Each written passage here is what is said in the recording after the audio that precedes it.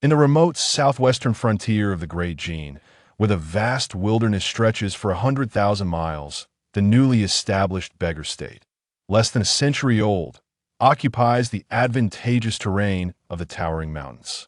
The city walls of Beggar State, constructed from basalt interspersed with iron ore, are entirely obsidian in hue. Under the gentle glow of a crescent moon, Beggar State resembles a colossal black beast, quietly nestled amidst the rugged hills. Beware of fire in this dry weather. A few shadowy figures emerged from the alleys, pausing at the roadside to survey the desolate, deserted streets. Silently, they produced bronze short staffs, one after another, forcefully embedding them into the ground. The 3-foot-long staffs illuminated, with peculiar patterns flowing upon their surfaces as if alive. A faint azure radiance erupted from the staffs, swiftly merging with the hazy moonlight, enveloping a vast estate to the east of Beggar State within a barrier several miles in diameter. This enchantment not only sealed off the air above, but also penetrated deep into the earth, forming a colossal sphere that completely confined the subterranean space. Within the grand estate, lights blazed brightly. At critical junctures, numerous well-built servants held their breath, standing with hands at their sides in solemn attention. Several squads of guards, clad in soft armor and wielding swords at their waists, led robust Tibetan mastiffs, each the size of a calf, as they patrolled along the courtyard walls. Countless elegantly adorned maids and attendants flitted about like butterflies, dashing through the central courtyard of the estate, their delicate faces tightly drawn with a palpable tension that seemed to suffocate the air around them. The master of the estate, the Chu clan of Beggar State, is also known as the Half-Beggar State. Before the 9th generation, the esteemed ancestor of the Chu clan was merely a street vendor, traversing the bustling alleys. By some stroke of fortune, his fortunes burgeoned like a snowball, expanding exponentially. Eventually, he became involved in the grand endeavor of developing the region of Gaizhou, thereby laying the foundational stones for the foremost aristocracy in Gaizhou. Today, the Chu family monopolizes the lucrative trades of salt, iron, medicinal herbs, furs, timber, and silk, employing countless workers including salt miners, herbalists, carpenters, hunters, and weavers, numbering in the tens of thousands. The populace of the region often exclaims, in Gaizhou, the charm is abundant, yet the Chu family claims half of it.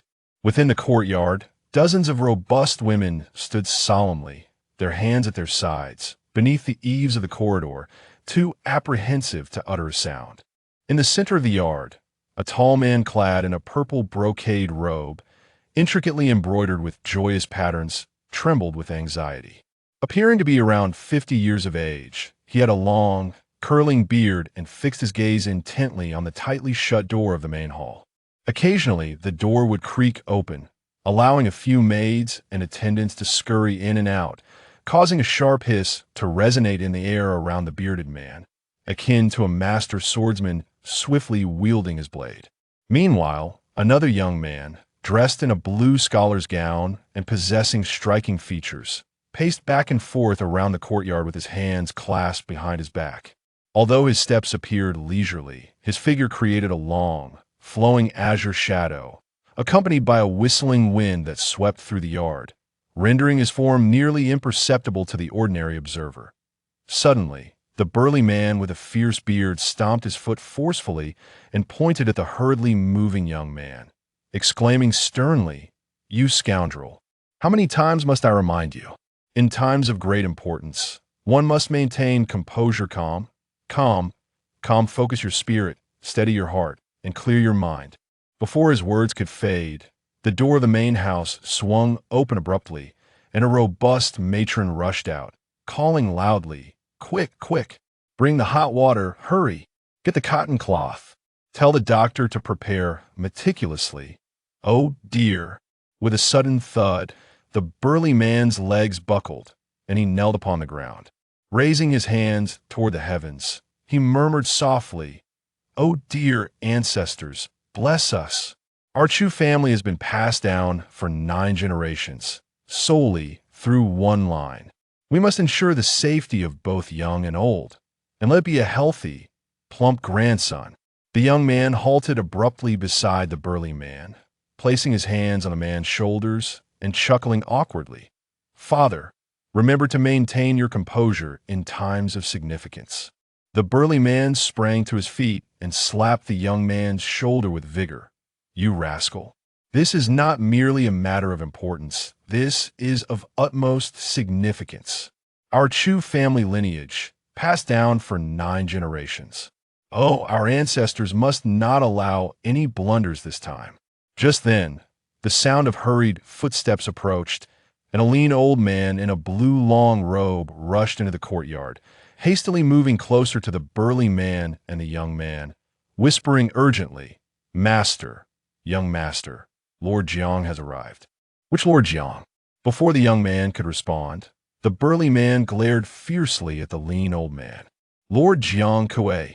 The lean old man shrank his neck slightly and chuckled nervously.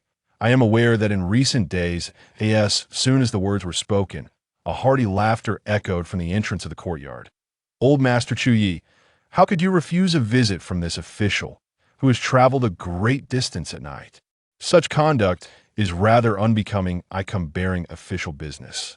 Accompanied by the laughter, a robust man clad in a vibrant crimson brocade robe strode confidently into the courtyard. His square face bore a slight purple hue, and his piercing eyes gleamed with intensity, exuding an air of righteousness befitting a man of stature. The burly man, a figure of fury, pointed an accusatory finger at the purple-faced individual and thundered, "Jiang, I commanded the closure of all doors. How did you manage to enter?"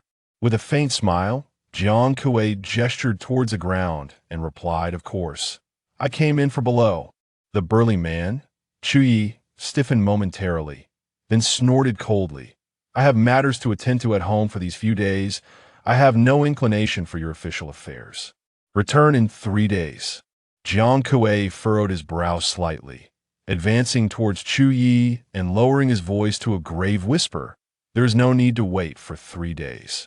I have come this time to ask you one question. Is the matter mentioned in the letter you sent 5 days ago true?" Chu Yi raised an eyebrow and replied in a low tone, "What matter?" Jiang Kuei lifted his gaze, his voice icy as he stated, "The remnants of the wildlands." A young man nearby leaned closer, frowning as he inquired, "Master Jiang, this matter is indeed of utmost veracity. Their envoy is positioned in the mountains outside the city, ready for a meeting at any moment." Jiang Kuei furrowed his brow in an instant, contemplating as he addressed the young man. "Is it true what Lord Chu Feng has said? Are there envoys just beyond the mountains at the city's edge? This matter requires careful consideration. My lords, please take a look." With a swift motion, Jiang Kuei turned his palms upward, revealing 2 small, 3-inch paper figures clenched in his fists.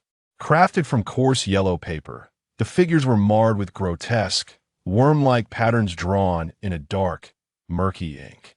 Chu Yi and Chu Feng were momentarily taken aback, frowning at Jiang Kuei's clenched hands. "What is this?" With a smile, Jiang Kuei released his fists, unveiling the diminutive paper figures.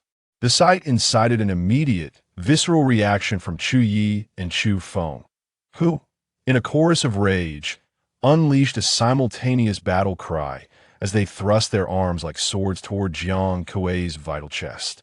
Surrounding the Chu residence, on the rooftops near and far, nearly 100 slender silhouettes cloaked in swirling black mist emerged stealthily. They crouched atop the lofty eaves, deftly drawing forth peculiar weapons that stood 8 feet tall, entirely black with an aerodynamic design. Segments of eerie green luminescence flickered to life along the length of these strange instruments. As the green glow illuminated the entirety of the weapons, the slender figures gently pulled their triggers, causing their bodies to tremble slightly as beams of green light, as thick as a fist, shot forth. Within the confines of the Chu estate, nearly 100 guards clad in soft armor, patrolling the grounds, suddenly had their heads burst open, a torrent of blood and brain matter splattering across the ground. Hundreds of ferocious Tibetan mastiffs opened their jaws, poised to unleash a thunderous roar. Yet, from within their shadows, countless emaciated claws silently emerged, seizing the mastiffs by their necks and forcefully dragging them into the depths of darkness. The attendants and guards, standing rigidly in crucial positions, felt their bodies stiffen as slender wisps of smoke darted forth from their shadows, swiftly penetrating their orifices. Dark shadows began to form on their faces, and an eerie green flame ignited within their pupils. With a series of crackling sounds, blinding flashes of lightning illuminated the walls surrounding the Chu residence. Blood-red sigils materialized, stretching from the ground to the tops of the walls, enveloping them like a delicate veil. Powerful, sinewy black hands, resembling gnarled roots, began to emerge from the walls, forcefully tearing at the blood-red runes. Within the lofty buildings and courtyards of the Chu estate, a myriad of piercing crimson lights slithered across the ground, forming vast sigils that resonated with one another, creating an immense barrier that enveloped the entire estate. The hands that had emerged from the walls were scorched by the suddenly intensified brilliance of the red sigils, while deep, menacing growls and roars echoed from within the confines of the walls, suggesting that fearsome beasts lurked in the shadows.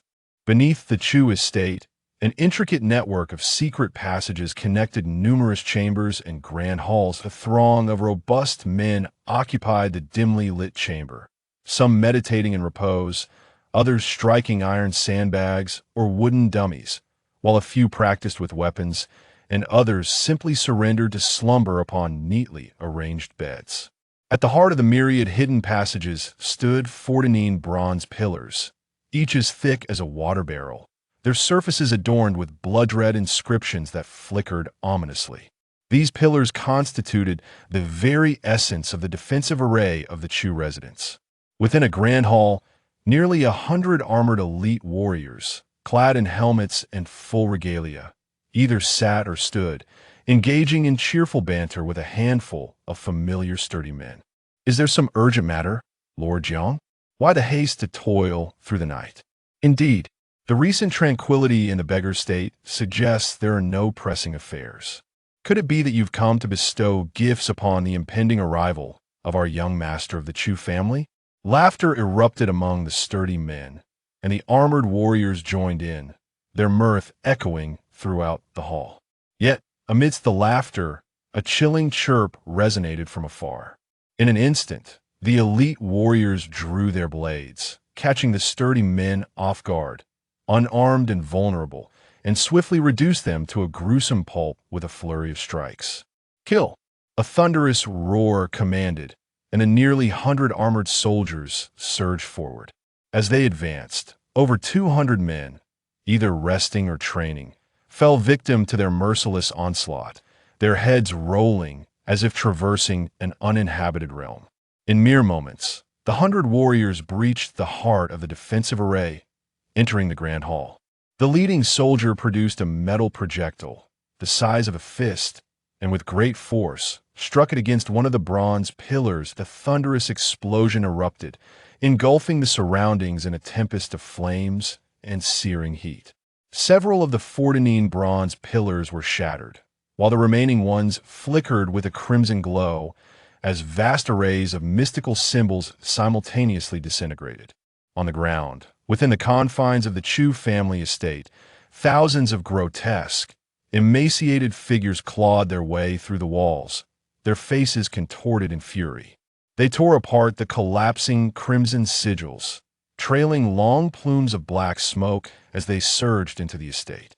These entities cackled eerily, their sinister laughter echoing as they lunged at the Chu family's maids, servants, and guards. The emaciated forms melded into the bodies of the Chu household members, causing numerous maids, servants, and guards to collapse. They tumbled across the ground, only to spring back to their feet in a fluid motion. Simultaneously, these Chu retainers grinned with an unsettling glee, their eyes glimmering with a green light. They unsheathed their weapons and charged deeper into the estate, their movements swift and silent.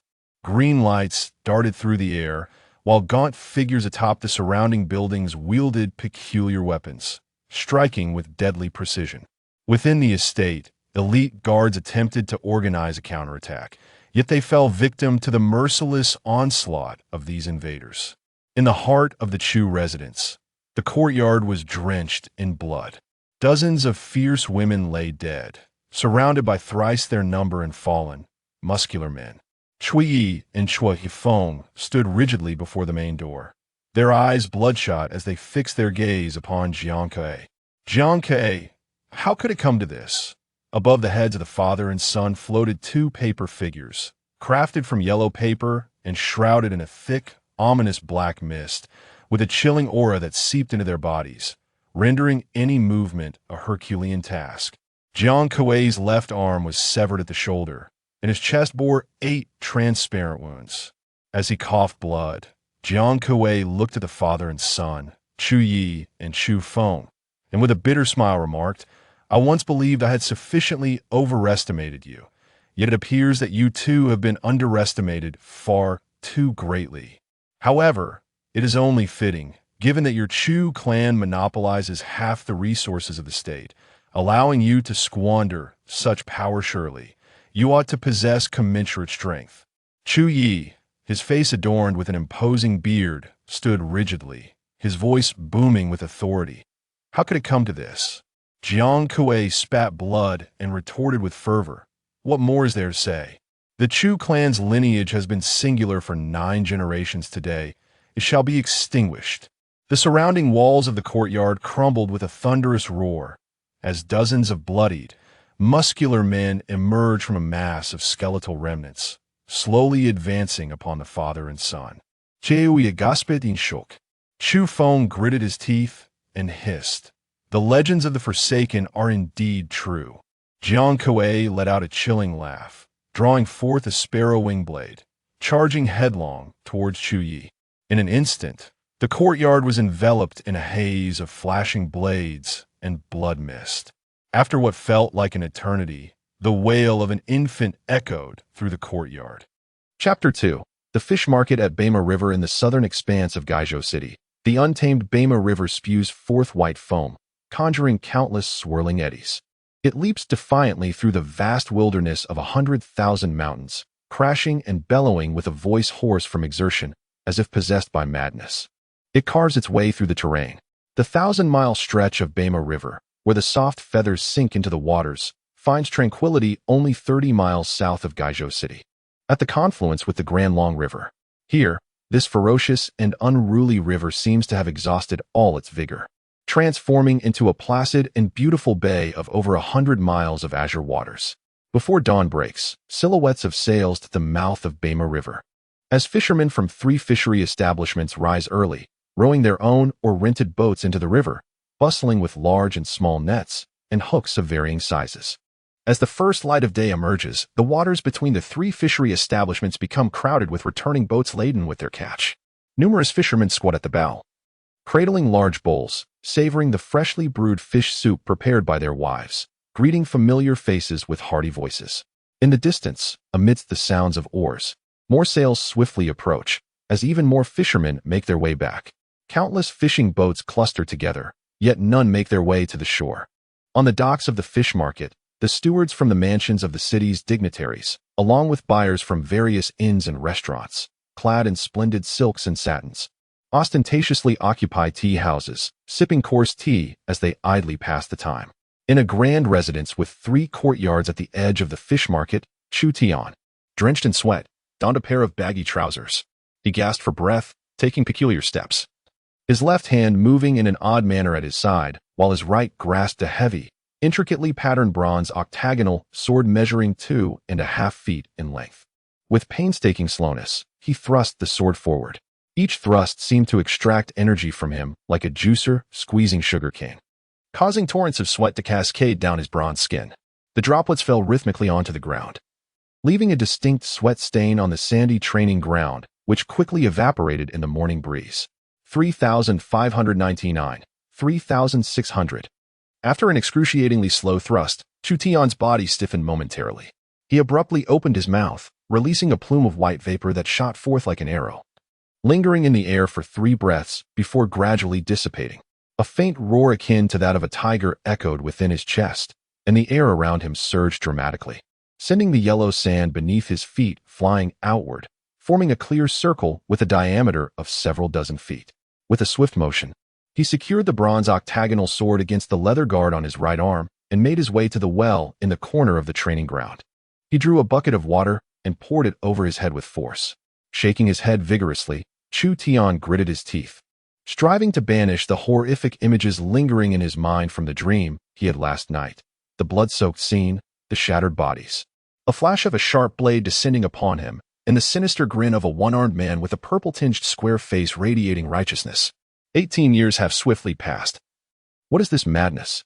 The side door of the training ground swung open, revealing several burly men with muscular arms and stout legs, their faces adorned with a rough countenance.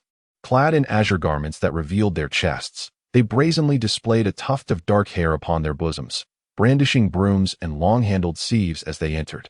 They bowed slightly to Chu Tian, remaining silent as they set about tidying the training area, smoothing the yellow sand, marred by footprints and sweat, until it lay as flat as a polished stone. Chu Tian wiped the moisture from his body and donned a set of azure robes that hung by the well. He adorned his hair with a pink embroidered hydrangea and, baring his teeth, peered into the well's reflective surface to inspect his reflection. His eyebrows resembled swords. His face was square, and the sun-kissed skin bore several scars of varying lengths, erasing the last vestiges of youth.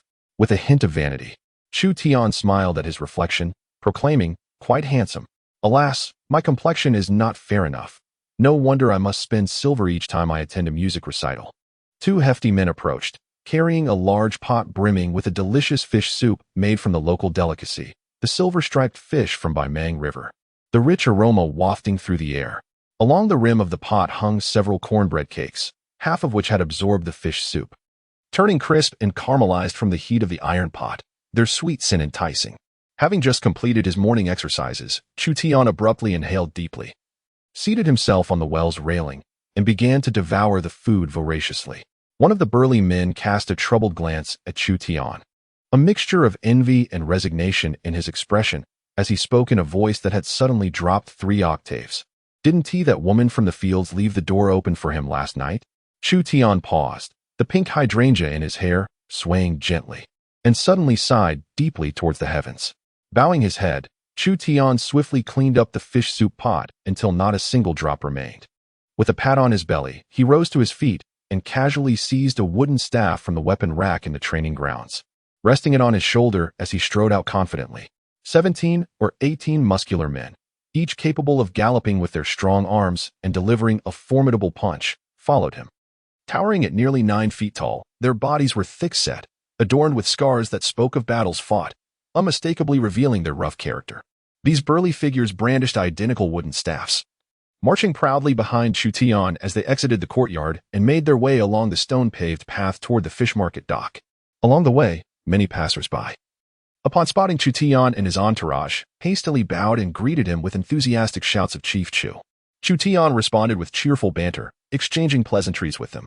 "Ah, old Luo, have your arms stopped aching these days? How did you manage to mend the fishing net? By the way, I still have a bottle of tiger bone-infused wind-chasing liquor at my place. Do come by and fetch it later. Hey, and Qian, are you drying fish? Where's my big sister? Oh, and that young fellow Zhao from the oil mill in Gaizhou. He is as upright as they come, never gambles or visits brothels. Truly devoted to his family. Shall I mediate a friendly meeting between our families tomorrow?" Just then, a middle-aged man with a shifty demeanor emerged from a side alley. Upon catching sight of Chu Tian, he was so startled that he turned and fled, losing his footing and crashing to the ground with a resounding thud. Before the formidable figure known as Zhong Dagu could rise, 2 burly men from behind Chu Tian had already approached him, their enormous feet descending heavily upon his back. Zhong Dagu's voice erupted in a desperate scream, his hands clawing at the ground as he writhed in agony, pleading for mercy. "Help! Help! Spare me! Spare me! Old Luo! Sister Qian! Please save me! I swear, I won't gamble again! Mother! Oh, Mother! I promise, I shall never gamble again! Please come and save me!" With a hearty laugh, Chu Tian stepped forward, his staff deftly tapping against Zhong Dagu's calf. The sound of a sharp crack resonated as Zhong Dagu's leg was cleanly broken in two. The fracture precise, devoid of splintered bone. Though the pain was excruciating, with proper care, it would heal without significant consequence. Zhong Dagu howled in torment, while Chu Tian and the group of strong men roared with laughter. A gathering of onlookers surrounded the scene, shaking their heads and expressing their dismay at the sight of the weeping Zhong Dagu. "Oh, Dagu, you deserve this pain. If it weren't for the likes of Chu, your mother would have long since left this world. How can you still call for her aid?" They lamented. "Dagu, abandon gambling and seek honest work to support your mother. Perhaps even find a wife?" Chu Tian, bowing courteously to the crowd, remained silent. After rummaging through his sleeve for a moment, he produced a piece of silver, approximately the size of a thumb, and tossed it beside Zhong Dagu. "Zhong Dagu, consider this your medicinal fee. Once your leg has healed, I shall secure you a position at the fish market. Should you dare to gamble again in the city of Gaizhou, this time you may lose not just one leg, but three."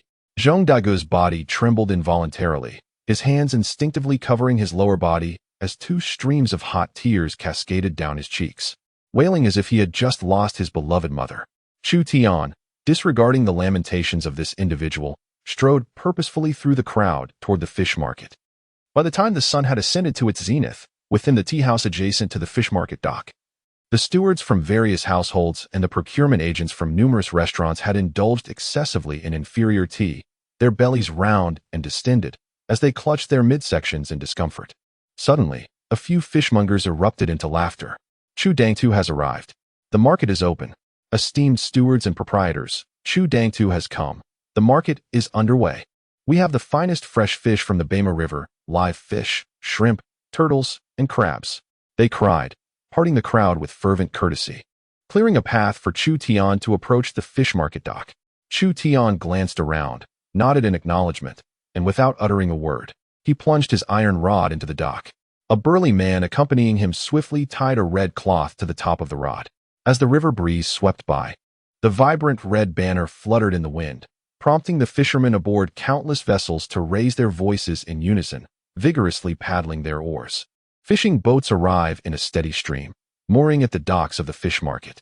Fishmongers stand along the shore, vociferously calling out, while fishermen jovially announce the precious and rare aquatic treasures from their vessels. Meanwhile, stewards from the mansions of the affluent and purchasers from restaurants and taverns loudly compete to procure the freshest riverine delicacies. A diligent attendant from a nearby tea house graciously brings a set of tables and chairs, as Chu Tian settles comfortably in his chair, lifting a delicate porcelain teapot to savor the exceptionally fragrant tea offered by the proprietor while observing the bustling fish market with a discerning gaze. Behind Chu Tian stands a row of 4 robust men, their expressions fierce as they survey the throng of passers-by. Other strong men wielding staffs traverse the extensive fish market. Should any disputes arise, these hulking figures bellow, swiftly silencing even the most assertive stewards or affluent buyers, their voices reducing to a markedly softer timbre. As time passes, fishmongers rush forward, clutching ledgers to report to Chu Tian the quantities of large perch, bighead carp, prawns, and crabs sold that day. Chu Tian attentively listens to their accounts, committing the figures to memory without the need for notation. Ever since he took control of the fish stalls at the mouth of the White Python River 3 years ago, he has never erred in his calculations. Familiar purchasers also take the time to greet him, acknowledging their acquaintance with respect. Chu Tian did not exhibit grandeur. Whenever someone approached to greet him, he would rise with a cordial demeanor, exchanging pleasantries and arranging to visit the city of Gaizhou for a drink on a later date. Laughter and cheerful banter filled the air, radiating joy. Suddenly, a light cough interrupted the jovial atmosphere.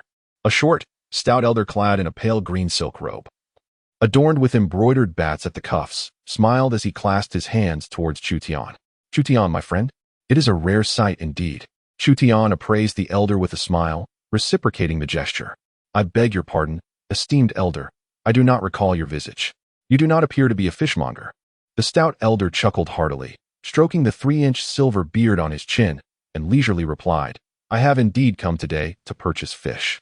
It is said that if Chu Tian speaks, the fresh fish from the Bema River can be summoned, and nothing in this world would be beyond reach." Chu Tian smiled gently, casting a glance at the 2 young attendants in green attire trailing behind the elder. "You flatter me, Truly, but it is no exaggeration. If the fish from the Bema River exists, upon your request, it shall be delivered to you within 3 to 5 days. The elder nodded in satisfaction. After rummaging through his sleeve for a moment, he produced 3 strips of gold, which he placed upon the tea table beside Chu Tian with a resounding clap. Each strip measured about 3 inches in length and weighed approximately 10 taels. As Gaizhou was a frontier land, gold was precious. 1 tael of gold could typically be exchanged for 20 taels of silver. Thus, these 3 strips of gold constituted a significant sum. The surrounding onlookers gasped in unison, exclaiming in astonishment. The acquisition of such funds is no simple endeavor. While the Bema River is home to numerous rare fish species, how many are truly worthy of being exchanged for gold? Chu Tian raised an eyebrow and inquired with a smile, "Is 30 taels of gold the deposit? What is it that the esteemed elder seeks?" The short, stout elder gazed at Chu Tian with a genial smile and replied in a soft voice. "Our young master has recently been admitted to the Gangshan Academy and is contemplating hosting a Dragon Gate feast to invoke the auspicious omen of the carp leaping over the Dragon Gate." He gestured with his hands to signify a number and continued, "We require 10 golden-scaled carps, each measuring 1 zhang in length, to be prepared and delivered to the Gangshan Academy within 3 days. Indeed, 30 taels is merely a deposit. The price of the fish is open to negotiation, and you may state your terms." Chu Tian narrowed his eyes and asked with a playful tone, "May I inquire who your young master is?" The stout elder puffed out his chest and replied nonchalantly, "Our young master is none other than Ling Yu, the esteemed grandson of the Chu family of Gaizhou." A profound silence enveloped the surroundings. The mere mention of the Chu family was enough to instill trepidation among all present. Yet, Chu Tian merely smiled faintly, settled into a large armchair, and waved his hand dismissively. "Farewell, no need to see me off." Chapter 3. The Rules of the Fishmonger. 1. The fish market dock lay in hushed stillness, devoid of any sound. The fishmongers covered their mouths, exchanging furtive glances with one another. Those on the outskirts of the crowd, having sold all their catches for the day, wore sly grins, exhibiting the cunning nature of the common folk, as they chuckled quietly and squinted at the short, stout elder. 3 years ago, Chu Tian overturned the original fishmonger at the entrance of the Bema River, claiming the territory for himself. Since then, the fishermen of the Bema River have refrained from catching even a single carp scale. The dignitaries of Gaizhou City have not savored the taste of carp for 3 long years. The large carp of Bema River are indeed a prized catch. Yet, throughout this duration, countless patrons of Gaizhou City have sought to procure these fish, brandishing their glittering silver and golden coins, forging connections, and seeking favors from various fishmongers. But to no avail. This short, stout elder demands 10 long, golden-scaled carp. How absurd. We shall not engage in such a transaction. Seated comfortably in a rocking chair, Chu Tian lifted his teacup, sipping leisurely, his demeanor reminiscent of the officials of Gaizhou City, who served tea to their guests with an air of superiority. The 4 brawny men standing behind Chu Tian advanced in unison, their eyebrow-high staffs striking the ground with a resounding thud. The ironwood staffs echoed against the stone floor, producing a deep, muffled sound. The stout elder glanced sideways at the 4 imposing figures. Unfazed, he clasped his hands behind his back and chuckled softly. Shaking his head, "I am Ling Fu, the second steward of the Ling family, tasked with attending to the young masters and mistresses of our clan. Young Master Ling Yu is undoubtedly the most promising individual of our generation.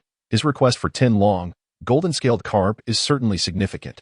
With a cold smirk, Ling Fu continued, "Should these fish not be available, young Master Ling Yu will be displeased, and his discontent will ripple through our household, affecting my master, my lady, as well as the elder lord and lady. Consequently, I, Ling Fu, would find it impossible to maintain my own happiness. I, Ling Fu, am not of noble lineage. However, should I find myself in discontent, there are those who will inevitably find their joy diminished." With a flick of my hands, I retrieved a gold ingot from my sleeve, and with a resounding thud, I placed it upon the tea table beside Ji Hao. One after another, I extracted 7 more gold ingots, each thumping heavily onto the table, until a neat array of 10 gleaming ingots lay before us. Their high purity gleamed in the sunlight, radiating brilliance akin to 10 fiery coals. The onlookers, the fishermen, dared not utter a sound, holding their breaths in reverence, lest their coarse exhalations disturb the tranquility surrounding Chu Tian and me. 10 gold ingots, equivalent to 100 taels of gold. In the realm of Gaizhou, this constitutes a substantial fortune. The residence I inherited from the former head of the fish market, a grand three-courtyard abode, could scarcely be acquired with such wealth. For instance, one could sever a limb, shatter a skull, or stuff an unfortunate soul into a sack and cast them into the White Python River. 10 gold ingots are sufficient to bend the backs of 100 valiant men, compelling them to bow and address you as master. Chu Tian tilted his head, the floral ornament in his hair swaying gently, his eyes narrowing as he regarded the 10 gold ingots. Ling Fu, the second steward, are you attempting to use gold to exert pressure upon me? Ling Fu's round visage was adorned with a cheerful smile as he gently replied, No. I am employing the Ling family to assert dominance over you. Head of the Chu family, you are merely a fishmonger, a creature akin to a pig or a dog. In contrast, my Ling family is the closest kin of the Chu clan in Gaizhou, and my esteemed master is none other than the military commander of Gaizhou City. The military officer of Gaizhou, a deputy in charge of military affairs, possesses the authority to mobilize the local troops. Although his rank is not particularly high, he is undeniably a person of significant power. For someone like Chu Tian, who navigates the bustling world of commerce, the intimidation factor of a military officer can surpass that of even the governor. The expressions of the fishermen and fishmongers surrounding him were grim, each wearing a worried countenance as they cast anxious glances at Chu Tian. The Ling family is not to be trifled with. Even more formidable is the Chu family that stands behind them. Should Chu Tian incite their ire, the lord mentioned by Ling Fu could easily summon the troops to quell the fish market at Bema River, eradicating Chu Tian and all his influence. The fishermen and fishmongers were acutely aware of this reality. Compared to the previous fishmonger leader from 3 years ago, Chu Tian had become a veritable deity for the community. Since he took over the fish market at Bema River, both the fishmongers and fishermen had seen a marked improvement in their livelihoods, with each passing day growing more prosperous. If Chu Tian were to falter, they would find themselves once again reduced to a meager existence, akin to the days under the former fishmonger leader. Suddenly, a dark-skinned fisherman, robust like an iron tower, emerged from the crowd and spoke in a deep, resonant voice. Boss, there are excellent large carp in Bema River. Just downstream of the Tiger-Tooth Cliff, in the whirlpool, the carp there is exceptionally plump. For 3 whole years, not a single carp had been caught in Bema River. Ling Fu smiled brightly. Regardless of any underlying complexities, my young master Ling Yu requires 10 carp of 10 feet in length to be delivered by you, Boss Chu, to the entrance of Gaishan Academy before noon in 3 days' time. Should my young master's interest be thwarted, well, with a derisive snicker, Ling Fu clasped his hands behind his back, raised his chin, and parted the crowd alongside 2 youthful attendants with delicate features. As he strode forth, he incessantly muttered curses. Wretched beings, akin to swine and dogs, do they truly consider themselves significant? Alas, is there not a single man of worth in the city of Gaizhou? The famed carp of the Baimang River, renowned for its bountiful catch, has not graced us with a single specimen in 3 years.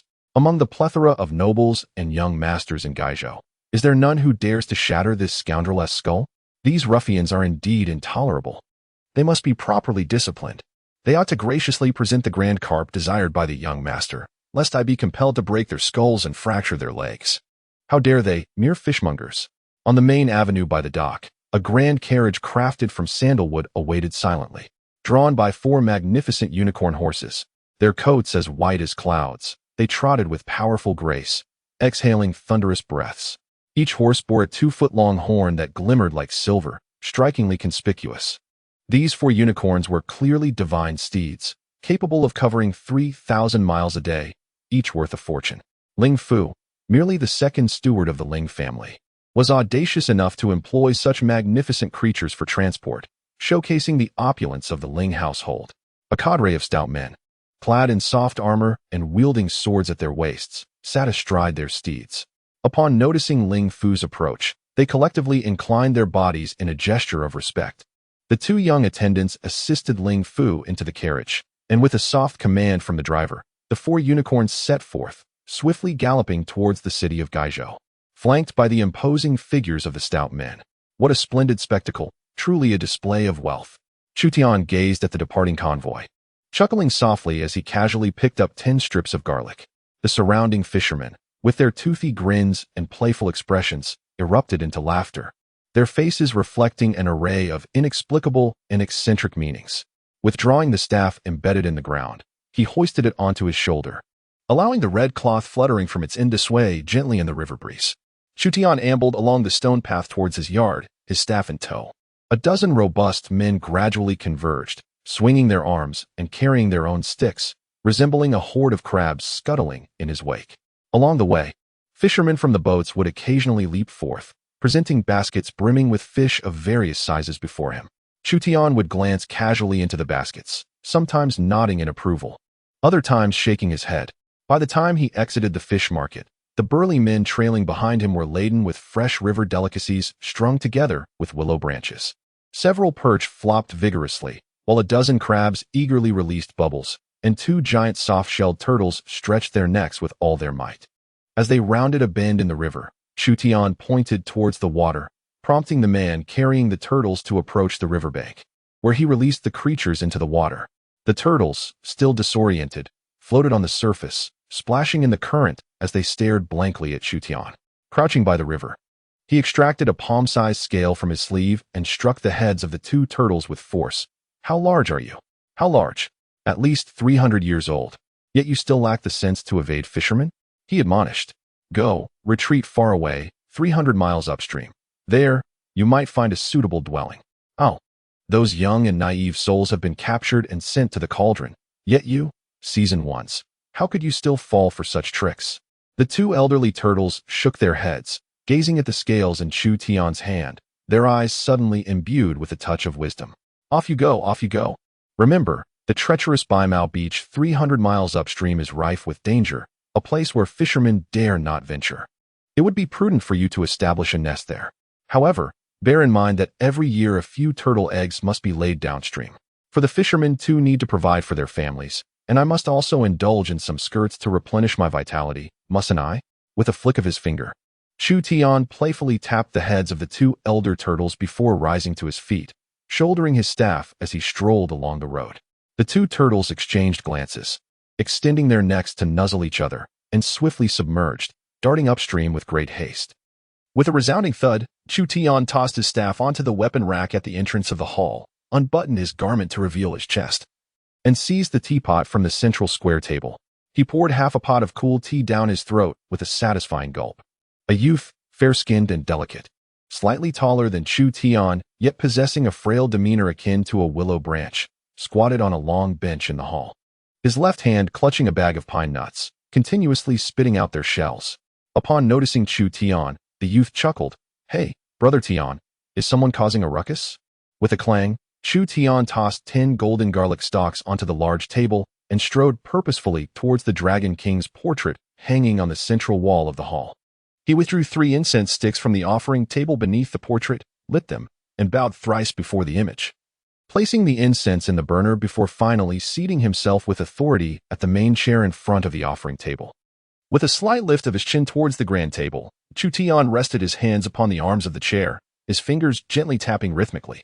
"Behold, let us use 10 gold pieces to make a spectacle," he mused. "The Ling family, how extravagant. Truly, they are wealthy beyond measure." With narrowed eyes and a subtle smile gracing his lips, he softly inquired, "Okay, do you think we should deliver these 10 golden-scaled carps, or should we refrain?" Okay, incessantly spitting out pine nut shells, scattered them across the hall. Swaying slightly, he leisurely posed a question to Chu Tian.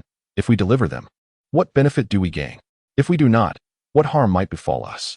Leaning back in the grand chair, Chu Tian widened his eyes towards the ceiling. "Delivering them simply enriches the Ling family with our gold. Yet if we refuse, we may find ourselves at odds with them." He sighed, alas. Why is it so difficult to conduct our business honestly and live peacefully as good citizens? Good citizens, you frighten me. Ake burst into laughter, pointing at Chu Tian. Then at himself. Abandoning the pine nuts in his hands, he clutched his belly in mirth, only to forget his precarious perch on the bench, tumbling headfirst to the ground. Just as Ake's head neared the floor, his body, like a willow in the breeze, floated effortlessly into the air, spinning gracefully for several revolutions before landing softly on his feet. "So, shall we send them?" A Chow blinked at Chu Tian and said. "But the White Python River prohibits the catching of carp. This is a rule we established. For the past 3 years, everyone has adhered to our regulations. If we were to break this rule, it would be a slap in our faces." Chu Tian scratched the thin scar on his face, which had turned slightly red, lending a faint hue to his eyes. A Qiao instantly became excited, lightly leaping onto the largest beam in the roof. Looking down at Chu Tian with a grin and asking, "So, should we prepare our tools? Do we need to?" A mysterious glint flickered in a Qiao's eyes. "Let us make sure we are fully prepared. Over the years, it is our cautiousness and boldness that have allowed us to survive." Chu Tian smiled as he stood up, tucking 10 garlic stalks into his waistband. "I will make a trip to the city. Everything is ready." Chapter 4. The Red Ant of Qinglu Cottage. 1. The foundation of rammed earth was laid thick with sand and gravel, compacted firmly with a roller. The official road, over 30 feet wide, was quite bright and easy to traverse. A mere 30 miles journey, the old yellow wolf trained by a dog had excellent stamina. Frolicking along the path, and in less than a quarter of an hour, it carried Chu Tian to the gates of Gaizhou City. Outside the towering city gate, several men in black mingled among the local soldiers, appearing lethargic, yet their eyes, more ruthless than thieves, constantly scanned the ebb and flow of people entering and exiting the city. The massive old yellow wolf, larger than a bison, licked its long tongue and leaped with a thud, landing heavily at the city gate.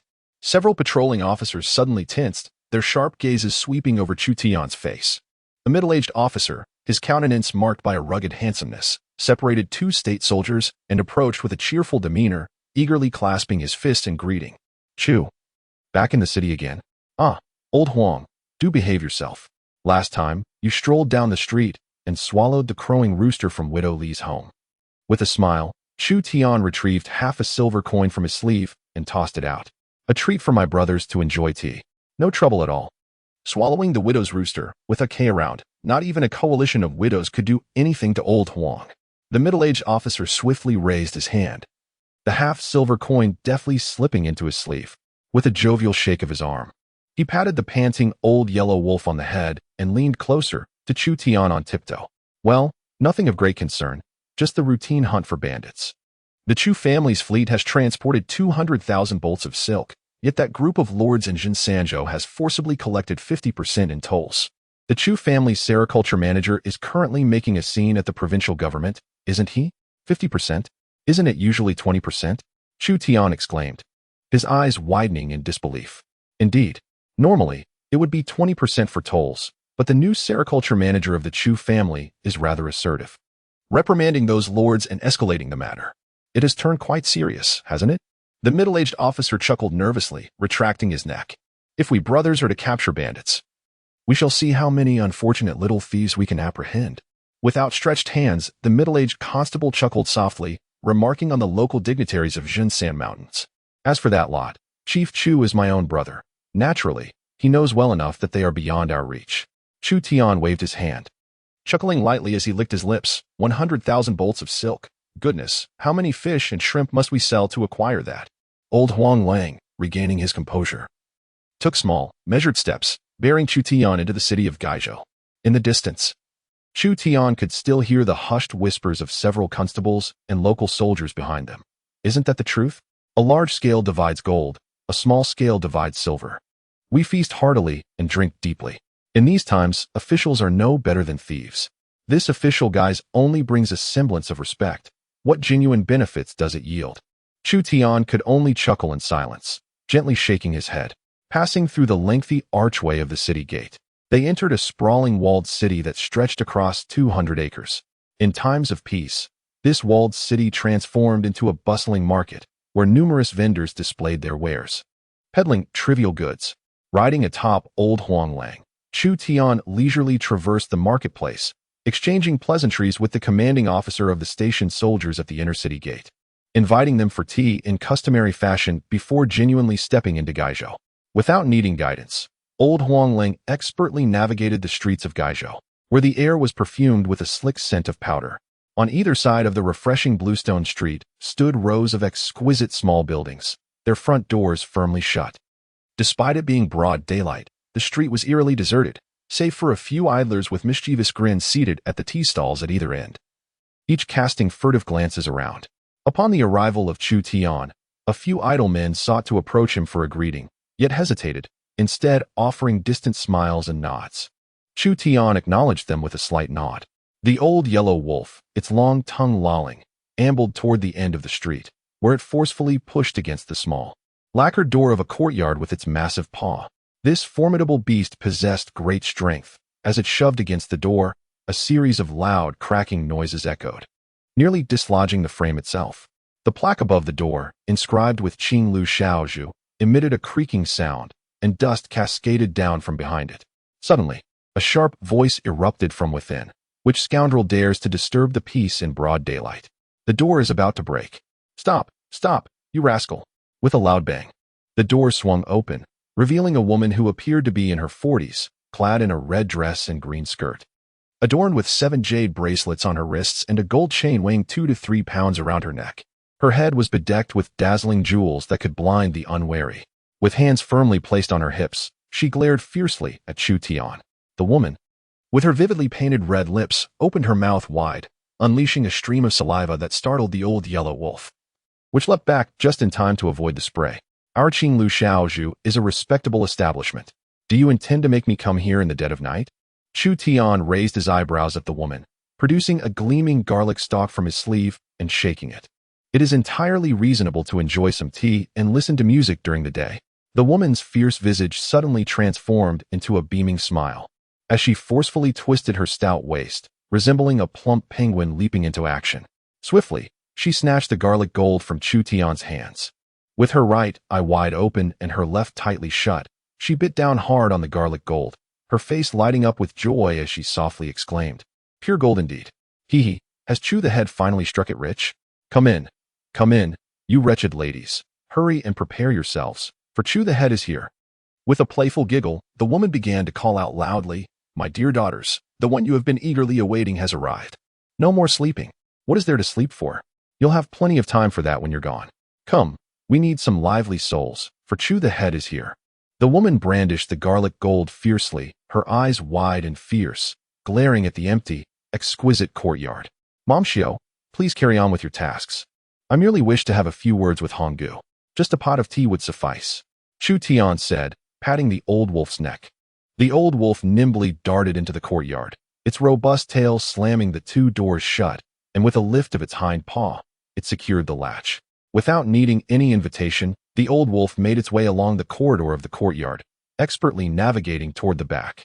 Momshio beamed like a blooming flower, quickly acknowledging Chu Tian with a nod, tucking the garlic gold into her sleeve before skipping away joyfully. After rounding the expansive front courtyard, she walked down a pebble-paved path for several paces, where several intricately designed courtyards unfolded behind her. The old yellow wolf arrived at the entrance of the courtyard on the right, where it sank heavily onto the ground, its long tail sweeping aimlessly across the earth. Chu Tian gently patted its head, adjusted his attire, and softly pushed open the courtyard door to step inside. The modest courtyard was adorned with several exquisite river stones, meticulously piled into a small hill. A serpentine stream wound its way around the hill, its rushing waters crashing against strategically placed porcelain vases at the bends, producing a delightful symphony of tinkling and resonant sounds that filled the little courtyard with vibrancy. Atop the hill stood a vibrant maple tree, its leaves, the size of a child's palm, occasionally drifting down into the stream, carried away by the current, adding a touch of poetic charm to the scene. To the side of the courtyard were 6 elegantly designed bamboo cottages, serving as the residence for the maids and handmaidens. To the north of the courtyard stood a small building shaped like a bamboo shoot. The ground floor housed 3 reception halls, while the second floor contained the bedrooms. The smallest, the attic, was sparsely furnished, and as the wind blew through, one could faintly hear the hollow sound of a sun emanating from within. Closing the courtyard door behind him, Chu Tian approached the small building, ascended the staircase to the second floor, and opened the door to the bedroom. "Red Ant, rise and welcome your guests," he called out playfully, leaning lazily against the doorframe, the floral ornament in his hair swaying gently. With a grin, Chu Tian knocked lightly on the door, addressing the canopied bed within, which was adorned with thick curtains. After a considerable pause, a sweet, languorous voice emerged, as if countless tiny hooks were delicately weaving their way into his ears and burrowing into his heart, stirring his very insides with a tantalizing sensation. "Chu Tian, dear Chuda, no one visits the brothels as diligently as you do. Honggu, do you not fear that Lu Gu will tear your words apart by claiming that Qing Lu Xiaozhu is a brothel?" Chu Tian chuckled brightly, strolling leisurely into the room. He settled at the circular table in the center, lifted a half pot of cold tea, rinsed a teacup, and poured himself a cup of chilled brew, savoring a slow sip. Honggu giggled softly, leisurely replying, "What distinguishes a Qin house from a brothel? Oh, fortuitously you have arrived. It alleviates my troubles." The bed curtain fluttered, and with a couple of sharp sounds, a crimson-covered book, no larger than a palm, along with a jade ruler measuring a foot in length, descended before Chu Tian. Let us measure it again. Another year has passed. Have you made any progress?" The jade ruler bore 10 elongated scales, each subdivided into 10 smaller increments. Chu Tian raised an eyebrow, chuckling as he grasped the jade ruler. With a gentle pressure from his palm, a white light ignited upon the ruler, gradually extending closer to the first-inch mark. The bed curtain parted slightly, revealing a pair of bright, captivating eyes peering at the jade ruler in Chu Tian's hand. After a considerable interval of sipping tea, the white light reached the division mark, halting its advance entirely. Chu Tian grinned, pride swelling within him as he gazed at the illuminated scales on the ruler, exclaiming, "A decade of cultivation. And I'm just a few days shy of completing my 10th year. Quite commendable." Setting down the jade ruler, Chu Tian flipped through the crimson-covered book. After perusing several pages, he cheerfully remarked, "Honggu, look. Last year at this time, I had merely 55 years of cultivation. This year, I have gained an additional 25 years. I've truly been diligent." As he spoke, Chu Tian delicately extracted a slender carbon strip from the cover of the booklet and inscribed a few characters upon it. The booklet bore no names, only a series of celestial stems, earthly branches, and numerical identifiers. Beneath this inscription, Chu Tian penned the words on a certain year, a certain month, a certain day. 10 years of cultivation. The bed curtain stirred, and those enchanting eyes vanished from sight. Honggu sighed softly, remarking, "Compared to the average person, it is not entirely bad. But it is merely that. Alas, who could have anticipated being entangled with you troublesome rascals?" With a flutter, a palm-sized jade box flew forth, landing silently before Chu Tian. He set the booklet aside and opened the box to reveal 6 thumb-sized, ochre pills, exuding an exceedingly pungent yet profoundly alluring aroma. "Wow, 6 leopard fetus pills," Chu Tian exclaimed with a broad smile, rising to bow lazily towards the bed. "Honggu, you are indeed generous. Over the past 3 years, the profits we extracted from the White Python River, 9/10 of it have been spent on you. Truly, you are magnanimous. Get lost." A fragrant pillow was hurled fiercely, striking Chu Tian squarely on the head. "Do you even have the audacity? With the meager profits you managed to scrape together, how much could possibly remain? These 6 leopard fetus pills were hard-won through my relentless pleading with you rascally boys." Stowing away the 6 leopard fetus pills, Chu Tian regarded the bed with a serious expression and asked, "Has Honggu received any news?" With a gentle sigh, Honggu replied leisurely, "Oh, I have indeed sent someone to seek you out. Now that you have arrived, it saves me the trouble. Do you recall the incident involving Zhou Dangtu, whom you cast into the White Python River?" "Zhou Dangtu, that old rogue. How could I possibly forget?" Chu Tian mused, lightly stroking his cheek and chuckling. "In my youth, I was soft-hearted. I broke Zhou Dangtu's arms, only to be met with a dagger from his fierce wife. Had it not been for Honggu's antidote to the venom of the golden viper, I would have either perished or been disfigured, which would have been a lamentable fate for my handsome visage." "Goodness gracious, the scholarly second-in-command." Chu Tian frowned. "Enough of your playful banter. He is a respectable scholar from the academy, not merely a second-in-command," Honggu retorted with a hint of annoyance. She continued softly, "It would be one thing if he were merely a scholar, but should he cause any trouble, those 2 could easily break his legs without stirring any significant commotion." With a heavy sigh, Honggu lamented, "Alas, he has now allied himself with the Ling family. The 9th miss of the Ling family, Ling Yinhua, has just become betrothed to him 5 days ago, and 3 days prior, Ling Yu was exceptionally admitted to the Baizhou Academy, becoming the direct disciple of the Academy's master. The Ling family is backed by the Chu family, while the Baizhou Academy is a revered gathering place for the literati of Baizhou. Ugh, truly. The Baizhou Academy is a prestigious assembly of the region's intellectual elite. Isn't this simply inviting trouble?" Honggu exclaimed crossly. Chu Tian furrowed his brow. "Zhou Dangtu's son is certainly no good." After a moment of contemplation, Chu Tian stood up with a smile. "Fear not, Honggu. I have a plan to deal with him. If all else fails, I shall call upon you for assistance." With a grin, Chu Tian turned and strode away. Suddenly, The curtain of the canopy bed fluttered, and Honggu lazily inquired, "Are you still plagued by nightmares?" Chu Tian shivered slightly, then continued striding outwards. "Now it's transformed into a spring dream, where you, Honggu, often appear, occasionally accompanied by Lu Gu." A cold snort emerged from behind the curtain, and Honggu retorted angrily, "Get lost outside. On what day will I assist in collecting your corpse?" Chapter 5. The Noble Character of Master Rat.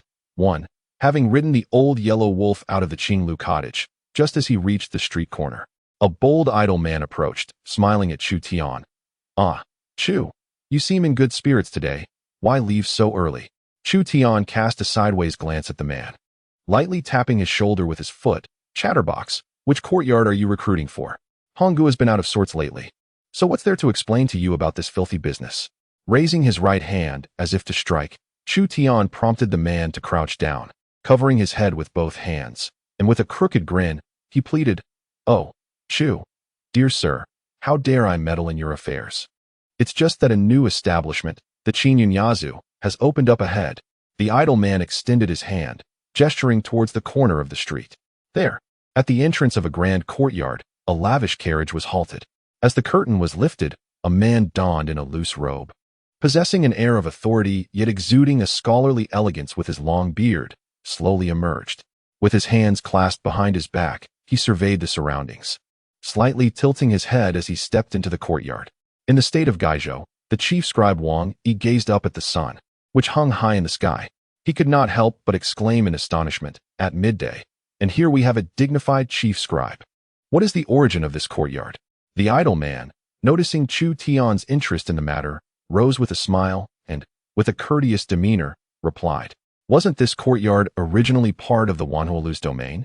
Just 5 or 6 days ago, the proprietor of Wanhulu suffered losses and transferred ownership of the courtyard. The xianxia only opened its doors yesterday." Licking his lips, the idle man watched Chu Tian silently. Chu Tian shot him a glare and pulled 7 large coins from his sleeve, tossing them forcefully into the man's embrace.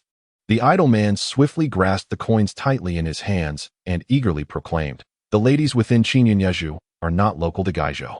They hail from the alluring regions of Qinzhou and Huaizhou, each one skilled in song and dance, and capable of composing poetry with finesse." With a sly grin, the idle man continued in a low voice, "Since yesterday, countless gentlemen from Gaizhou have been coming and going. It has indeed been a sight to behold. It is said that a mere cup of tea costs 10 taels of fine silver. Only a person of your stature, Master Chu, would have the audacity to enter." Chu Tian raised his fist, poised to strike. "You filthy scoundrel. Do you think the places frequented by the officials are suitable for us commoners?" The idle man quickly crouched down, shielding his head. Chu Tian sneered, "Tell me, what is the true nature of this establishment? Is it meant to compete with Honggu for business?" The idle man raised his eyes and hastily remarked, "I was just about to say. It is said that the entire courtyard is managed by Ling Shou, the chief steward of the Ling family. Although the estate is formally registered under a distant relative of the Ling family, the true master here is the newlywed son-in-law, Scholar Zhou Luyan." Releasing his hands, the idle man stood up again, weighing the large sum of money in his palm, and with a hint of envy, he said, "Are you aware of the Gaishan Academy? Lord Chu, Scholar Zhou is the newly appointed head of the academy. You can imagine the throngs of scholars from Gaizhou flocking to his family's business." Chu Tian remained silent, retrieving a piece of silver from his sleeve and tossing it to the idle man, while firmly patting the head of the old wolf. The old wolf let out a low growl and dashed forward. The idle man, exuberant with the silver in hand, called out loudly to Chu Tian, "Master Chu, should you visit that courtyard for leisure, be sure to inform the matron there that it was I, Guzi, who sent you. Do not forget. Gaizhou has long been characterized by the saying, East is affluent, West is poor, North is for officials, South is for merchants. Those residing in the eastern part of Gaizhou are predominantly the esteemed officials and wealthy merchants, while the various government offices are mostly located in the northern part. The southern area, like the Wangqing that Chu Tian passed through upon entering the city, is a bustling hub of shops. However, the western part of the city, the largest in area, is also the most chaotic. Here gather the common folk, along with many idle men and rogues, a diverse array of lower-class individuals. The streets are often narrow and winding, and the arrangement of houses is haphazard, resembling a vast labyrinth. The old yellow wolf stealthily traversed from the eastern edge of the city to the western side, where he slowed his pace. Chu Tian, perched atop the old yellow wolf, cast his keen gaze over the unremarkable nooks and crannies of the bustling streets. After wandering through several alleyways, he finally discerned the clandestine mark he sought. Following its trail, he made his way to a large, dilapidated courtyard at the base of the western city wall. In the broad daylight, the courtyard was deserted, as its inhabitants had all ventured out in search of their livelihoods. Only a few gaunt guard dogs languidly basked in the sun at the entrance, occasionally lowering their heads to gnaw at their own tails or those of their companions. The imposing old yellow wolf approached silently, positioning himself firmly at the courtyard's entrance. Instantly, the dogs recoiled in fear, trembling and too intimidated to utter a sound. Amidst the stillness of the day, a remarkably subtle sound of breath and muffled calls emerged from the corner of the courtyard's dilapidated brick house. Chu Tian, with a slight smirk, leaned over the courtyard wall, his body extending beyond it as he surveyed the surroundings with narrowed eyes. After a quiet wait of a quarter of an hour, he was suddenly met with a nearly hysterical gasp from within the house. After a considerable pause, a man's triumphant chuckle echoed, followed by the sounds of a bed creaking, a bench sliding, and a door latch being drawn back. A woman's voice, tinged with a hint of raspiness, lazily drifted out. "Hurry up. Don't let third brother catch you again, or you'll end up getting beaten, you heartless wretch." The distance to the gate of the courtyard was still quite far when the stout man suddenly caught sight of Chu Tian's upper body towering over the wall. Startled, he stumbled back 3 paces, exclaiming in frustration, "Who are you, you brazen intruders? Have you lost your senses? What are you doing here?" In a swift motion, Chu Tian seized a broken brick from the wall and hurled it with precision. The sound of impact echoed as the brick struck the stout man's forehead, propelling his hefty frame 3 feet into the air before he collapsed to the ground, unconscious. With a casual whistle, Chu Tian summoned a flash of silver from the roof of the room the stout man had just exited. In an instant, a silver creature soared through the air, landing gracefully upon Chu Tian's shoulder. It was a mouse, measuring only 5 inches in length, yet its tail extended 6 or 7 inches, its silvery fur shimmering like flames. The mouse's body was entirely silver, save for 2 eyes the size of yellow beans, resembling rubies. Under the sunlight, the mouse's crimson gaze appeared as 2 frozen flames, intertwined with hints of blood, deep and serene, yet exuding an unsettling madness. In broad daylight, Chu Tian mused, stroking the tip of the mouse's tail. Alas, how the world has fallen, and the hearts of men have grown cold. The silver mouse raised its head and sighed softly beside Chu Tian's ear in broad daylight. Such shamelessness. A true betrayal of virtue, indeed. What has become of humanity in these times? The silver-haired mouse's demeanor was exceedingly grave and solemn, imbued with a tinge of profound sorrow. Observing his actions and listening to his words, the silver-haired mouse resembled the most conservative of Confucian scholars, standing as a paragon of traditional morality in the world. In broad daylight, a flirtatious young woman, instead of attending to household chores and washing clothes, seized the opportunity while her husband was away earning a living to entice suitors and draw men to her door. The silver-haired mouse trembled all over, as if consumed by unbridled fury. Is there no justice left in this world? Is there no law to uphold? Who would dare to believe that beneath this vast sky, such sordid and filthy acts could transpire if not witnessed with their own eyes? Chu Tian sat silently atop the back of the old yellow wolf. After a whispered command, the old yellow wolf took off, kicking up a whirlwind that swept through the streets and alleys, vanishing in mere moments. Both Chu Tian and the silver-haired mouse had keen ears. Upon hearing the cries of the woman behind them, Chu Tian turned his head and locked eyes fiercely with the silver-haired mouse's tiny red orbs.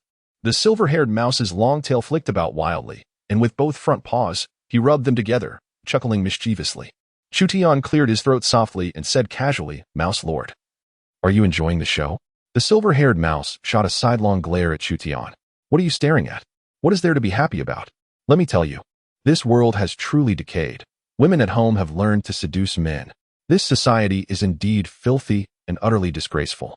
With a heavy sigh, the silver-haired mouseman stood upright upon Chu Tian's shoulder, raising both paws as if a learned scholar gazing skyward, and lamented, "In this turbulent world, rife with the filth of mortal existence, how can I, Master Mouse, remain pure and noble? Amidst this mire, I struggle and strive. Who in this realm could possibly comprehend my anguish? Is it large? Is it white? Is it round? Is it firm? As the silver-haired mouse mused on his lofty character, lamenting how this sordid world suffocated him, Chu Tian casually interjected with a seemingly trivial inquiry. The mouse's mouth dripped with saliva, a half-foot long. As he grinned foolishly and replied, "Yes, very large, comparable to the ample proportions of the widow from the fields. White. Wider than the belly of the foremost courtesan of the Wan Hua Pavilion. Round as the bosom of the third daughter-in-law of the governor of Gaizhou. Firm. Firmer than the bamboo shoots of the seventh concubine of the academy's headmaster." With a slight wobble of his diminutive head, the silver-haired mouse sighed, "Alas! If only my visage were not so grotesque, as ugly as that of a mutt, I would be deemed a true marvel. Noble character? Pure and unblemished? This tainted world? You can no longer endure? Chu Tian glared sidelong at the silver-haired mouse, his words dripping with sarcasm like venom from a serpent. The mouse whimpered and howled without shedding a single tear. Chu Tian pinched the mouse's long tail and spoke gravely, "Next time, I shall take you to the newly opened xianxia, so you may witness firsthand the candid performances of the officials of Gaizhou. But for now, we must discuss serious matters. An enemy has come knocking." The silver-furred mouse, trembling with an involuntary shiver, let out a series of plaintive cries, its crimson eyes glinting with an unmistakable ferocity. Its fur bristled momentarily before settling back against its body. An enemy? Whose? The voice of the silver-furred mouse turned piercingly sharp, akin to a needle incessantly pricking the ear. Chu Tian relayed the news he had recently acquired. "In 3 days, Ling Yu expects me to deliver 10-foot-long golden-scaled carp. This matter is likely intertwined with Zhou Luyun. It's a direct confrontation, and it could very well lead to a rupture." Perched upon Chu Tian's shoulder, the diminutive face of the mouse was adorned with an array of distinctly human emotions: maliciousness, cunning, ruthlessness, and shamelessness, all coalescing into a palpable essence. Trouble has come knocking. It is indeed vexing. The mouse's long tail swayed gently as it remarked, "It has been many years since I, the esteemed mouse, have indulged in acts of violence. How unfortunate that a being of my benevolence and noble character is repeatedly dragged into such murky waters." Suddenly, the mouse broke into a grin. "They desire golden-scaled carp? Then let us grant them their wish. If they request the fish to be delivered, you shall comply." With a chuckle, the mouse turned to observe the furrowed brow of Chu Tian, blinking curiously as it inquired, "Have you had another nightmare? Or is there something amiss?" Chu Tian shook his head, gently patting the mouse's long tail as he murmured, "We must focus on our tasks. The golden-scaled carp is of utmost importance." Chapter 6. The Secret Art in the Golden-Scaled Carp. 1. In the dead of night, the roiling mist of the White Python River spread thickly to the shores, enveloping the trees and underbrush like a vast, gossamer spider's web, shrouding all in its embrace. Riding atop the old yellow wolf, Chu Tian hastened westward along the riverbank, making his way to the upper reaches of the White Python River. Beside him, in the woods, Akui, bearing a sharp stinger on her back and wielding a finely crafted crossbow, moved with an ethereal grace, silently treading upon the branches like a specter in pursuit. In the distance, over 30 wolves, the smallest of which were as large as calves and the largest, a head wolf, more imposing than the old yellow wolf, darted through the underbrush with barely a sound, their long tongues lolling as they wove a tightening circle around Chu Tian and Akui. Among them, a dog, a figure of extraordinary stature with a pronounced jaw, deep-set eyes, and a flattened nose, resembling a canine yet towering nearly 10 feet tall, carried a massive and weighty wolf-s fawn club, matching pace with the head wolf of the pack. The club, nearly 20 feet long, weighed at least 1,000 pounds, yet a dog traversed the forest floor barefoot, making no sound amidst the withered branches and fallen leaves.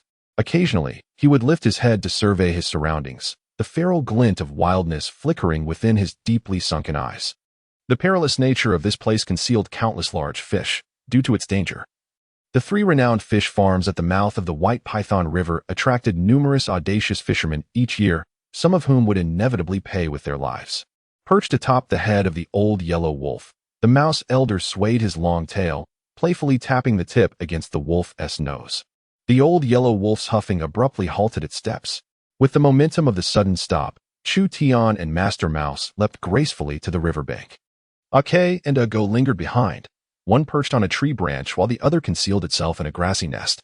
Over 30 formidable gray wolves crouched silently in the underbrush, their fierce gazes scanning the surroundings.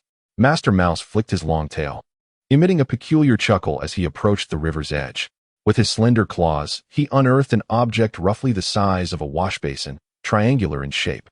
Its edges lined with sharp, serrated black scales. The scales, an inch thick, glimmered faintly under the hazy moonlight, emanating an overwhelmingly powerful and sinister aura. The old yellow wolf behind Chu Tian, along with the other 30 gray wolves at a distance, shuddered involuntarily, instinctively lowering themselves to the ground in a posture of submission towards the ominous scale. Breathe easy, we are kin. Ago gently set down his wolf-toothed club, tenderly stroking the head of the lead wolf, offering a soothing presence amidst its tense muscles.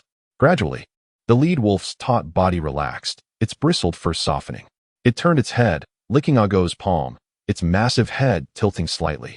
Dark green eyes filled with curiosity and trepidation as they fixed upon the scale in Master Mouse's grasp. The black scale dwarfed Master Mouse, who awkwardly clutched its edge, mumbling incoherently while his long tail lightly dipped into the river. The expansive river surface suddenly rippled, sending forth countless delicate patterns resembling fish scales. The mist above the water thickened to an almost impenetrable degree. From the depths of the river emerged the sound of splashing water, accompanied by an enchanting glow flowing beneath the surface. In less than half a teacup's worth of time, a magnificent carp, measuring approximately 30 feet in length and adorned with shimmering golden scales, leisurely ascended to the surface, resting its head upon the riverbank at the feet of Master Mouse. This grand golden-scaled carp, its scales alive with movement, bore scales the size of small bowls. As it swam, its golden scales undulated rhythmically, reflecting a continuous stream of golden light. The carp's long, light golden whiskers, each measuring 7 feet, swayed gently as it opened its mouth, nodding 3 times towards Chu Tian. Crouching down, Chu Tian affectionately patted the carp's head, saying, "Uncle Fish, trouble has come knocking." He added, "But as per Master Mouse's instructions, you need not worry about your progeny." The carp swayed slightly, its large eyes rolling as it cast a glance at Master Mouse. With a graceful movement, the golden-scaled carp's scales parted, releasing a fine stream of ethereal light from its tail, which instantly vanished into the riverbed. In just a few breaths, a smaller golden-scaled carp, measuring over 3 feet, swiftly darted over, circling around the large carp before opening its mouth to expel 10 glistening fish eggs, each the size of a green bean. Master Mouse picked up one of the eggs for inspection, chuckling. "Well, this will suffice. You aquatic beings lay thousands upon thousands of eggs. What's 10 among them?" Hastened to summon the aquatic creatures, carp, grass carp, and perch, estimating a total of around 100,000 pounds. The ordinary carp remained motionless, yet the majestic golden-scaled carp possessed a peculiar transparent shell resembling an eyelid encasing its eye. It blinked and, with a graceful turn, submerged into the river's depths. Before long, the surface of the river was alive with the incessant sound of splashing, as countless fish, measuring over a foot and 2 to 3 feet in length, bizarrely congregated, leaping frantically as if in a frenzy. The black-scaled master cast his heavy scales into the water, which, to his amazement, floated upon the surface despite their weight. Upon contact with the river, an inexplicable air of authority enveloped the entire bay, causing the multitude of fish to fall silent. Countless fish heads turned in unison, fixated on the scales, as not a single fish dared to stir. The master placed 10 golden-scaled carp eggs upon the scales and began to chant in an eerie tone. From the black scales, wisps of dark energy began to rise, akin to nimble serpents weaving into the fish eggs. With a sudden pop, dozens of fish closest to the scales erupted, their bodies disintegrating into a mist of blood, scales, skin, flesh, bones, and entrails coalescing into a crimson cloud that surged towards the rapidly expanding eggs. The blood mist, born from the shattered fish, fused with the eggs, and to the naked eye, 10 diminutive fish forms began to take shape within. An unsettling aura subtly spread across the river, causing the bodies of countless fish to tremble as an instinctive dread compelled them to flee. However, the terrifying aura of suppression inherent in their bloodline rendered them immobile, leaving them to drift quietly upon the river's surface. The fish row burst forth, and 10 carp, each measuring the length of a palm, leapt into the air, scattering golden light that descended into the waters. "How long is that, Lingfu? A zhang, perhaps?" chuckled Lord Mouse with a cold sneer. "Would a zhang and 2 chi suffice?" Yet, the price must be calculated precisely. A zhang and 2 qi long golden-scaled carp. A creation of heaven and earth, meant for the Dragon Gate banquet? TSK, one ought to extract at least 1,000 taels of gold for such a treasure. Chu Tian gently touched the bronze sword secured to his right arm's leather guard, grinning and nodding in agreement. Lord Mouse, your wisdom is unparalleled. This is a unique transaction. If we declare that the zhang and 2 qi long golden-scaled carp is worth this price, then it must indeed be so. With a sly smile, Chu Tian squinted at the myriad of fish frozen in the river, leisurely commenting, if it seems expensive, those worthless grass carp, willow fish. An assorted common fish can be bought in large quantities for mere coins. Lord Mouse let out a peculiar laughter, his long tail suddenly stiffening like a silver spear.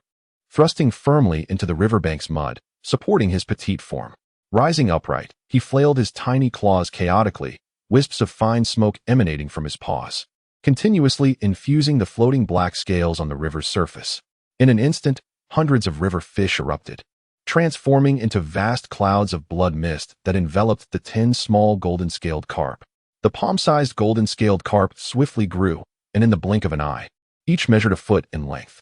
Lord Mouse tirelessly executed his craft, causing more and more river fish to shatter, continually dissolving into blood mist that merged with the 10 golden-scaled carp.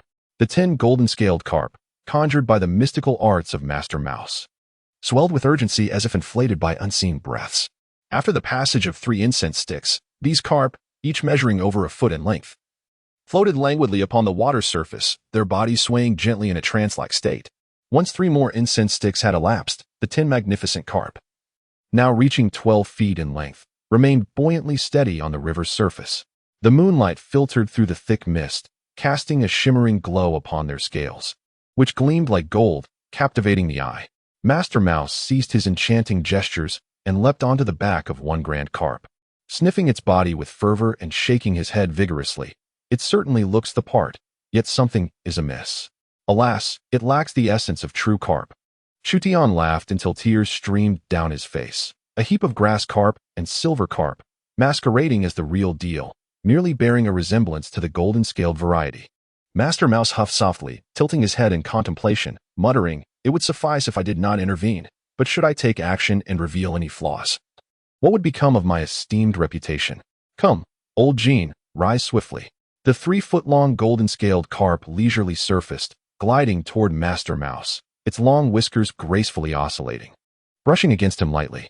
"Ideally, I should extract a few drops of your precious blood to infuse this little lot with the true flavor of carp," Master Mouse declared, arms crossed in a grandiose manner, baring his teeth at the golden-scaled fish. "Yet your blood is more valuable than a millennium-old ginseng. Should I squander it on them?" The golden-scaled carp swished its tail, gazing at Master Mouse with its large, bewildered eyes. Without sacrificing his own lifeblood, how could these 10 little creatures possibly exude the authentic essence of carp? Master Mouse bared his teeth in a grin as he leaned closer to the magnificent golden-scaled carp, speaking in a peculiar tone.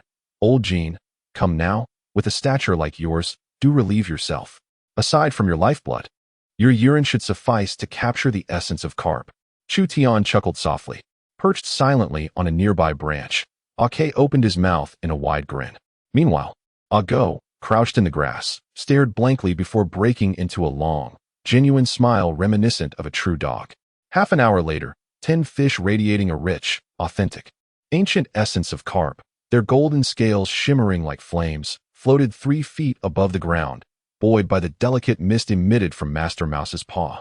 As they sped toward the fish market in pursuit of the old yellow wolf, Chu Tian sat atop the old yellow wolf, arms crossed over his chest, gazing enviously at the wisps of smoke emanating from Master Mouse's paw, exclaiming, "Secret techniques are truly remarkable. Master Mouse, is there no way for us to learn them?"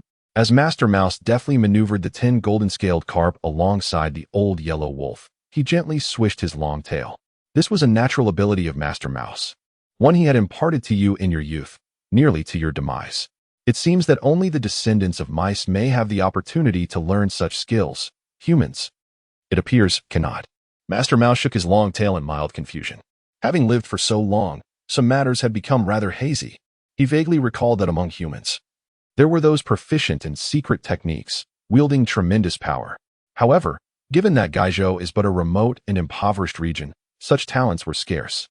Those who are well-versed in the arcane arts are often esteemed guests of affluent families. To master the secret techniques of humanity, one must likely venture to the grand capital of Decaying. Shaking his small head, Master Mouse turned to Chu Tian and earnestly remarked, "Indeed, the beggar state is rather remote. Over the years, I have visited numerous prominent families in the beggar state, yet I have found nary a trace of the secret arts. However, what is your current status?" Master Mouse grinned widely at Chu Tian, suggesting, "Shall I teach you a couple of unarmed techniques? You could perhaps completely captivate that red ant. And who knows, you might just find an opportunity."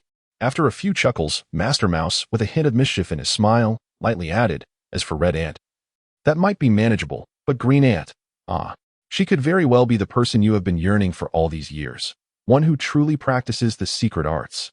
Green Ant." Chu Tian smacked his lips. "We cannot afford to provoke her, can we? We are relying on her for our meager allowances, after all."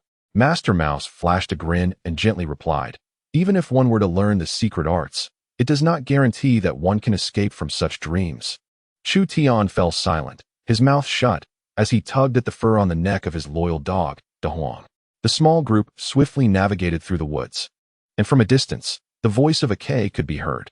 "Brother Tian, shall we head to the Beggar Mountain Academy in a couple of days?" "Sure, Brother Tian. In 3 days, it will be your 10th birthday. Do you remember?" "Oh, I had forgotten." Chapter 7. The Scholar with Dual Roles. 1. 2 wild dogs dashed joyfully through the streets of Beggar State City, only clad in thick cowhide reinforced with steel plates. The boots, adorned with the skin of a great python and steel wire, known colloquially as kick-dead cattle battle boots, suddenly shot forward. The foot struck the head of a fleeing stray dog with a resounding bang. The dog's head exploded, sending the small creature soaring several yards into the air before crashing heavily to the ground, blood splattering everywhere. The pursuing strays, terrified, tucked their tails and, urinating in fright, turned to flee into the nearest alley. The scent of blood permeated the night, causing the previously frolicking stray cats and dogs, as well as the timid creatures lurking in the shadows, such as rats and weasels, to halt their movements, enveloping the surroundings in an eerie silence. Emerging from the darkness were several robust men clad in black uniforms, draped in striking red cloaks, with iron badges hanging from their waists, coated in a layer of crimson paint. The leading man, exuding an air of grim authority, surveyed the area before withdrawing a 6-foot-long bronze rod from a pouch strapped to his back. He forcefully thrust the rod into the cobblestone street. A soft luminescence emanated from the bronze. Intricate patterns seemingly alive danced upon its surface, as a pale blue light swiftly spread outward, merging with the shimmering barriers at 3 other street corners, forming a delicate boundary that enveloped the southeastern corner of the city of Gai Prefecture, including a courtyard spanning over 30 acres. Atop the surrounding heights, similarly clad men wielding powerful bows and crossbows stealthily revealed themselves. The sound of a gavel echoed as 2 night watchmen approached the street corner. The imposing figure stepped forward, issuing a low yet stern command. "The court of the Tingwei acts. No idle folk may approach. Depart." The 2 gatekeepers trembled in fear, instinctively glancing at the blood-red cloaks worn by the burly men, and hurriedly turned to flee. The courtyard, shrouded in a cerulean barrier, flickered with wavering lights, and faintly, the sound of a wooden board striking echoed, accompanied by a clear, melodious female voice singing a poignant and tender tune, though it was already the dead of night. The courtyard remained alive with hushed voices, laughter, and the enticing aroma of food and drink wafting through the air. From the corners of the street emerged a group of robust men clad in blood-red cloaks, swords at their waists and iron spears in hand, quietly surrounding the entire courtyard. More than 100 strong men lined up before the main entrance of the courtyard, respectfully surrounding a figure in a scarlet robe, appearing to be a man in his 30s with a slight beard, exuding a certain handsomeness. Lord Zhou, the burly man, clad in iron armor, clearly of a higher status than the ordinary strongmen, respectfully addressed the man in the red robe. "Shall we knock or storm in?" The man in the red robe smiled slightly and said softly, "Rebellious traitors, there is no need for courtesy. What is there to knock for? Let us storm in." Before he finished speaking, the man in the red robe drew a square-shaped brass mace from his sleeve and struck the air before him with a fierce motion. With a sharp crack, a bolt of lightning, thick as a fist and swirling with hues of blue and red, erupted from the mace and collided forcefully against the grand wooden door ahead. Crafted from 1,000-year-old ironwood from the deep mountains of Gaizhou, the door, a foot thick and capable of withstanding several impacts from a battering ram, exploded with a deafening roar. Countless shards the size of a palm, mixed with various wooden splinters, flew into the courtyard, while several stout guards stationed within let out anguished cries, their bodies riddled with splinters, resembling sieves. A few drops of blood stained the ground, and the face of a middle-aged man, fortunate enough to escape injury from the splintering wood, suddenly drew his sword from his waist with a fierce shout. Where do these thieves come from? As he touched his own head, he wondered, where is this place? The man in the red robe had already advanced into the courtyard. Upon seeing the armed man confronting him, he wasted no time and struck down with his heavy weapon. The sound rang sharply, accompanied by the acrid scent of burnt flesh, as the sturdy man's finely crafted sword shattered into fragments. His right arm was likewise obliterated, and the thunderous flames ravaged his chest, scattering flesh and bone, reducing his upper body significantly. Silently, the man collapsed to the ground, his long hair cascading down the sides of his face, revealing two blood-red golden marks the size of eggs on his cheekbones. I told you, this Captain Wang is certainly no good, the man in red remarked, pointing at the golden marks on the fallen man's face. A thief sentenced to transportation for 3,000 miles.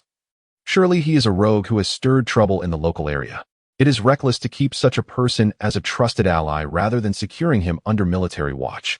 Can one associate with thieves and expect virtuous company? A group of robust men burst into the courtyard, advancing swiftly through the corridors on either side. Only a man clad in iron armor stood beside the one in red, nodding with a smile. Indeed, what Lord Shou says holds true. In these desolate lands, certain petty individuals lack reverence for the law, committing various acts of transgression, which is inevitable. Yet, despite his words, a hint of skepticism lingered in the ironclad man's eyes. The land of Gaizhou is a desolate frontier, fraught with dangers lurking in the vast wilderness surrounding it, not to mention the numerous bandits that haunt the mountains at the borders of Gaizhou and its neighboring states, including notorious brigands such as the xianxia. The provincial army of Gaizhou, if composed solely of well-bred conscripts from the populace, would find their combat capabilities woefully inadequate compared to these hardened criminals who have been exiled thousands of miles for their heinous crimes. These rogues, possessing exceptional skills, often excel in military ranks, naturally attracting the attention of the provincial officers who recruit them as trusted confidants. In the military camp, prowess in killing and warfare garners respect, while adherence to law and order is easily forgotten when faced with the blade.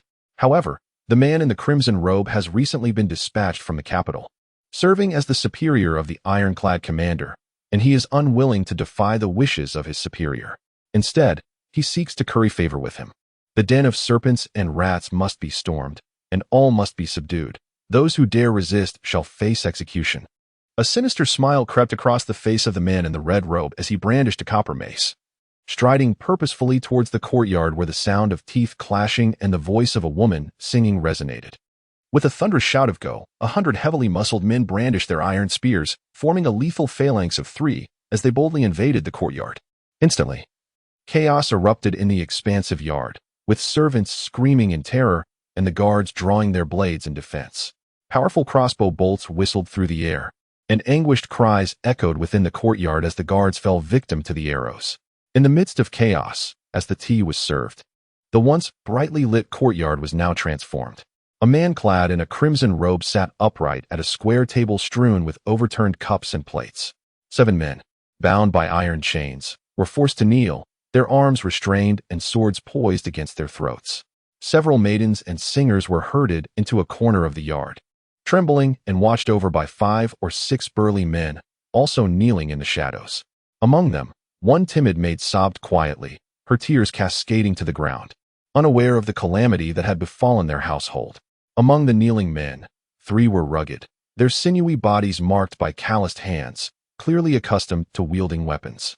They glared at the heavily armed brutes surrounding them, beads of cold sweat trickling down their foreheads. The other 4, however, were resplendently dressed, their figures ample and their hands unblemished, adorned with various gold and jade ornaments, indicating their affluent backgrounds, far removed from common origins. Their mingling with the brawny men was peculiar, as their identities seemed utterly mismatched amidst the midnight revelry. The remaining man stood nearly 9 feet tall. His skin is dark as coal, with muscles on his shoulders that resembled wings coiled behind his shoulder blades. He was none other than Wang Qi, known as the Cloud-Piercing Tiger, one of the 4 leading military officers of Gaizhou. Though his arms and legs were shackled with iron chains and 7 strong men held swords to his neck, with at least 30 archers on the rooftops aimed at him, Wang Qi continued to roar defiantly, his body writhing in resistance. What of the Court of Justice? I, Wang Qi, have never engaged in any unlawful or immoral acts. By what authority do you dare to confront me? Wang Qi glared at the man in the red robe and shouted, Zhou Luyan, I recognize you. You are the newly appointed scholar of the Gaishan Academy. How is it that you are affiliated with the Court of Justice? The man in red, Zhou Luyan, chuckled softly, sitting calmly in his chair as he regarded the kneeling Wang Qi. What is so surprising about that? I hold the substantial power of the Great Jin's judicial authority, overseeing the realm, its officials, and its common folk. What difference does it make that I am also a scholar of the Gaishan Academy? Wang Qi gritted his teeth, casting a fierce glance at the token hanging from Zhou Liyun's belt.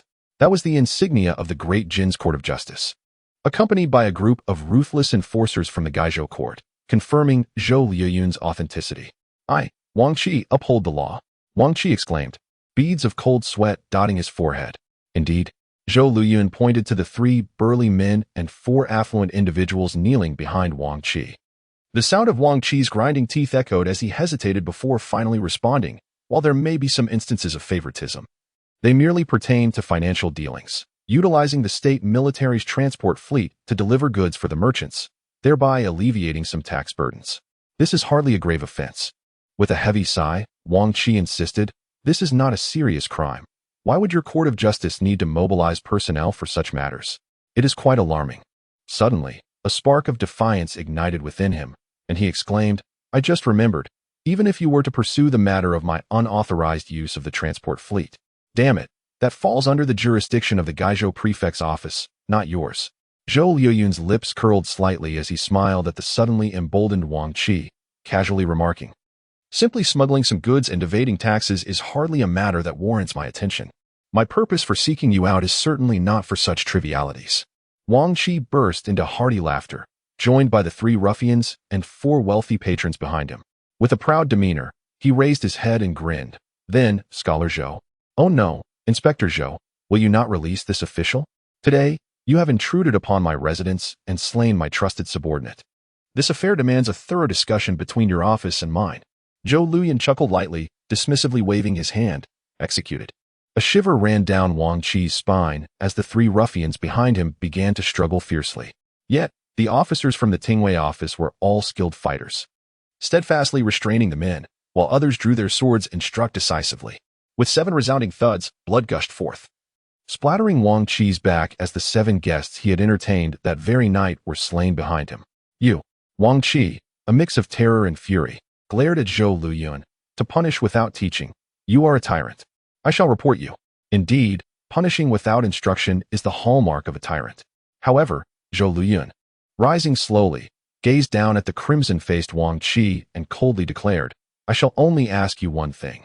10 years ago, when you led troops to eradicate the remnants of the wild, you possessed the scroll the azure dragon shedding its shell, which you have concealed, correct? No. Wang Qi, without a moment's hesitation, bellowed, what is this Songlong Tuo Ketu? I have never heard of it. His voice trembled as he declared the fate of his parents.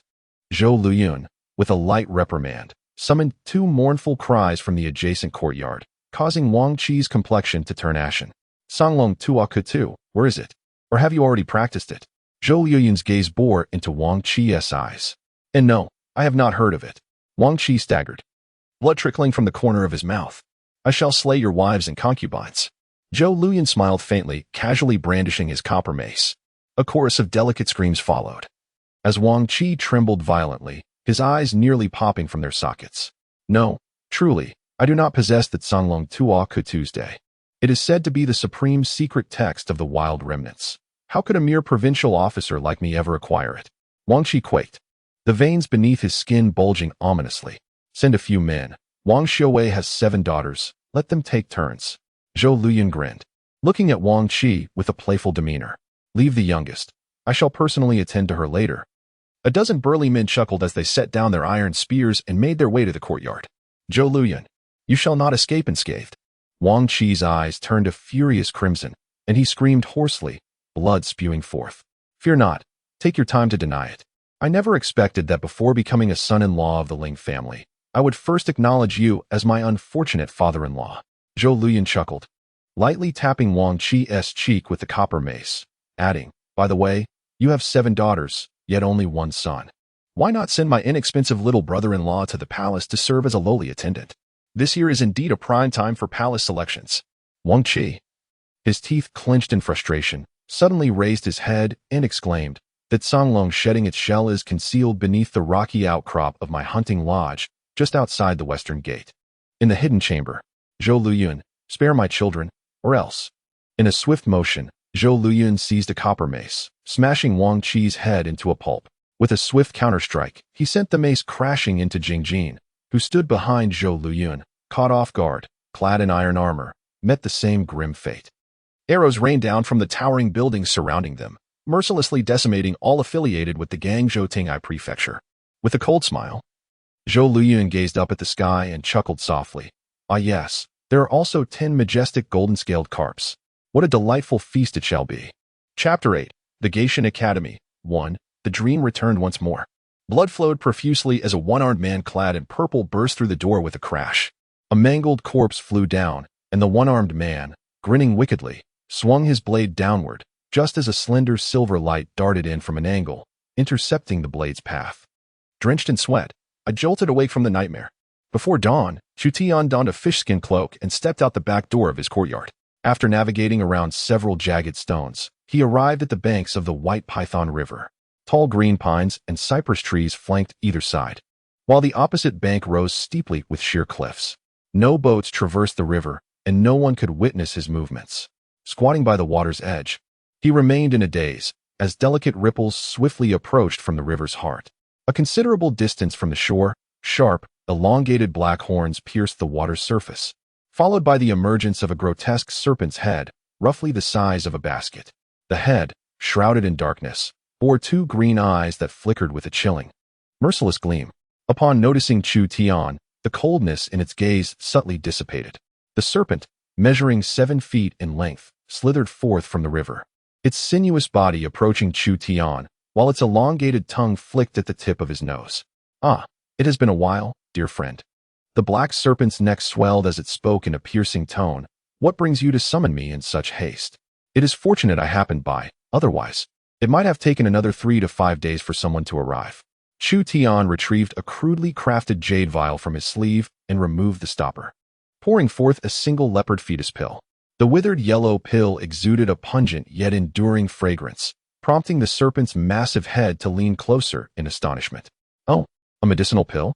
The black serpent then turned, its lengthy body gradually submerging into the river. As it plunged into the depths, its formidable form thrashed, and a faint black light erupted from its pointed crown, causing the river's resistance to vanish instantaneously. With a swift motion, the serpent darted along the riverbed, covering over 100 feet in a single bound, and in a series of twists, it surged forth several miles. In the span of merely a few breaths, the black serpent had breached the mouth of the White Python River, seamlessly entering the much more formidable currents of the Great Dragon River.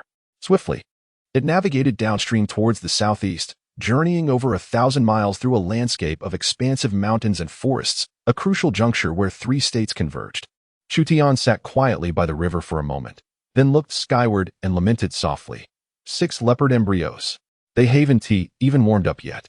Old fox, if you mishandle things again and fail to decipher the elixir formula, next time there's something good, a dog, a sparrow, and I will surely consume it ourselves. Without offering you even a hair of the elixir. In the courtyard, a cacophony erupted, snorts from weary horses, the clatter of wheels against the ground, and the astonished exclamations of laborers summoned for assistance, all shattering the morning's tranquility. Father, is this not more than a zhang? Oh, it has been years since the White Python River has seen such a large fish.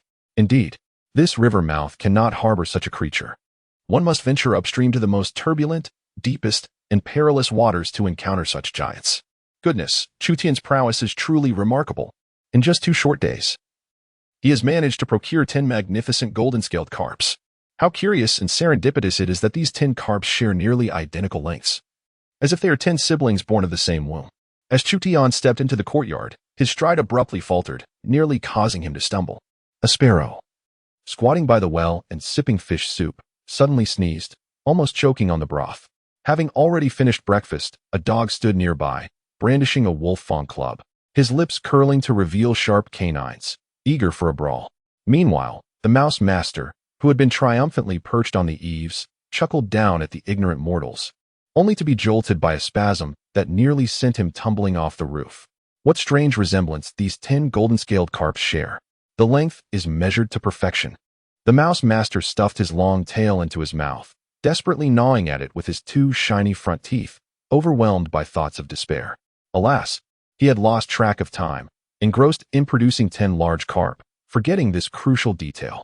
Chu Tian cleared his throat with a heavy cough, stamping his foot, and with an air of authority, he strode to the back of the crowd. What are you all squawking about? Aren't the carp all quite similar in appearance?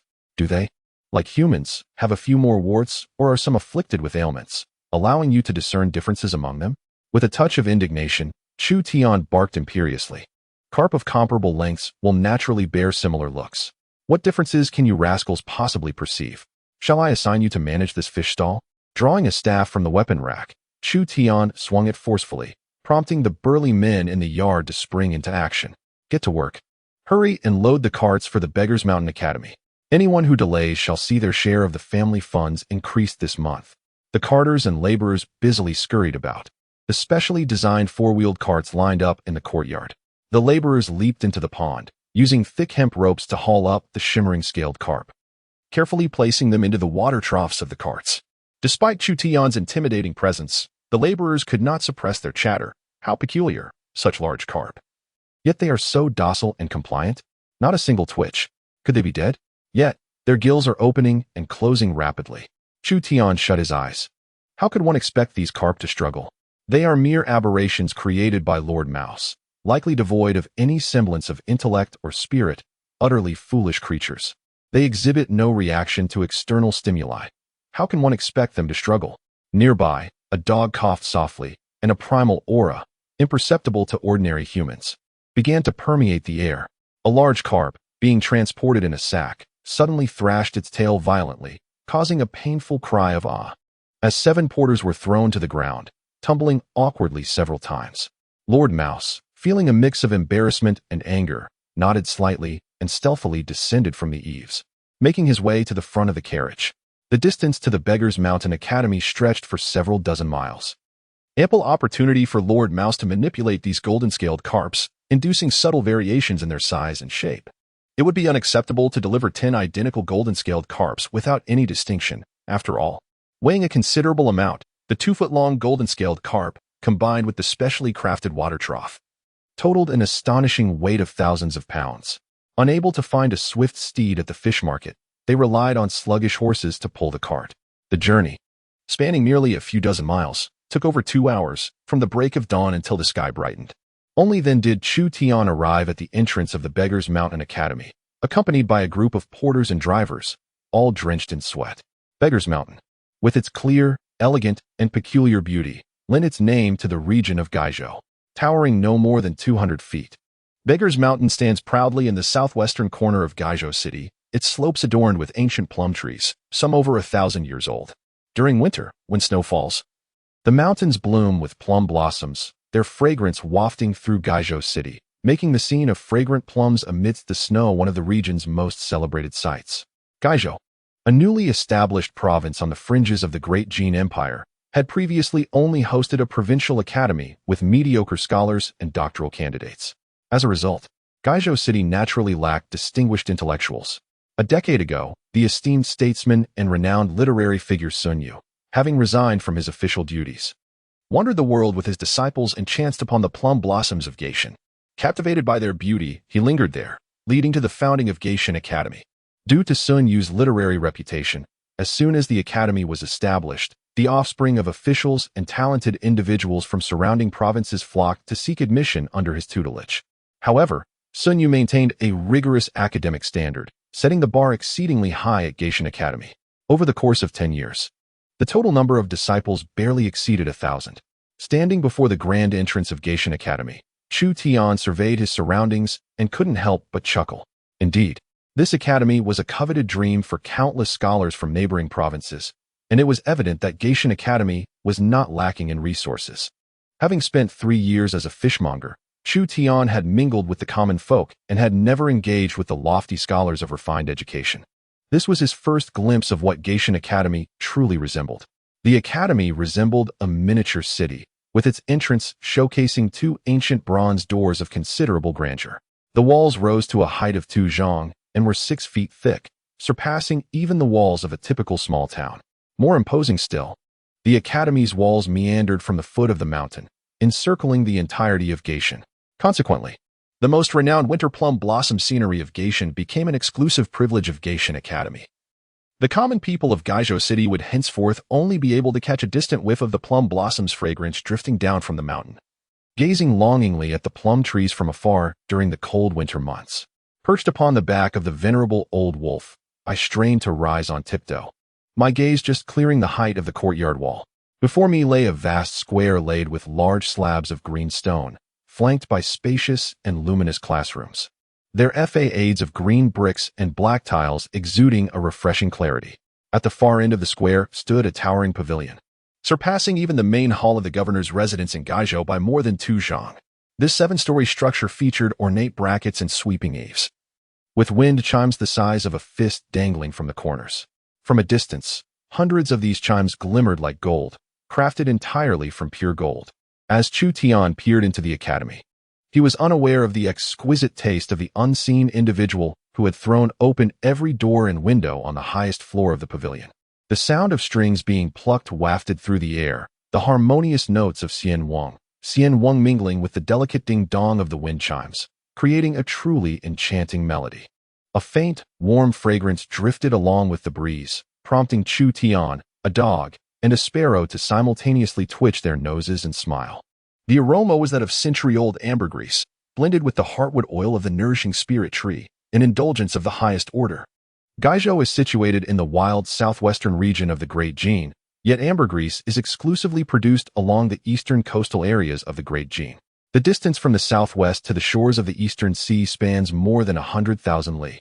The price of dried fish transported from there to Gaizhou inflates by at least 100-fold, let alone the already exorbitant price of ambergris. As for the heartwood oil from the nourishing spirit tree, it is a tribute to the court, renowned for its singular efficacy in prolonging life. It is said that the finest heartwood oil can extend one's lifespan by 60 years.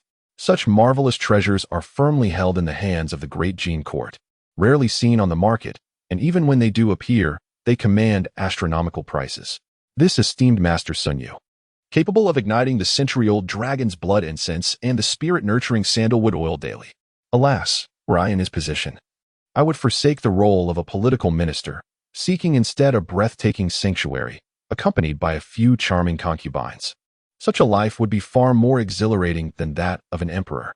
Standing atop the back of the old yellow wolf, Chu Tian murmured to himself, observing how this academy monopolized the picturesque scenery by encircling the entire Mount Gai with its walls, and marveling at the opulence of the golden wind chimes, as well as the luxurious habit of burning century-old dragon's blood incense and spirit-nurturing tree-heart oil. This venerable Master Sun Yu is indeed formidable, not merely a few concubines. The nimble rat lord leapt lightly onto Chu Tian's shoulder, whispering into his ear, "It's unclear where his legitimate wife has gone, but certainly, she is absent from the academy. However, he possesses 10 proper concubines, each as radiant as a flower. As for the concubines, he has no less than 90 personal maidservants." Grinding his teeth in frustration, the rat lord grumbled with a mix of jealousy and envy. No offspring at all. Yet, this old fellow sneaks off to the brothels in the city every few days to indulge in merriment. The rat lord rolled in frustration on Chu Tian's shoulder. Heavens! May lightning strike this old fool. At his age, why has he not yet been swept away by the winds? The 2 grand doors of the academy opened silently, and a dozen young attendants clad in white silk garments emerged in an orderly fashion. Ling Fu, grinning, trailed behind the attendants and cast a sidelong glance at Chu Tian. Chuckling, Chu, I thought you wouldn't be coming today? TSK, It seems that the name of the Ling family holds some weight after all. Come, let us behold the magnificent golden-scaled carp, measuring a full 10 feet in length. With hands clasped behind his back, Ling Fu swaggered alongside his young attendant towards the horse-drawn carriage, laboriously climbing the yoke to catch a glimpse into the water trough. The sun shone brilliantly, illuminating the trough where the 2-foot-long golden-scaled carp shimmered resplendently, its elongated whiskers gently quivering, equally radiant, nearly blinding Ling Fu's keen eyes. "Ah, what a splendid creature!" Ling Fu exclaimed with uncontainable joy. "Hurry, hurry, let us bring it in to delight young Master Ling Yu." Chapter 9. Ensuring his eternal rebirth. 1.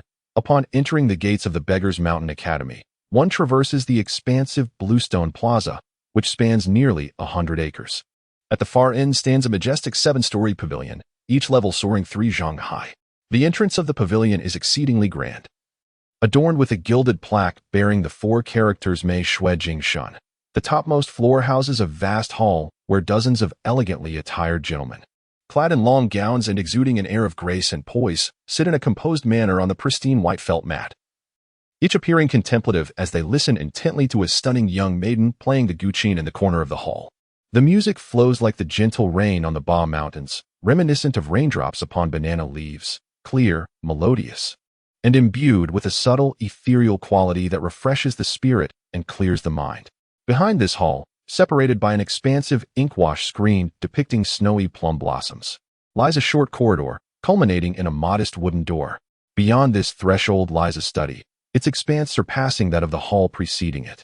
Encircling the walls is a long table crafted from sandalwood, adorned with an array of ancient tomes, scrolls, and an assortment of elegant artifacts such as a jade zither, an ancient sword, tortoise shells, and jade tablets.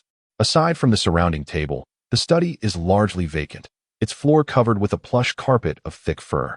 Clad in a neat azure scholar's robe, the figure of Yun Chuan stands in the center of the room, hands clasped behind his back, his face adorned with a smile as he observes the elderly man beside him, whose eyes are wide with astonishment. A colossal scroll, measuring 3 feet in width and 10 feet in length, hangs down from the ceiling.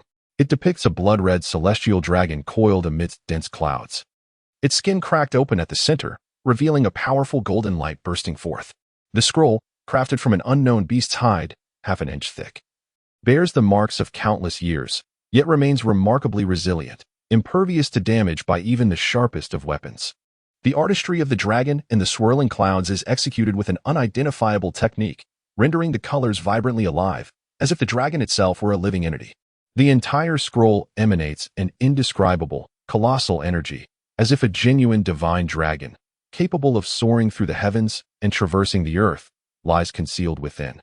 Coiling its limbs and contracting its form, silently gathering strength, poised to break free from the confines of the scroll and unleash a tempestuous storm upon the world. The elderly man, adorned with a high crown and draped in a voluminous crane cloak, bears deeply etched wrinkles upon his stern visage, exuding an air of authority.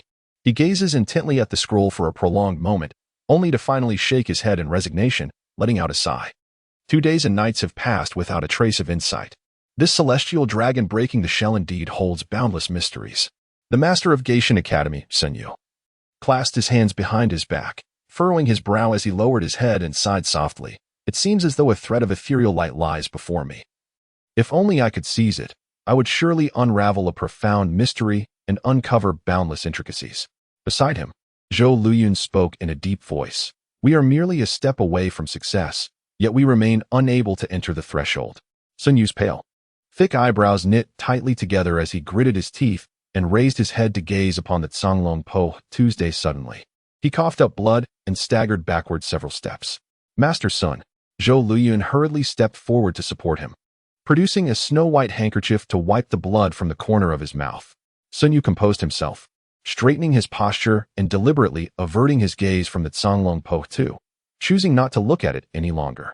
Indeed, it was an unparalleled divine artifact, worthy of the highest secret texts of the legendary wild inhabitants. That Wang Qi dared to secretly conceal such a divine object, revealing his nefarious intentions. Treacherous ministers and traitors deserved to have their entire clans exterminated. Wang Qi's clan had already been entirely wiped out. Zhou Luyun folded the handkerchief stained with blood, smiling as he nodded at Sun Yu. Treacherous ministers and traitors must be eradicated. It is a pity that the officers of the Gaizhou court, in their valiant pursuit of Wang Qi, fought fiercely to the death, only to be slain by the military crossbow concealed by Wang Qi. Adequate compensation must be rendered to their families, and they deserve generous rewards. Sun Yu raised his eyes to glance at Zhou Luyun. Indeed, the compensation, twice as generous as usual, had already been dispensed yesterday, and there were no complaints from the court, after all. It was for the greater good of the Jin dynasty to eliminate traitors. Even with sacrifices, they had laid down their lives for the nation, and all were rational individuals. Zhou Luyun smiled gently, assuring Sun Shi, rest assured, this Gaizhou Tingwei mansion will soon operate seamlessly, as if it were an extension of our own limbs. The melodious strains of the qin drifted from the hall, prompting Sun Yu to chuckle lightly. The music is enchanting, akin to celestial melodies. This silver flower is indeed a fitting match for Luyun. Zhou Luyun narrowed his eyes and shook his head, while Silver Flower possesses remarkable musical talent. I wonder how she compares to Green Maiden of Qinglu Cottage. Upon mentioning Green Maiden, a cold light flickered in the depths of Zhou Luyun's gaze, embodying a fierce and possessive greed. Sun Yu flicked his sleeve, casting a lingering glance at the Zhanglong Tuo Katuinging in the air, and sighed with deep sentiment. The threshold of Green Maiden is exceedingly high. Since her fame blossomed 2 years ago, I have personally visited multiple times, only to hear her divine melodies and sip a cup of tea before being shown the door. With a hint of melancholy, Sun Yu approached the door leading to the outer hall, gently opening it as he whispered, ensure that the arrangements are in place to send this Zhanglong Tuo Katu to the Bailu Academy. Should senior brother Bailu fail to grasp its mysteries, it shall be presented to the current emperor. With a sardonic smile, Sun Yu squinted, a glimmer of cold light flashing through his narrow eyes. The current emperor delights in these enigmatic and inscrutable curiosities, alchemical formulas, secretive medicines, and reclusive masters hidden among the populace. Such pursuits for immortality have plunged the great Jin into chaos. Zhou Luyun followed closely behind Sun Yu, and as they entered the grand hall, dozens of young men, who had been quietly kneeling, rose to their feet, solemnly bowing to Sun Yu with deep respect, all uttering, "We pay our respects to the master." In a corner of the hall, a stunning young woman playing the qin also stood up, her smile radiant as she approached Sun Yu, affectionately tugging at his sleeve and playfully shaking it. Why hasn't he the master come to listen to his disciple play? This piece, Seeking Plums in the Snow, was quite arduous to compose. I, Yinhua, have practiced it for months to master it. While Ling Yinhua was indeed teasing Sun Yu with her playful demeanor, her enchanting, autumn-like gaze remained fixated on Zhou Luyun. As a relative of the Chu family from Gaizhou, the Ling family had experienced a remarkable rise and fall over the years, their wealth and influence multiplying beyond measure. They had long since ascended to the ranks of the foremost aristocratic families in Gaizhou. Born into the Ling family, with her beauty and exceptional talents, Ling Yinhua held lofty aspirations. It was rare for her to take notice of the ordinary scions of the powerful. Zhou Luyun's background was somewhat modest. His biological father was merely the head of a fish stall at the mouth of the Baimang River, a petty fishmonger. However, Zhou Luyun was determined. Upon entering the capital of the Great Jin, he became a disciple under the esteemed master of the White Egret Academy.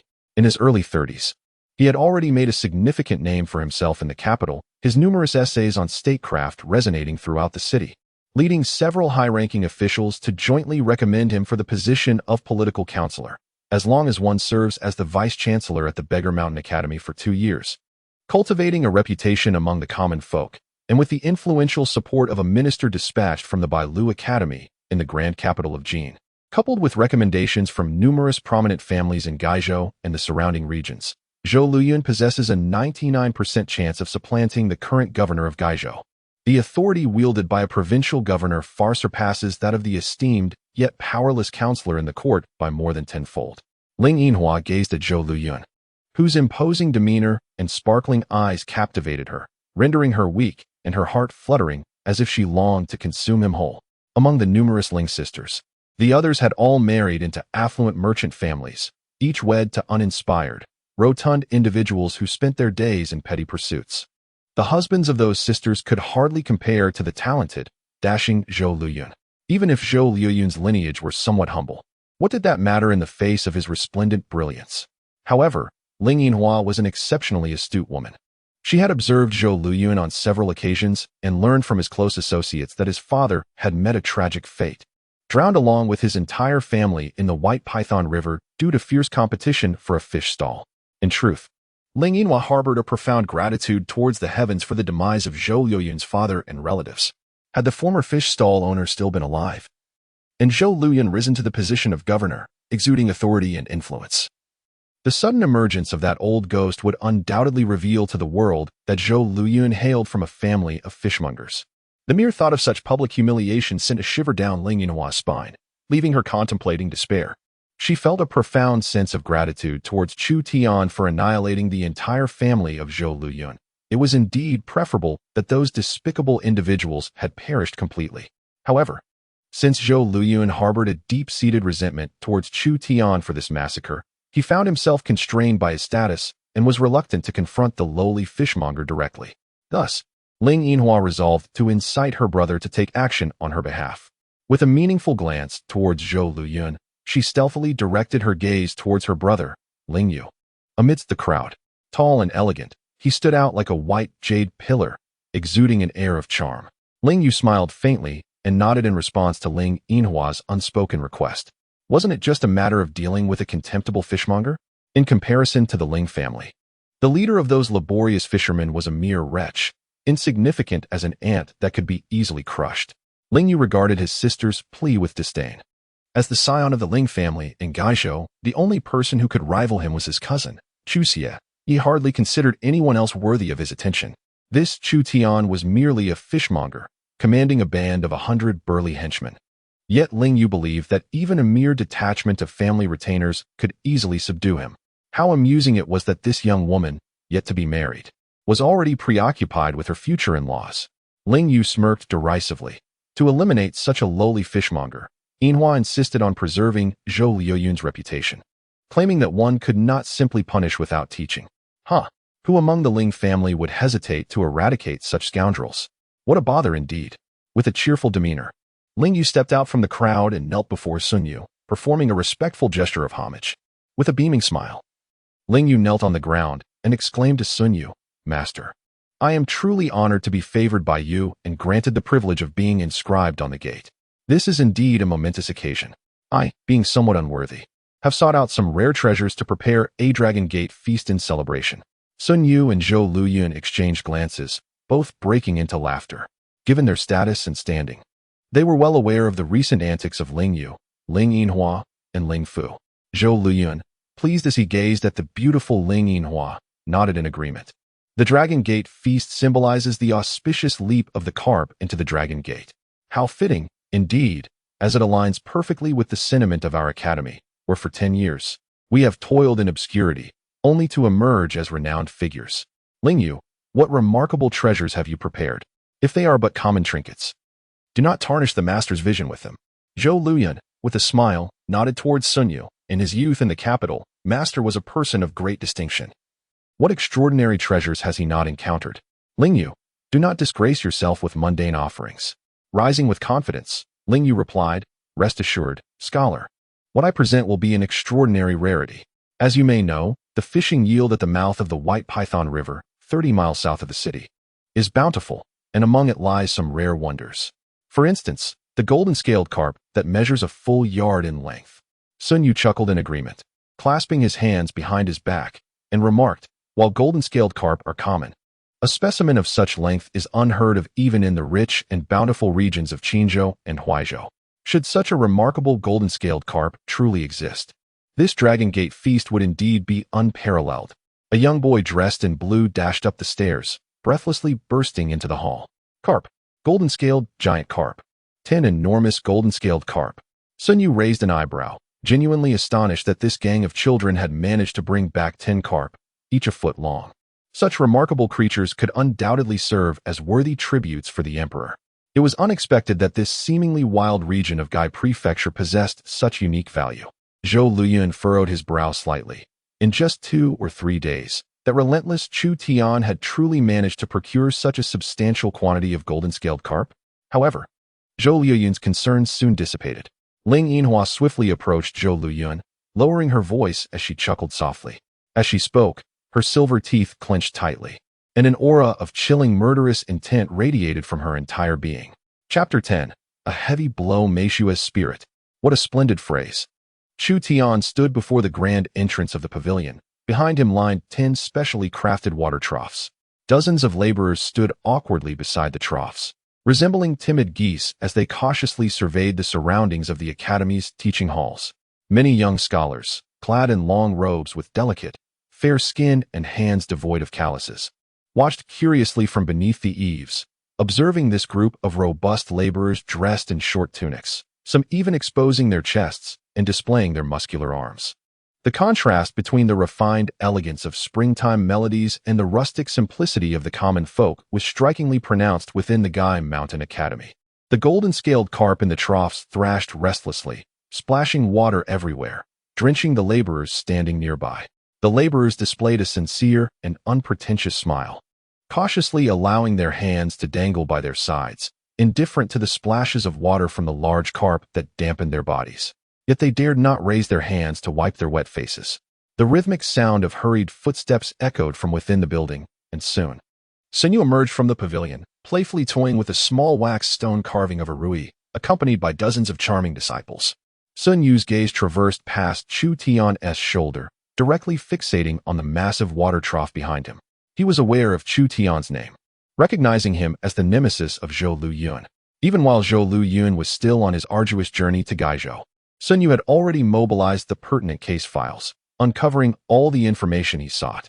Sun Yu prided himself on his profound understanding of Chu Tian, considering him merely a petty street thug, an unworthy and filthy scoundrel, hardly deserving of his concern.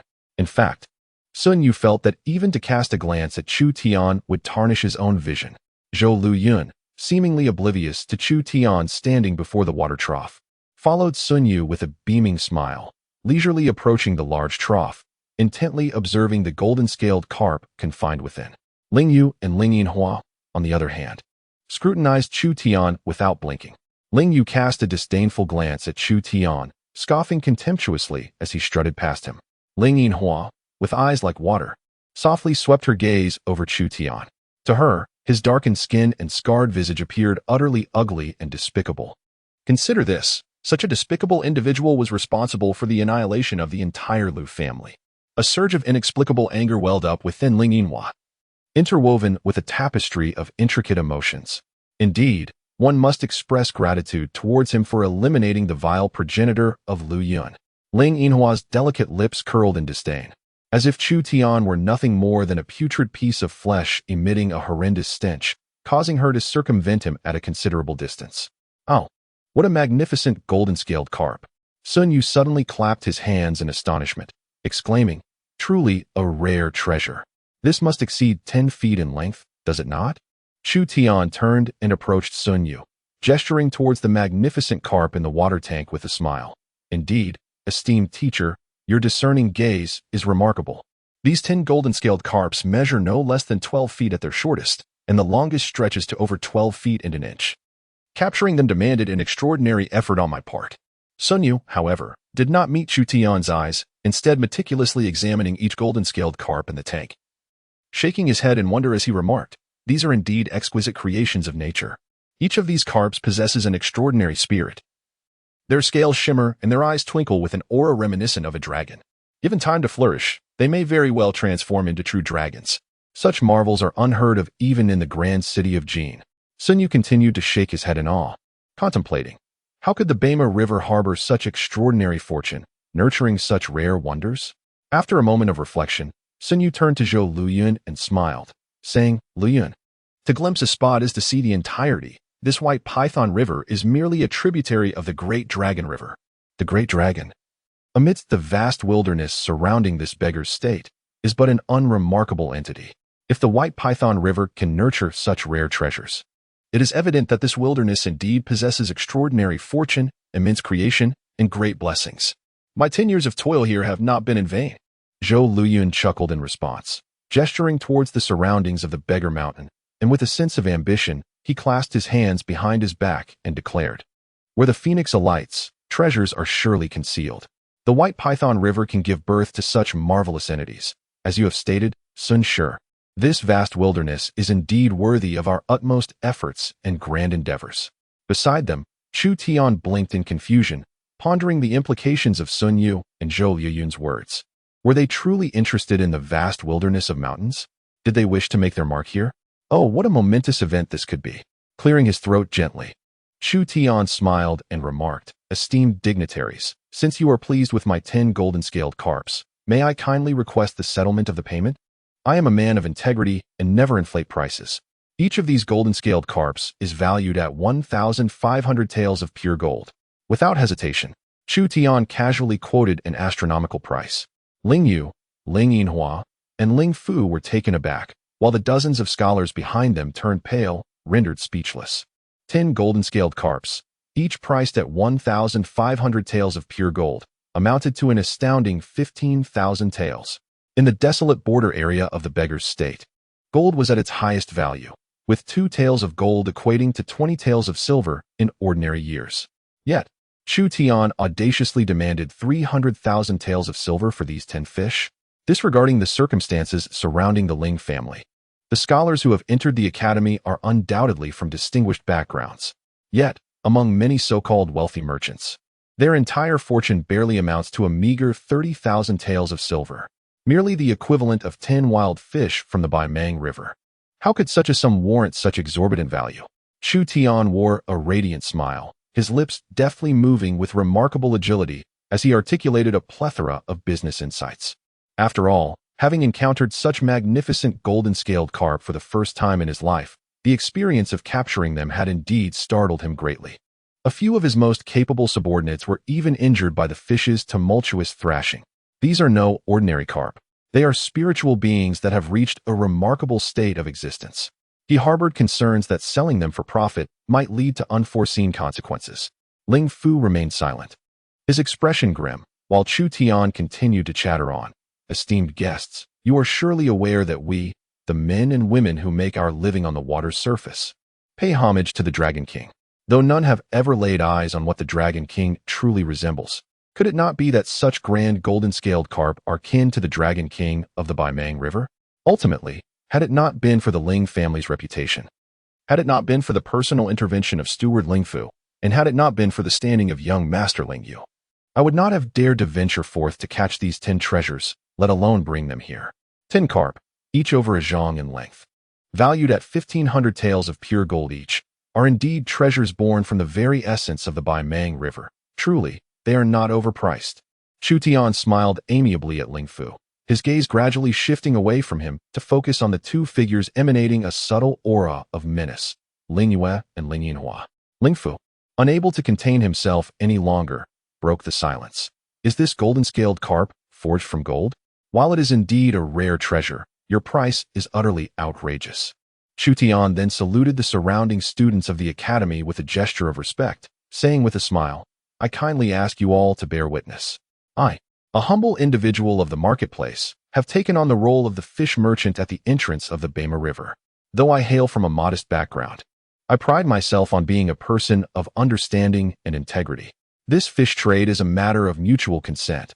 I assure you, I shall not present a false price. Yet I will not bear any dishonor for failing to uphold the contract." Pointing towards the 10 water troughs, Chu Tian spoke solemnly, "The fish resides here. The price is set. Second Steward Ling Fu, will you buy or not? Please provide a straightforward answer."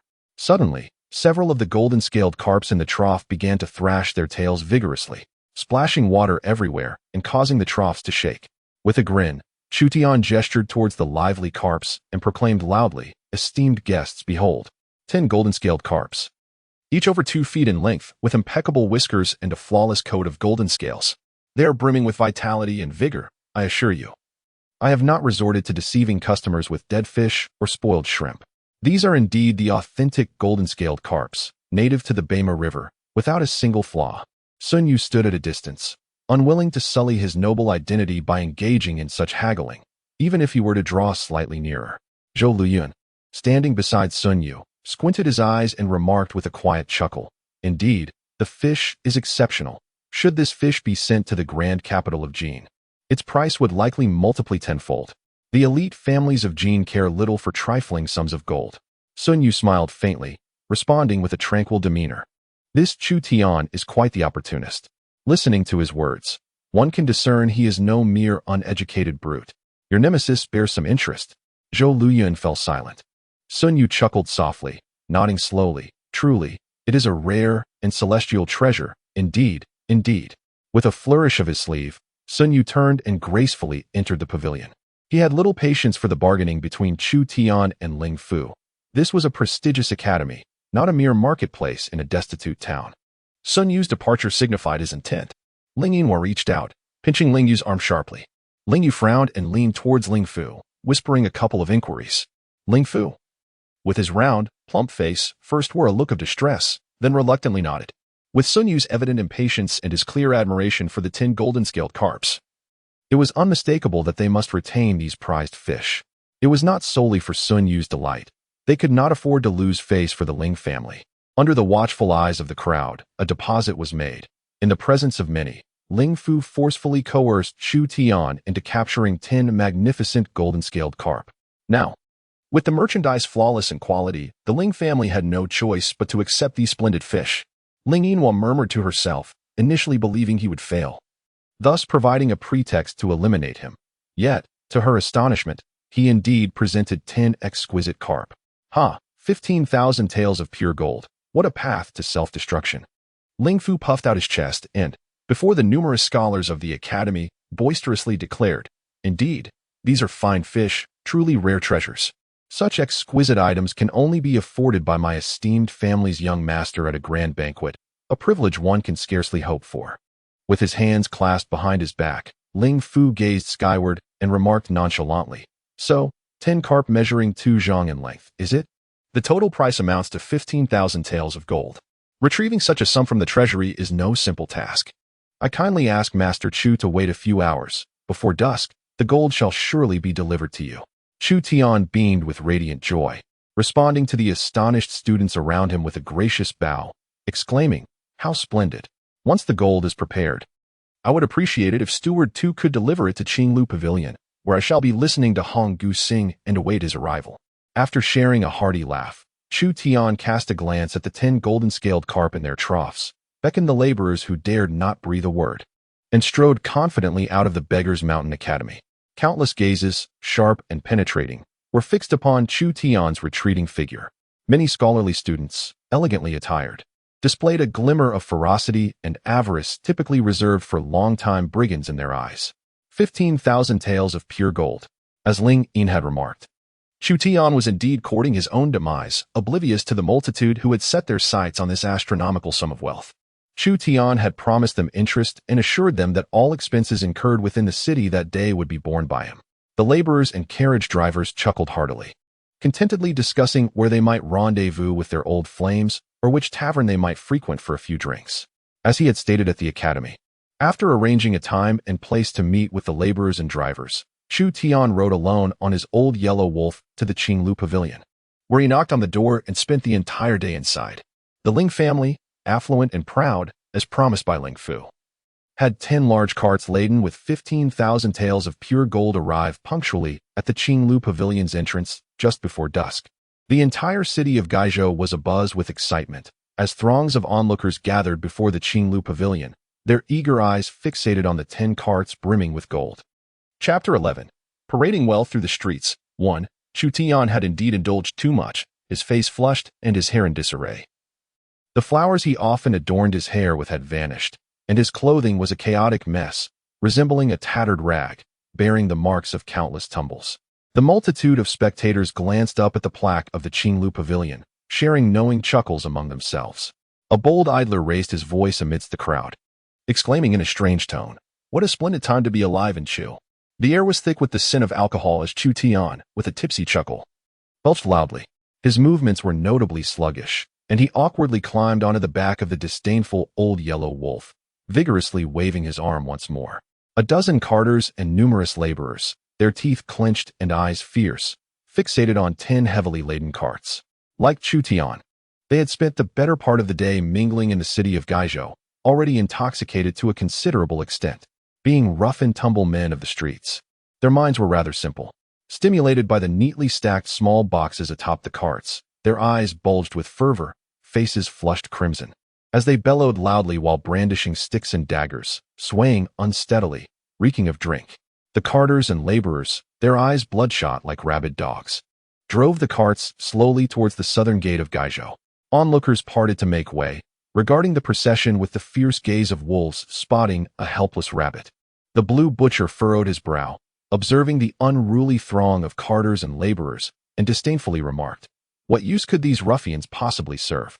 Chu Tian blinked, his gaze drifting among the crowd, recognizing many familiar faces, the leaders of various trades in Gaizhou, prominent figures who monopolized their respective industries.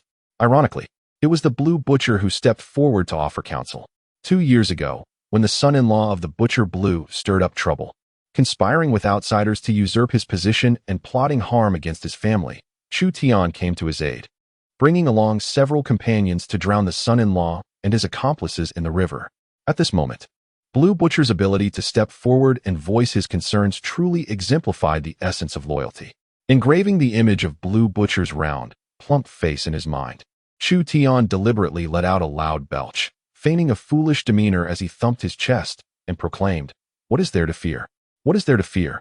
A mere 30 miles, and in the blink of an eye, we shall arrive. What could possibly go awry? I, Chu Tian, am a person of some repute in the city of Gaizhou. Can I not safeguard this little matter?" With a grand gesture, Chu Tian smiled at Blue Butcher, saying, "Bluehead, let us share a drink on another day." Blue Butcher's expression slightly shifted. He wished to speak further, but he was already met with several unfriendly gazes from the crowd, accompanied by 3 or 4 loyal disciples. All robust and capable of wielding a butcher's knife with lethal intent, he sensed a looming presence of a dozen fierce-looking men encircling them. With a heavy sigh, Blue Butcher waved at Chu Tian, his face pale, falling silent.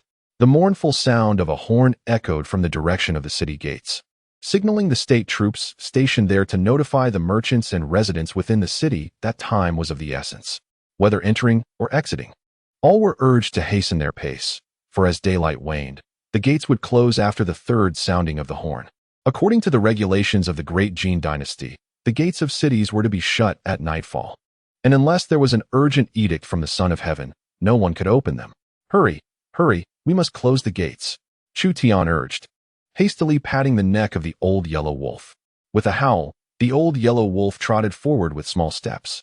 A dozen drivers hastened to follow the large carts, while those laborers who were already somewhat inebriated struggled to keep up with the pace of the procession. Fortunately, there were 10 empty freight carts available, and they clambered aboard, laughing and shouting boisterously. Among the 20 carts, 10 horse-drawn vehicles were laden with 15,000 taels of gold, making their way grandly to the southern gate of Gaizhou City. The throngs of onlookers that had gathered outside the Qilu cottage had largely dispersed, as many were merely there for the spectacle and lacked the courage to take action against Chu Tian.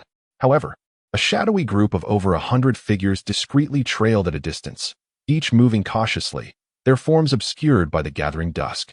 The streets were shrouded in dim light, allowing them to navigate the shadows cast by the eaves and beams with practiced ease.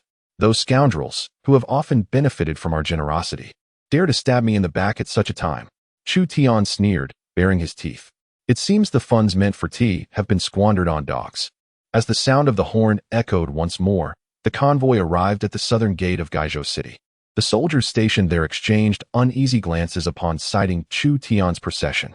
Especially those 200-man captains stationed at the city gates exhibited prominent veins on their hands, their fingers instinctively fidgeting with the hilts of their swords. It was evident that had they not been at the city gate, they would have unsheathed their blades and struck fiercely at Chu Tian. The soldiers and the few patrollers at the gate fixed their gazes intently upon the carriage behind Chu Tian, their faces flushed and breaths heavy, their movements stiff as if burdened by immense stones. Suddenly, Chu Tian lifted his gaze slightly towards the watchtower atop the gate. It was shrouded in darkness, devoid of light or life, yet he was certain he had not misheard. He discerned the faint sound of iron armor scraping against one another. Gaizhou, a desolate frontier province, boasted a rather rudimentary arsenal.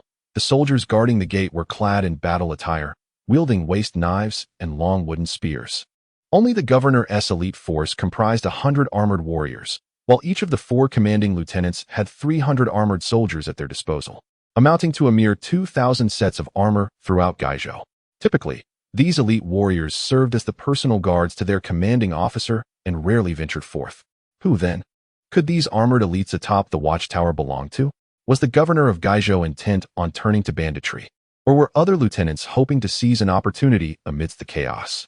Chu Tian smirked. Lieutenant Wang Qi had just been executed along with his entire family for treason, leaving the remaining 3 lieutenants as potential threats.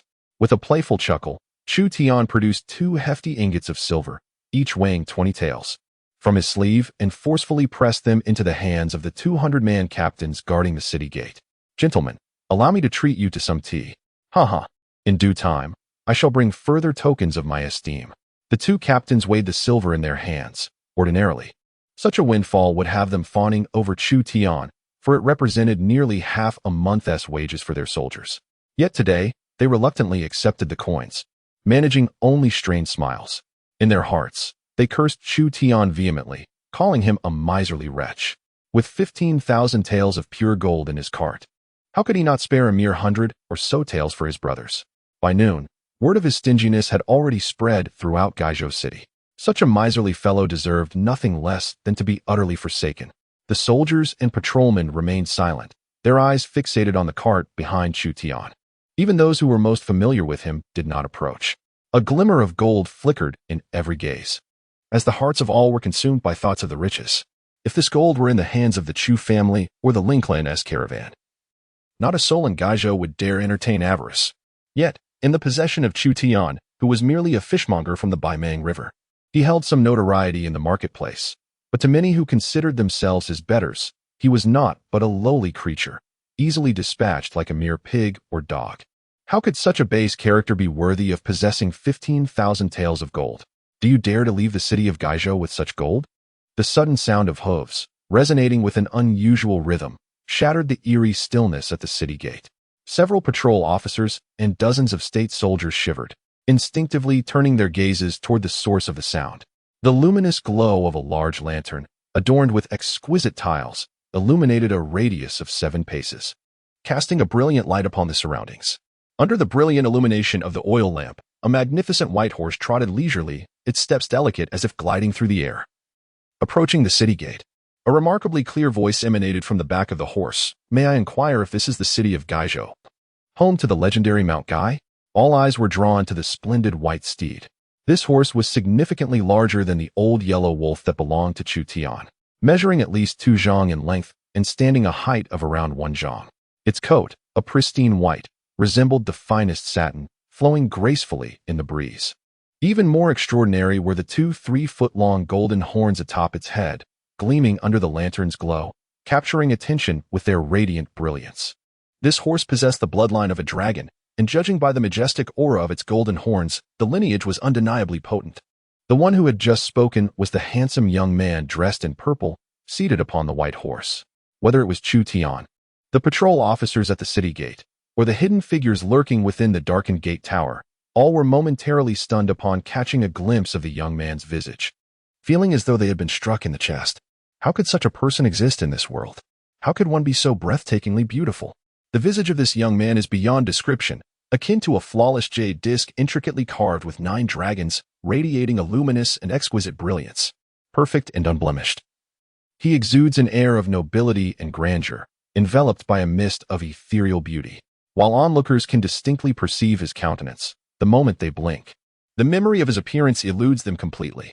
Although Chu Tian had encountered many formidable individuals, he had never witnessed anyone as extraordinary as this youth. Merely seated upon his steed, casting a cold and distant glance at the crowd, he resembled a celestial deity, perched high above the clouds, detached and serene, offering a fleeting gaze at the mundane world below. Under the scrutiny of this young man, Chu Tian felt a profound sense of inadequacy, as if he were but a fetid pool of murky water, while the youth stood as a pristine divine lotus, 2 beings of vastly disparate realms, entirely unfit to coexist. A prodigy, Chu Tian silently exclaimed, "Beware, the maidens of Gaizhou City, for misfortune approaches." Indeed, with this striking young man in Gaizhou City, the dashing young gentlemen and scholarly talents would surely find themselves leaping into the White Python River. With such a captivating figure, the maidens would hardly spare them a glance. Chu Tian also noted that the youth displayed a peculiar fondness for the color purple, adorning 4 of his fingers with radiant purple jade rings. Despite his rigorous training, which allowed him to discern over 90% of materials in the world, he could not ascertain the exact type of jade from which these 4 rings were crafted. Particularly, the young man in purple wore a grand purple jade ring on his left thumb, adorned with intricate cloud patterns that were nothing short of exquisite. Yet, Chu Tian instinctively sensed a profound danger emanating from the 4 purple jade rings and the imposing purple jade ring. At his waist hung a 3-foot-long purple jade flute, delicately etched with intricate bamboo leaves and tender plum blossoms, showcasing unparalleled craftsmanship. Under the glow of the lanterns, the flute was enveloped in a thick aura of purple energy, signifying its status as a true treasure. The sound of hooves echoed as several lanterns approached. They were 7 stately, magnificent mules with pure white fur.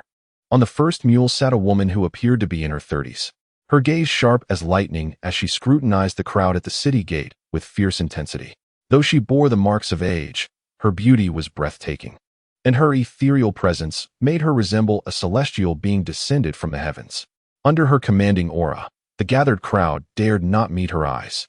On the 6 mules that followed, sat 6 towering men, their expressions stoic, yet their presence was as formidable and substantial as a mountain. In the lantern light, their skin reflected a faint, cold sheen, giving the illusion that their skin was forged from metal. Such remarkable individuals and such splendid attendants. Chu Tian cleared his throat lightly and, with a warm smile, gestured respectfully towards the young man in purple. "Esteemed sir, you have arrived in Gaizhou City. Surely, you are here to pursue your studies at the Gaishan Academy, are you not?" "Ah, but that cannot be. A person of your caliber would hardly find a place there.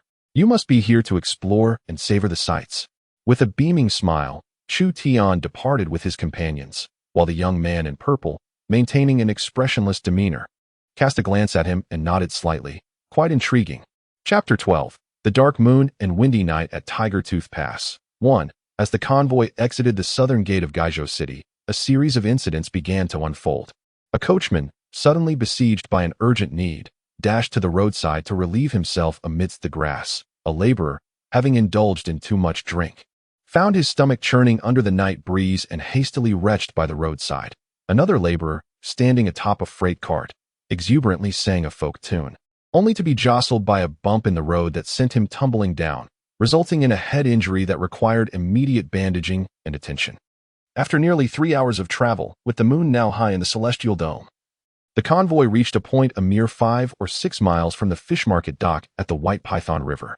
Here, the official road abruptly narrowed, flanked by dense, shadowy black pine forests where chaotic undergrowth thrived, and faint flickers of phosphorescent light could be discerned. On either side rose 2 towering stone mountains, each over 10 zhang high, confronting one another like formidable tiger fangs, tightly gripping the thoroughfare. This treacherous terrain, characterized by its complex topography, had, in days gone by, attracted audacious bandits who would often lurk here to plunder solitary travelers, earning this perilous spot the moniker Tiger Tooth Pass among the locals of Gaizhou City. Perched upon the back of an old yellow wolf, Chu Tian vigorously shook his head, gazing vacantly at the 2 small stone mountains reflecting a faint white light under the moon's glow. "Ah, we have arrived at Tiger Tooth Pass. You rascals, muster your strength. Just 5 or 6 more miles to home, and a handsome profit awaits you."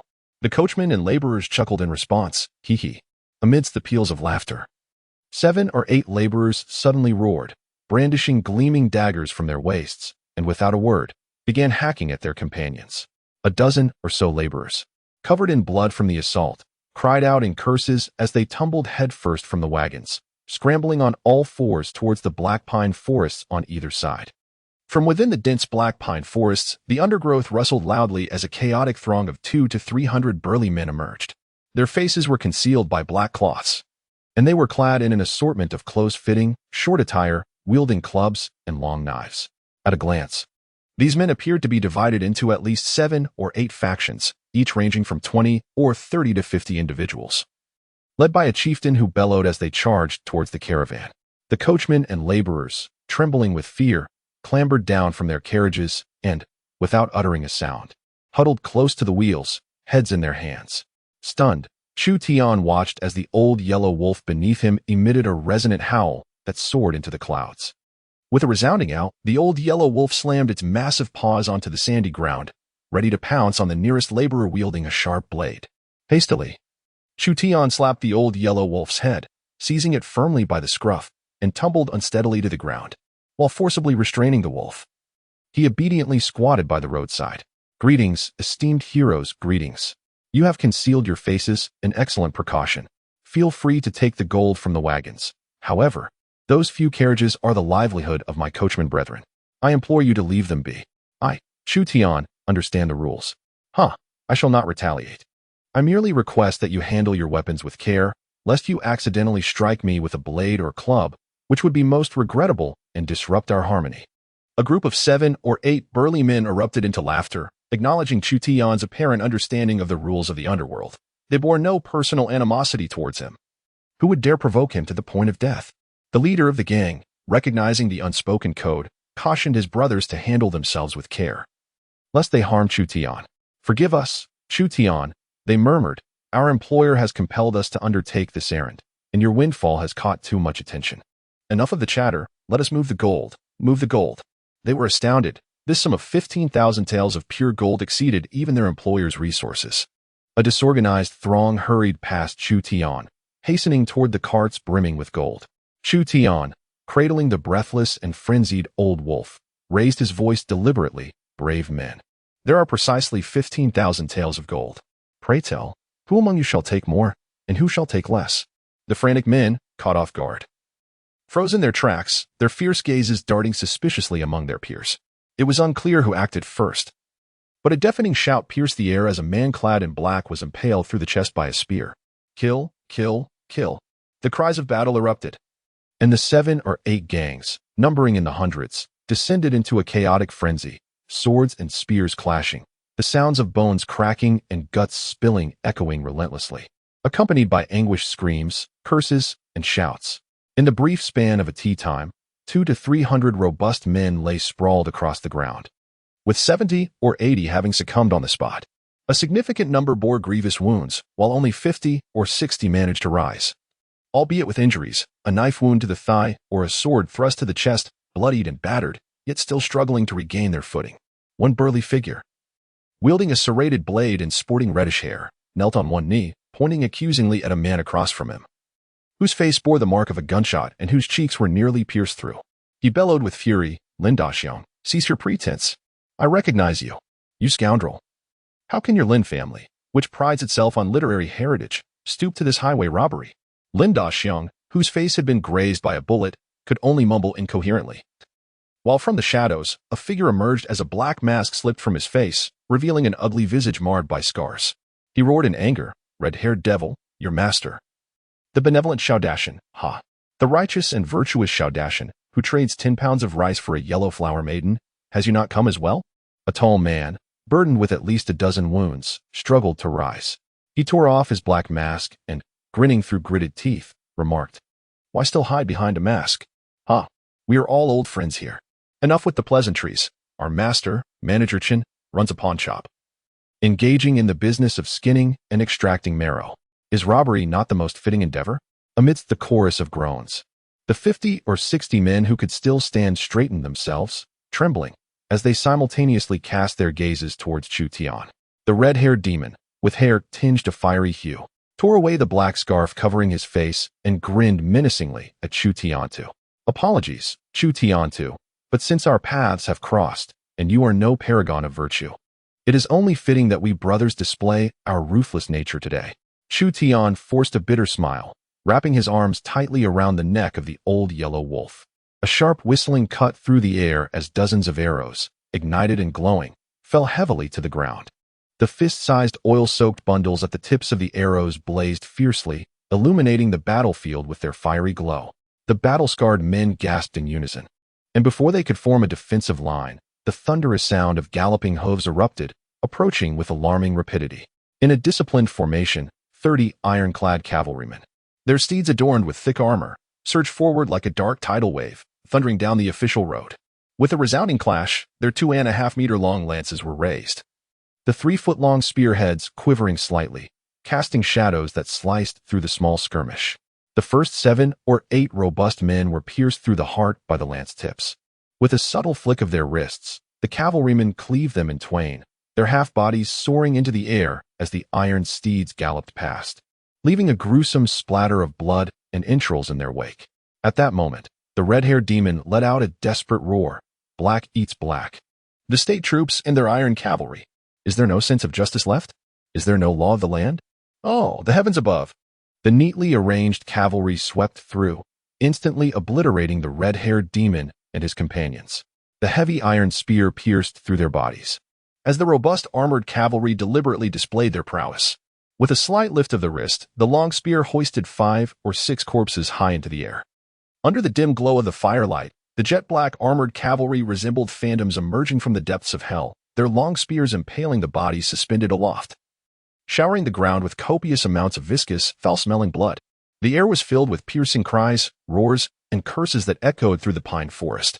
30 armored cavalrymen swept across the battlefield, their heavy hooves mercilessly trampling the fallen warriors, splattering brain matter and shattering bones. More than 100 severely injured men were brutally crushed underfoot, while the cart drivers and laborers managed to escape beneath the wagons, narrowly preserving their lives. The sound of heavy footsteps approached as rows of elite soldiers clad in armor strode forward, brandishing long blades. Chu Tian quickly looked up.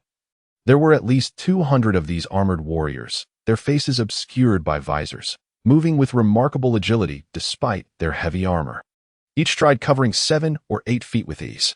These soldiers were evidently the elite of the elite, a palpable aura of ferocity emanating from them, coalescing into a misty white vapor above their heads.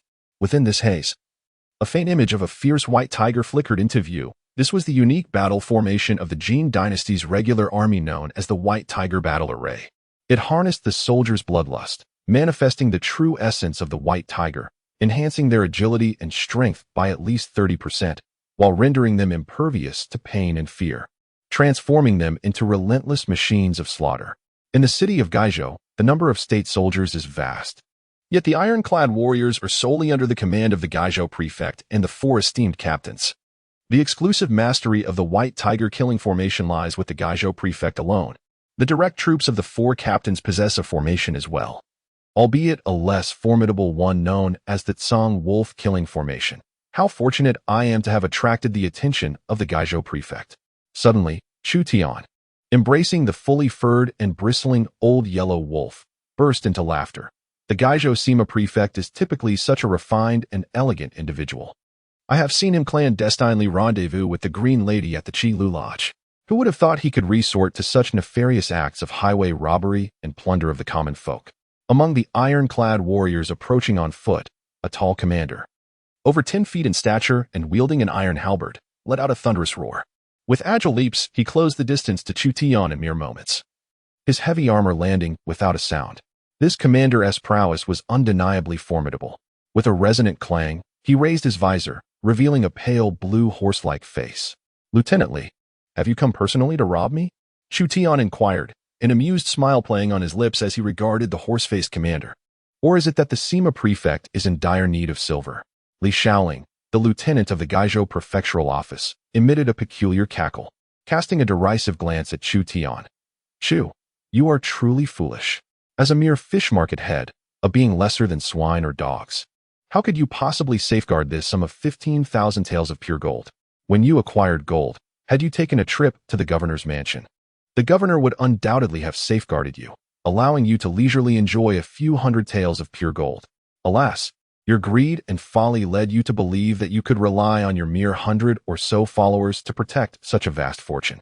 You, who are usually perceptive and discerning, have shown considerable respect to the governor, securing your position in this fish market. How could you have been so foolish this time?" Li Shaoling shook his head, letting out a long sigh. The governor lacks for silver, yet who would ever disdain an abundance of it? Moreover, this silver belongs to the Ling family, making it all the more imperative for the governor to seize it. With a mighty grip, Li Shaoling raised his halberd high and thrust it down towards Chu Tian's chest with all his might. Chu Tian, the head of the fish market in Gaizhou, had colluded with the notorious bandits of Zhongshan Prefecture, procuring military funds and purchasing weaponry for their nefarious schemes.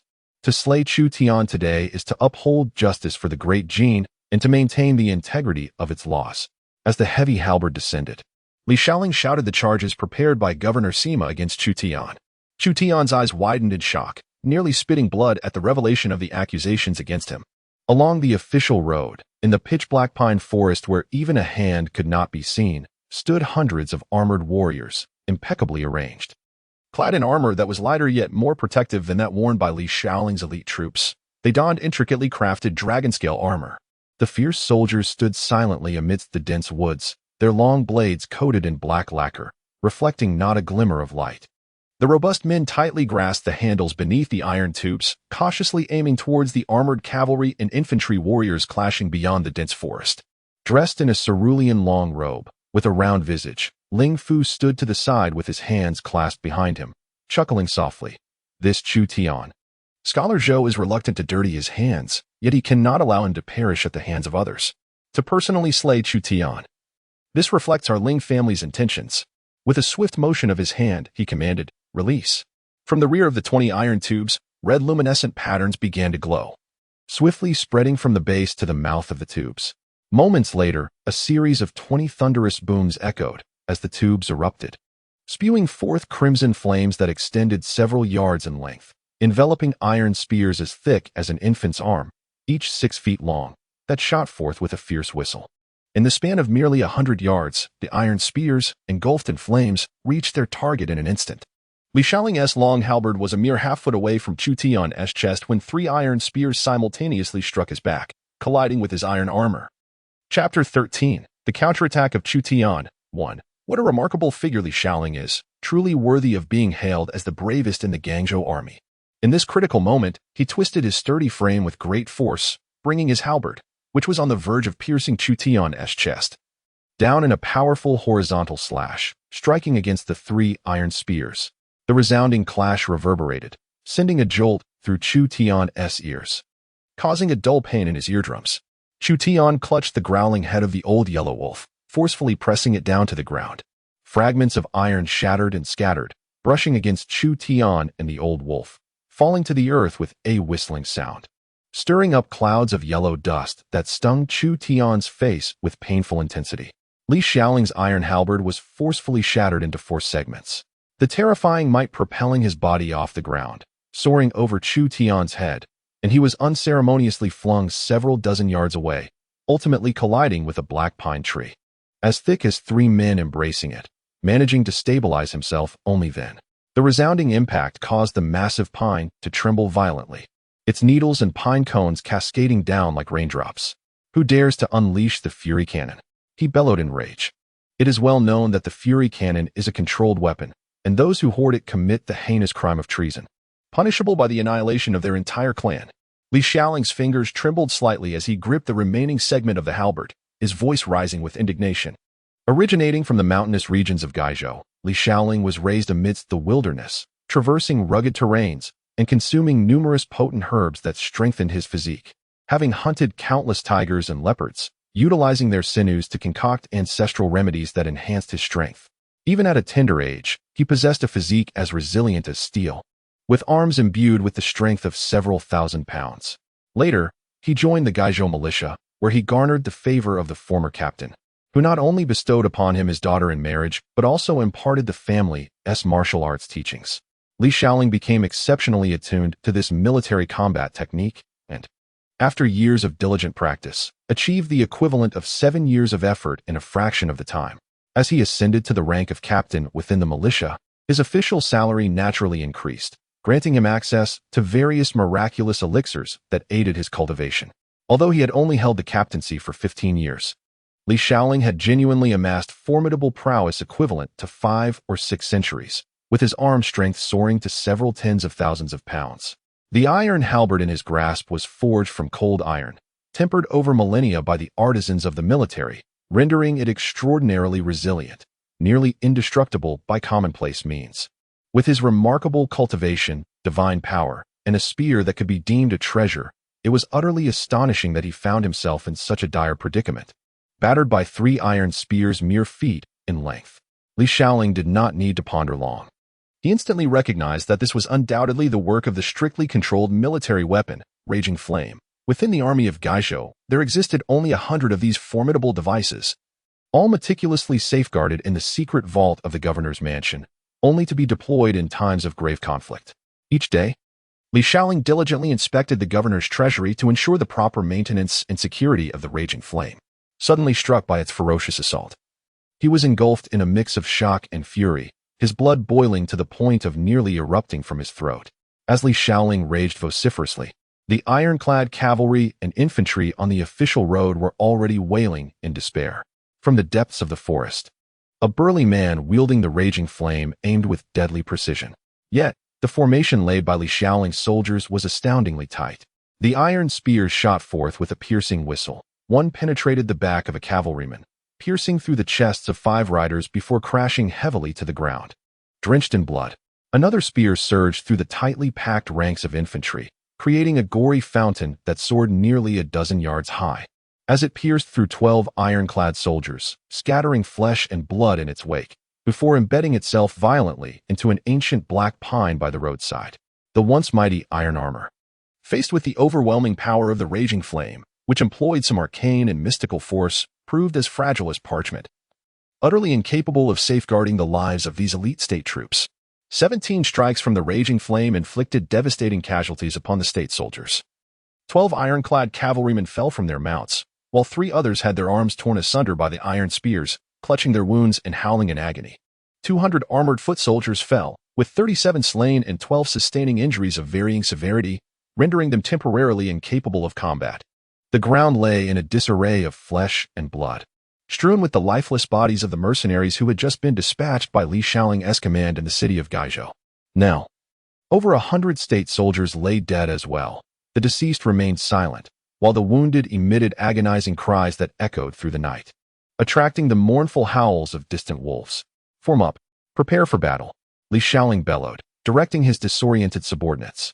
15 unscathed armored cavalrymen arranged themselves into 3 ranks, brandishing their long spears and glaring at the direction from which the iron projectiles were launched. 10 fully capable armored foot soldiers drew forth their heavy iron shields from their backs, positioning themselves in an orderly formation before their comrades. The night breeze swept over the small, yet merciless battlefield, carrying the pungent scent of blood far and wide. Dozens of arrows embedded in the ground burned brightly, their flames illuminating this arena of death, which spanned a mere 30 to 50 paces. How could such a formidable figure be the short-lived son of Zhou Dankong? Had one known that Zhou Dankong had such a promising son, why seize his fish market back in the day? The heads of the charcoal, slaughter, labor, water, and ranks in Gaizhou were all the same to me. Shaking his head, Chu Tian, with a hint of malice in his voice, leaned closer to the ear of the old yellow wolf and remarked, "Such an extraordinary son could not possibly be the offspring of Zhou Dankong." The old yellow wolf's eyes glowed crimson as he fiercely fixed his gaze upon Li Shaoling, who strode purposefully toward his assembled soldiers, emitting a series of low, rumbling growls from his chest. Li Shaoling discarded his broken iron spear and casually beckoned to the warriors within his ranks. "Come." 2 of Li Shaoling's subordinates, fortunate enough to have escaped injury during the recent ambush, quickly shouldered new iron spears and presented them to him, positioning themselves on either side, gripping long blades tightly. "Is it the Ling family? Do not hide in the shadows," Li Shaoling sneered. "In the city of Gaizhou, only your Ling clan possesses the audacity and capability to strike at the provincial troops. Having just annihilated Wang Qi's entire family, what now? You do not even spare the direct soldiers of the governor?" The sound of heavy footsteps approached, and a formidable group of elite soldiers clad in dragon-scale armor, wielding long swords, emerged from the dense forest, taking position at the junction of the official road and the thicket. These fierce warriors resembled phantoms of the night, their forms obscured by the pine trees, rendering them indistinct. Yet, Li Shaoling discerned the superior quality of their dragon-scale armor compared to that of the provincial soldiers, causing him to erupt in fury. Well, besides the raging fire, you have also forged armor and weapons in secret. Is the Ling family plotting rebellion? Wait, Lieutenant Li, do not hastily assign blame." Ling Fu, clad in a blue long robe, ambled out from the forest with his hands clasped behind his back, maintaining an unruffled demeanor as he approached the illuminated area beneath the fire arrows, wearing a genial smile, with a round, cherubic face adorned by a smile. Ling Fu squinted his eyes and remarked, "Li Duwei is undoubtedly aware that not only in Gaizhou, but also in the neighboring prefectures, any affluent merchant or noble family, provided their business is sufficiently substantial, inevitably harbors a few sets of armor and stockpiles an array of weapons, from swords to polearms, as well as powerful bows and crossbows. Without taking precautions, one might find themselves at the mercy of marauders, akin to the notorious bandits of Junsan Prefecture, who could easily ransack their abode without warning. With a sigh, Ling Fu gestured towards the gruesome scene of fallen state soldiers strewn across the ground, and the grievously wounded groaning in agony. With a heavy dose of scorn, he derisively laughed. "Do you truly expect these worthless souls to safeguard our lives and fortunes?" Li Shaoling retorted angrily, "Ling Fu, spare me your eloquent rhetoric and nonsense. Even if they were to hoard armor, it would merely amount to a scant 100 sets, and their weapons would be nothing more than ordinary swords and spears. Yet here you stand with hundreds of sets of dragon-scale armor. Who knows how much more you have hidden away in the Ling family treasury?" Gritting his teeth, Li Shaoling gazed at the subordinates who had been effortlessly slain by the raging inferno and cried out in anguish, "Moreover, you dare to fabricate such a lethal weapon as the Rage Fire? You possess an audacity unparalleled, a skill that is truly remarkable, and connections that are astonishingly vast." Ling Fu nodded with a smile. "Indeed, our Ling family possesses great audacity and remarkable skill. As for connections, our merchant convoy ventures far and wide, encountering many extraordinary individuals. It is not particularly challenging to find someone capable of forging the Rage Fire." Ling Fu's smile faded as he spoke harshly. "From now on, the governor of Gaizhou will be our son-in-law. You loyal subordinates of Governor Sima would do well to perish completely." Chu Tian, lying on the ground, sighed softly. Yet his words were audible to all. "So it seems, old Huang, we are merely unwitting players in a game where misfortune has befallen us. Without this sum of 15,000 taels of gold, I suspect the second steward would still lead people to come after us. Wouldn't you agree?" Old Huang let out a low growl, and Chu Tian responded with a smile. "Today, misfortune has a companion. Lieutenant Li has successfully turned the tables. Yet he will soon find himself enveloped in trouble." Li Shaoling charged directly at Ling Fu, his spear aimed cleanly at Ling Fu's chest. The long spear whistled through the air with a piercing sound, thrusting fiercely towards Ling Fu, whose corpulent frame weighed at least 300 pounds. Ling Fu chuckled, his rotund body swaying back like soft cotton, his chubby hands clapping lightly, generating 2 gusts of wind that struck against the spear. With 2 resounding clangs, Li Shaoling's spear trembled violently, deflected by Ling Fu's powerful strike, veering off 3 feet and narrowly grazing Ling Fu's cheek. "Such strength, such skill," Li Shaoling exclaimed incredulously, his eyes widening in disbelief. "Ling Fu, I underestimated you, thinking you merely an old dog to be commanded at will. I never anticipated that the second steward of the Ling family possessed such prowess."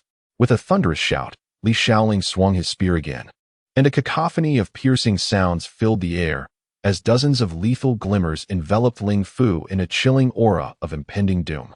Li Shaoling, amidst the fierce onslaught against Ling Fu, bellowed with fervor, "Brave warriors, form ranks, and slay. Let us impart a severe lesson to these ignorant fools, so they may comprehend the vast chasm between a rabble and the elite troops."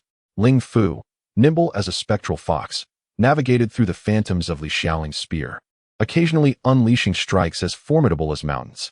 A formidable cohort of 400 armored soldiers surged forth from the dense thicket, coalescing into lethal squads of 5, encircling the state troops. Among the 20 brawny figures who had just dealt a devastating blow to Li Shaoling's men with their furious charge, 6 of them cautiously entrusted their weapons to a comrade, and then, with fists clenched in anticipation, advanced menacingly towards Chu Tian. The 6 brawny men wore expressions of smug satisfaction. Chu Tian was the nemesis of Zhou Luyun, who was not only the cherished son-in-law of the Ling family, but also the future governor of the region, a figure of immense potential. Assisting Zhou Luyun in exacting vengeance against his father's murderer would undoubtedly illuminate their own futures. Thus, the cruel smiles of the 6 men were particularly sinister as they unsheathed their daggers, collectively resolving to prolong Chu Tian's demise, ensuring it was a protracted and agonizing end. "Chu, my friend, this is your farewell. Do not hold it against us for our ruthlessness. It is you who provoked those beyond reproach. When you, Chu, once raised your banner at the mouth of the White Python River, you were a figure of great authority. Who could have foreseen that in just 3 short years, retribution would find you? We bear no grudge, dear Chu. It is merely your ill fortune that has led to this fate, and you cannot fault us for not granting you a swift end." 6 towering figures, akin to formidable wolves, encircled the slowly rising Chu Tian, their eerie laughter echoing in the air. In their hands, 6 bullhorn daggers glimmered with a faint, chilling light. Chu Tian straightened his posture, a cheerful smile gracing his face as he regarded the 6 burly men. "Ah, 6 of you." Chu Tian shook his head, dismissing their bravado. One of the men grinned widely, proclaiming, "We brothers have long since uncovered Chu's background." Once a ruffian in Minzhou, Chu had led his gang in a fierce struggle for territory against the formidable Minshan gang. After suffering defeat and fearing retaliation, he had fled to our region to seek a livelihood. These men were meticulously trained enforcers of the Ling family, with blood on their hands from countless battles against ferocious beasts to enhance their combat prowess. They were not the sort of ruffians that Chu Tian could easily handle. Confidently, they believed that even against 30 or 50 of Chu Tian, they would prevail effortlessly.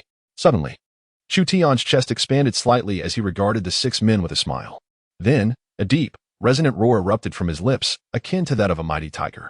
The yellow sand on the official road, soaked in hot blood, surged upward, the waves of sand visibly spreading 7 zhang in all directions.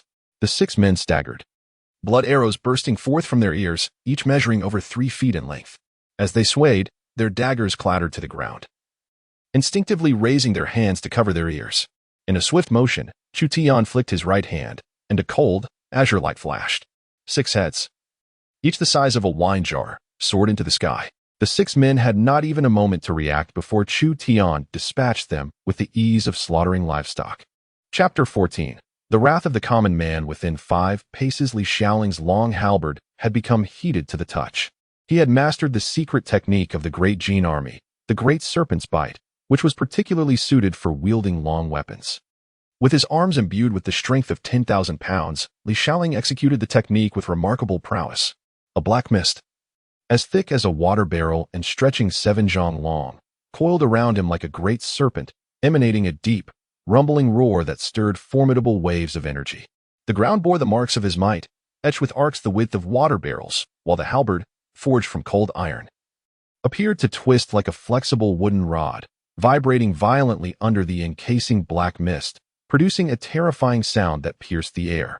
Ling Fu, with his corpulent figure, maneuvered through the black mist, his keen eyes surveying the battlefield. Suddenly, he sidled behind a black pine tree, as thick as a water barrel. Li Xiaoling swung his halberd, and the black mist surged forth, wrapping around the pine tree with the speed of lightning, akin to a serpent in motion.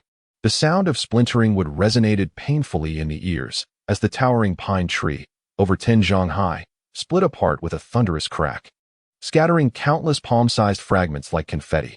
Amidst the swirling debris, Li Xiaoling let out a fierce cry. The great serpent emerges from the gorge as his halberd, enshrouded in black energy, shot forth like a meteor, piercing through the myriad splinters with lightning speed, aiming directly at Ling Fu.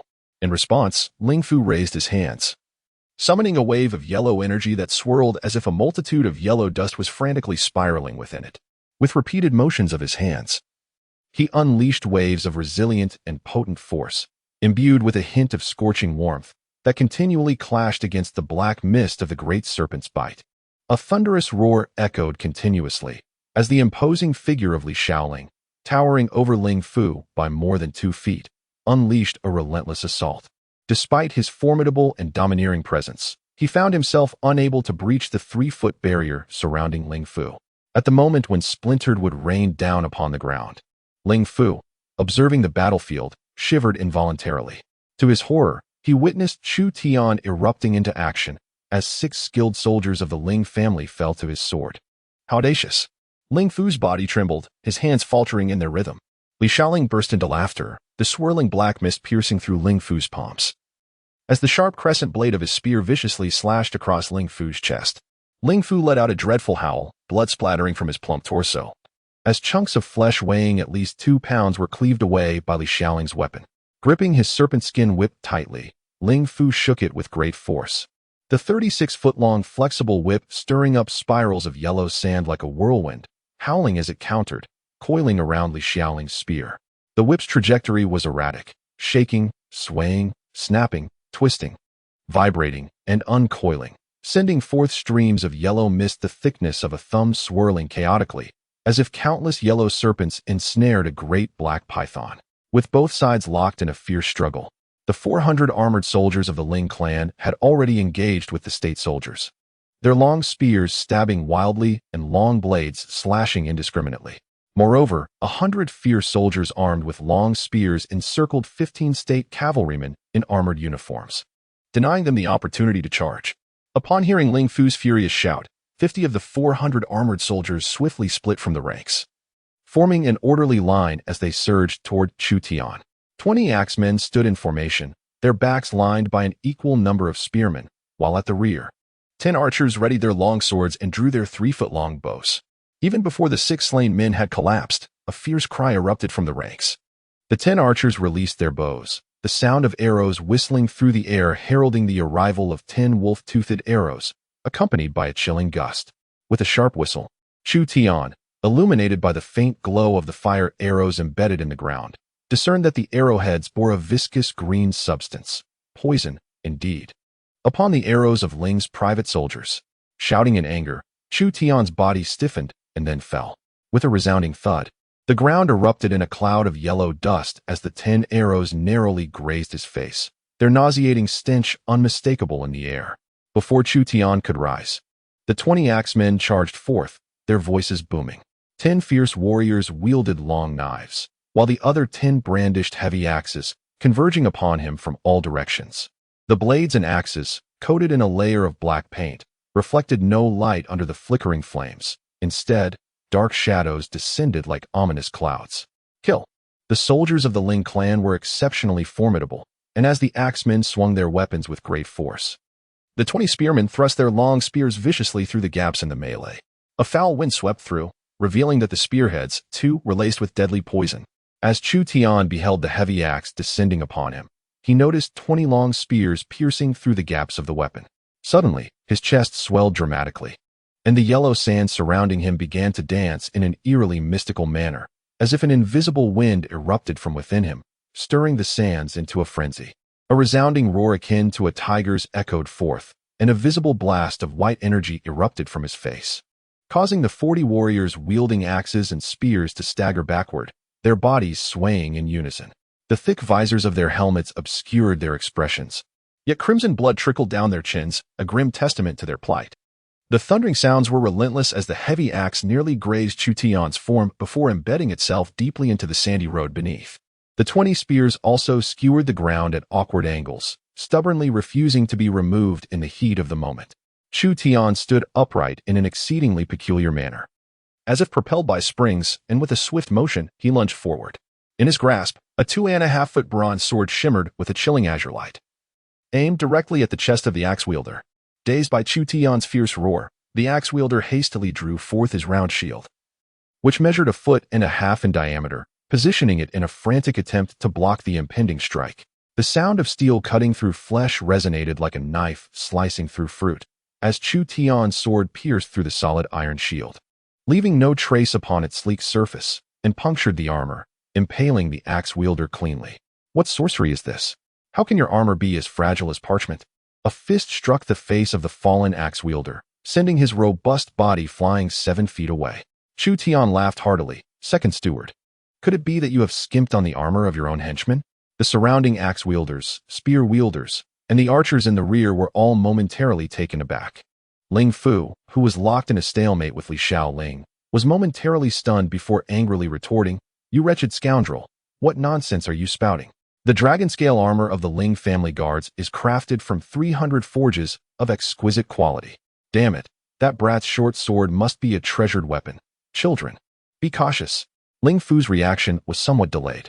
As he spoke, Chu Tian moved like the wind, swiftly circling around the 7 axe wielders. The sword in his hand danced like a specter, flickering mysteriously as it weaved in and out of sight. Just as the bluish sword light erupted from his right hand, it suddenly manifested from the winds of his left hand. With a slight rotation of his body, the sword light arced gracefully from his waist, and with a subtle tilt of his head, the sword emerged peculiarly from the side of his hairband. Every part of Chu Tian, his hands, feet, elbows, and knees, was alive with the piercing bluish sword light. It was as if he had become one with the sword, each movement eliciting a burst of sword light, allowing it to emerge from any part of his body. Before the 7 axemen could discern which hand the heavens had employed, They were each pierced at least 10 times by the ethereal sword. Its unparalleled sharpness effortlessly penetrated their vital spots. Whether with a shoulder barge, a knee thrust, or a savage elbow strike, Chu Tian sent the 7 axemen tumbling in all directions, their bodies erupting in crimson mists. Chu Tian's figure melded with the rolling corpses, obscuring him from the surrounding axemen, spearmen, and archers.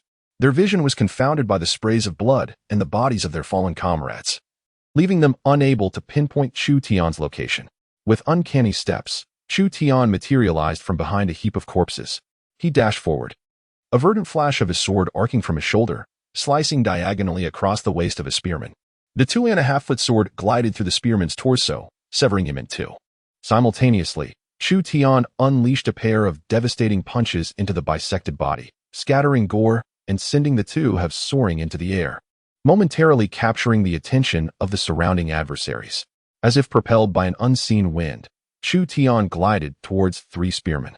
Emerald sword light exploded before him, and the spearmen felt a searing pain in their jaws as the sword pierced their chins and emerged from the backs of their skulls. With a rising knee, a sickening thud echoed as Chu Tian's knee impacted the spearman's groin, the force of the blow pulverizing his lower body. The body of the spear wielder soared heavily through the air, crashing towards the 10 archers behind him. Like a phantom, Chu Tian closely followed the corpse of the spear wielder, covering 7 zhang in 3 strides. In a remarkable display of agility, he circled around the lifeless body, then leapt forward, creating an arc in the air, with a faint azure glow emanating from his waist. Before the archers could even unsheathe their closed combat swords, Chu Tian's blade cleaved them in half. From behind, 3 great axes whistled through the air, accompanied by a spear lunging from both sides. With a swift motion, his sword erupted from his right hand, piercing the heart of the axe wielder to his right. Almost simultaneously, as the sword light penetrated the axe wielder's iron armor, a surge of azure sword energy burst forth from his left shoulder, causing the 2 axe wielders to his left to wail in agony as they were severed by his blade. Before the 3 axe wielders could collapse to the ground, a spear wielder simultaneously discarded his spear and drew a short dagger from his waist, charging at Chu Tian with desperate fury. These spear wielders recognized the swiftness and unpredictability of Chu Tian's movements. They could barely catch a glimpse of his form, rendering any attempt to strike him with their spears futile. Their only recourse was to engage him in close combat, leveraging their numbers to overwhelm him, exchanging their lives for his. As Chu Tian pierced their bodies, they too aimed to inflict grievous wounds upon him. Not only the spear wielders, but also the remaining axe wielders abandoned their long weapons and brandished short daggers roughly 1.5 feet long, howling like wounded beasts as they charged at Chu Tian. In mere moments, they had lost nearly half of their forces. He should not merely be regarded as the leader of the fish market in White Python River. Rather, he epitomized a formidable assassin, a top-tier killer. A score of imposing figures clad in dragon-scale armor surged forth from all directions. Chu Tian, brimming with exhilaration, felt his muscles tense slightly, a radiant smile gracing his lips. Several faint scars danced across his face, adding an air of ferocity to his otherwise dark complexion. Amidst the boundless savagery and an aura of impending doom, Chu Tian's eyes sparkled like the crystal-clear waters of a mountain stream thawing in spring, devoid of any impurities. Although he bore a sinister grin, his demeanor was not that of a ruthless killer who had just slain many and sought to continue the slaughter. Rather, he resembled a dapper gentleman, freshly attired and poised to meet a fair maiden.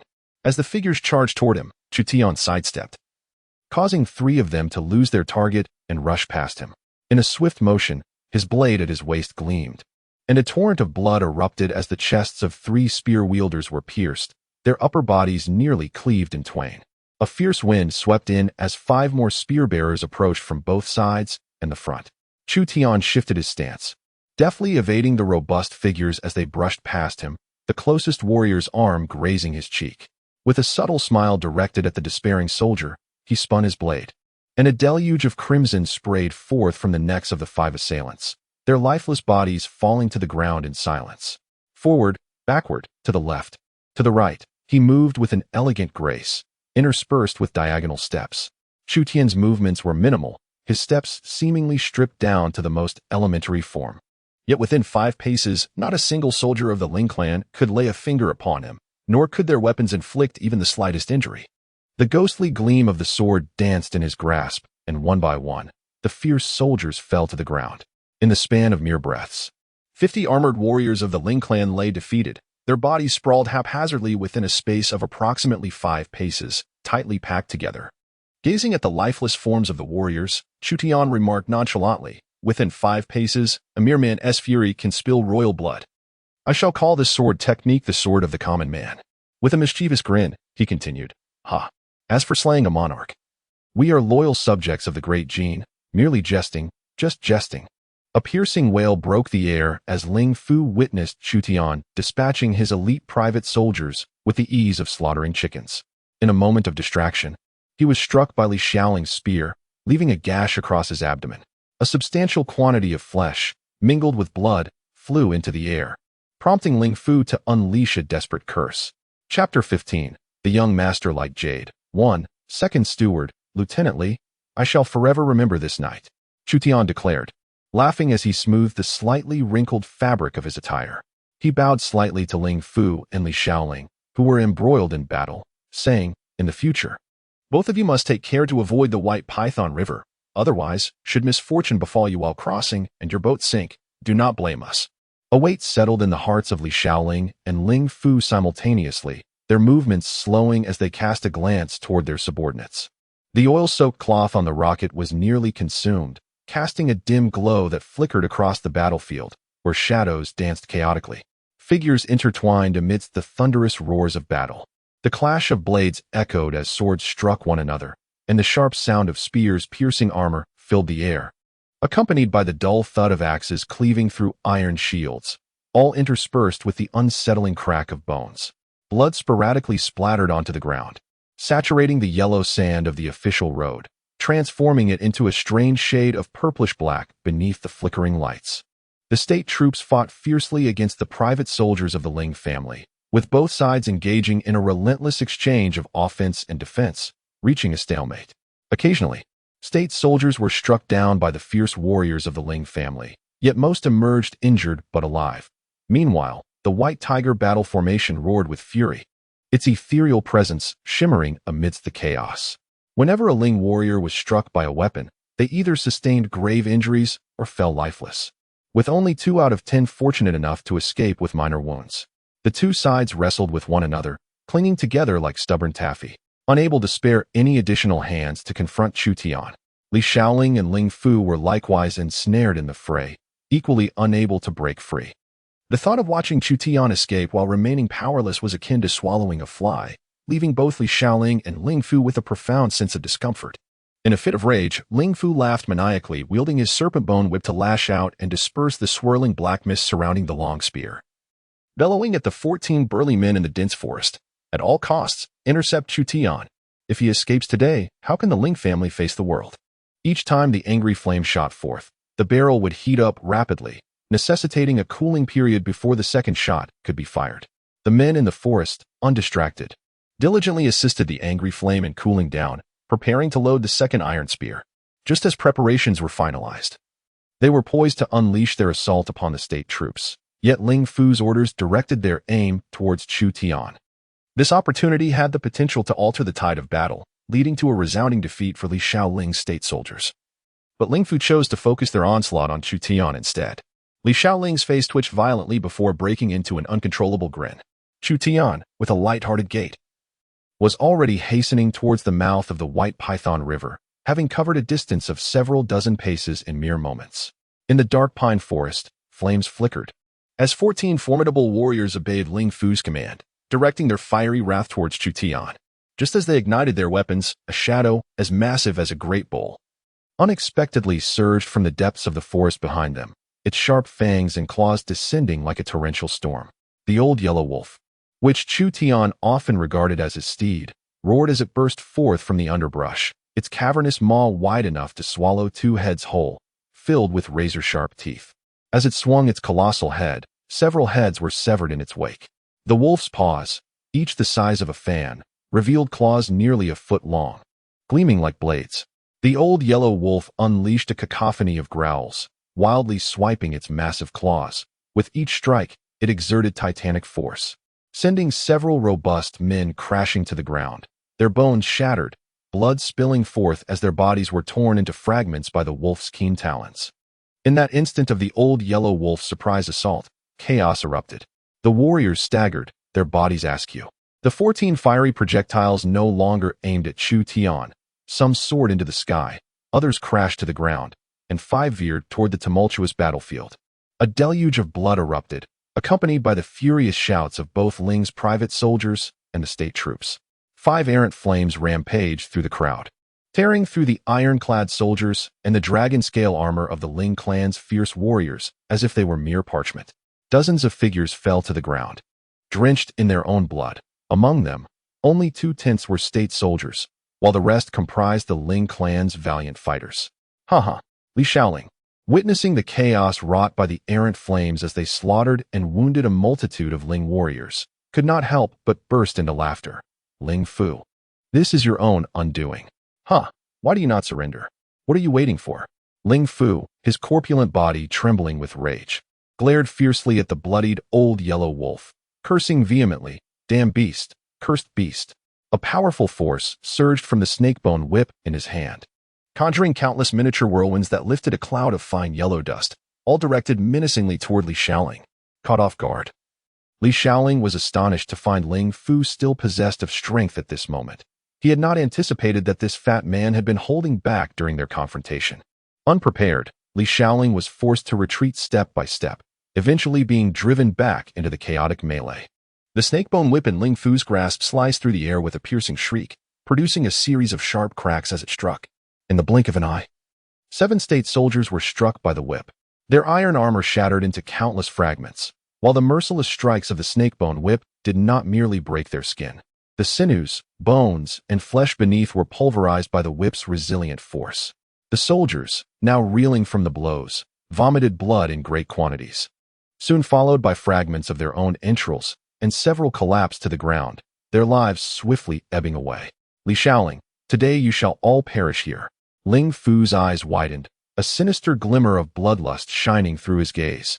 In the realm of the beggar's state, do you truly believe you possess the right to contend with my Ling clan?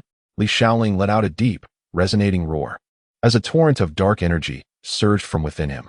The black mist emanating from his long spear suddenly thickened to the size of a water barrel, stretching several tens of feet in length, forcefully suppressing the yellow aura emanating from Ling Fu's serpent bone whip. The spear whistled through the air with a piercing shriek, as Li Shaoling unleashed a relentless barrage, forcing Ling Fu to stagger back repeatedly, ultimately compelling him to withdraw from the fray. With a hint of enigmatic amusement, Li Shaoling regarded Ling Fu and taunted, "It seems this is all the military strength your Ling clan has mustered today?" A sense of foreboding welled up within Ling Fu, and he barked sharply, "What do you mean by that?" Li Shaoling merely chuckled coldly. He raised his voice once more, and suddenly, from the dense woods on either side, a flurry of arrows streaked through the air. The size of fists, oil-soaked cloth bundles ignited atop the arrows, illuminating the battlefield in a blaze of light. From the black pine forest, it appeared as though a heavy, dark curtain had been torn away, revealing 2 meticulously organized rows of armored state soldiers, numbering 400 in total, standing at the forest's edge. In the flickering firelight, their armor gleamed brilliantly, an overwhelming aura of slaughter emanating from them. As wisps of white mist coalesced above their heads, gradually forming the hazy silhouette of a white tiger, Ling Fu, consumed by panic, let out a desperate roar, wildly lashing out with his serpent bone whip towards Li Shaoling, hastily retreating from the battle. With a voice strained from exertion, he bellowed, "Come to my side, you fools. How did you manage to approach?" Ling Fu was in a state of disarray. The armored infantry on either side of the dense forest were encumbered by their heavy armor and weaponry, making it nearly impossible for an ordinary person to traverse the brittle branches and fallen leaves without making a sound. Yet, he heard nothing and noticed no movement. Li Shaoling smiled coldly at Ling Fu, mocking him as a frog at the bottom of a well, stating that the Ling clan could only wield power in this beggar-esque state. "Have you heard of the secret technique Wei Hua?" Ling Fu shuddered at the thought of secret arts. Indeed, it must be sorcery. What other means could allow 400 armored soldiers to approach the battlefield in utter silence? The clang of armor echoed as the Ling clan's fierce warriors hastily gathered around Ling Fu. Originally, the formidable formation of 400 ironclad soldiers had dwindled to just over 200 standing upright. while the remaining 60 to 70 could only move with the support of their comrades. The ground was strewn with the corpses of more than 100 of Ling Fu's warriors. In stark contrast, the elite troops led by Li Shaoling had only 30 or so remaining, including 5 armored cavalrymen precariously perched upon their steeds. However, the arrival of the 400 armored infantry had tilted the balance of power overwhelmingly in Li Shaoling's favor. 20 flame lances, ha! If you had truly ensnared me, I would undoubtedly face utter defeat. Li Shaoling sneered at the pallid-faced Ling Fu. Alas, the flame lances are not to be wielded in such a manner. Using 14 flame lances to slay a mere youth? Chu Tian stood aside, chuckling softly, discreetly greeting the old wolf while retreating a few steps. Illuminated by the glow of the rocket, Chu Tian discerned the features of the armored giant, and with a resigned sigh, he remarked, "Captain Zhao, indeed. You have always been close to Governor Sima." Licking his lips, Captain Zhao, one of the 4 commanding officers of the local troops in Gaizhou, proudly declared, "I am not merely close to the governor. I hail from the governor's household. Before the governor assumed office in Gaizhou, I was already here to pave the way for him." The old wolf growled ominously, swiftly advancing to Chu Tian's side, baring its teeth menacingly at Captain Zhao. A long strand of drool hung from the old wolf's mouth, its bristling yellow fur accentuating its imposing stature. Chu Tian narrowed his eyes and clasped his hands in salute to Captain Zhao, saying, "Enough of this. We are but wanderers of the rivers and lakes. And in this murky affair, we too share in the blame. However, Captain Zhao, grant me the favor of witnessing Ling Fu's demise before we proceed with our own actions." Captain Zhao glanced at Chu Tian, nodding nonchalantly. "Very well, you remain idle, and I shall refrain from striking. Once Old Li has dispatched that rotund fool, we can indulge in closer camaraderie." Ha ha ha. Captain Zhao's laughter, harsh and grating, echoed through the dense forest like the cry of a night owl. Ling Fu, his corpulent body trembling, glared at the bloodied armored warrior beside him, gritting his teeth as he pointed a finger at Li Shaoling, declaring, "Li Shaoling, do not revel in your triumph. In Gaizhou, it is not Governor Sima who holds sway. Tonight's events are not determined by our words." Li Shaoling furrowed his brow, and the expression on Captain Zhao's face also darkened. They exchanged gestures from a distance of several dozen zhang, prompting the captain's dozen or so loyal guards to swiftly dart into the dense forest on either side, their footsteps gradually fading away. Who else could come to your rescue? The Ling clan? Or perhaps the Chu clan? With a palpable sense of trepidation, Li Shaoling finally uttered the 2 names he least wished to mention. Outside Gaizhou City, 20-odd miles to the northwest, an expansive estate had been carved out amidst several towering mountains. The sprawling manor, stretching for 5 or 6 miles, was encircled by towering walls, surpassing the scale of the Gaishan Academy by a considerable margin and rivaling the city walls of Gaizhou. The walls were further fortified with watchtowers and bunkers, with a concealed sentry stationed every few paces. Every 10 or so steps hung a lantern crafted from glazed glass, illuminating the entire expanse of the walls. At the heart of the estate, a gentle stream meandered through a landscape adorned with artificial hills and blooming flowers. There, within a refined pavilion constructed from the exquisite iron jade bamboo, a rare treasure from the vast mountains, lay a youth of 17 or 18 years, his face as handsome as a polished gem, exuding an air of aristocratic elegance. He languidly reclined on a bamboo chair, surrounded by 7 or 8 lean, astute-looking stewards. Standing nearby were over 20 maidens clad in white, their bright eyes and radiant smiles enhancing the scene. In the shadows outside the pavilion, more than 300 formidable guards stood vigilantly, forming a protective perimeter. With a soft clang, the young man casually expelled a fruit pit from his mouth. With practiced grace, a maidservant deftly caught the discarded fruit pit in a chamber pot wrought of red gold, whisking it away with nary a sound. The youth, with languid movements, caressed the cheek of the attendant, inquiring with a measured tone, "What stirs on that front?" A middle-aged steward stepped forward obsequiously, a smile plastered on his face. "Not only has Li Shaoling mobilized, but Zhao Heihu as well. The Ling clan has only dispatched Ling Fu and 400 armored guards. I fear they are destined for a night of calamitous misfortune." "Ah, wouldn't that be splendid?" The youth clapped his hands together with sudden vigor, his countenance alight with mirth.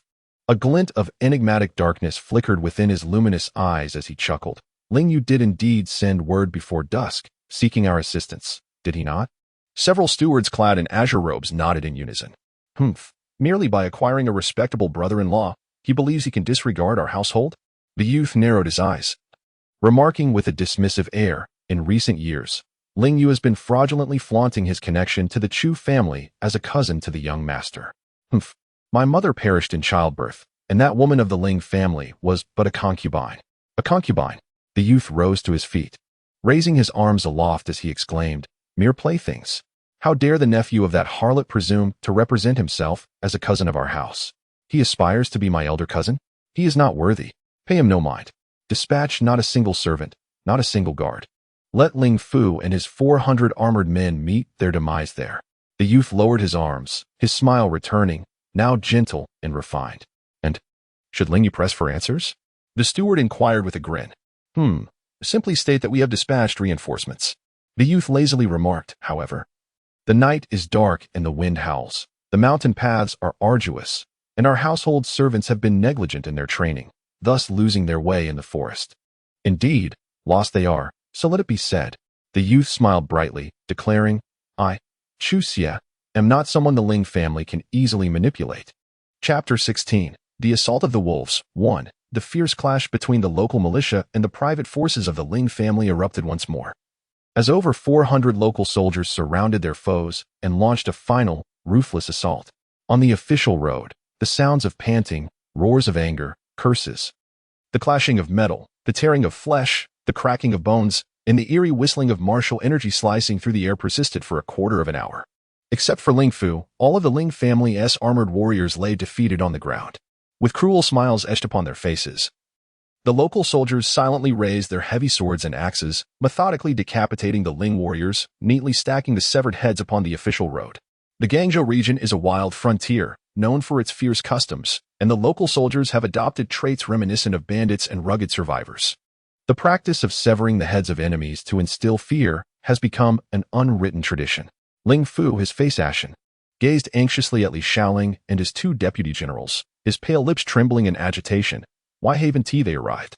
How could they possibly not come? Young Master Ling Yu had assured us they would come. How could they fail to show? Li Shaoling chuckled, while his 2 deputies shook off the bloodstains clinging to their arm guards, joining him in hearty laughter. Regardless of Ling Fu's concerns, this bloody battle ignited by a bounty of 15,000 taels of pure gold ultimately belonged to them. Apart from the initial losses incurred by the provincial soldiers under Li Shaoling due to the fiery ambush, the subsequent 400 armored soldiers sustained only trivial injuries, with not a single serious wound among them. Li Shaoling laughed heartily, and his soldiers could no longer contain their low murmurs of jubilation. Always generous to his men, Li Shaoling never hesitated to bestow rewards. Indeed, the deputy commander speaks wisely. Li Shaoling's vice commander chuckled, his body swaying slightly as he remarked with surprise, how peculiar. My tongue feels numb. And why has the light of the rockets dimmed? Li Shaoling focused his gaze and noticed a faint layer of dark mist enveloping the faces of both vice commanders. What is this? How is it that we all feel numb and cold? Several centurions and decurions among the soldiers exclaimed in unison. Although they had held a definitive advantage in the recent fierce battle, the private soldiers of the Ling clan had fought back fiercely, leaving various injuries upon them. Many soldiers lifted their visors, coughing up dark blood in great heaves. They felt as if their internal organs were ablaze, causing immense discomfort, while hot blood surged up their throats. Yet, their bodies felt icy, their muscles and bones paralyzed, as though countless daggers pierced through their sinews, inducing waves of darkness before their eyes. Ling Fu, Li Shaoling suddenly realized the gravity of the situation. He bent down to seize a spear used by the Ling clan soldiers, scrutinizing it closely in the dim light, frustration boiling within him. He pointed at Ling Fu and shouted vehemently, "Your weapons are poisoned." Ling Fu, panting heavily, gazed at Li Shaoling with narrowed eyes, chuckling ominously. Ha! Our Ling clan employs mercenaries solely for the thrill of slaughter, unlike the officials of the Great Gene, who must consider the court's reputation.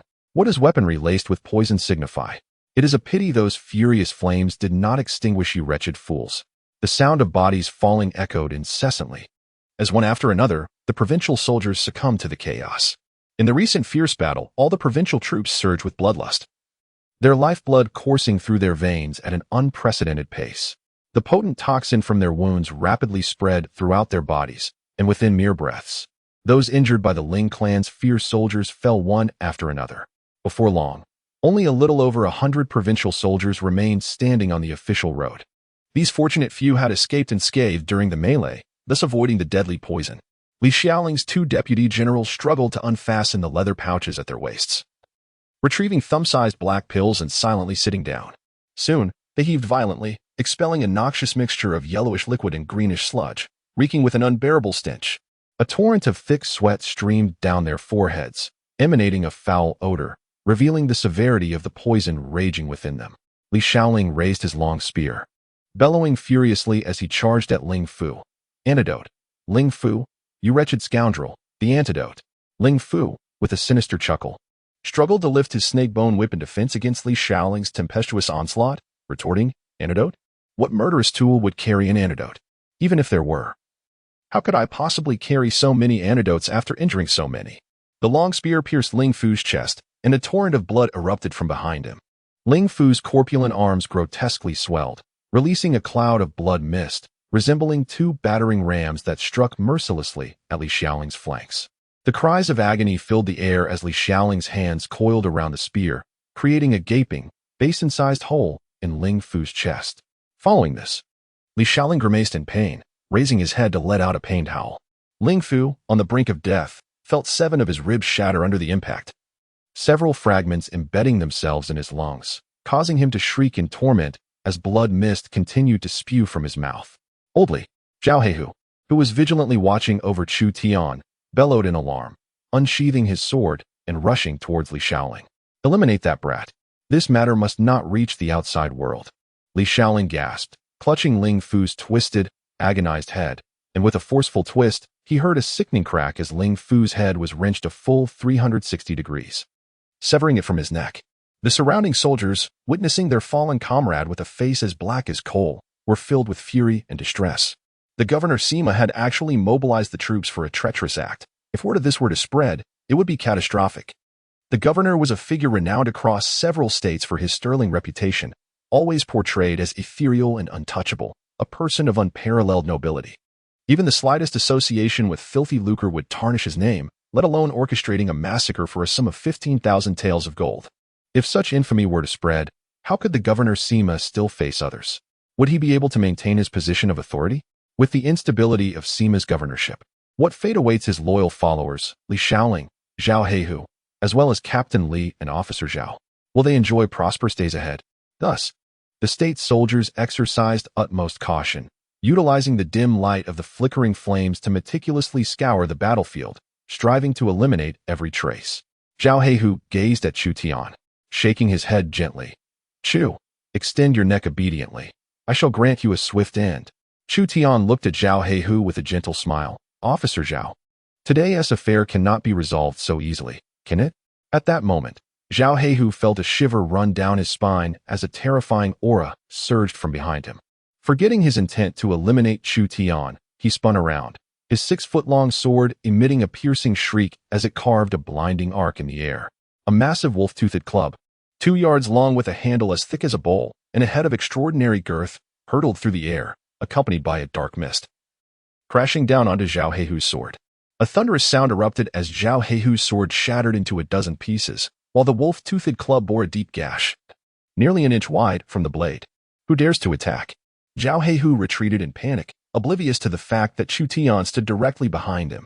With a soft chuckle, Chu Tian stepped forward, his body nearly pressing against Zhao Heihu's back. The 8-sided sword, which had been firmly secured to his right arm's leather guard, now darted forth like a fish swimming upstream, piercing through the chilling air and embedding itself between the segments of Zhao Heihu's breastplate. As the blade sank 3 inches into his flesh, Zhao Heihu unleashed a furious roar, his arm surging with dark energy as he struck down at Chu Tian's head with a menacing angle. Chu Tian, retracting his sword, deftly evaded the full force of Zhao Heihu's assault. The wolf fang club before Zhao Heihu swirled with dark energy, resembling a colossal serpent thrashing about, and delivered a devastating blow to Zhao Heihu's chest.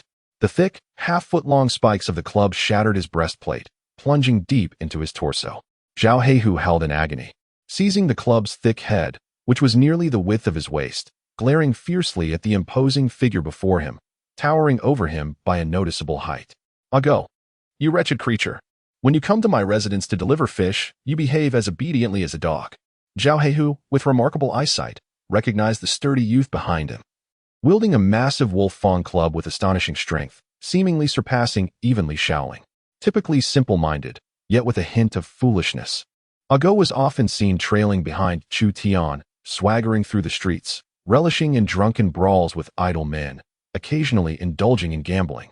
When fortune turned against him, he would unleash his wrath upon the casino's enforcers, sending them fleeing in despair. Renowned in Gaizhou City as a ruffian, Agou was notorious for dining and dashing, leaving a trail of broken limbs in his wake, forcing Chu Tian to repeatedly step in to offer apologies and compensation. Tian Gu proclaimed, "I am not a mere dog. I am a wolf." This night, a dog, typically characterized by his simple and foolish demeanor, revealed a terrifying primal ferocity as he bared his teeth at Zhao Heihu, brandishing his wolf-fawn club with great force. Zhao Heihu, caught off guard, stumbled forward several paces, shocked to the point where his eyes nearly bulged from their sockets. The power behind a dog's wolf-fawn club was both formidable and overwhelming, not due to his profound cultivation, for he had scarcely been training for a century.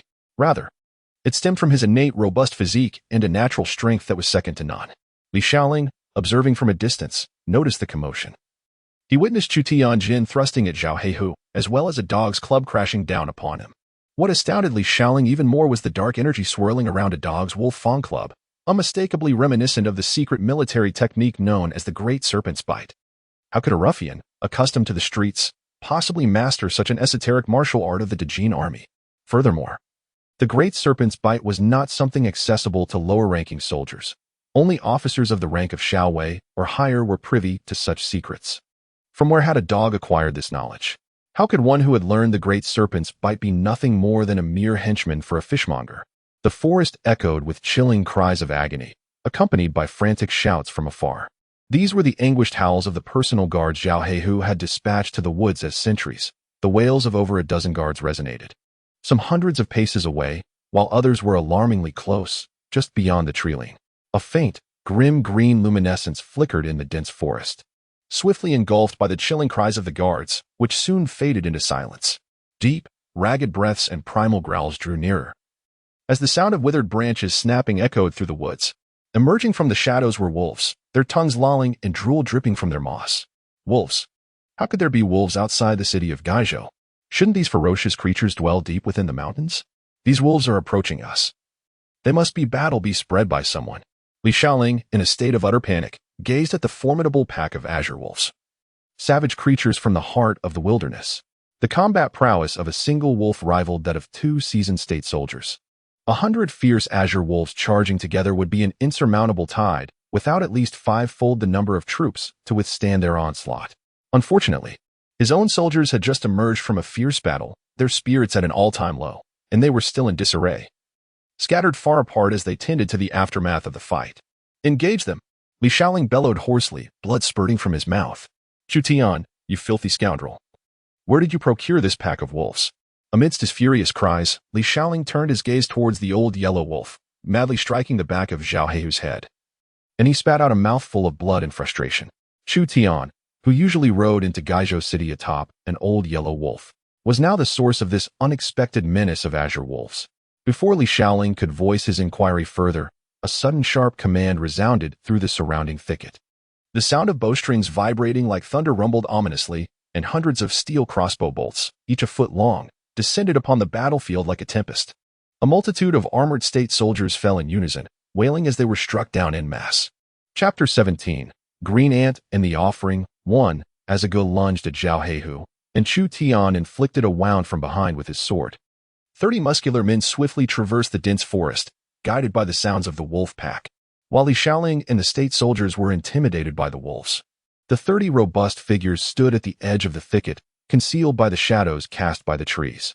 Silently, they seized peculiar crossbows from behind.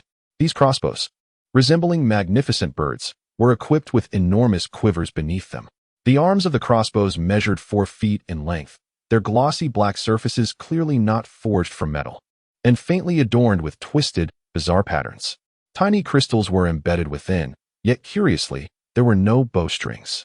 As Li Shaoling bellowed for the state soldiers to confront the wolves, the men deftly traced their fingers along the arms of the crossbows, producing a subtle humming sound that was drowned by Li's commanding voice. At the ends of the bow arms, red beams of light erupted, pulsating with a gentle sound that formed the bowstring of the crossbow. Without the need for the men to exert force, the arms of the crossbows bent on their own.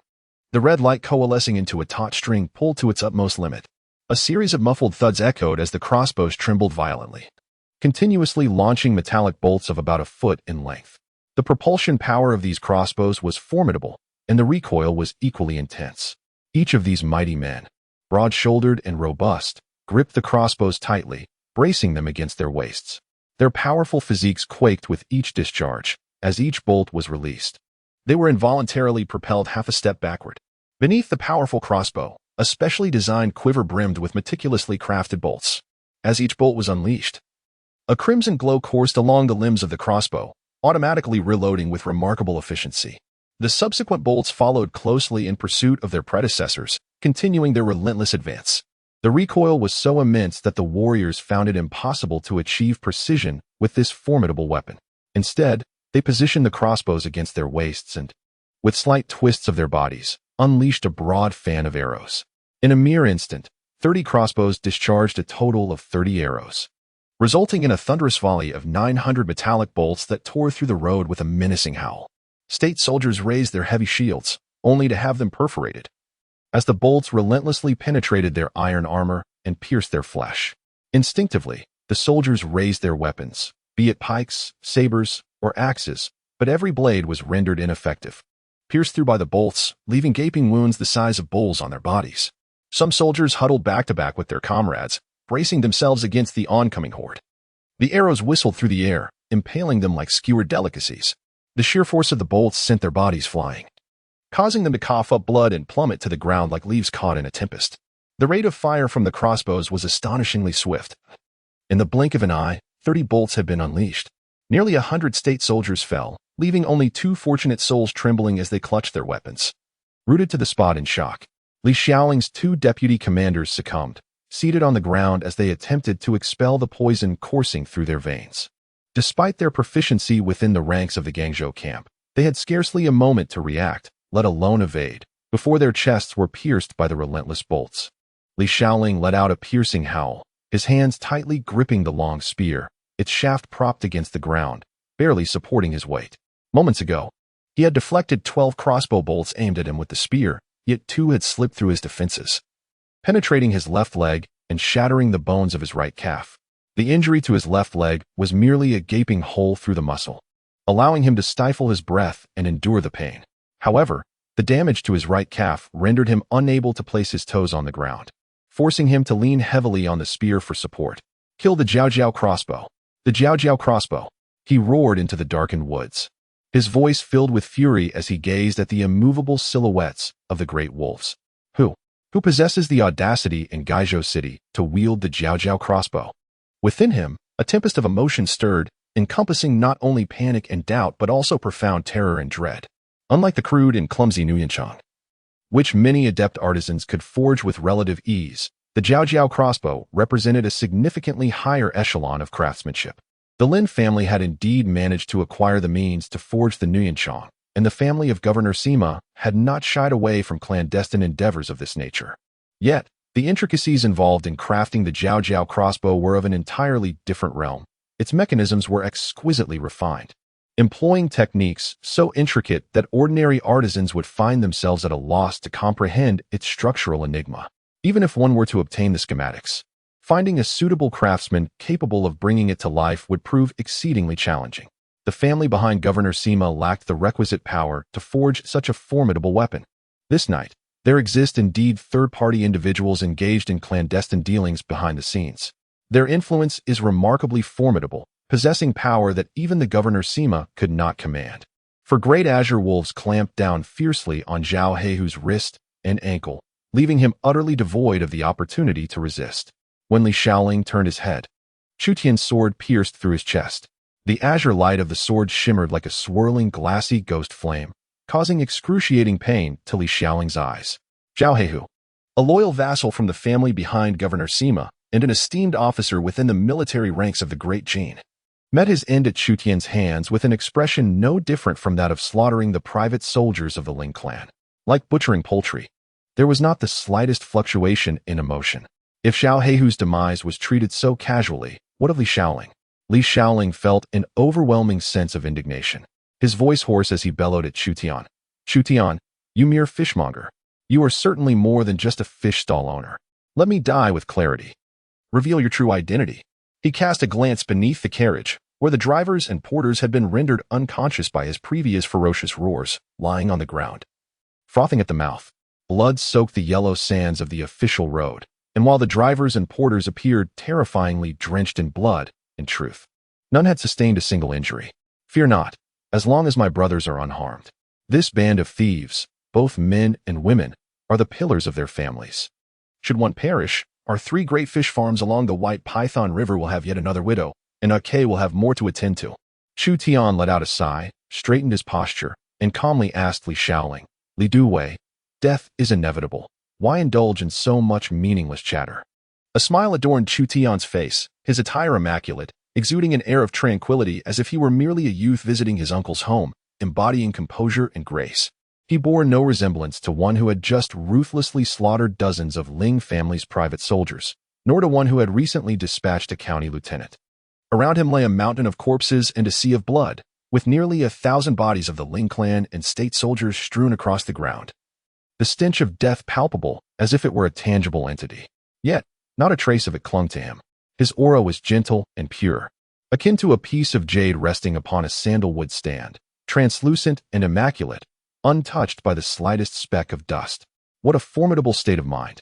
Li Shaoling gazed upon Chu Tian in terror. Amidst such carnage, even he, who had endured countless blood-soaked battles, felt his blood surge in turmoil. Yet Chu Tian's countenance remained unchanged, displaying an unparalleled mastery of his mental state.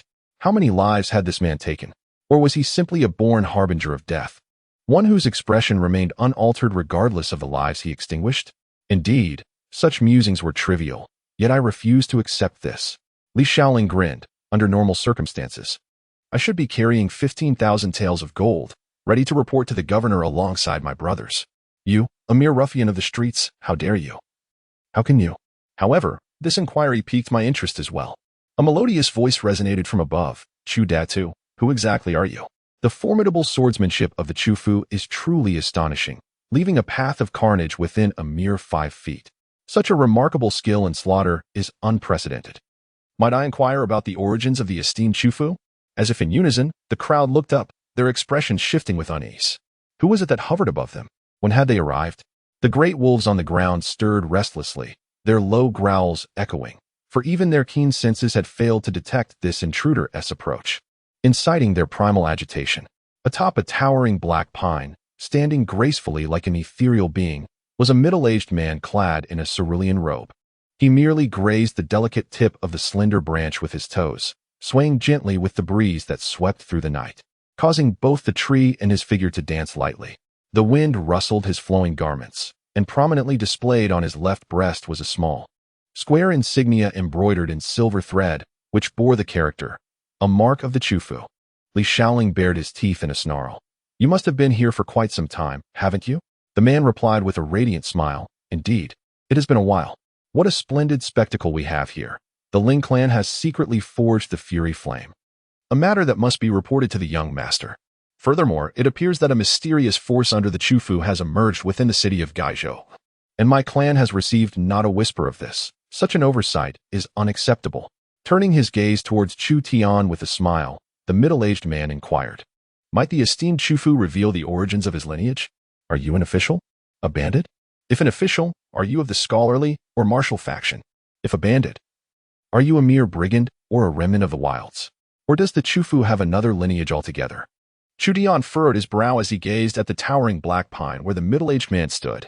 20 zhang, 3 qi, 5 cun, and 6 fen.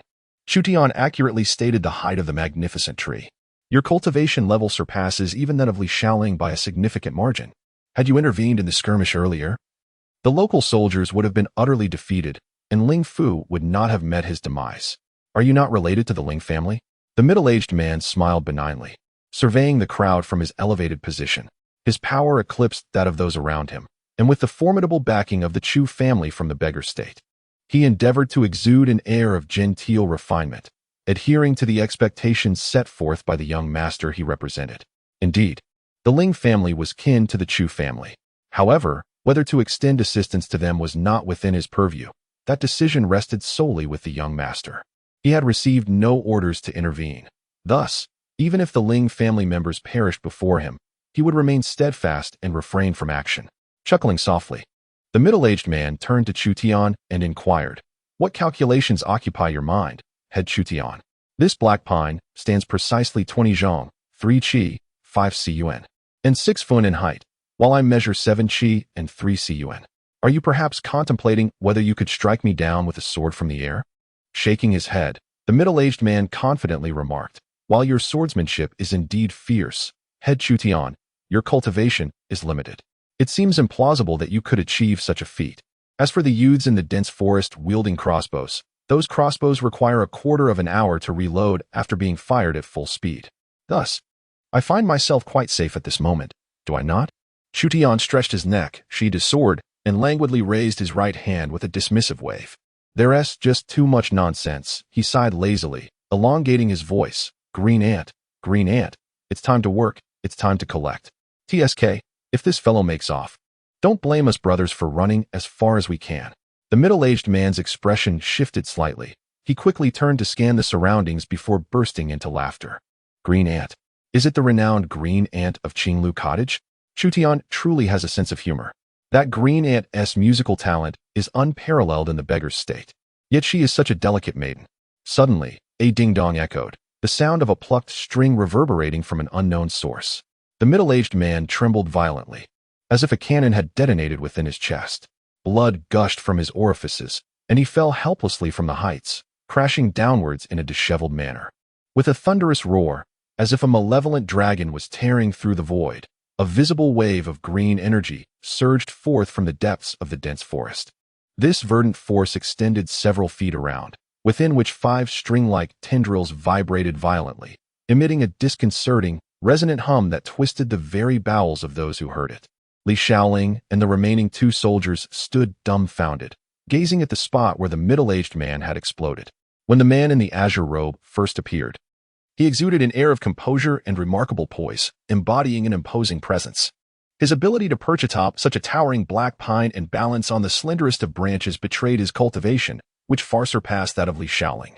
Such a skilled individual, before he could even reveal a glimpse of his prowess, was struck down from afar, like a mighty dragon descending upon a defenseless chick. He had no power to resist. The stark contrast between his expectations and reality left Li Shaoling feeling as though he might vomit blood from the anguish in his heart. Over 100 formidable gray wolves growled menacingly, advancing relentlessly towards Li Shaoling and the 2 soldiers. Gripping his iron halberd tightly, Li Shaoling bellowed hoarsely at Chu Tian. "Chu Tian, grant me a dignified death. How can I, a dignified deputy of the Guangzhou, perish at the hands of a pack of beasts?" Chu Tian gazed at Li Shaoling with a cheerful smile, inquiring, "Green lady, is the area secure? We must ensure that no one bears witness to our affairs here." In the depths of the forest, the sound of a zither resonated twice. A melody blossomed in Chu Tian's mind, and he approached Li Shaoling with a playful demeanor. Formally bowing in respect, Deputy Li certainly cannot fall prey to a mere pack of wild wolves. Li Shaoling grimaced at Chu Tian, his voice tinged with despair. "Then, by whose hand shall I meet my end?" Chu Tian blinked earnestly at Li Shaoling. "Your slayer shall be the notorious bandit who terrorizes the 3 prefectures." Li Shaoling was momentarily taken aback, then let out a peculiar laugh, suddenly rising to his feet, wielding his iron halberd with ferocity as he lunged towards Chu Tian. Channeling the last remnants of his strength, he unleashed a strike reminiscent of a serpent, trailing a dark mist several feet long. In that moment, a note from the zither pierced through the air, and a searing pain shot through Li Shaoling's insides, causing him to howl in agony as he collapsed to the ground. Chu Tian drew his sword, a flash of azure light sweeping through the air, and Li Shaoling's massive head soared high into the sky. Chapter 18. The Dream and the Dreamer. 1. The oil-soaked cloth bundles on the rocket extinguished one by one as the dark clouds in the high sky dispersed, revealing the brilliant azure moonlight that illuminated the official road. The massive blue wolf, comparable in size to a water buffalo, possessed formidable strength and robust bones.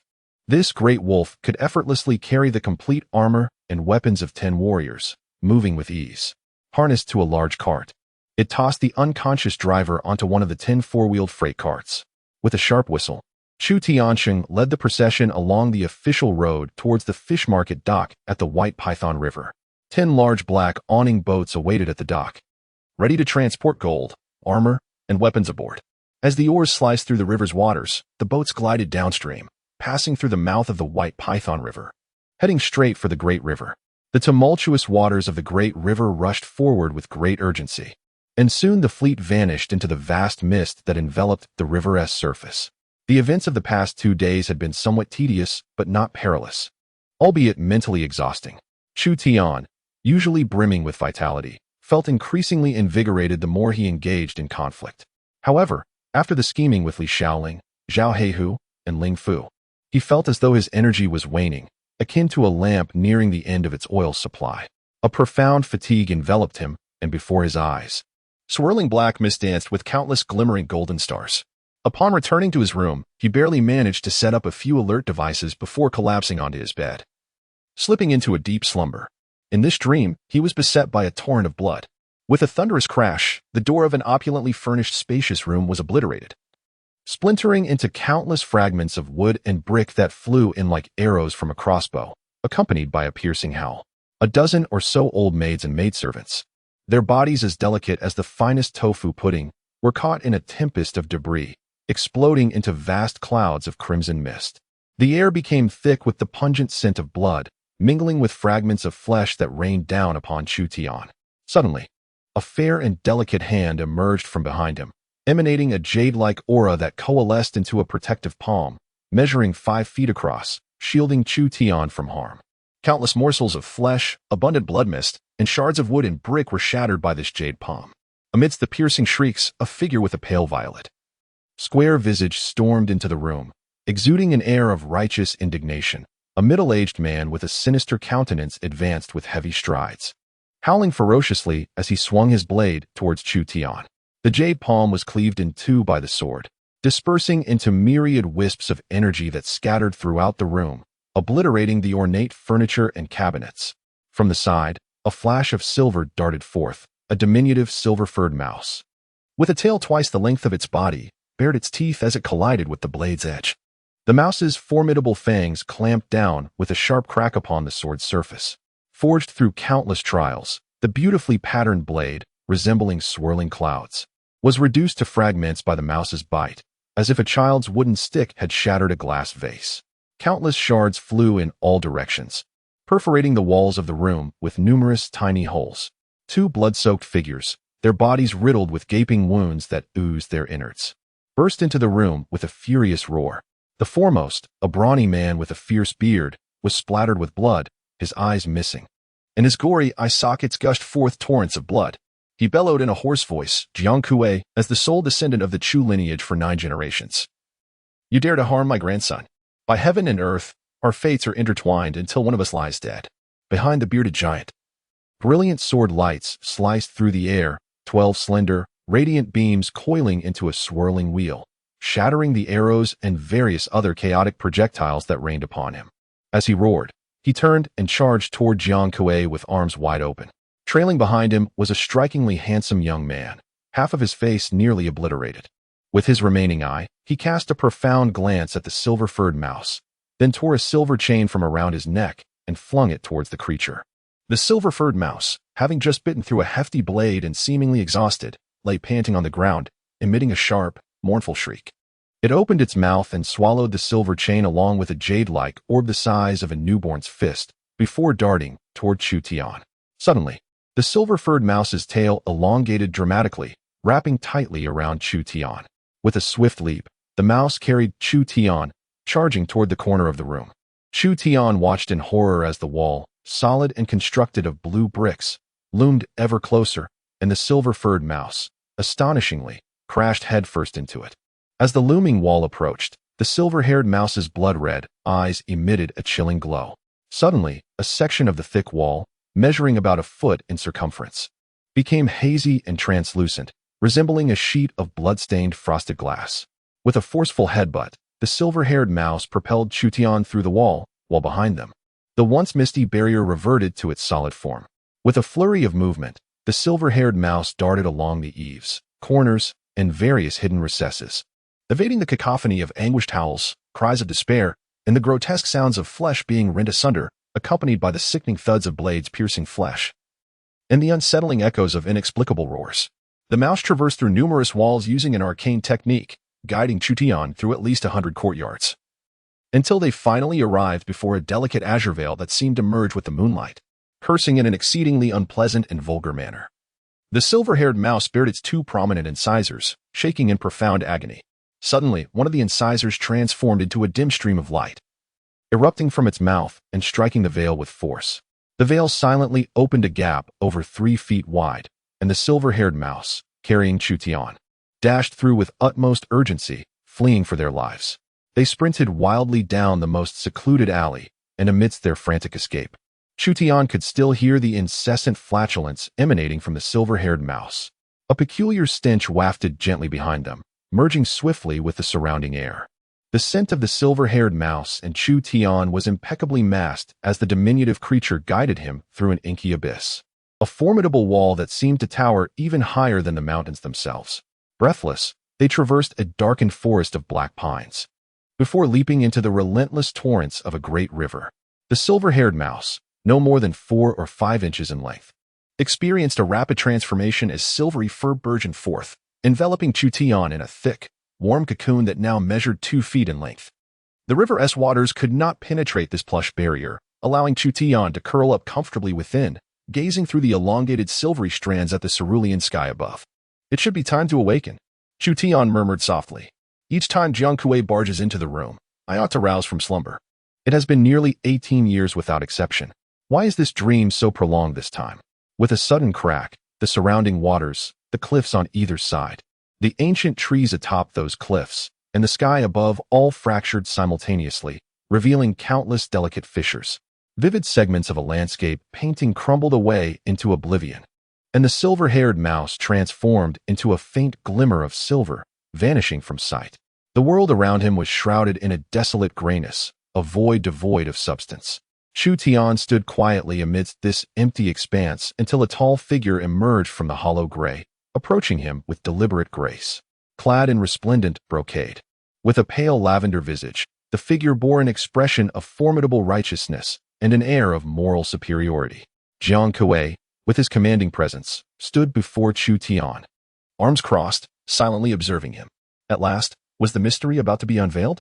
Chu Tian cast a cold glance at Xianxia and remarked, "My dear brother, is it not excessive to subject a newly born infant to the relentless repetition of such gruesome nightmares each day?" With a gentle sigh, Chu Tian spread his hands before Xianxia, adding, "Fortunately for me, had it been an ordinary child, their consciousness would have long been extinguished, their minds shattered, either devolving into madness or foolishness."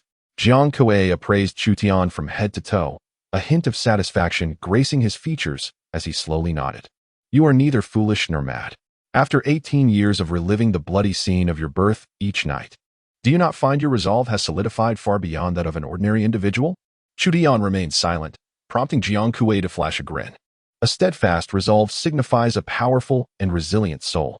Yours surpasses that of the average person by at least tenfold. To be precise, if the soul of a well-nourished, healthily developed 18-year-old youth is likened to a single drop of water, your soul now comprises 11 drops plus an additional 30%. What are you?" Chu Tian seemed to disregard Xianxia's words, pausing thoughtfully before cautiously inquiring. "I am what?" Xianxia blinked in surprise, then smiled broadly, gesturing towards his own face.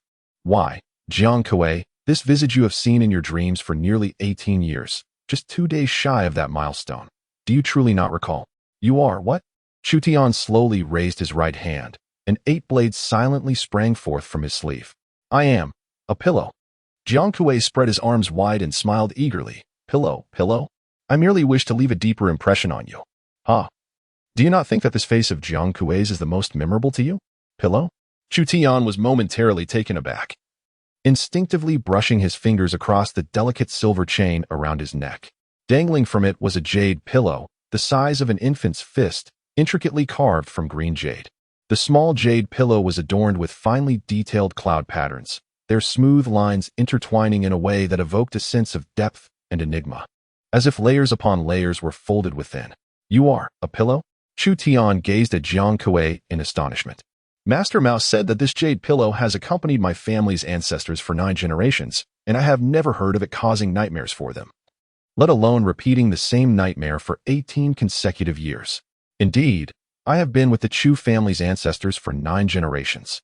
Jiang Kuei replied, hands clasped behind his back, letting out a soft sigh. 9 generations, passed down in singularity. You are the 10th generation, enduring 18 years of nightmares to refine your soul. Narrowing his eyes, Jiang Kuei regarded Chu Tian, his tone suddenly laced with an air of mystery. "When I established such a stringent inheritance rule, I truly did not expect to encounter such a fortunate individual. I initially believed that this legacy would vanish entirely, just as the era I belonged to has faded into oblivion." Chu Tian silently observed Jiang Kuei, carefully discerning each word and phrase, not daring to overlook a single detail. Through the hands of various individuals and within numerous families, the legacy has endured countless years of tumult. Who would have thought that there exists a family capable of transmitting an unbroken lineage across 9 generations? You have been tempered by 18 years of nightmarish trials. Yet you have remarkably managed to grow up unscathed. Jiang Kuei smiled and remarked, "This is destined. This inheritance must be bestowed upon you." "Wait," Chu Tian exclaimed sharply. "What inheritance? What do you mean by an unbroken lineage across 9 generations? This inheritance is here, whether you accept it or not, is beyond your control." Jiang Kuei chuckled lightly, displaying a dismissive attitude as he said, "As for my criteria for selecting the heir, it simply involves finding someone fortunate enough. Initially, I intended to surprise you on the moment of your 18th birthday in 2 days. However, I did not anticipate that you would almost provide me with a surprise yesterday when you left the city. Therefore, I could not wait and must present the inheritance to you now. After all, after enduring 18 years of nightly trials, you have already acquired a solid foundation to accept it." With a slight movement of his body, Jiang Kuei caused the 8-sided sword in Chu Tian's hand to emit a low, resounding hum. "Wait, what is the context of all this?" Chu Tian hastily interjected to halt Jiang Kuei. "Truly, children are so indecisive." Jiang Kuei shot Chu Tian a fierce glare and retorted sternly, "The context is that I possess an inheritance I wish to pass on, yet I am uncertain whom to bestow it upon. Thus, I crafted this exquisite pillow, imbued with an aura of arcane secrets. Anyone who lays eyes upon it is certain to recognize it as a treasured artifact, capable of bringing prosperity to their lineage, and will handle it with utmost care, keeping it close at hand. Whosoever possesses this pillow shall surely pass down their lineage for 9 generations. Regardless of how many consorts they may take, there will only be a single descendant.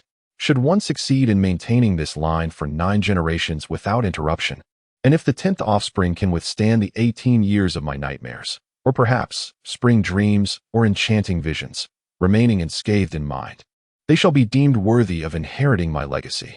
Jiang Kuei remarked with a calm smile, "The chain of events has unfolded thus. Meeting you 2 days in advance was a necessity, dictated by circumstance, lest unforeseen complications arise.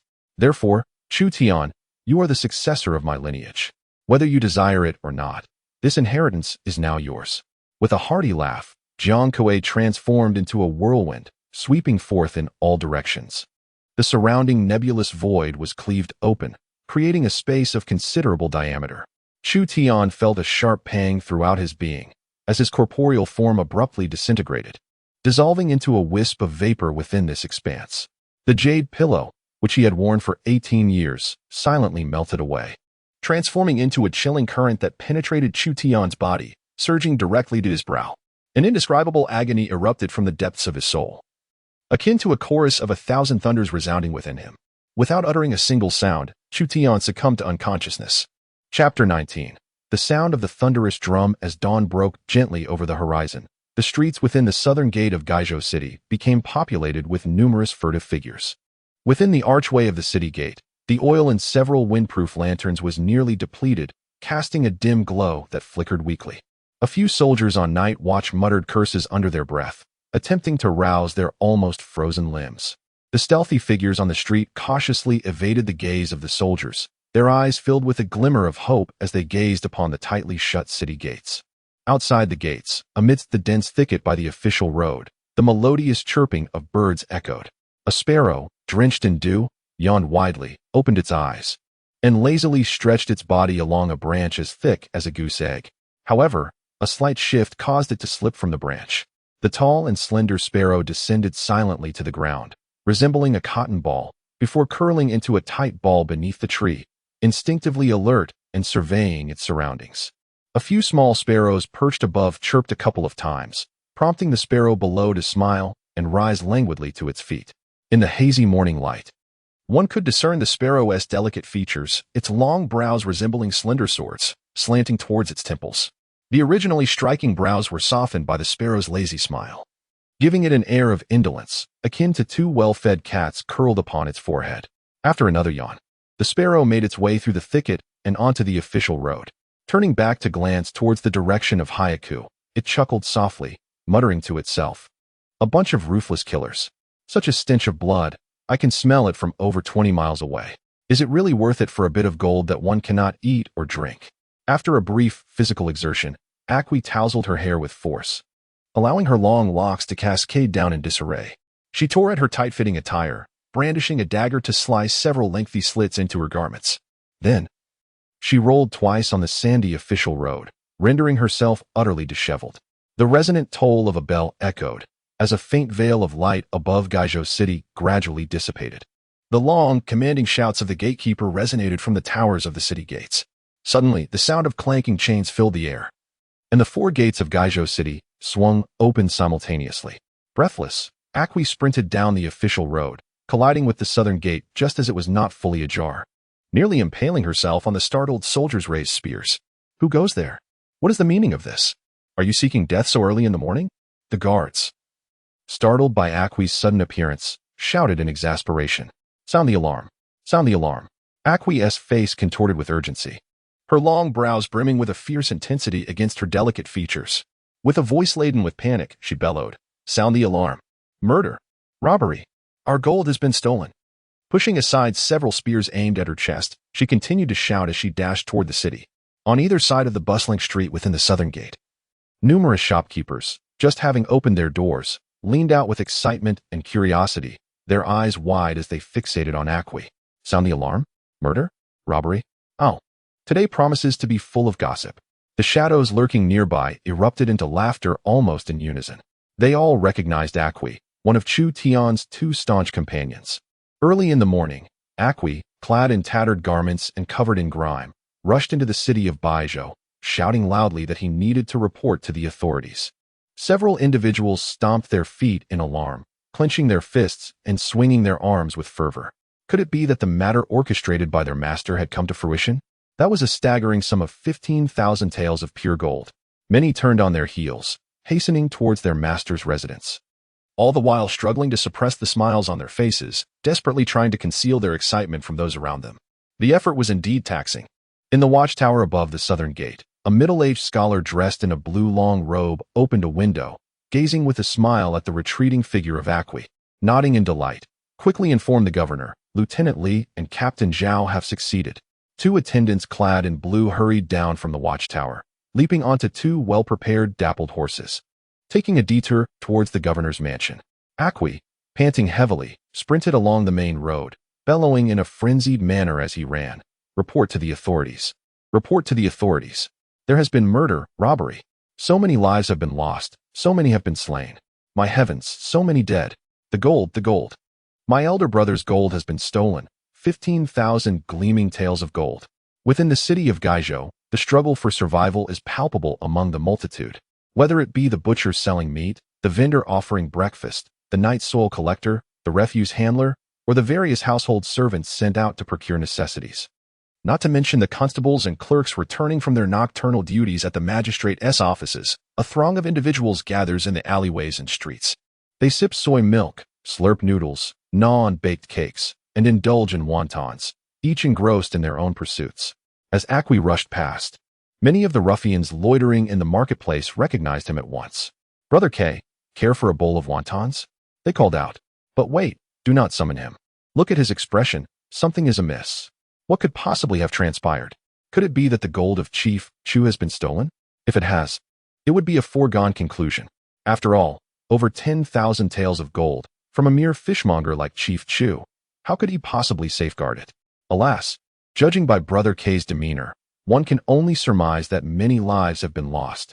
Gradually, those with a penchant for gossip began tossing a few coins at the breakfast stalls, eagerly trailing behind Acqui in a spirited jog.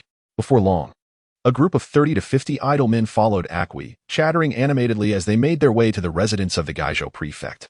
The grand vermilion door, studded with golden nails, stood imposing, flanked by two towering stone sculptures of unicorn-like creatures. On either side of the entrance, 24 formidable soldiers clad in pure silver armor stood sentinel, their gilded spears glimmering softly in the morning light. From a distance, a large group of idlers was seen hastily following Acqui. A soldier suddenly stepped forward, pointing at Acqui and the others, and sternly proclaimed, "This is the paramount territory of the prefectural government. How dare a rabble of scoundrels behave so audaciously? Step back, or I shall have each one of you seized and executed." With a resonant hum, 24 soldiers, in perfect unison, brandished their long spears and thrust them forward. The spears sliced through the air, producing a deep, resonant sound that was truly intimidating. Except for Acqui. The rest of the idlers halted at a distance of several dozen paces, too intimidated to advance further. Acqui, panting heavily, dashed forward a couple of steps, but stumbled and fell clumsily, rolling several paces before regaining his footing. Gasping for breath, he shouted at the soldiers, "I am not here to create trouble. I have come to report to the authorities." The soldier who had spoken earlier pointed at Acqui and barked, "Report to the authorities? This is not a place for you to make such reports. If you have grievances, go to the various offices in Gaizhou. The prefect oversees significant military and civil matters. What business do you have to disturb him?" Acqui remained silent, striding purposefully towards a bronze drum located to the right of the prefectural gate. The 24 soldiers could only watch as Acqui approached the drum, none daring to voice an objection. The base of the drum was adorned with a dragon motif, and the drum itself, with a diameter of 8 feet, was inscribed with dense characters that comprised the entire text of the Great Jin Code. This was the dragon alarm drum, found at the entrance of every official government office in the Great Jin, varying in size and specifications but adhering to a common standard. Once the thunder drum is struck, the chief officer of the magistracy must personally attend to the case at hand, regardless of any other engagements. Even if the resounding thunder drum is sounded before the grand palace of the Great Jin, the emperor himself, no matter how deep in slumber, must hastily ascend to the throne to deliberate on matters of state. This is a decree established by the founding emperor of Great Jin, a rule that none dare defy. Naturally, should anyone audaciously strike the thunder drum without cause, the repercussions would be dire. Punishment could range from 100 lashes with the punitive rod to exile, military conscription, or even execution as a public display of warning. Kael approached the thunder drum, grasping the heavy bronze mallet, and struck it forcefully. The intricate, thunder-like patterns on the drum's frame suddenly illuminated, and with a resounding boom, the ground within 100 feet trembled slightly. A visible wave of white energy erupted from the thunder drum, and Kael let out a startled cry, propelled backward by the tremendous sound, tumbling helplessly for several paces before landing awkwardly on the ground. The 24 soldiers stationed at the gate were equally affected by the thunderous noise, their faces paling as they struggled to steady themselves with their long spears.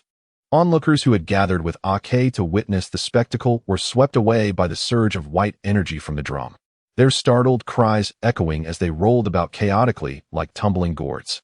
Several of these bystanders collided with the sharp edges of bricks, sustaining injuries that left them bleeding and wailing. Within the governor's residence, the governor of Gaizhou, Sima Zhuifeng, had risen early that day. In the courtyard, I practiced a set of health-preserving martial arts, invigorating my body. After completing my daily morning exercises, I instructed the maid to prepare a fragrant herbal soup, indulging in a most delightful bath, followed by an exquisitely prepared breakfast. Feeling pleasantly warm and utterly content, Sima Zhuifeng stood in the rear garden of the governor's residence, smiling as he observed several of his concubines joyfully playing with a few long-haired green-eyed cats. His spirits were exceptionally high, a kind of joy that was truly unparalleled. The Sima clan was a prestigious lineage of the Jin dynasty, a prominent family that had significantly contributed to its founding, embodying the essence of a noble household. As one of the 8 illustrious youths of the Sima family, Sima Zhuifeng possessed remarkable talents and a fervent ambition to achieve great accomplishments. Thus, with his esteemed background, he eagerly arrived in Gaizhou, striving to establish his own legacy. However, the complexities of Gaizhou far exceeded his expectations. Without delving into other external factors, the influential Chu clan, a notorious presence in the region, constrained Sima Zhuifeng's efforts, rendering him nearly powerless. After years of entangled grievances, the Chu clan had become a thorn in his side, a source of animosity that made him yearn for their complete annihilation. Regrettably, the Chu clan's formidable local power left Sima Zhuifeng with few options. After years of pent-up frustration, he finally found an opportunity to vent his anger. Zhou Luyan, Scholar Zhou. Sima Zhuifeng beamed with radiant joy, his mood exceedingly buoyant. The Bailu Academy has quite an appetite, daring to covet my position as governor. Do they truly believe the Sima clan is easy to provoke? Behold, on this occasion, I have seized that 15,000 taels of pure gold. How does it feel for the Ling family to endure such pain? I have annihilated your numerous armored soldiers. What sentiments stir within you, Zhou Liyun?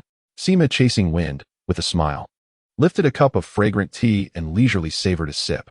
Rich and enduring, truly exquisite tea. Indeed, splendid water, and perfectly brewed. While he pondered, a thunderous bang erupted, the sound of the drums resonating like thunder, causing the tranquil waters of the governor's garden to surge with waves half a foot high. Vibrantly colored koi, both black, white, and red, startled, leapt from the water, with several precious fish colliding headlong against the rugged stones at the pond's edge, resulting in a gruesome demise. Sima, chasing winds, several beautiful concubines trembled in fright from the explosive drumbeat, their green-eyed cats yowling and leaping, sharp claws raking across their arms, drawing blood. The lovely maidens stumbled upon the mossy garden path, tearfully glancing towards Sima, chasing wind. He too was taken aback by the sudden noise, his lean face contorting slightly as he bellowed in anger. What is that commotion? The elder's eyelids fluttered, revealing a pair of profound eyes that sparkled with a mysterious greenish light. Heh, I overheard the guard speaking, that Acqui claims that numerous lives have been taken, that many have perished, and that the gold of Chu Tian has been seized. The assertion that the gold of Chu Tian has been taken, that lives have been lost, and countless have died. Sima Zhuifeng stood momentarily in stunned silence before erupting into a hearty laugh. Li Shaoling truly deserves the esteem I hold for him. This matter has been handled exquisitely, with remarkable efficiency. Placing the teacup into the trembling hands of a maid whose face had drained of color, Sima Zhuifeng suddenly furrowed his brow. What is happening? How could they leave a survivor to report this? Li Shaoling has been exceedingly careless. How could he allow a witness to remain? Humph. It seems he has grown somewhat arrogant due to favoritism. I must take him to task for this. If he continues to handle affairs in such a slipshod manner, how can he be entrusted with significant responsibilities in the future? The cloaked elder chuckled softly, remaining silent. Sima Zhuifeng leisurely adjusted his long robe and spoke with a nonchalant air. Very well, let us proceed to the hall. After all, I am the governor of Gaizhou. It is my duty to inquire into such matters. Chapter 20. Fortune and misfortune are yours to choose. 1. At the sudden, thunderous sound of the dragon drum, Chu Tian awoke with a start from his slumber. He struggled to open his eyes, only to find his eyelids felt as though they were thickly coated with glue, resisting all his efforts to pry them open. Alarmed, Chu Tian extended his hands and forcefully grasped his face. The movement of his arms felt sluggish, as if they were encased in a layer of thick, dead skin. With each motion, the skin cracked, producing a dull, resonant sound. His fingertips brushed against a thick layer of crust on his face. With a firm grip, Chu Tian peeled it away, and his eyelids swiftly fluttered open. He rolled over and glanced down at himself, immediately furrowing his brows. His entire body was encrusted with a thick layer of coagulated blood, a nauseating amalgamation of dark and pale red, exuding a foul stench that nearly made him faint. As he absent-mindedly wiped his chest, he realized that the small jade pillow, which had hung from a silver chain around his neck for 18 years, had indeed vanished, just as he had felt in his dreams. Lost in thought, he stared at the empty silver chain on his chest for a moment before flinging open the back window and darting out of the house. Exiting through the back door of the training grounds, he followed a path obscured by overgrown vegetation to the riverbank. Cautiously, he stood in the knee-deep water, gradually washing away the blood crust from his body. The thick coagulated blood transformed into murky sludge, merging into the river, disappearing after a few ripples. At that moment, Chu Tian began to sense the changes in his body. Standing in the river, he gently closed his eyes and concentrated, experiencing an unprecedented sense of lightness enveloping him. It felt as though a burdened porter had cast off thousands of pounds of weight, as if a bird had finally broken free from its thick shell, or as if a seed had emerged from its husk, a tender sprout swaying in the gentle breeze, basking in the sunlight and rain of the world.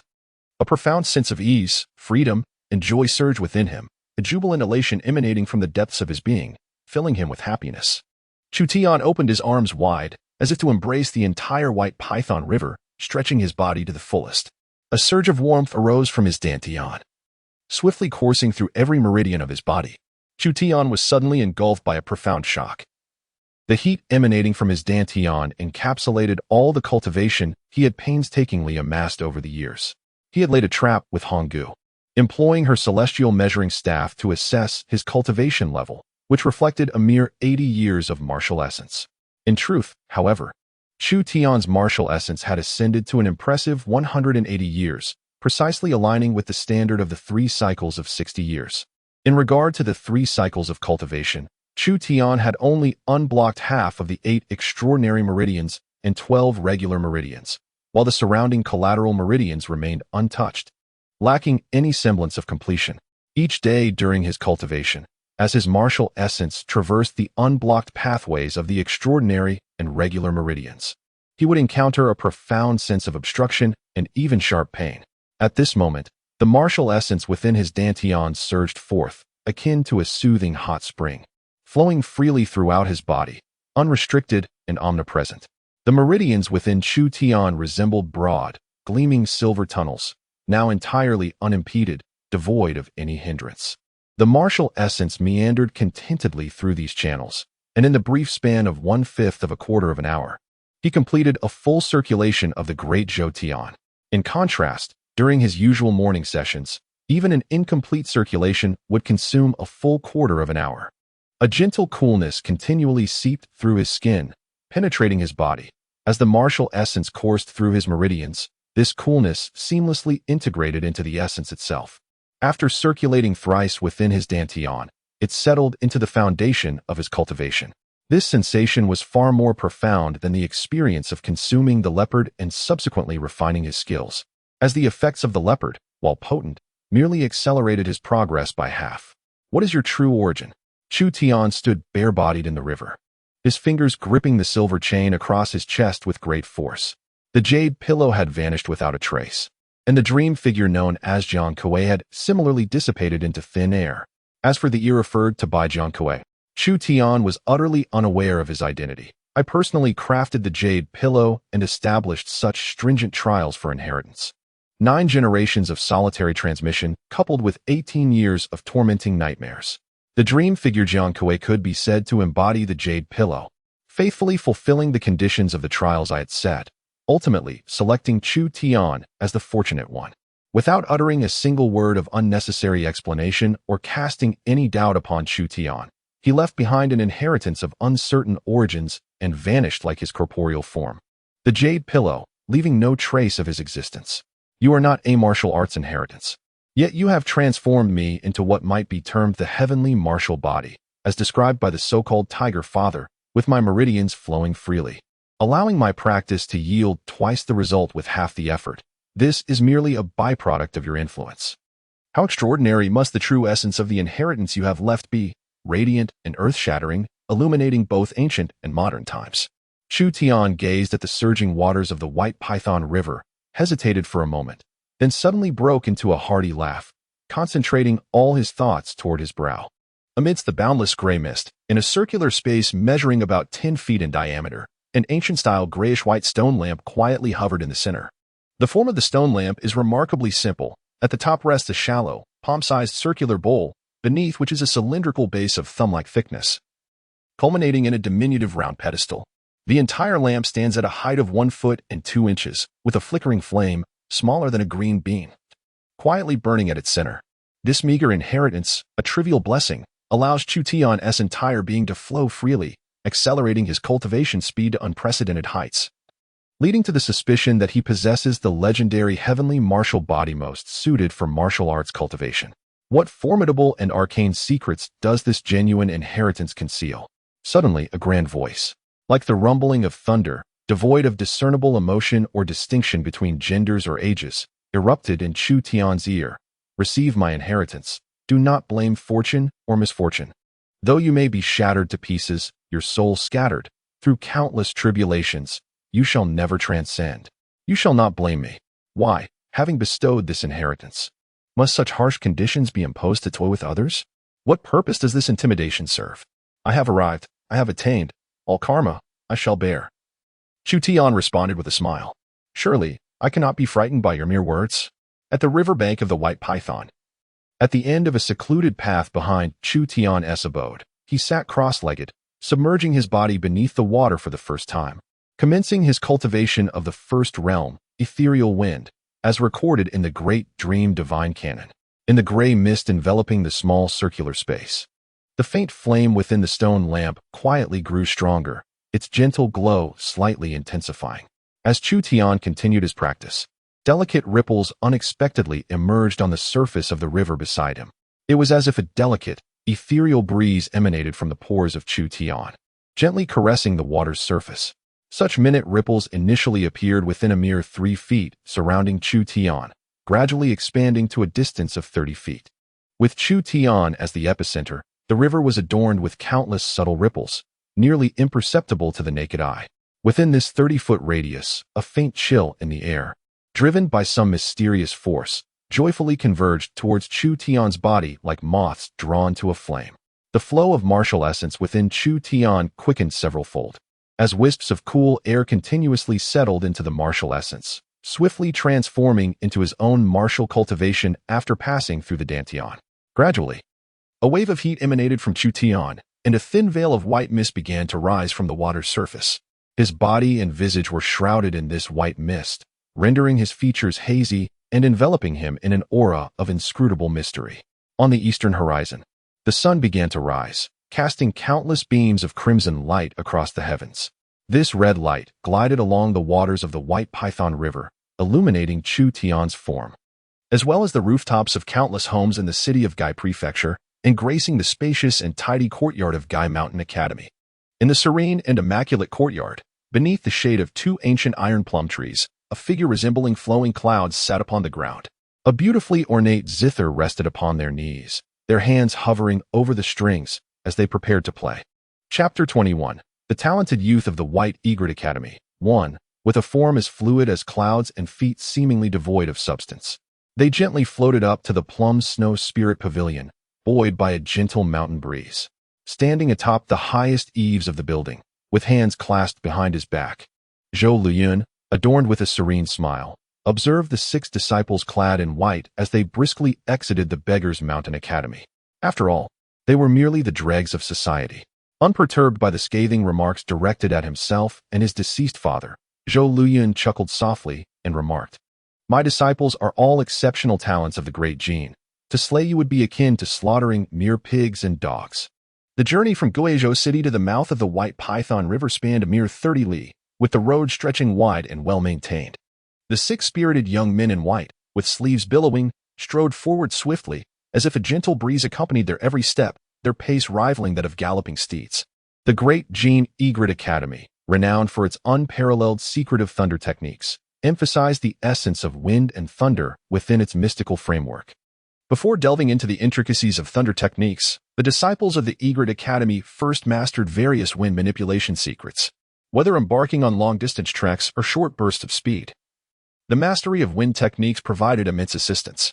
As they journeyed, within a mere quarter of an hour, the group arrived at Tiger Tooth Pass, where they were met with a cacophony of shocked gasps, accompanied by the sounds of retching and cries of despair. The sight of last night's fierce battle at Tiger Tooth Pass now bore witness to the gathering of at least several hundred individuals. The yellow sandy road was stained a deep purple-black with blood, and over 1,000 corpses lay meticulously arranged along the sides of the road. In the adjacent black pine forest, hundreds of towering trees had succumbed to collapse, their shattered trunks and broken branches strewn across the ground. Countless individuals entering and exiting the city were left awestruck and horrified by the ghastly scene at Tiger Tooth Pass.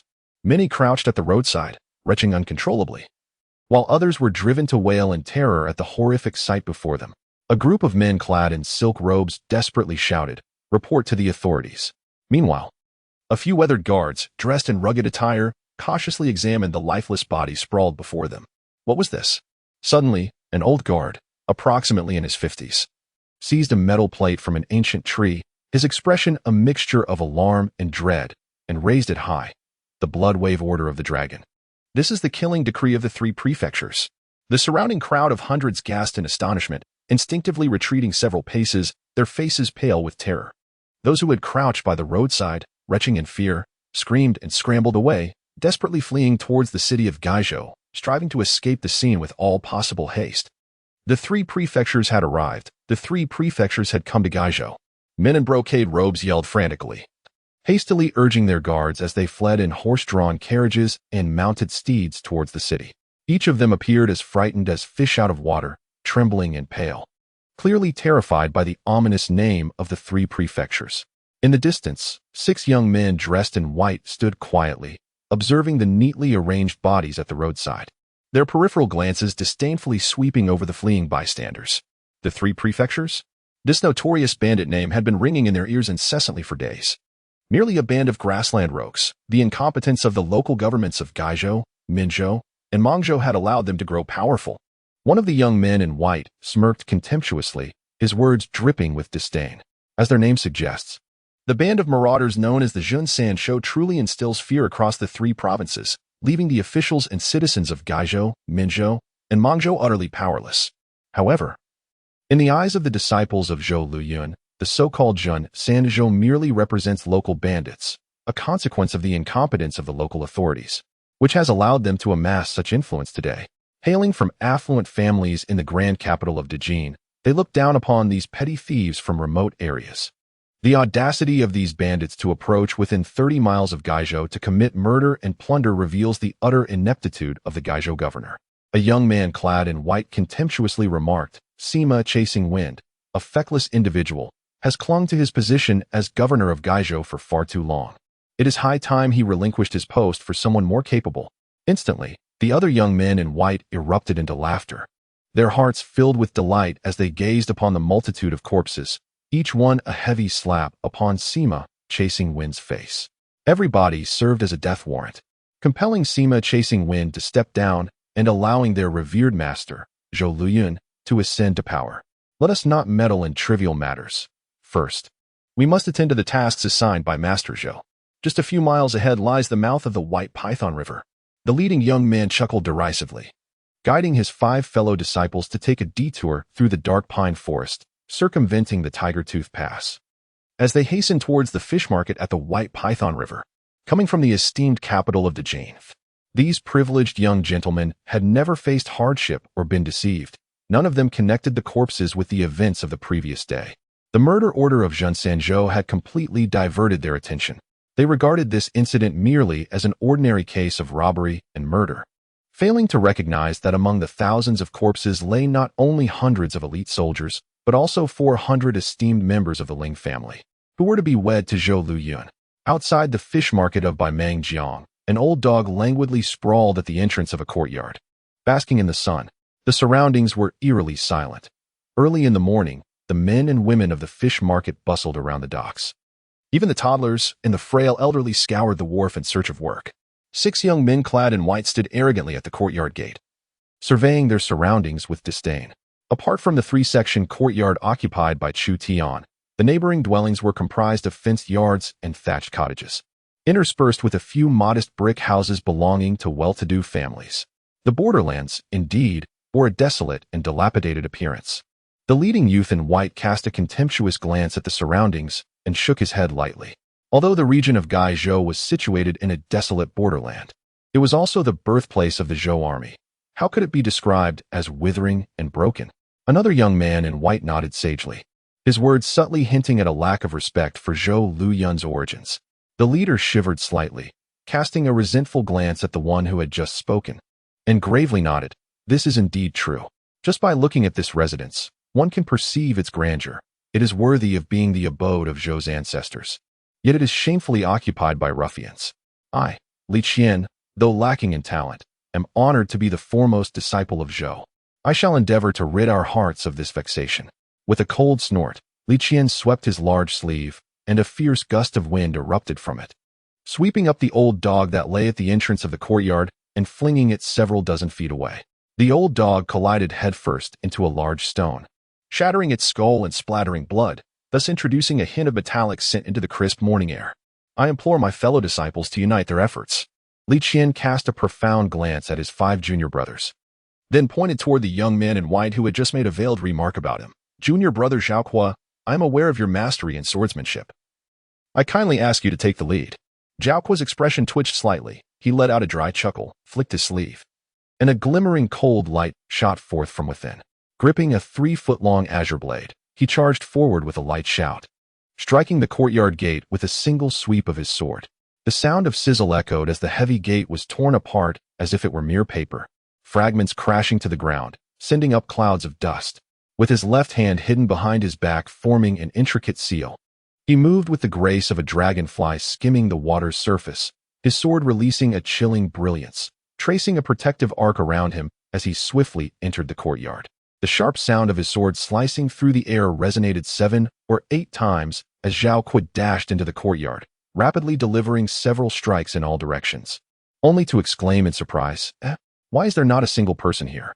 Li Qian and the other disciples burst into laughter simultaneously. Junior brother Zhao Kui, a mere fish market head, with at most 3 to 5 desperate street thugs at his command, why do you tread so cautiously? You even resorted to employing the Night Battle 8 Directions sword technique against foes of equal standing? Zhao Kui's expression turned somewhat grim, for he had indeed been overly cautious. With a hint of resentment, he sheathed his sword's aura and coldly remarked, Elder brother, as Master Zhou has said, a fierce tiger must exert its full strength when hunting a rabbit.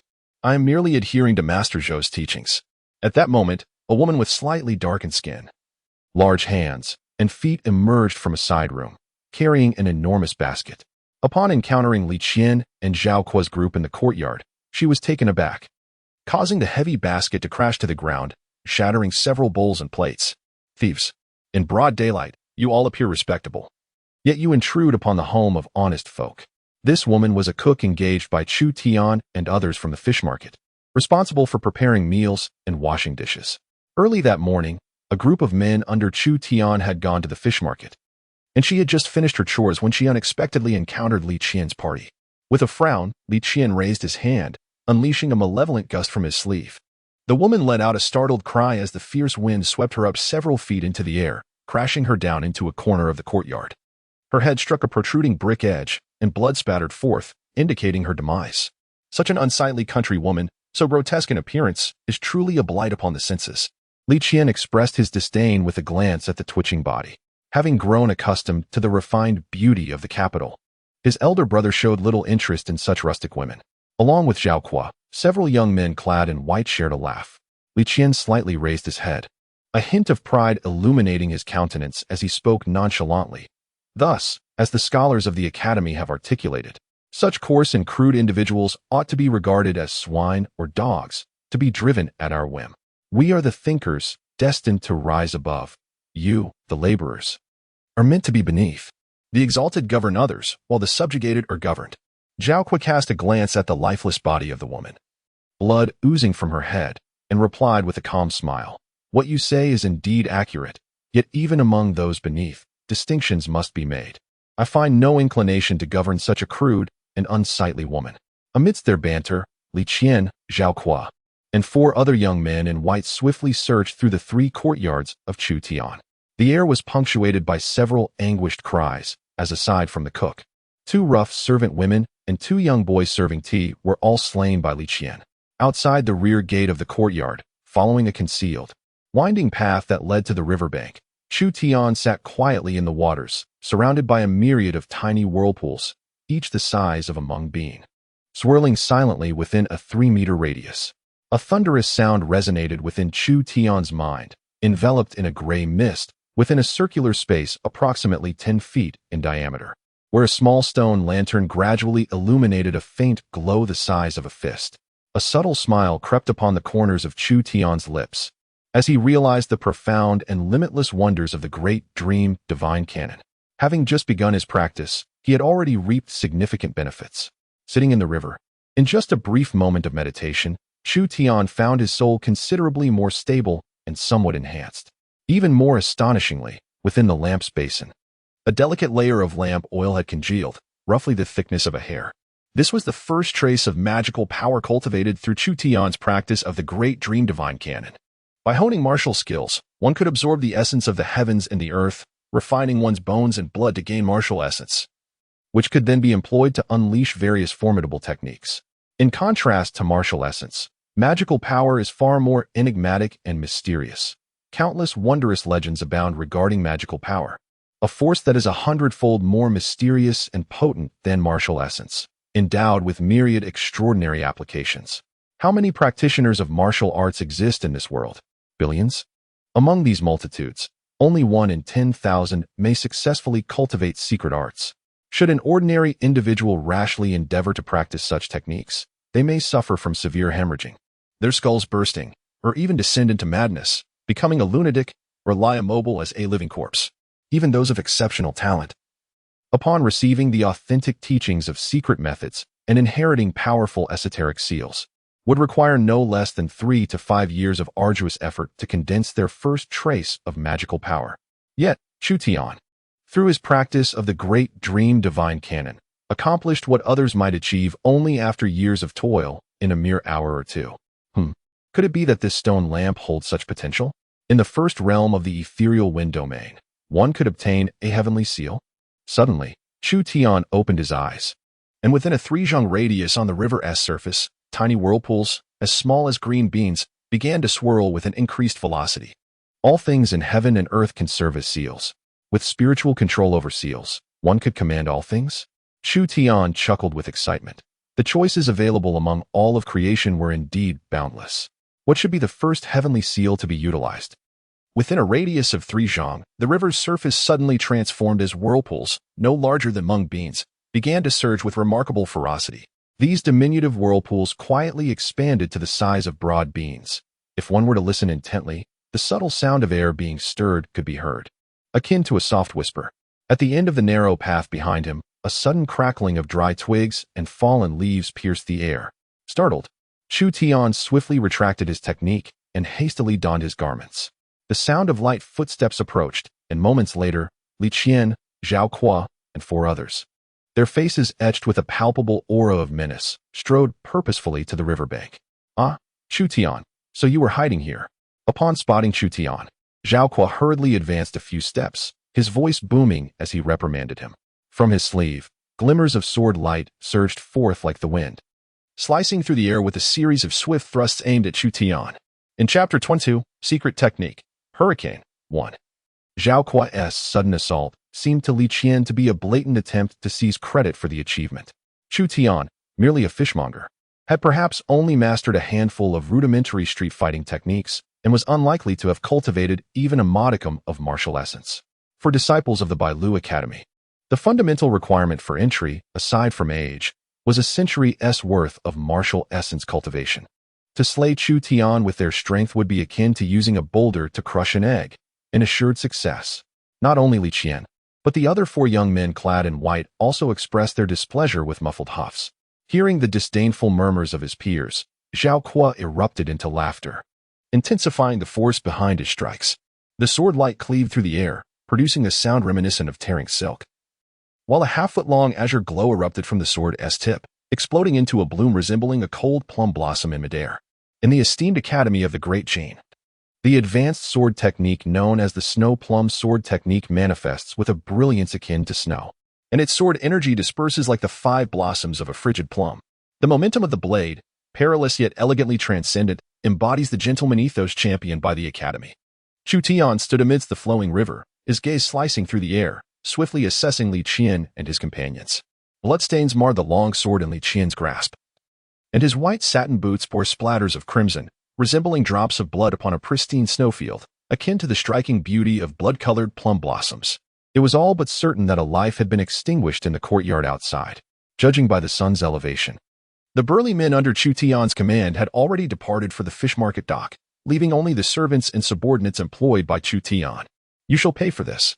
Chu Tian's voice rang out, as he thrust his right hand, causing the bronze 8-sided sword concealed within his leather armguard to emerge silently.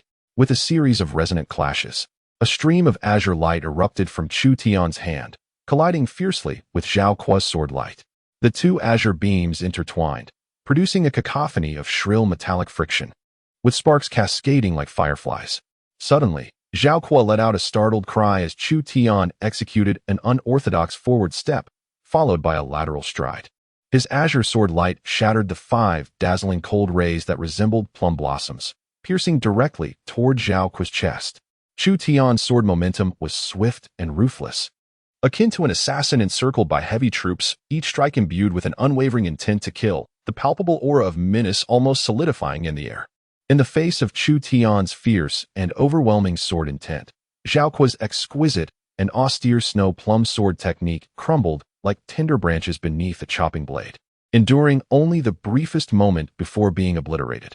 A blood-red sword erupted, extending 7 or 8 feet in length, as Chu Tian's 8-sided blade pierced through Zhao Kuo's chest, the gleaming sword tip emerging from his back.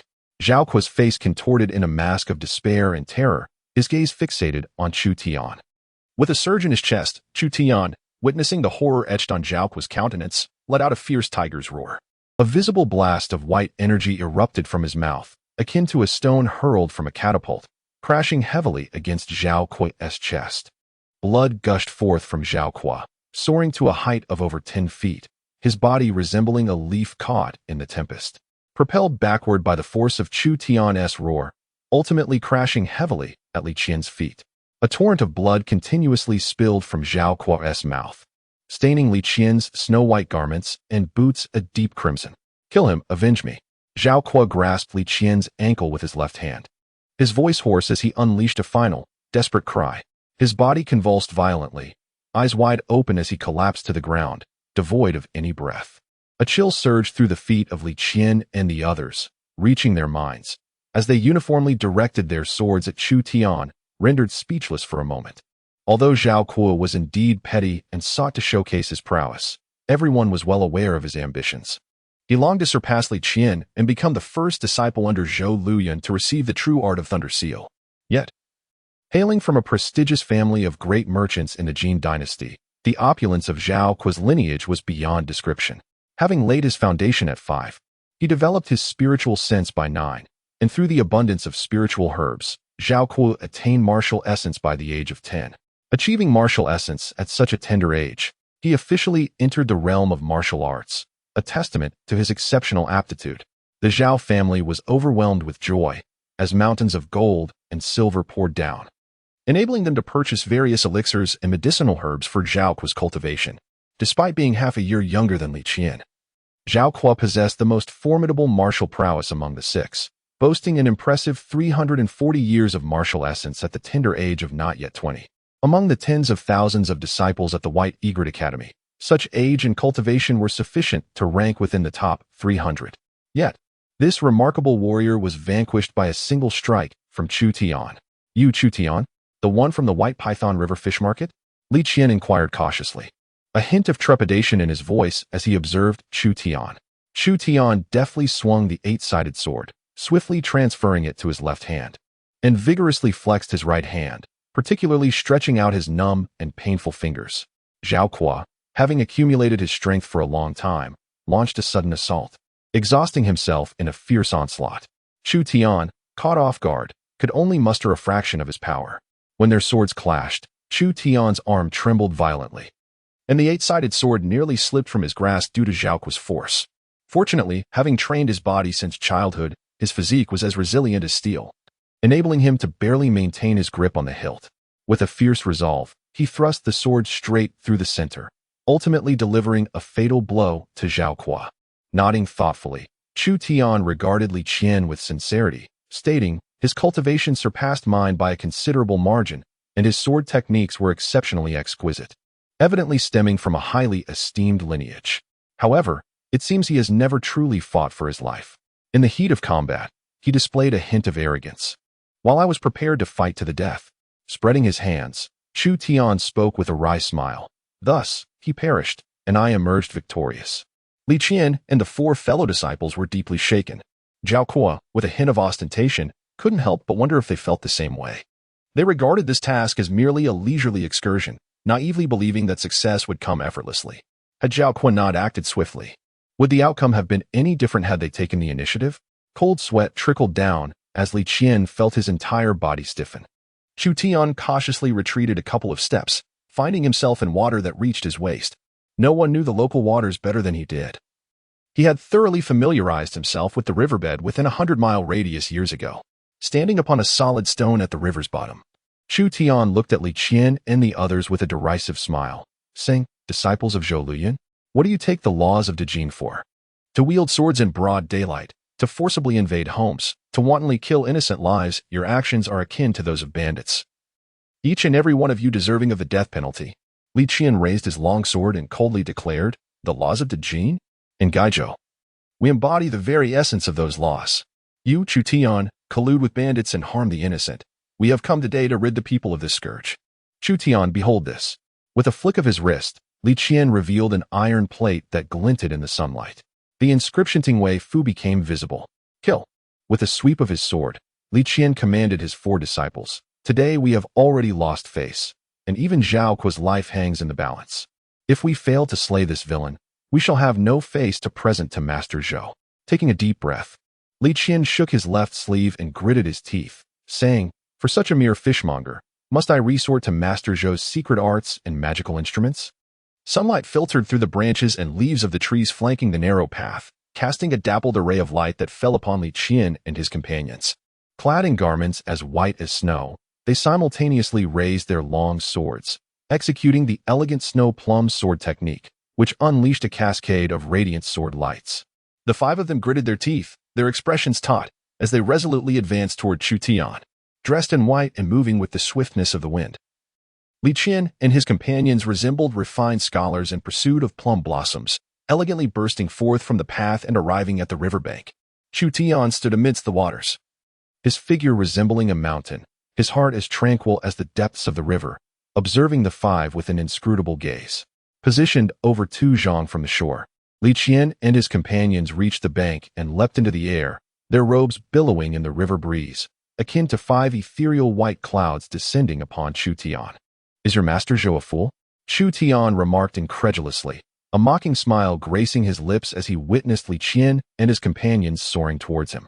With a swift motion, he lowered his body and, like an agile loach, darted downward, swiftly gliding over 3 zhang along the river's surface with a sound akin to a slithering escape. As Li Qian and his companions descended gracefully, they swung their swords downward, the sword lights cascading like snowflakes, shattering the river surface where Chu Tian had stood moments before. Yet, he had already evaded to the side.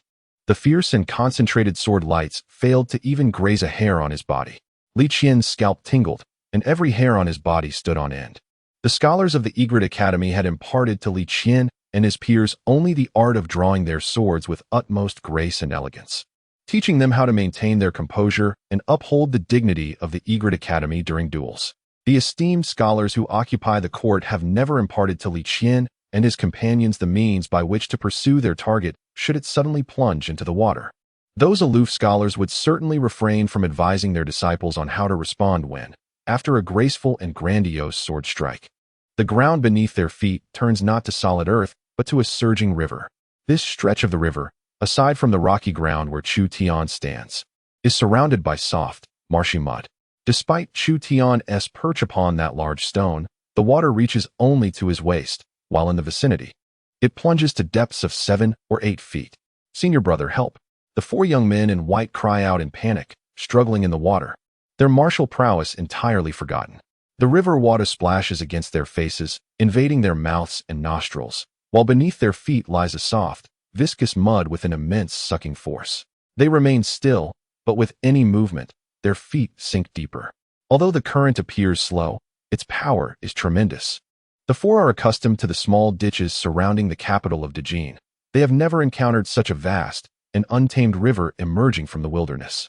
Li Qian, having reached the riverbank, scarcely has time to catch his breath before he hears the desperate cries of his younger disciples.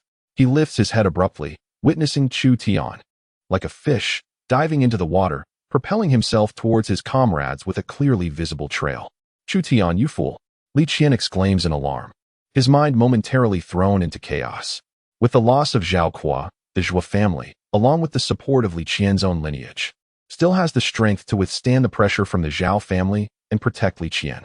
if even these four disciples, similarly hailing from the esteemed families of the Great Jin, were to perish here, Zhou Luyun, as a scholar of the Bailu Academy, would remain unharmed.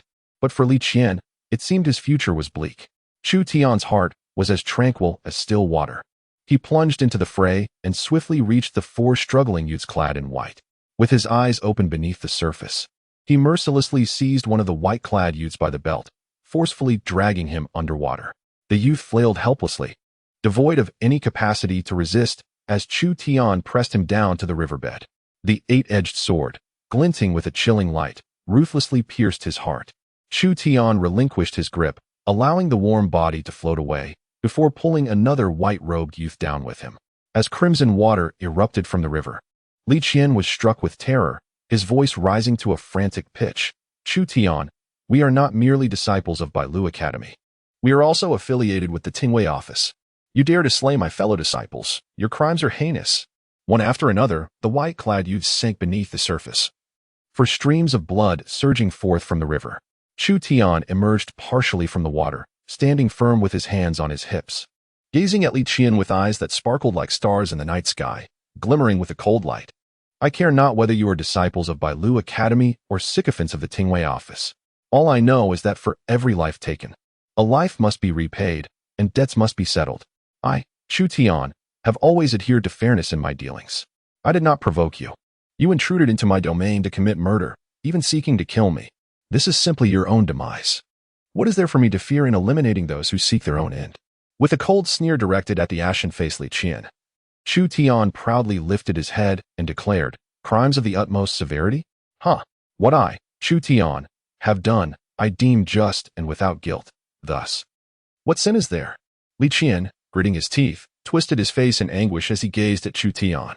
Blood continuously surged from the river, and slowly, for bodies clad in white began to drift forth. As Li Qian beheld those four motionless forms flowing downstream, a wave of darkness enveloped his vision, leaving his mind blank. Had they truly been killed? Were they truly dead? How could he account for this? Chu Tian, today it shall be either you or me. Li Qian's composure faltered. He gritted his teeth and cast aside his long sword. With swift movements, he formed hand seals, and a chilling wind swept through the trees, shaking the branches and causing countless leaves to cascade to the ground, shredded by an unseen force. Secret technique, hurricane kill. Li Qian stomped his foot, thrusting his hands forward as a black pillar of wind, as thick as a water barrel, erupted from his palms, carving a deep groove into the earth as it howled towards Chu Tian. In the blink of an eye, the wind pillar closed the distance to less than 3 feet from Chu Tian. He felt a tightness in his chest, a sharp pain rippling across his face, and the force of the wind pressed so hard against his eyes that he feared they would shatter. The black wind pillar surged towards him, the fierce gale tearing at Chu Tian's skin, causing excruciating pain that brought forth tears. Suddenly, darkness enveloped him, rendering him unable to discern anything. Secret technique, secret technique. This is the might of a secret technique. From beneath Li Qian's feet to the forefront of Chu Tian, the path had been torn open, creating a chasm several feet deep. The river's surface bore a profound scar, as thick plumes of mist ascended, and a dark gale, akin to a black dragon, writhed and surged toward Chu Tian. Amidst the sound of tearing fabric, the garments on Chu Tian's body were shredded into tatters by the fierce winds, save for the resilient fishskin armor that barely withstood the tempest, sustaining numerous fine cracks. Chu Tian let out a piercing whistle, as a slender azure glow erupted from the hilt of his bronze, 8-faced sword, rapidly climbing to the blade's tip. Channeling all his martial essence, he staked everything on the 8-faced sword and thrust it fiercely toward the oncoming wind column. The bronze sword unleashed a blue sword aura, nearly a foot in length, which vibrated violently as it clashed against the black wind column, producing a cacophony of tearing sounds. Threads of the sword aura were shredded by the wind column, and Chu Tian felt excruciating pain in his fingers as the sword trembled violently, causing his fingertips to split and reveal white bone. With a swift motion, Chu Tian, expending all his strength, lost his grip on the 8-faced sword, which soared away, trailing a shimmering azure light as it embedded itself deep into an ancient tree, as thick as a person's embrace, at the riverbank. The black wind column rushed closer, the icy gale assailing him from all directions, rendering Chu Tian immobile, forced to brace himself for the impact of the wind. Li Qian erupted in maniacal laughter, his hands forming intricate seals as he continuously invoked secret techniques. Beads of cold sweat pouring from his forehead, while wisps of white vapor ascended from above his head. The Bailu Academy is renowned throughout the world for its wind and thunder secret arts. Li Qian, having inherited the hurricane seal, has only been practicing these arcane techniques for 5 or 6 years, resulting in a somewhat limited reservoir of magical power. In his quest to vanquish Chu Tian, Li Qian has expended every ounce of his strength. The rapid depletion of his magical energy has led to an equally swift decline in his physical stamina, accompanied by immense mental strain. He feels akin to beans being ground in a mill, as the hurricane's secret art relentlessly siphons away his vitality, as if it seeks to utterly shatter him. With but a single breath remaining, should he fail to slay Chu Tian, Li Qian will be left utterly exhausted and incapacitated, devoid of any means to resist.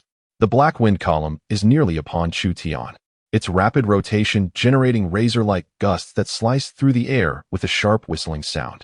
Abruptly, several deep gashes appear on Chu Tian's cheek, blood gushing forth from the wounds. This is the formidable power of the secret arts. Faced with the hurricane of mystical forces threatening to obliterate him, Chu Tian bursts into laughter. Throughout his life, he has been surrounded by practitioners of esoteric powers, witnessing the terrifying might of secret arts on numerous occasions. Yet, this is his first genuine experience of their overwhelming force. Indeed, it is immensely powerful and nearly insurmountable. Pure martial prowess, it seems, is insufficient to contend with the might of secret arts, in circumstances where cultivation levels are comparable. A practitioner of secret arts possesses the capability to annihilate martial experts with tenfold strength. Chu Tian channels all his martial essence, his chest swelling as though a ferocious beast were poised to erupt from within. He shuts his eyes tightly, placing his hands protectively over his lower abdomen, and unleashes a resounding tiger's roar with all his might. With a thunderous roar akin to a clap of thunder, the waters beside Chu Tian surged violently, revealing a section of the riverbed spanning over 3 zhang in width.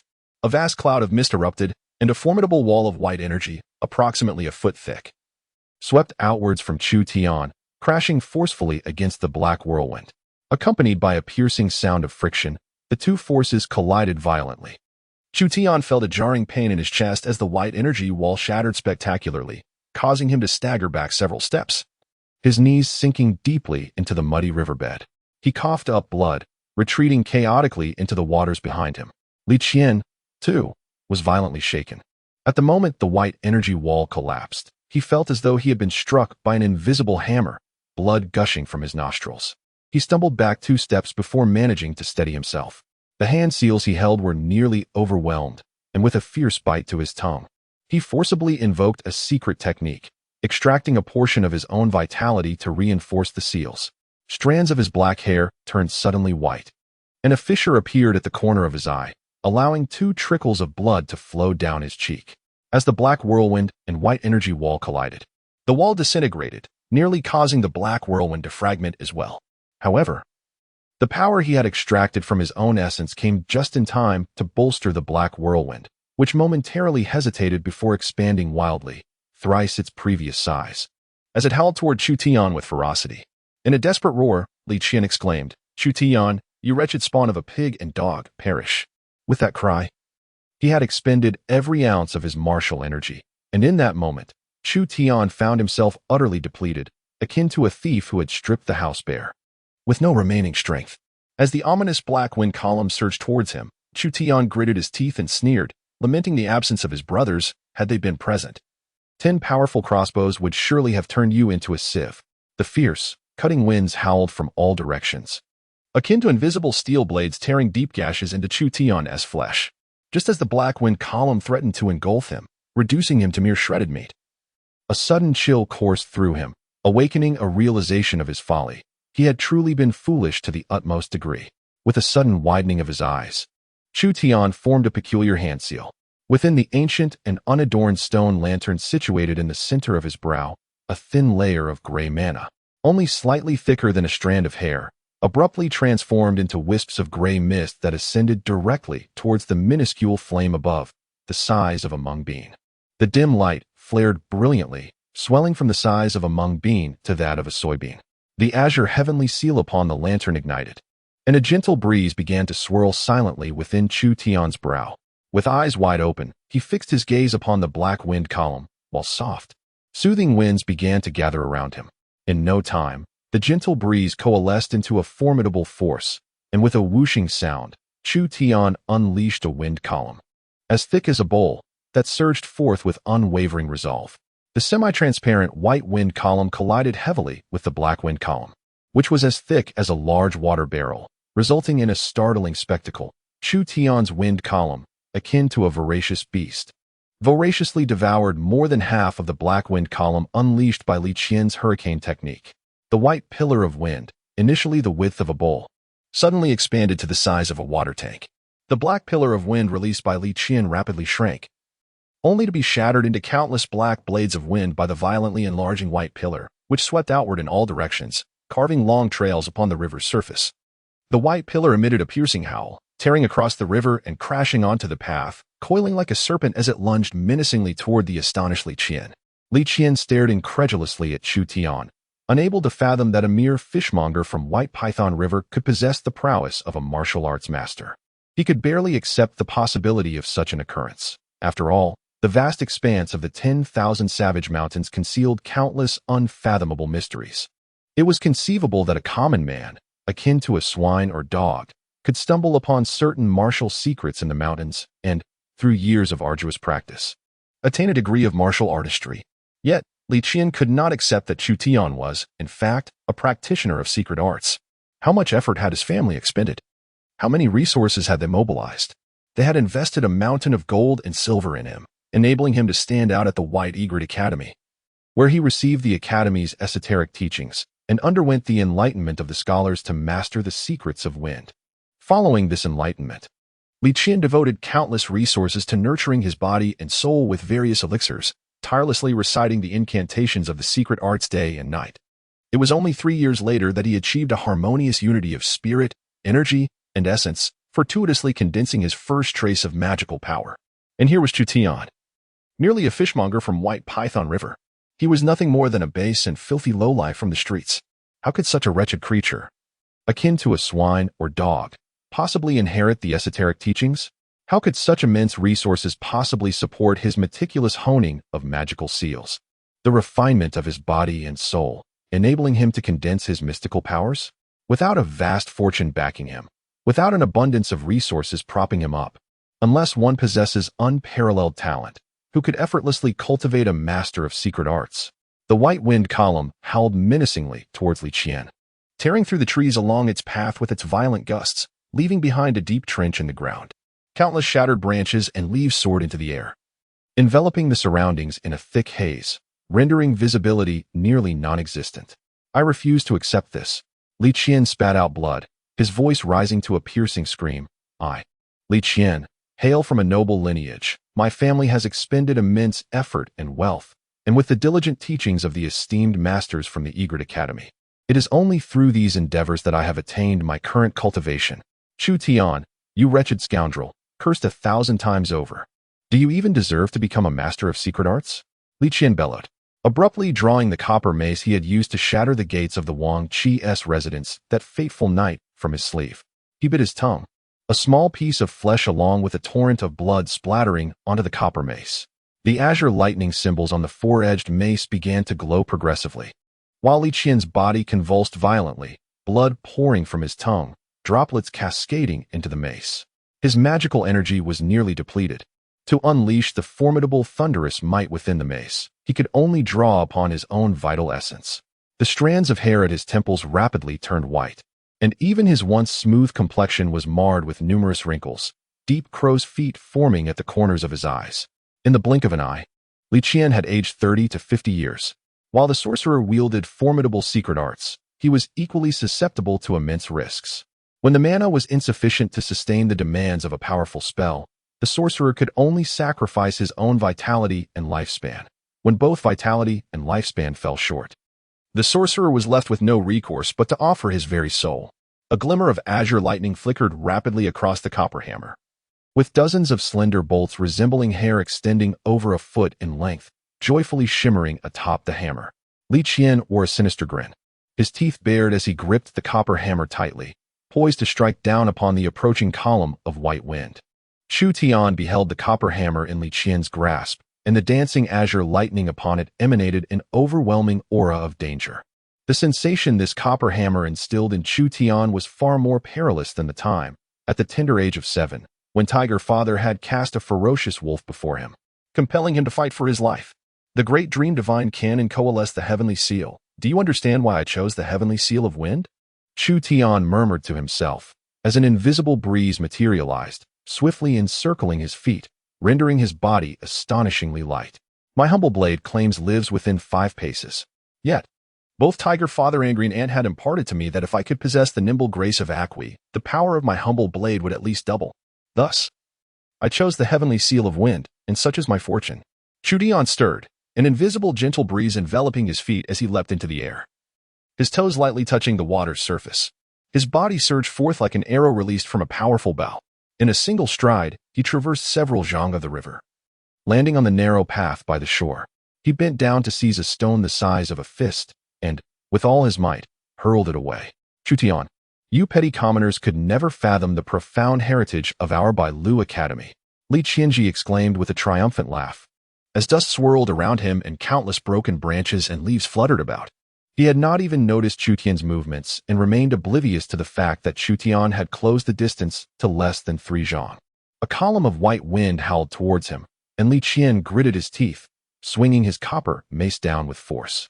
A tremendous crash echoed as a streak of lightning, as thick as a thumb, erupted from the mace, shattering the white wind column. Dozens of palm-sized wind blades swept violently around, severing numerous branches from the towering trees flanking the path. The residual energy of the lightning crashed down onto the ground 2 zhang in front of Li Qian. The stone he had thrown soared through the air just as Li Qian, brandishing his copper mace, laughed maniacally. The stone struck him squarely on the bridge of his nose. Though Chu Tian's martial energy had been depleted, his sinews remained robust, and the stone carried the weight of over 1,000 jin. The proud bridge of Li Qian's nose crumpled into his face, and shards of bone mingled with blood erupted from his nostrils. Li Qian let out a piercing scream of agony, and suddenly darkness enveloped him.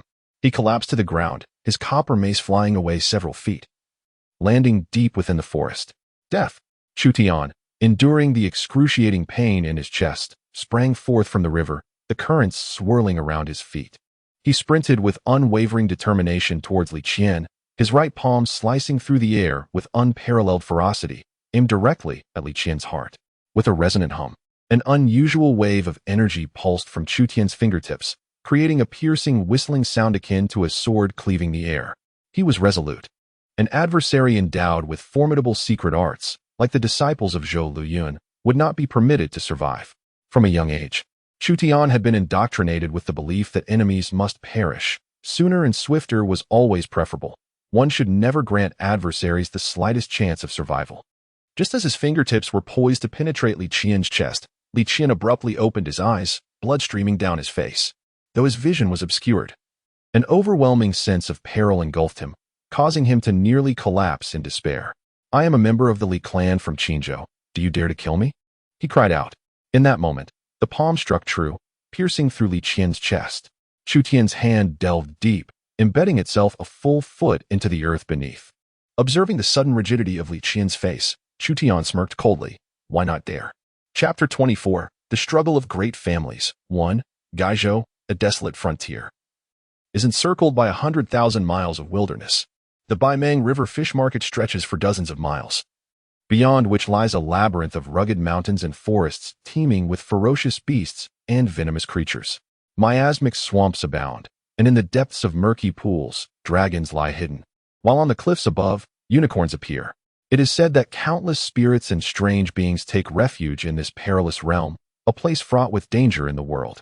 Surrounded by towering mountains, within a modest valley, the resplendent silver-furred Lord Mouse reclined nonchalantly atop a wooden stump, his lengthy tail swaying with delight. Come forth, my children. It has been a month since I last visited. Have you been idling? Lord Mouse's high-pitched voice echoed.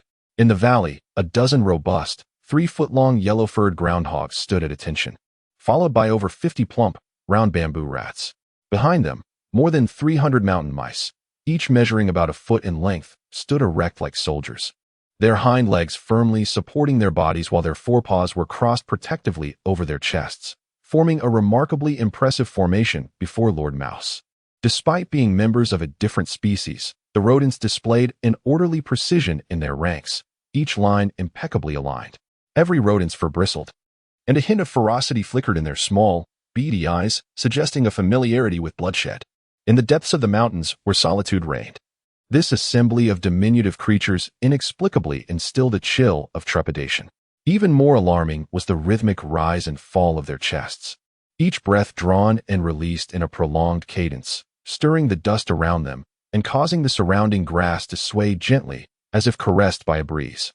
These rodents not only possessed the ability to form ranks, but were also engaged in cultivation. Their very breaths, casual yet powerful, swayed the blades of grass, indicating a mastery of martial arts honed over at least 2 or 3 decades. The slightly smaller mountain mice were less formidable, their energy somewhat diluted. The dozen or so groundhogs exuded an astonishing aura. Among them, the largest groundhog, with each breath, emitted a faint white vapor that billowed 3 to 5 feet away, shattering the grass blades along its path like the edge of a sword. The elder groundhog beamed with delight, his long tail wagging vigorously as he nodded in appreciation. "Well done, my young ones. You have awakened your intellect, grasped the value of diligence, and even mastered the cultivation techniques I imparted." With a few excited chirps, he earnestly addressed the group of young rodents. "From now on, you shall no longer be mere wild mountain mice. You are now mouse spirits, mouse monsters, akin to the extraordinary whims of heaven itself." The young rodents collectively raised their tails and squeaked in exhilaration, their gazes toward the elder imbued with a pure and fervent devotion, reminiscent of the most devout zealots beholding their deity. The elder chuckled softly, flicking his long tail as he cast a glance toward the fish market. Last night, that little Miss Green surely made her move. Every time she appeared, the elder had to retreat. He pondered whether everything had gone smoothly last night. Surely, the little ones weren't harmed? While he murmured to himself, the elder suddenly froze, his ears twitching vigorously. He curled his body slightly, cradling his long tail in his forepaws, and bit into it with fervor. "How delightful, a gift delivered to my door." The elder grinned with an eerie smile, his silver fur bristling like countless silver needles. A palpable sense of danger flickered around him, his excitement causing his body to quiver slightly, and his crimson eyes seemed ready to ignite with fervor. Amusement has arrived. Huh. This group of fools has come to us, clearly indicating that last night's operations were executed with precision and efficiency. With a series of high-pitched squeaks, the rat lord flicked his long tail, causing the swarm of rats to scatter in haste. The rat lord chuckled ominously a few times, and from a distance beneath the mountain cliff, a shadow the size of a basin ascended gracefully and silently, swiftly landing before him in a docile manner. This was a red-haired bat, as large as a basin, renowned as the fiercest vampire bat in the desolate wilderness, known for its savage and ruthless nature. Yet, before the rat lord, this vampire bat appeared as obedient as a well-trained dog, dutifully lying at his feet and affectionately nudging its head against the rat lord's belly. The rat lord leaped onto the back of the bat, and with a flick of his tail like a whip across its forehead, the vampire bat soared into the sky, carrying the rat lord as it glided towards the distant mountains and forests at his command. Approximately 5 or 6 miles from the White Python River Fish Market, amidst a small series of hills, over 30 robust men clad in satin garments were distinctly divided into 6 groups, peering from a depression to observe the happenings at the fish market. Though these men wore fine satin, the outlines beneath their garments indicated that they were certainly clad in form-fitting soft armor or protective gear. Their belts, a full half-foot wide, were crafted from rhinoceros or crocodile skin, each adorned with 3 to 5 bulging leather pouches, the contents of which remained a mystery. Upon the belts of several men, an array of lock buckles was meticulously affixed, adorned with small daggers, throwing knives, steel spikes, and various other implements of combat. Among the throng of over 30 individuals, some bore swords at their waists, while others were equipped with large blades, steel whips, or long polearms. In essence, each was fully armed, exuding an indelible aura of menace. Gazing towards the bustling fish market town, a burly man with a thick beard suddenly chuckled, having stealthily trailed along. "I fear the young masters may be displeased. What need is there for such caution over a mere fish stall, inhabited by swine and curse?" The burly man's left chest was embroidered with a crimson thread forming a thumb-sized Zhao, clearly indicating him as a bodyguard of Zhao Qua. As soon as his words fell, a robust man, adorned with a golden lion on his chest, evidently a sentinel dispatched by the Li Qian family, scoffed in retort, "Is it truly so? Did you not see the corpses strewn along the road? The young masters, with their limited experience in the martial world, have mistaken those bodies for the remnants of merchants slain by the bandits of the 3 prefectures. Yet, the reality is quite different." Exchanging glances, the group revealed peculiar smiles that only seasoned veterans of the Jianghu could comprehend. Although their armor had been stripped away, the clothing clinging to the numerous corpses could be categorized into just 2 types. One was the standard linen battle attire, unmistakably issued by the military of Dejin Prefecture. In the vicinity of Tiger Tooth Pass, there lay a staggering 600 to 700 corpses clad in such linen garb. The remaining 400 or so bodies were adorned with much finer cotton battle garments. The cotton battle garments were uniformly styled, distinctly resembling the fitted attire of the state militia. Hundreds donned these identical outfits, indicative of a private army belonging to a wealthy household, regardless of their demise. 1,000 well-trained soldiers perished overnight. How did a mere fish merchant and his companions extricate themselves from the fray? The guard of the Li family chuckled ominously, casting a cold gaze towards the direction of the Baimao Jiang fish market, remarking, "In shallow waters, the turtles abound. This city of Guangzhou is indeed intriguing." The group exchanged glances, and suddenly, the burly man from the Zhao family spoke up, asserting, "No matter the peculiarities of Chu Tian, he could never rival the capabilities of our young masters. His head will undoubtedly be claimed by my young master's own hands." The burly man provocatively scanned the other guards from the 5 families, declaring, "The first to inherit the Qingming ritual of thunder will surely be my young master, Zhao Kuang." Immediately, a guard from the Li family erupted in laughter, pointing at the burly Zhao Tiger with a mocking grin. "Ha? Zhao Tiger? Shall we wager?" Zhao Tiger leapt in excitement, rubbing his hands together. "Let us make a bet, indeed. Let us wager on which young master will claim Chu Tian's head. I have 200 taels of gold notes right here." With a swift motion, Zhao Tiger produced a crumpled, palm-sized piece of light gold paper from his sleeve and tossed it forcefully onto the ground.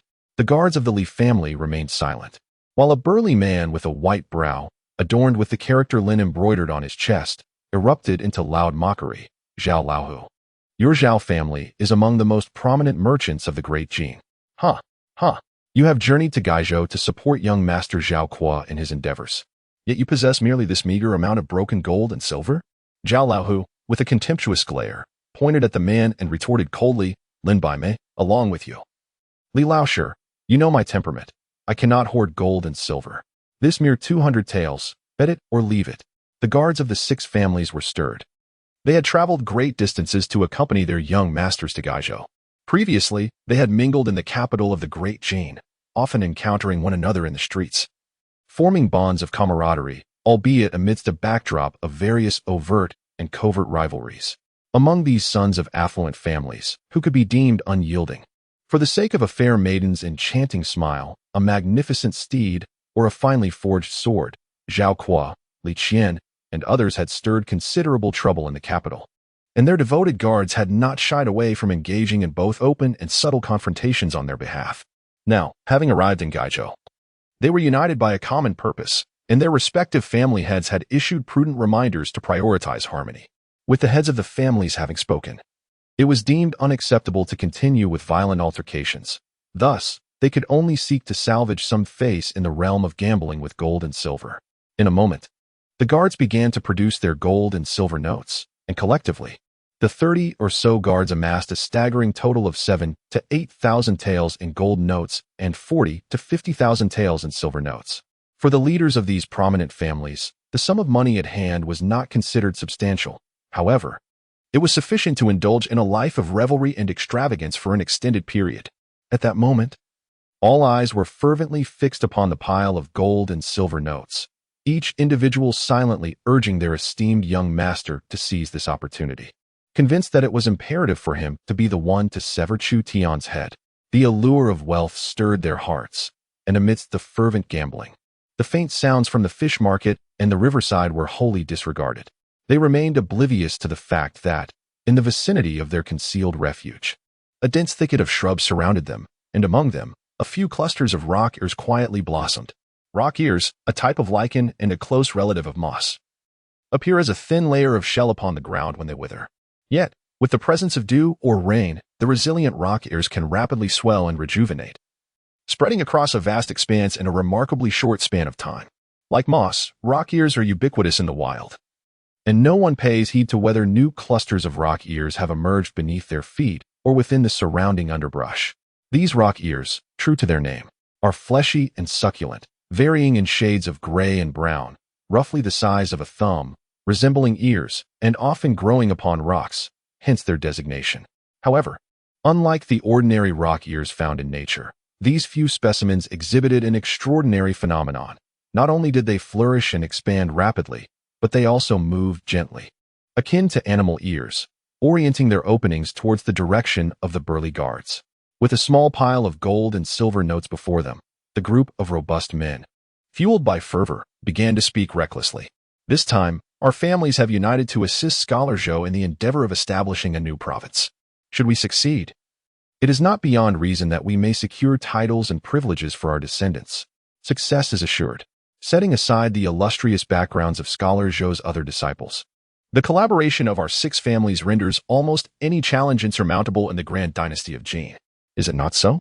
It is merely a matter of usurping the governorship from Sima chasing wind, leveraging the manpower and resources of Gai Prefecture to carve out the new province. While the undertaking may appear intricate, it is, in truth, not particularly difficult. One can only hope that Governor Sima displays a modicum of wisdom. Should he voluntarily resign, he may yet preserve some semblance of dignity. Indeed, the Sima family is a genuine paragon of aristocracy in our great Jin, and Governor Sima is one of the illustrious 8 Sima steeds. While we are not intimidated by a confrontation, it would undoubtedly create complications. It is rather curious, however, that despite being a scion of the Sima lineage, Governor Sima has received no support from his family during his years in Gai Prefecture. Even the Chu family of Gai Prefecture has not been able to assist him. You may be unaware that although Governor Sima belongs to the Sima family, the Chu family is not without its own influential allies. No matter how formidable the Sima family may be, even a mighty dragon cannot suppress a local snake.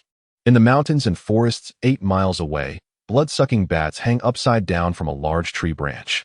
Master Mouse stands upright on the branch, eyes closed, straining to listen. The sounds captured by the few rock ears resonate directly in Master Mouse's ears. The conversations of a group of burly guards seem as if they are occurring right before him, every word discerned with utmost clarity. Regardless of their extensive experience in the martial world, these robust men remained vigilant only for the presence of bystanders, believing themselves to be entirely safe. Little did they dream that such bizarre and arcane techniques existed, from a distance of several miles, through a few naturally occurring rock ears. Their conversations were being eavesdropped upon by a diminutive, silver-haired mouse. The members of the 6 great families had come to discuss the matter of establishing a new province.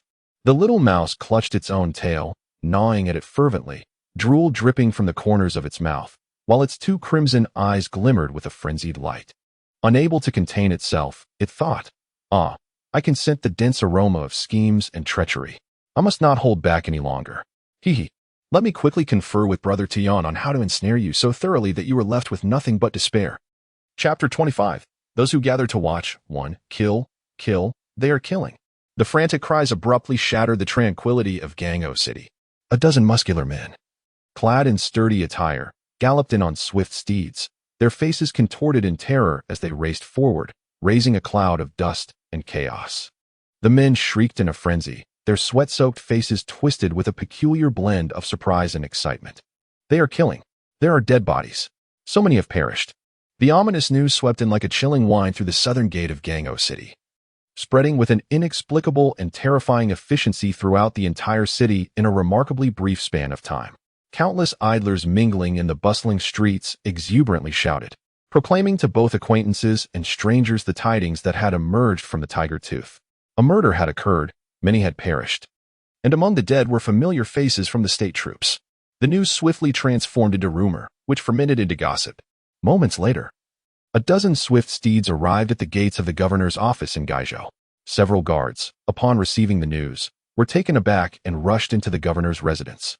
The atmosphere in Gaizhou City grew exceedingly tense and mysterious, akin to a sealed pressure cooker where the thin porridge within had begun to boil.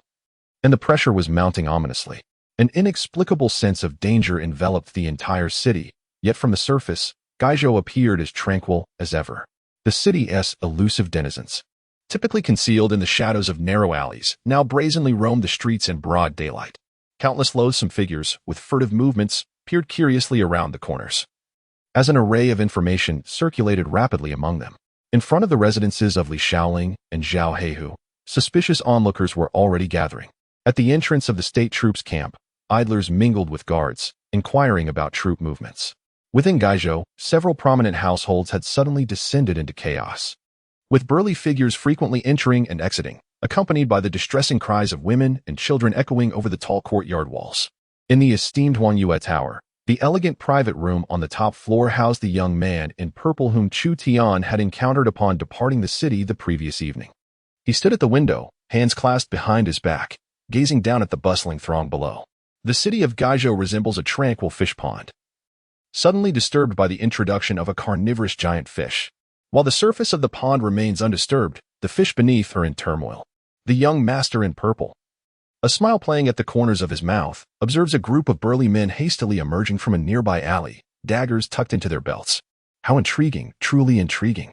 The young master turns to the woman standing behind him and smiles, saying, "Aunt Feng, can you sense the panic, the fear, and even the despair within those men?" Yet, curiously, there are others who seem exhilarated and delighted, harboring a perverse sense of joy within their hearts. A strange brilliance suddenly flickers across the young master's fair, jade-like visage. He beams with excitement at the elegant woman in purple beside him, exclaiming, "How splendid! I never imagined the world could reveal such extraordinary human nature." The elegant woman gazes at him with a loving smile, her eyes brimming with affection. Indeed, human nature is captivating, yet it is also the most vile and perilous. Young master, it is wise to merely observe it. You must never allow it to disturb your inner peace. The young master dismissively waves his hand and laughs. Turning back to survey the increasingly chaotic street below, he tilts his head slightly, keenly attuned to the myriad sounds emanating from the streets and alleys surrounding the ruined moon tower. He detects the most reprehensible and dangerous schemes concocted by the most unsavory characters lurking in the darkest corners, as well as the despicable plots devised by the ostensibly respectable figures within the grand estates nearby. The ruffians conspired to spread malicious rumors, inciting chaos and fabricating terrifying tales, such as the news that the notorious Jinsanzhou bandits were preparing to unleash a massacre upon the city of Gaizhou. Their aim was to provoke widespread disorder, driving the timid and fearful affluent families to flee the city in search of safety, thus providing them with the opportunity to create further disturbances, rally their cohorts, plunder a few shops, or even abduct some wealthy young ladies they had long coveted. Meanwhile, the dignitaries of Gaizhou, the influential figures from various walks of life, were equally scheming to seize the moment for their own gain, with the elite state troops suffering the loss of hundreds of men who would bear the responsibility. Which vacant official positions would be filled? Could this be an opportunity to take action against the governor Sima? The countenance of the young master in purple slightly flushed, and in his sparkling eyes, complex glimmers occasionally flickered. The impending chaos in Gaizhou unveiled, without reservation or forewarning, the most perilous, shameless, sordid, and filthy facets of human nature before him. A vivid tableau of the mortal world unfolded, drenched in blood and slowly revealing itself. How utterly captivating! Suddenly, the young master in purple felt a slight tremor in his ears. He eagerly leaned out of the window, excitement bubbling within him, and pointed toward the direction of the Gaizhou governor's residence. "Aunt Feng, hurry, prepare the steed." Aha! The governor of Gaizhou, in a fit of rage and humiliation, intends to investigate the scene. How intriguing, how delightful. It appears that one of his trusted lackeys has met his end. Truly fascinating. Who would have thought that accepting Yingzhou Lu Yun's invitation to Gaizhou would lead to such a remarkable and splendid spectacle?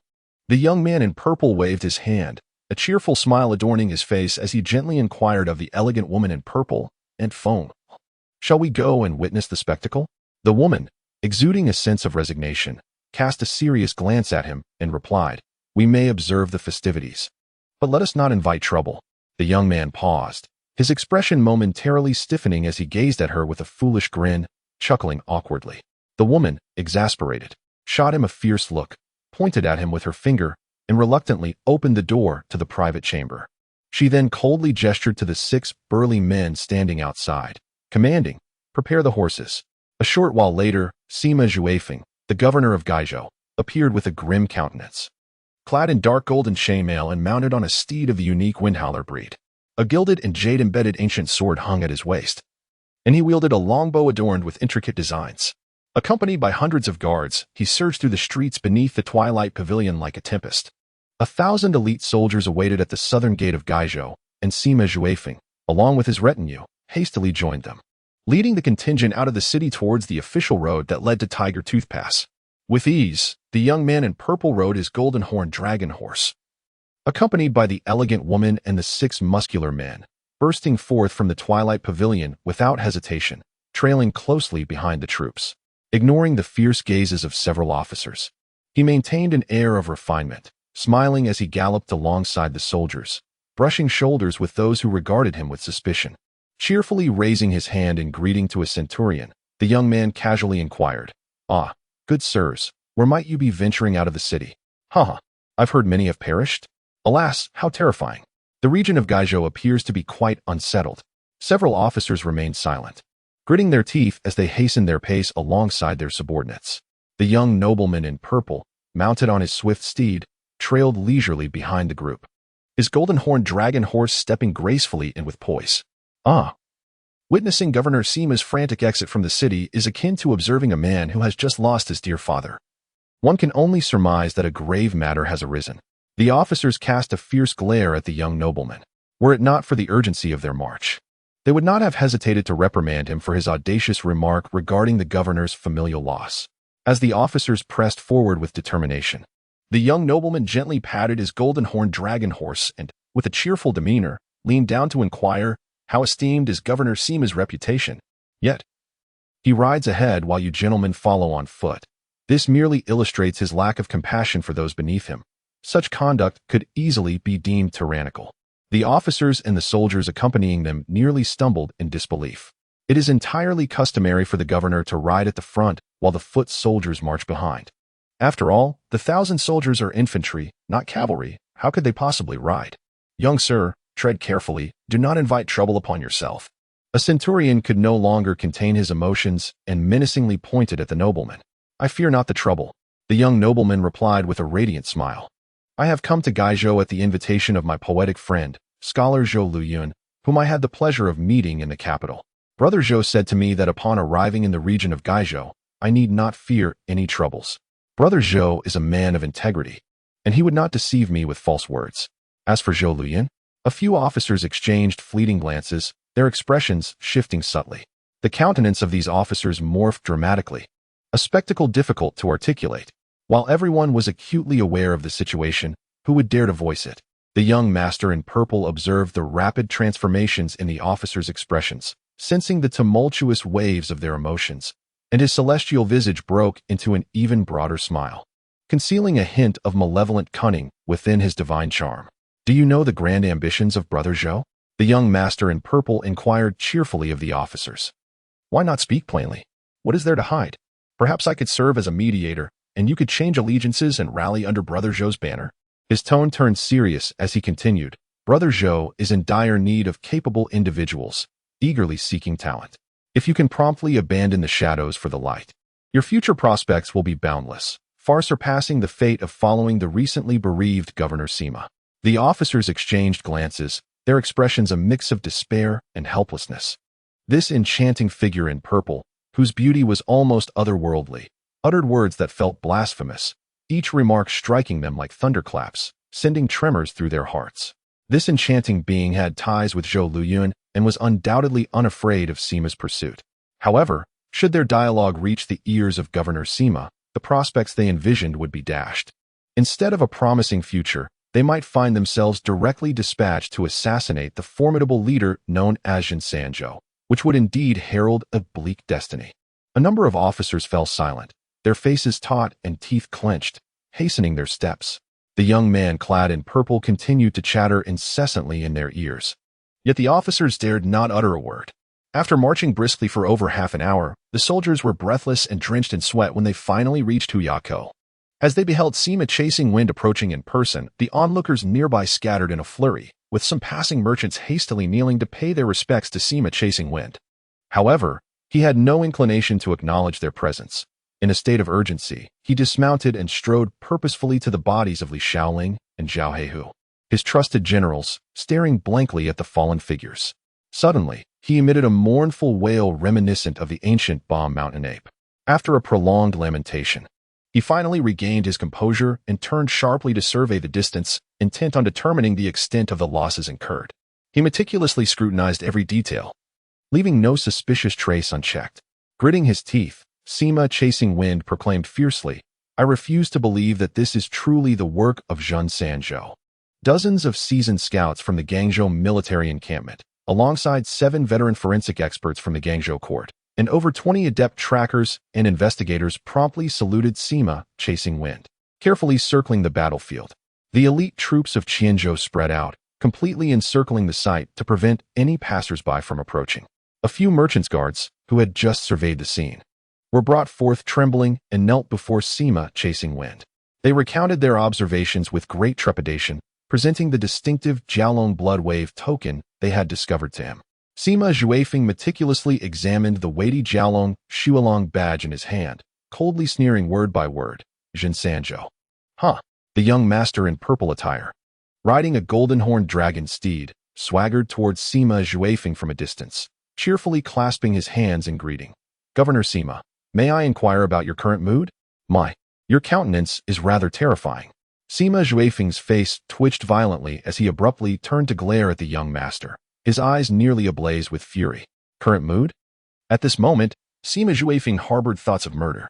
Observing the governor's expression, it was evident his mood was quite dire. Unperturbed by the rage in Sima Zhuifeng's gaze, the young master continued with a smile. "While in the capital of the Great Jin, I heard from brother Zhou Luyan that Gaizhou is a land of picturesque scenery and simple folk, yet it appears that tranquility is rather elusive here." Sima Zhuifeng, consumed by wrath, pointed at the young master, poised to command his apprehension when suddenly, clouds of dust billowed on the official road, and a cavalry force surged towards them with great momentum. From afar, a resonant laughter echoed. "Where is Governor Sima? Hee. I have heard that many have met their demise." Chapter 26. Encounter 1. Smoke and dust swirled, banners fluttered. Men, resembling tigers, devoured the landscape. Horses, like dragons, glided through the clouds and mist. Hundreds of cavalrymen thundered forth, the heavy hoofbeats causing the ground to tremble ominously, sending the onlookers scrambling into the dense forest along the sides of the official road. Despite the swift escape of these individuals, the leading knights, wielding their long whips, continued to lash out indiscriminately, resulting in several unfortunate souls being struck painfully across their backs. Writhing on the ground in agony, the centurion of the state militia, brandishing a long spear, took 3 decisive steps forward and directed the weapon towards the oncoming cavalry. Through the swirling dust, the spear glimmered brilliantly as the centurion bellowed, "Halt!" Such audacity to dare disturb the formation of the esteemed governor. Suddenly, gasps erupted from the surrounding onlookers, whether intentional or not, as the heavily armored cavalry charged directly ahead. One knight emitted a fierce cry, his massive gauntlet hand swinging down hard upon the sharp tip of the spear. The resounding clash echoed, and astonishingly, the spearhead forged from the finest steel was bent at a right angle by the blow. The centurion, gripped by excruciating pain, saw his spear sent flying from his grasp. Clad in leather armor, he cried out in anguish as he was sent tumbling into the ranks of his own soldiers. The injured centurion spat out a mouthful of blood, while the nearby militia soldiers, filled with rage, raised their weapons in defiance against the galloping knights. With a swift command, the cavalry halted just over a yard away from the militia. A white satin pouch was hurled from the ranks of the cavalry, landing heavily before the fallen centurion. The pouch, inadequately tied, spilled forth a handful of finely minted gold coins and a multitude of shiny silver pieces, which danced across the ground with a melodious clink. Enraged, the centurion's face flushed crimson, and his comrades quaked with indignation at the audacity of the affront. The steed collided with a person.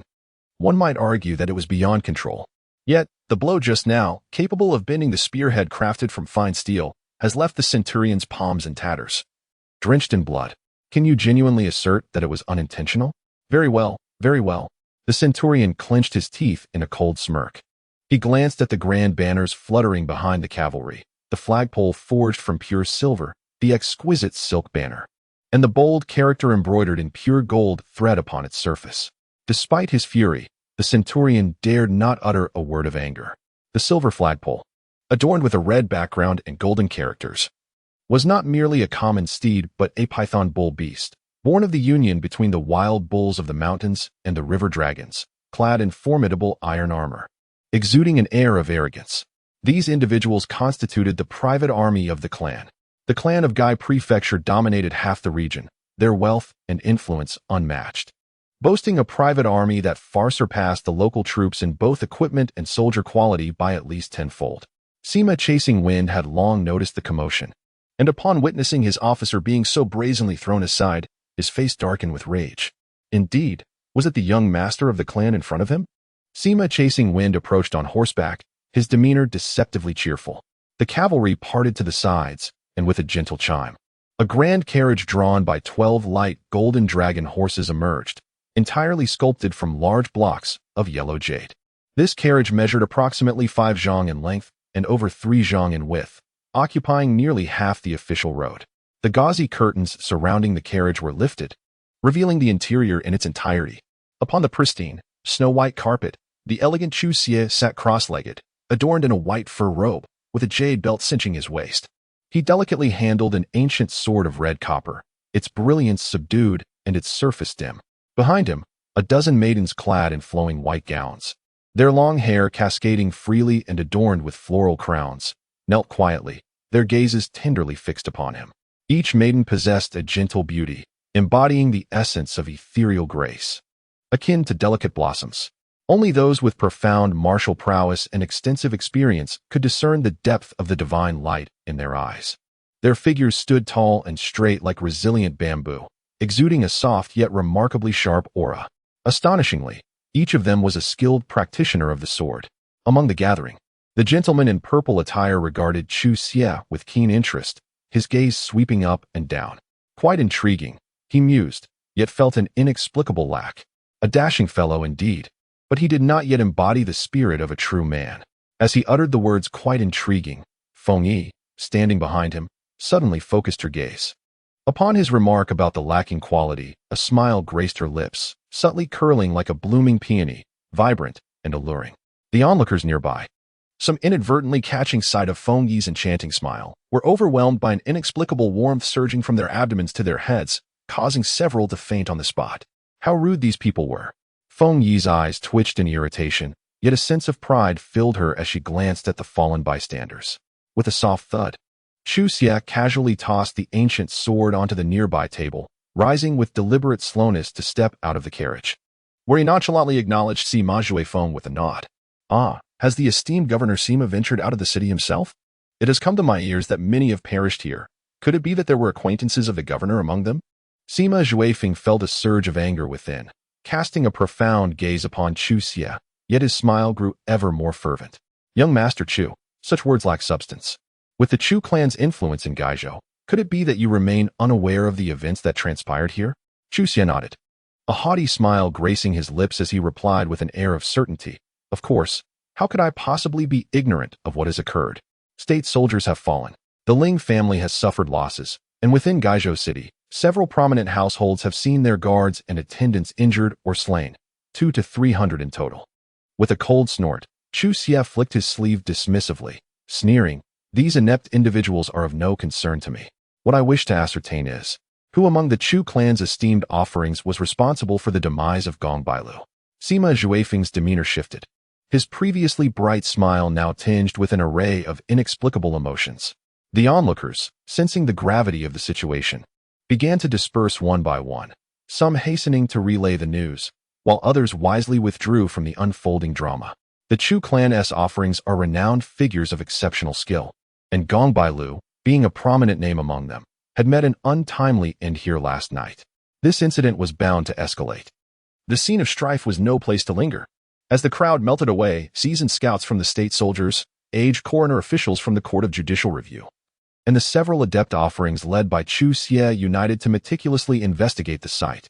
Occasionally, remnants from the previous night, left uncleaned in the Chu territory, are unearthed. Among these are the fierce iron spear of rage, the specially crafted bolts of the serpent-slaying crossbow, and the remnants of Gong Bailu, who was slain by Green Maiden, his body exploding into a gruesome mist of blood, with numerous torn fragments of clothing scattered across the ground. The Chu servants promptly laid down 3 thick carpets along the official road and swiftly arranged a set of tables, chairs, and tea utensils. Chu Xie and Sima Zhuifeng sat gracefully, sipping tea while observing their subordinates diligently laboring in the dense forest. Their efforts soon bore fruit. A large oilcloth was spread across the road, adorned with 3 twisted iron spears, 29 bolts from the serpent-slaying crossbow, and over 300 fragments of Gong Bailu's clothing, along with pieces of the ornaments he wore, all meticulously displayed upon the cloth. Sima Zhuifeng, his expression as grave as the depths of water, scrutinized the items on the oilcloth. Hailing from the prominent Sima family of the Jin dynasty, he immediately recognized the origins of the iron spears and bolts. Rage and the serpent-slaying crossbow.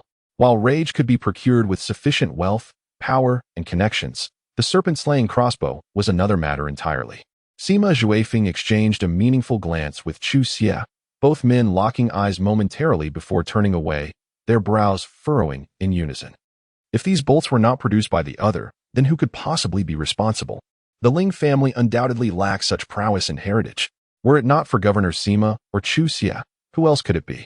A gaunt figure from the Chu family, whose visage resembled that of an aged hyena, was prostrate upon an oilcloth, meticulously sniffing the remnants of Gong Bailu's garments. On a fragment of fabric, no larger than a thumbprint, adhered a piece of flesh the size of a mung bean. This devotee gingerly pinched the minuscule remnant left by Gong Bailu, cautiously tasting it with his tongue, savoring the essence. A master, indeed, a terrifying one. After a full quarter of an hour, the devotee lifted his head and approached Chu Xie with solemnity. Young master, the one who dispatched Brother Bailu is an exceptionally formidable expert. With a single strike, he obliterated him, leaving no trace of the martial essence that typically flows within a warrior's blood, indicating that he had no time to summon his protective aura. His life was extinguished in an instant. Ancient wisdom ponders. What level of cultivation must this individual possess? A shadow passed over Chu Xie's fair, jade-like countenance, as he despised the uncontrollable nature of such events. Gong Bailu was among the few capable hands of the Chu family. To find someone who could kill him with but a single blow is an alarming prospect. A heavenly grade expert, at least of the Tianjuan rank, surmised the ancient devotee, his unappealing visage twitching in solemn acknowledgement. The expression on Sima Zhuifeng's face stiffened immediately. Chu Xie let out a soft hum, his demeanor equally grim. In the realm of the Great Jin, the classification of martial prowess is defined such that those who merely refine their physique without achieving martial essence are deemed mundane. Those who cultivate martial essence, spanning a range from 1 to 99 years, are regarded as human grade.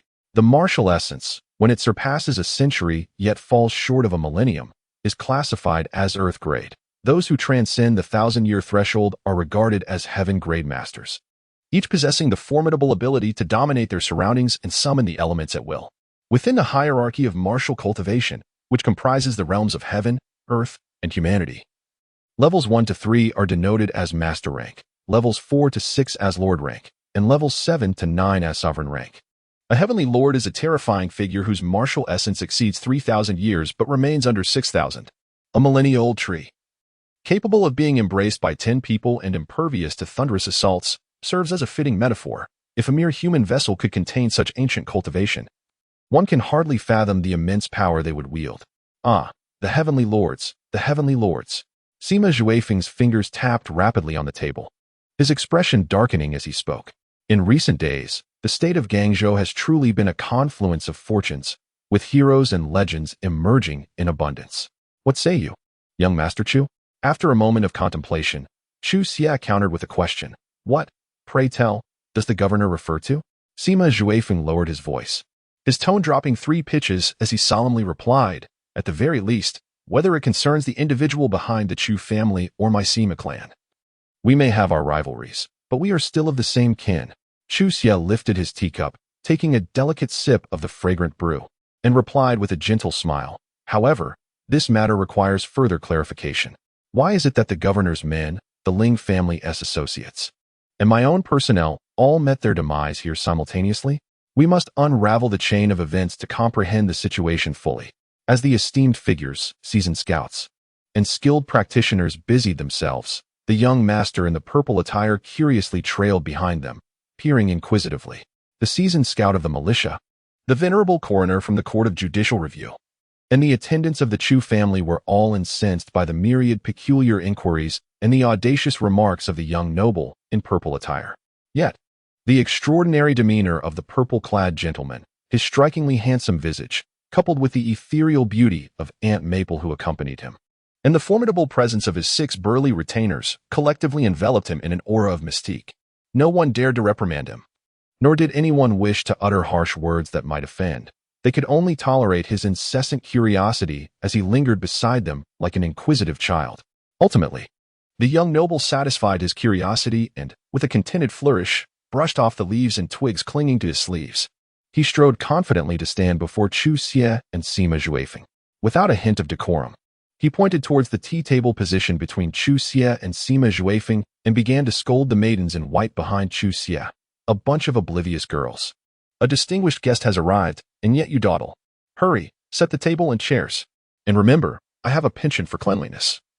I shall not tolerate any used tea utensils. Quickly fetch me a new teacup, preferably one of delicate porcelain adorned with a sprinkle of floral designs. If such a cup is unavailable, a simple white porcelain one will suffice. With a casual air, the young noble issued his commands, leaving Sima Zhuifeng and Chu Tian momentarily taken aback, before they both erupted into laughter. Chu Tian was the first to bow respectfully to the young noble. May I inquire your esteemed name, sir, and what brings you to the wild lands of Gaizhou? Chapter 27. The Stirring of Chu Tian. 1. Gazing upon the contorted visage of Li Qian, whose eyes remained resolutely unclosed in death, Chu Tian felt an overwhelming sense of release wash over him. His pores opened wide, and torrents of heated sweat surged forth, carrying away the last remnants of his strength.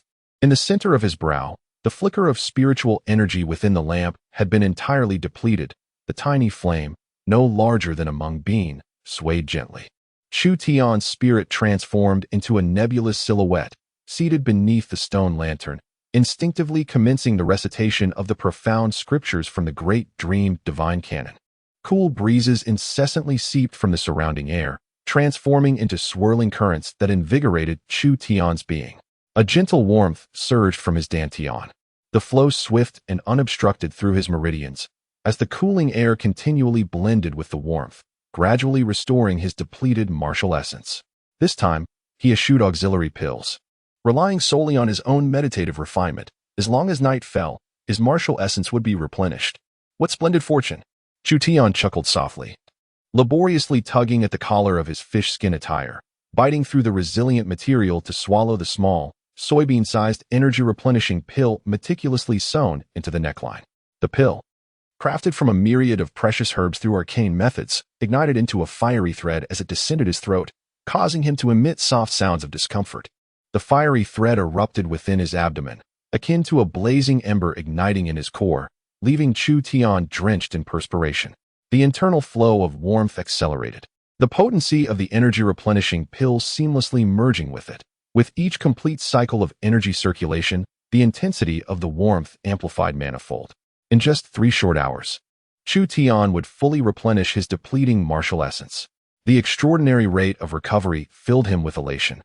But an even greater astonishment arose from the stone lantern within the divine aperture. The heavenly seal of wind shimmered brilliantly upon the lantern, and a soft azure light emanated from the seal, illuminating the circular space of approximately 10 feet in the divine aperture. Strangely, Chu Tian felt every hair on his body and every strand of his being gently stir. Delicate wisps of imperceptible wind materialized from thin air, carrying with them an abundance of celestial essence, surging towards the center of his brow. He sensed as if a transparent orifice had opened at his brow, through which a continuous whisper of wind echoed. A chilling current, nearly freezing his very marrow, streamed through this aperture, being absorbed by the stone lantern as he chanted the verses of his soul. Wisps of gray mist coalesced upon the lantern's wick, gradually settling downwards, as he observed an exceedingly thin layer of magical energy accumulating at the base of the lantern. A refreshing coolness coursed through his 7 apertures, while an inexplicable force subtly transformed them. His vision sharpened, his hearing heightened, and he detected subtle scents previously unnoticed. A trace of icy sweetness trickled down his throat from his mouth.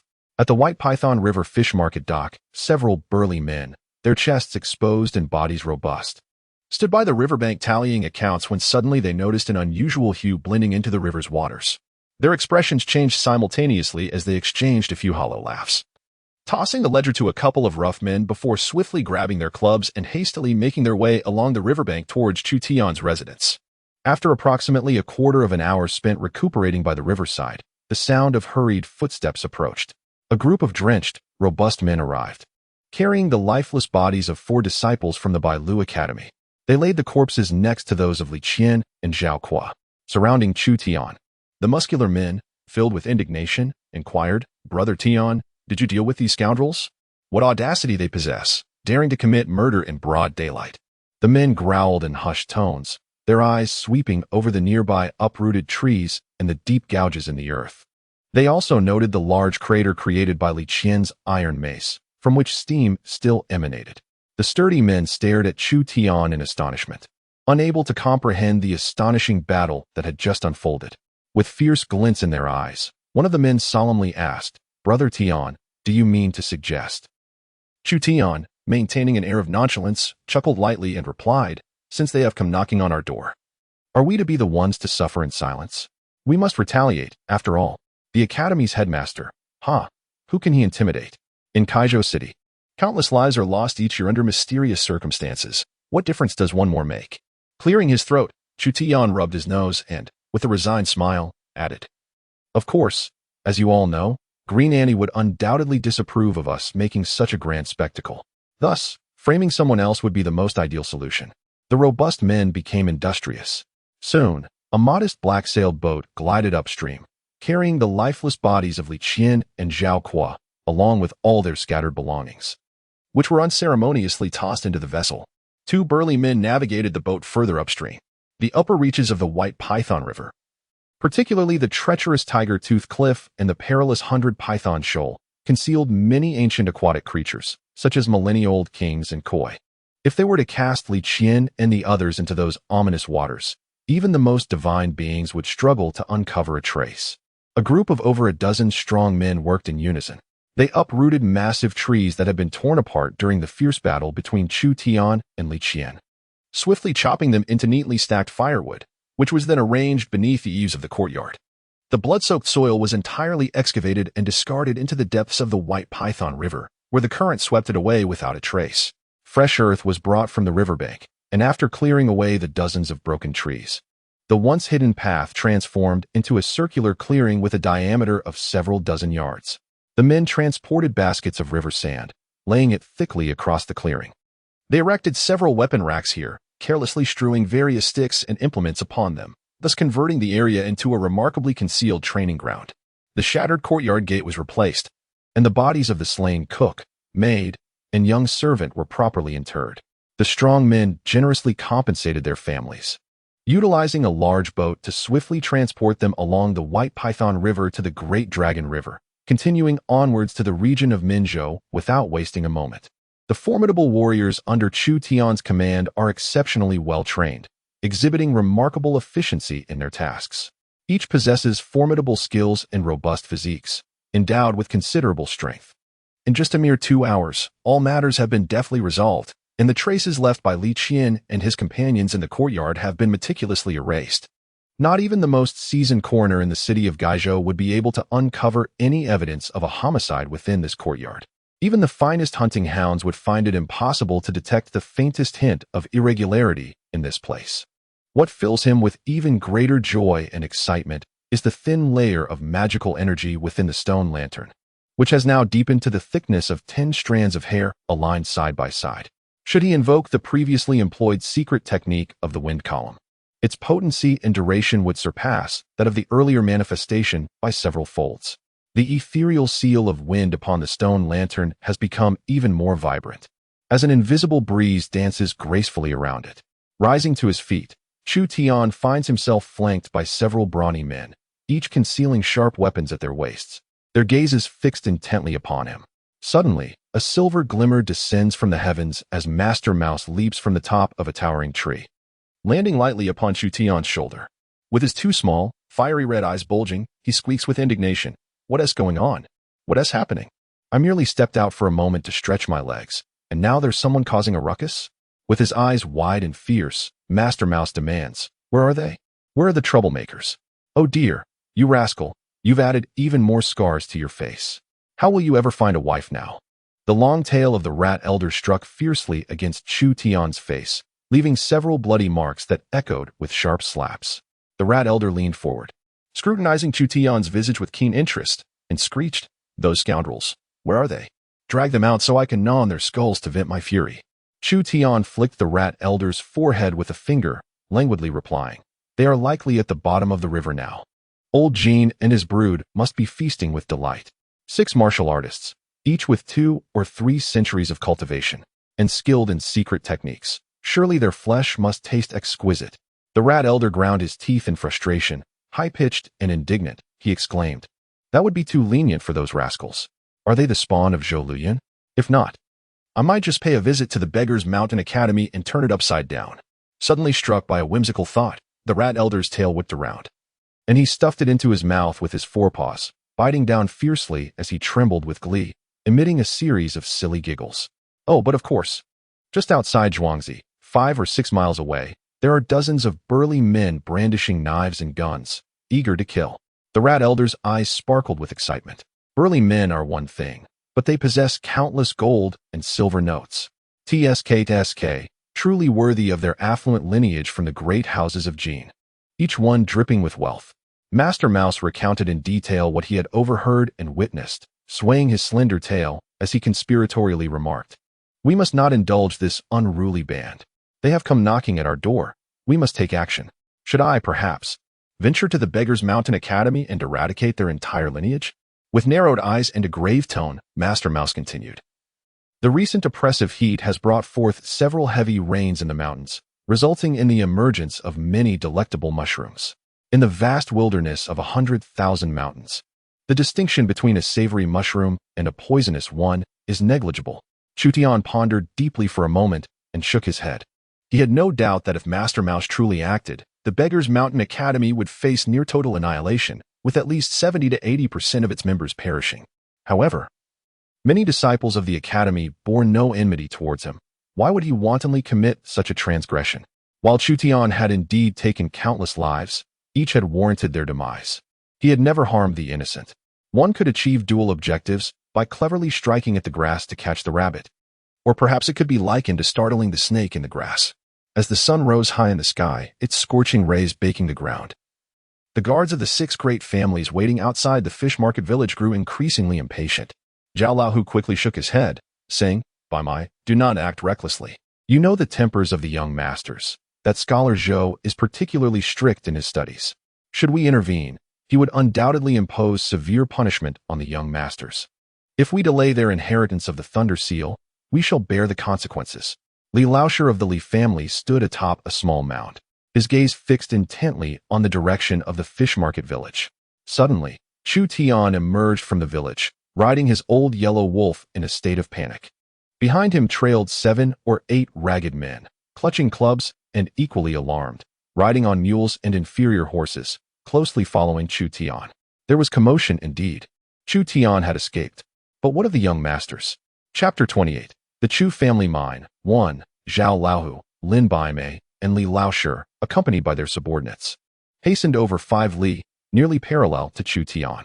The 6 prominent families had dispatched a formidable guard to rush into the village, brazenly breaking down doors and invading Chu Tian's residence.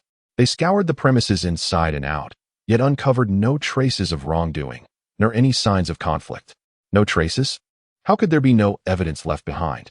Li Qian, Zhao Kuo, and the 6 young masters, filled with fury, had come to claim Chu Tian's head.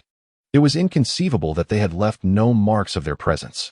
The seasoned guards, familiar with the ways of the world, were taken aback by the pristine state of Chu Tian's home, untouched and orderly. A chill crept up their spines, and a sense of dread enveloped them. This was dire. The young masters must have encountered trouble. This was catastrophic. We are all doomed. The 6 guards, trembling and weak, fled the village, their hearts racing faster than the speed of ordinary horses, as they pursued Zhao Laohu and his entourage, stammering out their alarming discoveries in detail. Fixating on Chu Tian and the imposing figures behind him, Zhao Laohu, Lin Baimei, and Li Laosher, the heads of the guards, suddenly stumbled and fell to the ground. In an instant, they sprang back to their feet, brushing off the dirt and leaves without a second thought. Lin Baimei exclaimed hoarsely, "This is disastrous. We are in deep trouble." The guards of the 6 prominent families turned pale, cold sweat soaking through their shirts. Observing Chu Tian's frantic escape from the estate, and the tattered clothing of the men following him, along with the faint stains of blood visible upon them, it was evident that a confrontation had occurred. Who, other than the young master they were charged with protecting, could pose a threat to Chu Tian in this moment? Yet, where was their young master? No one dared to contemplate the worst-case scenario. They were unwilling, even fearful, to accept that a mere fishmonger from the untamed lands of Gai Prefecture could have the cunning to outmaneuver 6 elite disciples hailing from the prestigious Bailu Academy. But where was their young master, the heir of the 6 families? He was the very embodiment of their immense investments, countless riches and resources devoted to nurturing a prodigious talent who might very well become the future patriarch of their clan. "Follow him. We must pursue," Li Laoshi urged, his face ashen. "Surely it cannot have deteriorated to such a dire extent. Perhaps the young masters have gone to eliminate Chu Tian's lackeys, which would explain the delay." Taking a deep breath, Li Laoshi consoled himself. Indeed, the young masters have just expended considerable time subduing Chu Tian's lackeys. Upon receiving wind of their pursuit, Chu Tian must have fled in haste. Surely, the young masters will be unharmed and are diligently searching for Chu Tian. Zhao Laohu and the others chuckled dryly, their faces devoid of any mirth. Yet their pace quickened with determination. The 30-odd guards gritted their teeth, relentlessly chasing after Chu Tian and his entourage, gradually advancing from the hilly terrain into the depths of the mountains. The 6 prominent families would undoubtedly not spare them, these useless protectors. To capture Chu Tian alive and eradicate his influence, they could only hope that their endeavors would shield their families from blame, preventing their wives and children from being excessively implicated. Chu Tian, accompanied by a few subordinates, sprinted into the forest. The mules and inferior horses had become utterly useless at this juncture. With a sharp command, he ordered several robust men to dismount and tether the reins of the mules and inferior horses to a tree, simultaneously letting out a piercing whistle. The strong men chose a wolf each and mounted, while Chu Tian rode atop an old yellow wolf, which let out a long howl. A pack of green wolves bore them forth, racing like the wind into the heart of the mountains. Under Chu Tian's guidance, the pack weaved through the rugged terrain. And after approximately an hour of swift travel, the sound of clanging and clattering echoed ahead. When Chu Tian and his companions abandoned their mules and inferior horses, the 6 prominent family guards trailing closely behind felt a surge of excitement, hastening their pace to encircle Chu Tian and his group at the edge of the mountains. In terms of physical prowess, the robust men under Chu Tian's command were no match for these elite guards. Within a brief span of time, the guards had closed the distance to less than 100 yards behind them. However, Chu Tian suddenly summoned a pack of massive, enduring blue wolves, prompting Lin Baimei and the others to curse under their breath in unison. The rugged terrain of the mountains made pursuit exceedingly difficult, despite the guards' commendable skills. They struggled to keep pace with the wolves, which were born and bred in the wild, endowed with strong physiques and swiftness akin to the wind. They had initially managed to close in on Chu Tian, but with the appearance of the blue wolves, the gap between them widened once more. The majestic expanse of the 10,000 chaotic mountains, with its intricate topography and dense forests, posed a significant risk of losing sight of their quarry with even the slightest misstep. Lin Baimei and the others could only helplessly channel their martial essence, employing their techniques to pursue Chu Tian and his companions, each running with sweat pouring down, their internal energy boiling like a cauldron. After sprinting through the mountains for over an hour, their martial essence was nearly exhausted, with their chests heaving like bellows. If they were on level ground, their cultivation would not lead to such fatigue. However, the deep mountains, with their numerous ravines and steep inclines, drained their stamina and martial essence at least tenfold compared to running on flat terrain. Yet, they were determined to capture this brat. Zhao Laohu's face flushed crimson, a plume of heat rising from his head as he bared his teeth and glared at Chu Tian with fierce intent. They needed to encircle him quietly. They could not allow him to escape any longer. Lin Baimei glared at Chu Tian with gritted teeth, vexed by the relentless speed of the infernal wolves. Perched upon the back of an old yellow wolf, Chu Tian appeared oblivious to the approaching guards, who stealthily advanced from 2 or 3 miles behind, their footsteps barely audible. Instead, he gazed downward from his lofty vantage point on the precipice, nearly 100 feet high.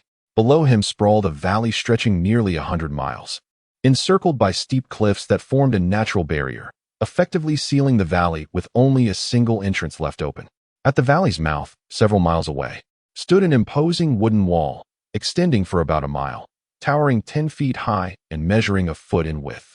A contingent of guards clad in bison hide armor, armed with steel knives and powerful crossbows, stood resolutely vigilant, their keen eyes scanning the valley for any signs of movement. A flagpole of pure silver stood erect upon the wooden wall, its crimson banner embroidered with golden characters fluttering fiercely in the wind, the prominent character Chu clearly discernible. The clanging of metal echoed from deep within the mine, reverberating off the cliffs that framed the valley, filling the air with a cacophony that was both disconcerting and jarring. The Chu family monopolized the mining industry in Gaizhou, and this site was merely a medium-sized mine under their dominion. Over the past 3 years, Chu Tian had painstakingly unraveled the secrets of this mine. While the Chu family publicly proclaimed it to be an ordinary copper mine, in reality, it housed a vast deposit of associated gold with exceptionally high quality. Each year, the Chu family extracted over 1 million taels of gold from this mine. A group of burly men suddenly broke into grins, resembling ferocious beasts poised to strike, their unwavering gaze fixated on the mine below. Chu Tian leaped down from the old yellow wolf, turning to calmly gaze at Lin Baimei and his companions, who were swiftly encircling him in a graceful arc from a distance of 100 paces. "Gentlemen, your journey has been arduous."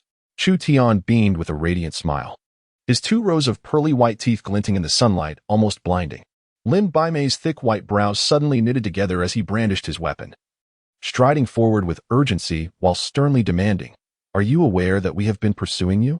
Did you deliberately lead us here? What is this place? What are your intentions?"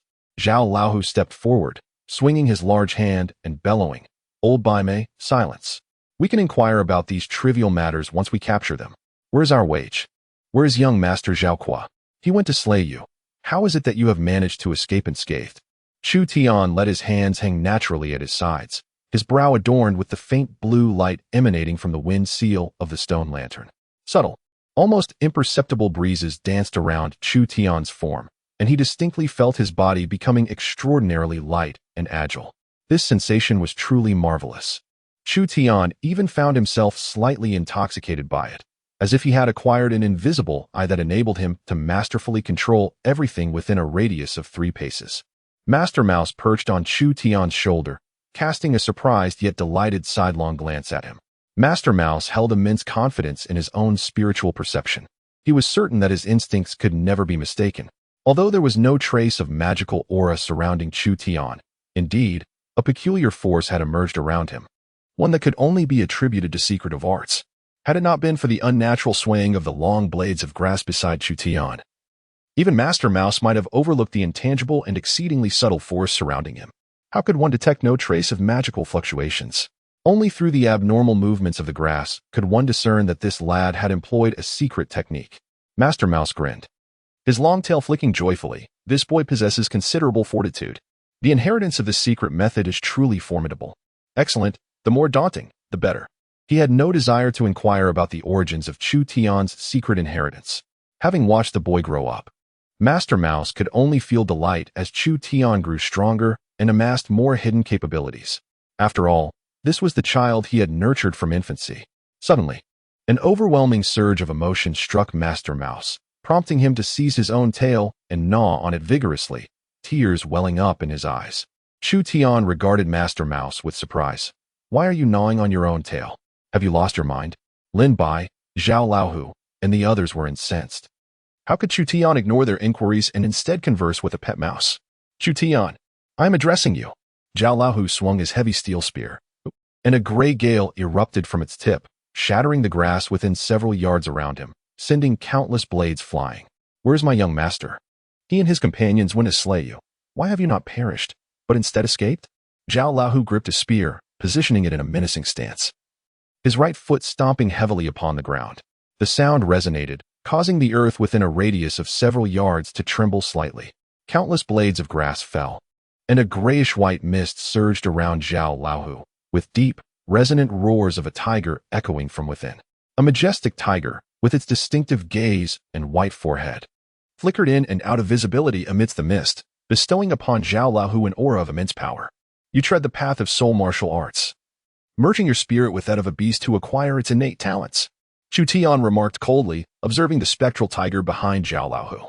If my father were to witness your beast spirit, he would surely devour your bones clean. Zhao Laohu's ire was ignited by Chu Tian's words. He had inquired about Chu Tian's young master, yet Chu Tian audaciously critiqued his beast spirit. Impudent child, prepare to face my wrath. Zhao Laohu bellowed. And the formidable tiger within the gray mist echoed his roar, unleashing a visible wave of gray energy that surged outward, accompanied by arc-like ripples directed at Chu Tian. Roaring like a tiger? I can do that too. Chu Tian laughed heartily, his chest swelling with pride, as he unleashed a white wave of energy toward Zhao Laohu. A thunderous clash ensued as the white and gray energy collided, shattering countless blades of grass into a cloud of green dust that soared high into the air. Amidst the swirling green haze, Chu Tian charged forward. Zhao Laohu brandished his steel spear, producing a sharp whistling sound as it sliced through the air like a meteor, aimed directly at Chu Tian's heart. Chapter 29. Digging a pit for the Chu clan. 1. Zhao Laohu roared repeatedly, the gray mist dancing around his spear, coalescing into a massive spectral tiger head at its tip. The steel spear surged forward like a living entity, its head and tail swaying as it dragged the body of old tiger, cleaving a path through the thicket, leaving behind a wide trail several feet across. Countless blades of grass were shattered by its fierce momentum. Chu Tian's hands hung down, a delicate, invisible wind enveloping him, propelling him forward like a released arrow. The gentle breeze stirred the grass around him, causing the leaves to gracefully part, clearing a way for Chu Tian.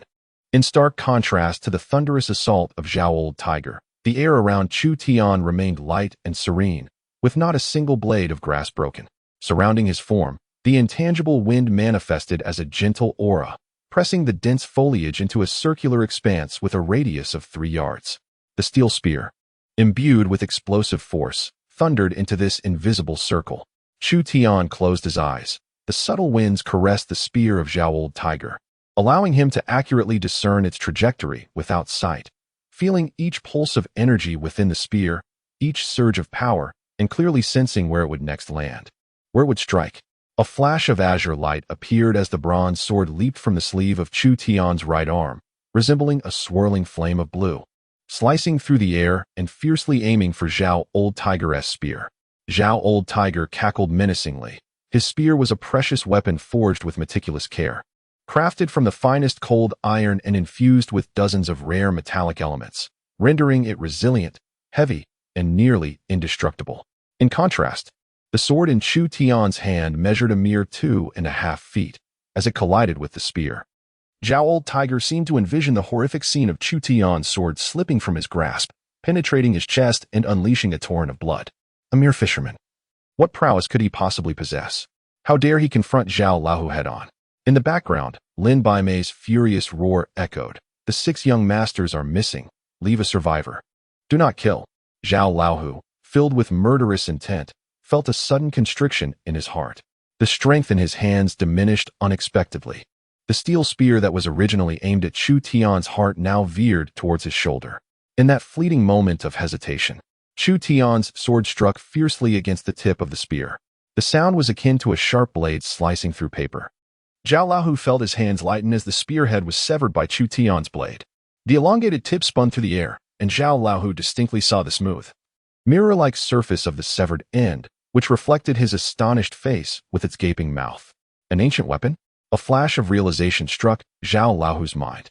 Chu Tian's speed suddenly doubled, his form becoming indistinct, as if viewed through frosted glass. He darted past Zhao Laohu, who towered over him, and with a gentle sweep of his sword, he grazed Zhao Laohu's soft underbelly. A beam of azure light erupted from the sword's tip, and the fierce sword aura cleaved through Zhao Laohu's body, sending a fine mist of blood spraying back over 3 zhang. Zhao Laohu's upper body spun into the air, and with a grimace, he managed to sneer, "I am dying. Such swiftness in the sword." Lin Baimei, Li Laoshi, and the other captains of the guards were struck with terror, their eyes wide with disbelief as they gazed at Chu Tian, their expressions reflecting the incredulity of a mouse transformed into a ferocious tiger, suddenly rising to devour its prey. Zhao Laohu ranks among the top 3 in terms of strength. A master of the pinnacle level of Earth Lords, further augmented by the fusion of the beast soul of the celestial tiger. Nourished by the power of this beast soul, his sinews and bones are akin to forged steel, impervious to the blows of blades and axes, bestowing upon him astonishing strength in his arms. With his own cultivation combined with the power of the beast soul, Zhao Laohu is capable of contending with masters of the earth respect level. Such a formidable figure. Yet he was vanquished by Chu Tian, a mere fish market ruffian? Lin Baimei and Li Laoshi exclaimed in unison, feeling utterly deceived, and regarded Zhou Luyan as nothing more than a fool. No, even a pig would possess greater wit than Zhou Luyan. He has yet to ascertain the identity of the one who killed his own father, yet he dispatched 6 disciples in a futile attempt to eliminate Chu Tian. A profound unease surged within Lin Baimei and Li Laoshi. A mere fish market ruffian, a lowly petty criminal, should not wield such formidable power. There must be something amiss with Chu Tian's identity. He certainly harbors secrets. They even began to suspect that the corpses they encountered at Haiku upon leaving the city that morning may have been the handiwork of Chu Tian. Kill. Chu Tian, propelled by a gust of wind beneath his feet, surged forth several dozen meters in the blink of an eye, while Lin Baimei and Li Laoshi pondered his true identity. Chu Tian had already closed the distance to confront them. However, faster than Chu Tian was the swift action of his formidable subordinates. At the instant Chu Tian dispatched Zhao Laohu, several burly men had already drawn folded crossbows from their bulging leather pouches at their waists, straining to draw back the bow arms with great effort. As Zhao Laohu's body soared into the air, a torrent of crimson blood erupted alongside the edge of Chu Tian's sword. The sturdy men had already drawn their bows, equipping them with peculiar blunt-headed arrows, each 2 feet and 4 inches in length, and as thick as a thumb. When Chu Tian was less than 2 yards away from Lin Baimei, Li Laoshi, and others, the powerful crossbows unleashed their fury. 7 uniquely shaped arrows whistled through the air, streaking past Chu Tian and hurtling toward Lin Baimei and the others. Skilled warriors. Lin Baimei and Li Laoshi were not easily caught off guard. Although these arrows were considerably swifter than Chu Tian, they were not beyond their capacity to react. Drawing upon their extensive combat experience, they instinctively raised their hands, unleashing their blades to strike fiercely at the incoming arrows. Fools, sneered the mischievous mouse lord, perched steadily on Chu Tian's shoulder, grinning with gleeful malice. The 7 peculiar arrows met the blades with a resounding crash, shattering into countless tiny triangular iron shards that shot forth. Each arrow exploded into 360 razor-sharp fragments, creating a cacophony of piercing whistles as over 2,000 shards enveloped all of Chu Tian's adversaries like a tempest. Even more astonishing was the speed at which these iron fragments flew, surpassing that of the arrows by more than double. Despite Lin Baimei and his companions' heightened awareness, they were unable to evade the onslaught of these slender shards.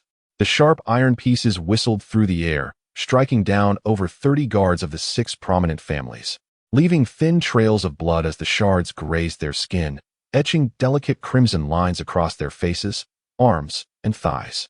The guards were clad in garments reinforced with soft armor, heart-protecting mirrors, and lightweight iron plates, which did not penetrate their protective gear but merely inflicted minor wounds in non-lethal areas.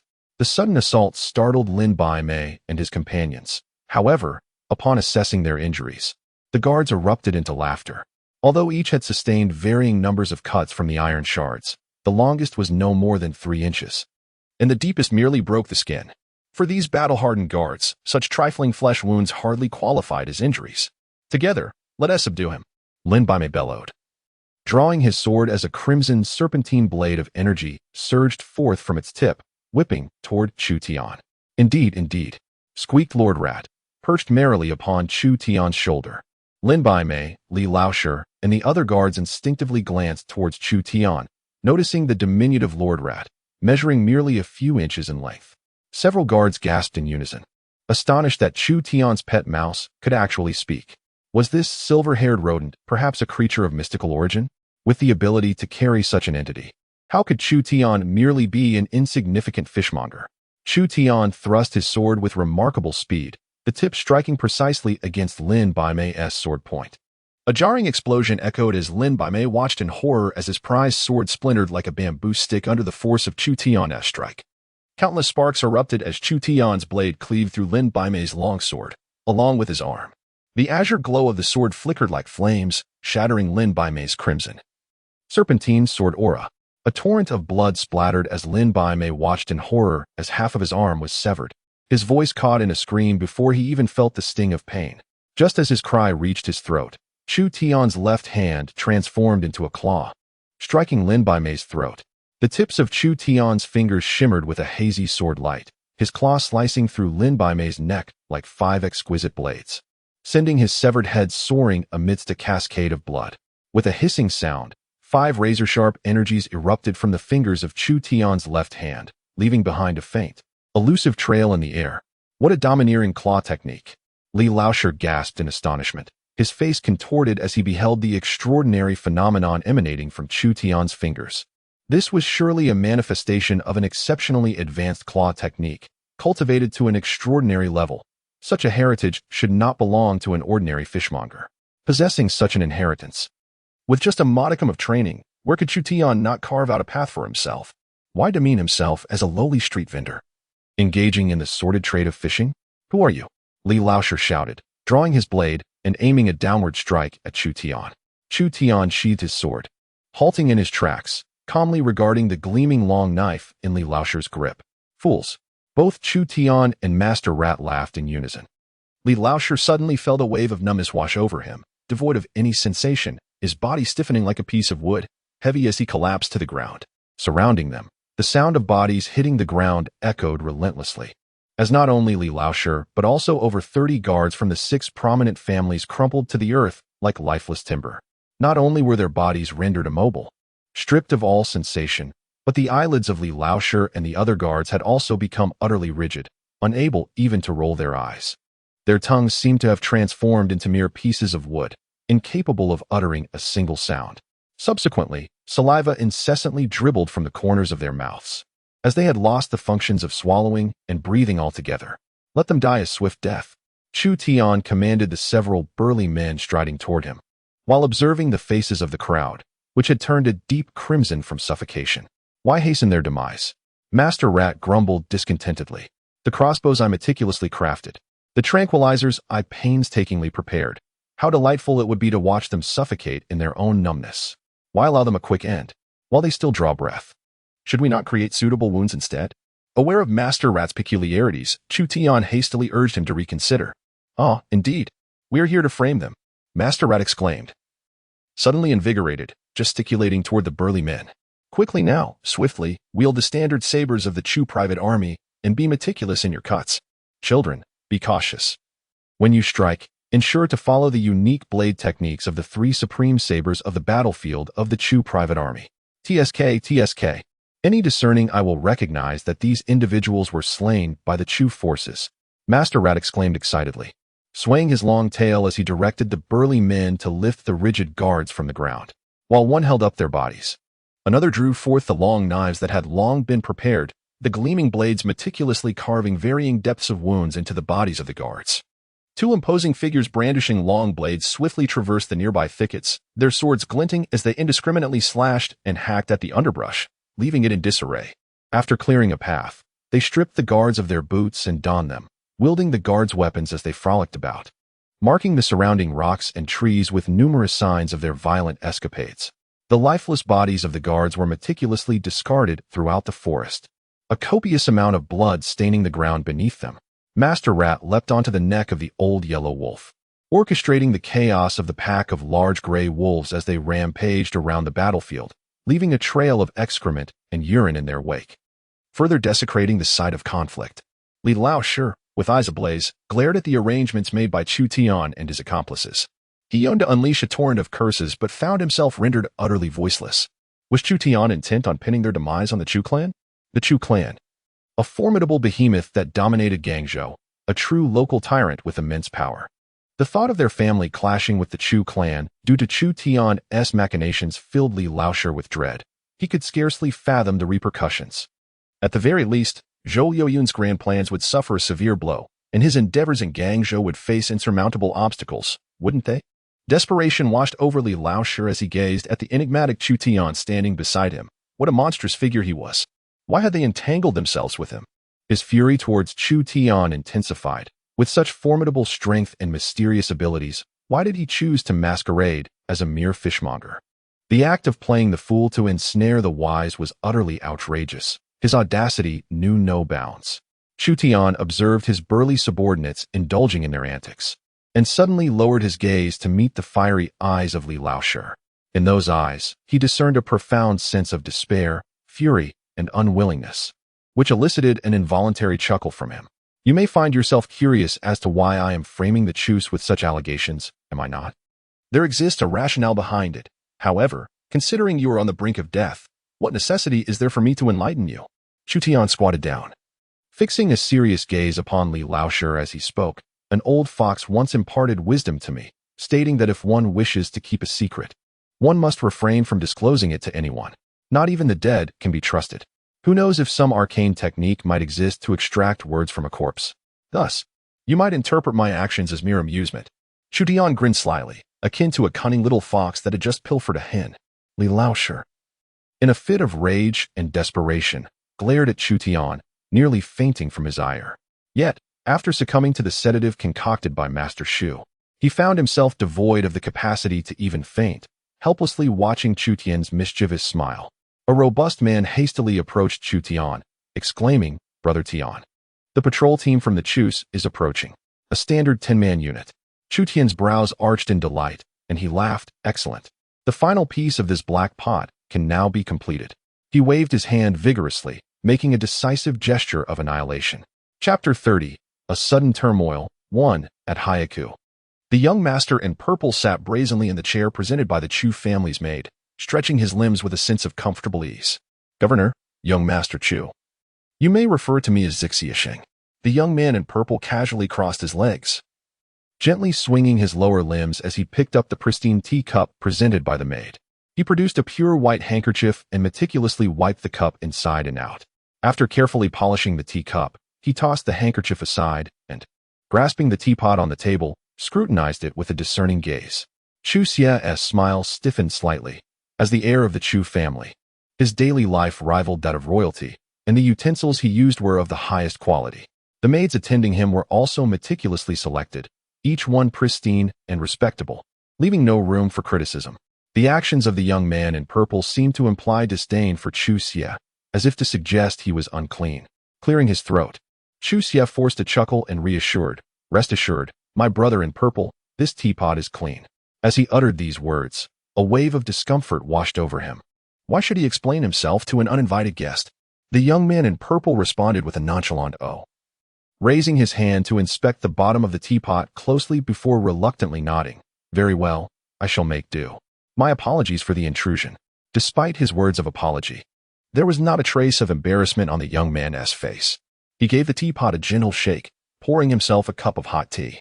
Cradling the cup with both hands, he took a delicate sip, his eyes gleaming with intrigue.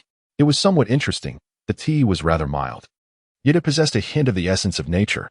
Indeed, the spirit of the earth and sky within the tea was dense and enduring, its aroma flowing like the mighty Yangtze River, suggesting that it was not solely the ethereal essence that had condensed to such a remarkable degree.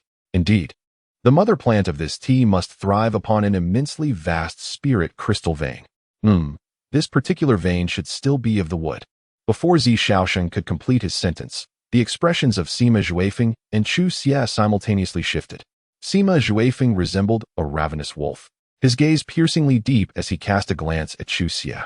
Chu Tian, his countenance rigid, regarded xianxia with urgency, hastily interjecting, "If you find this tea palatable, my dear brother, I shall procure 10 pounds for you shortly." "Huh? From whence do you hail, esteemed brother?" "There are none as extraordinary as yourself in Guangzhou." Sima Zhuifeng narrowed his eyes, scrutinizing Chu Tian, who likewise turned to meet his gaze. Their eyes clashed like swords, briefly sparking invisible flames in the void. Chu Tian raised an eyebrow, a cold smirk gracing his lips as he subtly shook his head, conveying an unspoken message. "Lord Taisho, you wouldn't truly wish to sever ties with the Chu clan, especially at this juncture, would you?" Sima Zhuifeng pursed his lips, lifting his teacup to sip the clear tea. Nodding slightly. In this silent exchange, he unequivocally expressed his stance. "For the time being, let this matter rest. The audacity of your Chu clan regarding this spirit crystal vein is remarkable. Were it not for these extraordinary times, would I simply acquiesce?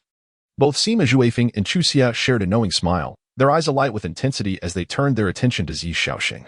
Who is this remarkable individual? Merely from a sip of tea, he can discern the growth environment of the tea plant?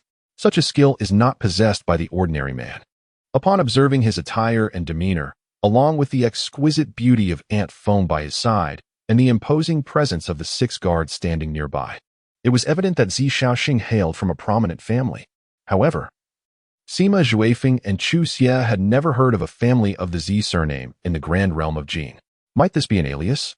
Thus, it became imperative for them to ascertain the true origins of Zi Shaoxing. Leisurely sipping his tea, Zi Shaoxing smiled nonchalantly, stating, "Where do I come from? Naturally, I come from wherever. I am simply indulging in a bout of aimless wandering for leisure." He continued, "Not long ago, I happened upon the contest between Bailu Academy and King Academy in the capital of Jin. Oh, the blood was gushing. It was utterly thrilling." A mysterious radiance illuminated Zi Shaoxing's face as he excitedly slammed his fist on the tea table, exclaiming, "Especially the fierce tactics employed by a few disciples of brother Zhou Luyun. They left those scholars from King Academy with broken arms and legs. What an exhilarating spectacle. I simply adore such lively events, and I quickly forged a camaraderie with brother Zhou." Sima Zhuifeng's expression turned somewhat grim as he queried, "So, young Master Zi was invited to Gaizhou by scholar Zhou Luyun?" Zi Shaoxing looked at Sima Zhuifeng with a grin, assuring him, "I am merely here to observe the spectacle, entirely uninterested in intervening. Rest assured, esteemed governor." He added, "Unless..." Chu Xie, smiling eagerly, interjected, "Unless what?" With earnestness, Zi Shaoxing replied to Chu Xie, "Unless the spectacle proves too captivating, in which case, I cannot guarantee my non-involvement." Sima Zhuifeng and Chu Xie fell silent for a moment, pondering the thoughts swirling in Zi Shaoxing's mind. They always felt that this young man was rather flamboyant, and engaging with him was truly exhausting. What does it mean to say, "This lively scene is simply delightful"? One could argue that he is rather conceited. However, Sima Zhuifeng soon dispelled the ire within him as he recalled the recent sight of Zi Shaoxing flitting about the woods alongside those aged scouts and coroner, clearly embodying the innocence of youth, merely reveling in the merriment. Such an immature young lad, and Sima Zhuifeng, a person of considerable stature, need not stoop to his level. Although he was invited to Gaizhou by Zhou Luyun, as long as he did not belong to Zhou Luyun's faction, all matters could be discussed, and possibilities abound. Gently tapping the tea table, Sima Zhuifeng calmly declared, "Bring forth the individual who struck the alarm on the dragon drum. He was an eyewitness to last night's events. Let him clarify the matter before everyone." Dozens of guards from the prefectural office bellowed, and a few of them shoved Acqui forward. Acqui's delicate face was scrunched in distress. His tall, slender frame slightly hunched as he approached Sima Zhuifeng. Without uttering a word, he knelt before him, formally bowing. "Commoner Acqui pays respects to Your Excellency. Your Excellency must seek justice for the common folk." 15,000 taels of gold were seized by those dastardly Wang Dan. Acqui raised his gaze to meet the somber expression of Sima Zhuifeng, his voice trembling with a hint of sobbing as he implored, "Your Excellency, our group had promised that upon acquiring this fortune, we would each find brides for our brothers, yet now our wives have been taken from us. You must stand for us." Sima Chasing Wind cast an irate glance at Acqui. "Do you realize," he exclaimed, "that among the corpses strewn about, there lie the remains of those I dispatched? Last night, the esteemed Governor Sima had intended to engage in treachery against treachery." After listening to Acqui's lamentations, Sima Chasing Wind remained silent for an extended period. Chu Xie observed Acqui with an enigmatic smile, holding a teacup while glancing at Sima Chasing Wind with a knowing grin. Naturally, he was well aware of the intricate events that had transpired. The governor had sought to eliminate the private soldiers of the Bowling clan while simultaneously profiting from the chaos. However, while the private soldiers of the Ling clan were annihilated, two of the governor's most trusted subordinates, along with a contingent of elite state soldiers, also fell in battle. This was an intricate mess, with depths yet to be uncovered. Had it not been for the inexplicable death of Gong Bailu in this very place, Chu Xie's mood would have been considerably lighter, and he would have taken greater pleasure in the unfolding spectacle. Zi Shaoxing was already struggling to contain his laughter, his hands tightly clasped over his mouth, his body quivering slightly as he exerted every effort to suppress his amusement. His eyes narrowed into slits, darting back and forth between Chu Xie, Sima Chasing Wind, and Acqui, Ant Foam, Witnessing xiaosheng's near collapse from laughter, shook her head in exasperation and hurried to his side. She gently patted the back of his heart, helping him regain his composure. Suddenly, he dropped his hands, his eyes wide with mirth as he turned to Sima chasing wind, his face contorted in a grin. Governor Sima, you must ensure justice for this young brother. Alas, their wives have been snatched away. How pitiful it is to be without a spouse. A Qiao raised her head, tears glistening as she cast a profound glance at Xiaosheng. Indeed, this young gentleman speaks the truth. For us, the impoverished fishmongers, how many years must we toil to accumulate a mere 15,000 taels of gold? Who are those ruthless scoundrels that dared to assault us with blades and firearms last night? Fortunately, our wise leader guided us to flee swiftly, or else we would have joined the ranks of the deceased here. Her thin lips clapped together rapidly as she recounted to the crowd the harrowing tale of how hundreds of burly ruffians brazenly robbed them, detailing their frantic escape. In her narrative, it was clear that they had fled at the very first sight of the bandits. As for what transpired thereafter, they were oblivious, having not witnessed the unfolding events, leaving them utterly perplexed about the chaos of the previous night. Sima chasing wind inhaled deeply, casting an irked glance at a Qiao.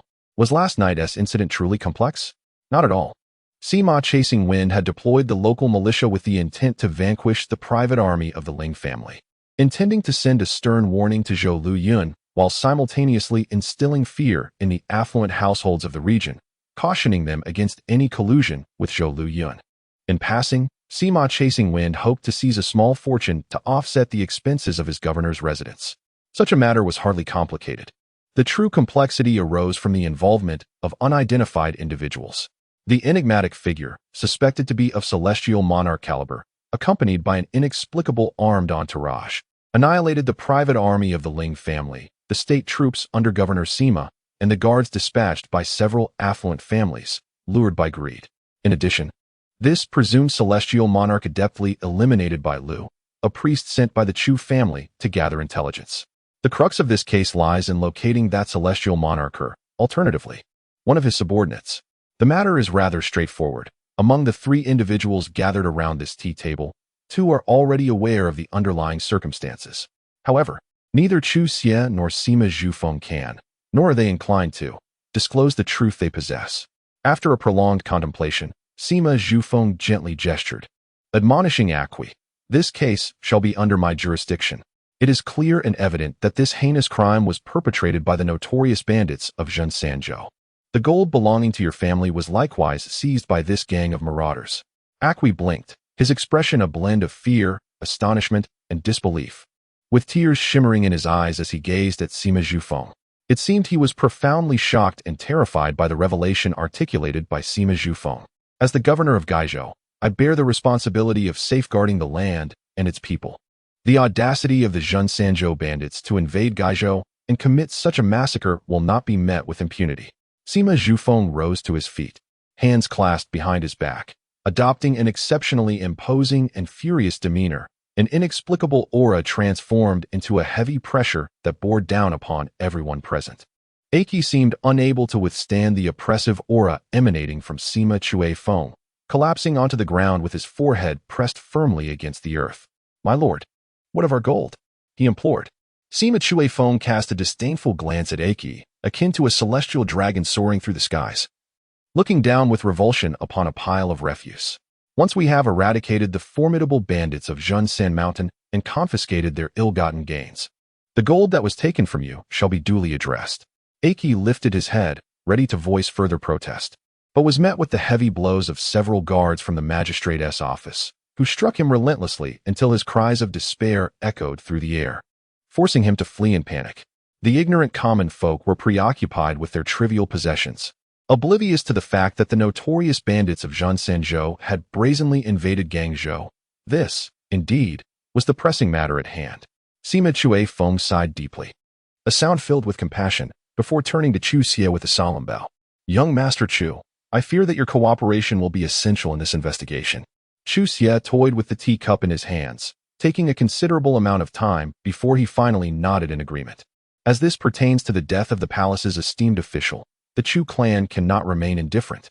Meanwhile, Xiaosheng deftly twirled a large ring on his finger, a playful smile gracing his lips as he inquired, "But, young Master Chu and Lord Sima. It is evident that this case is the handiwork of the bandits from Zhou. Why does the magistrate not mobilize the army to root out these ruffians? Both Chu Xie and Sima Chue Feng momentarily faltered, exchanging glances before turning their attention to Zi Shaosheng, each inwardly cursing him. Was Zi Shaosheng truly oblivious? Or was he deliberately instigating trouble? Towards the direction of Gaizhou City, a sudden and resounding clatter of hooves echoed through the air.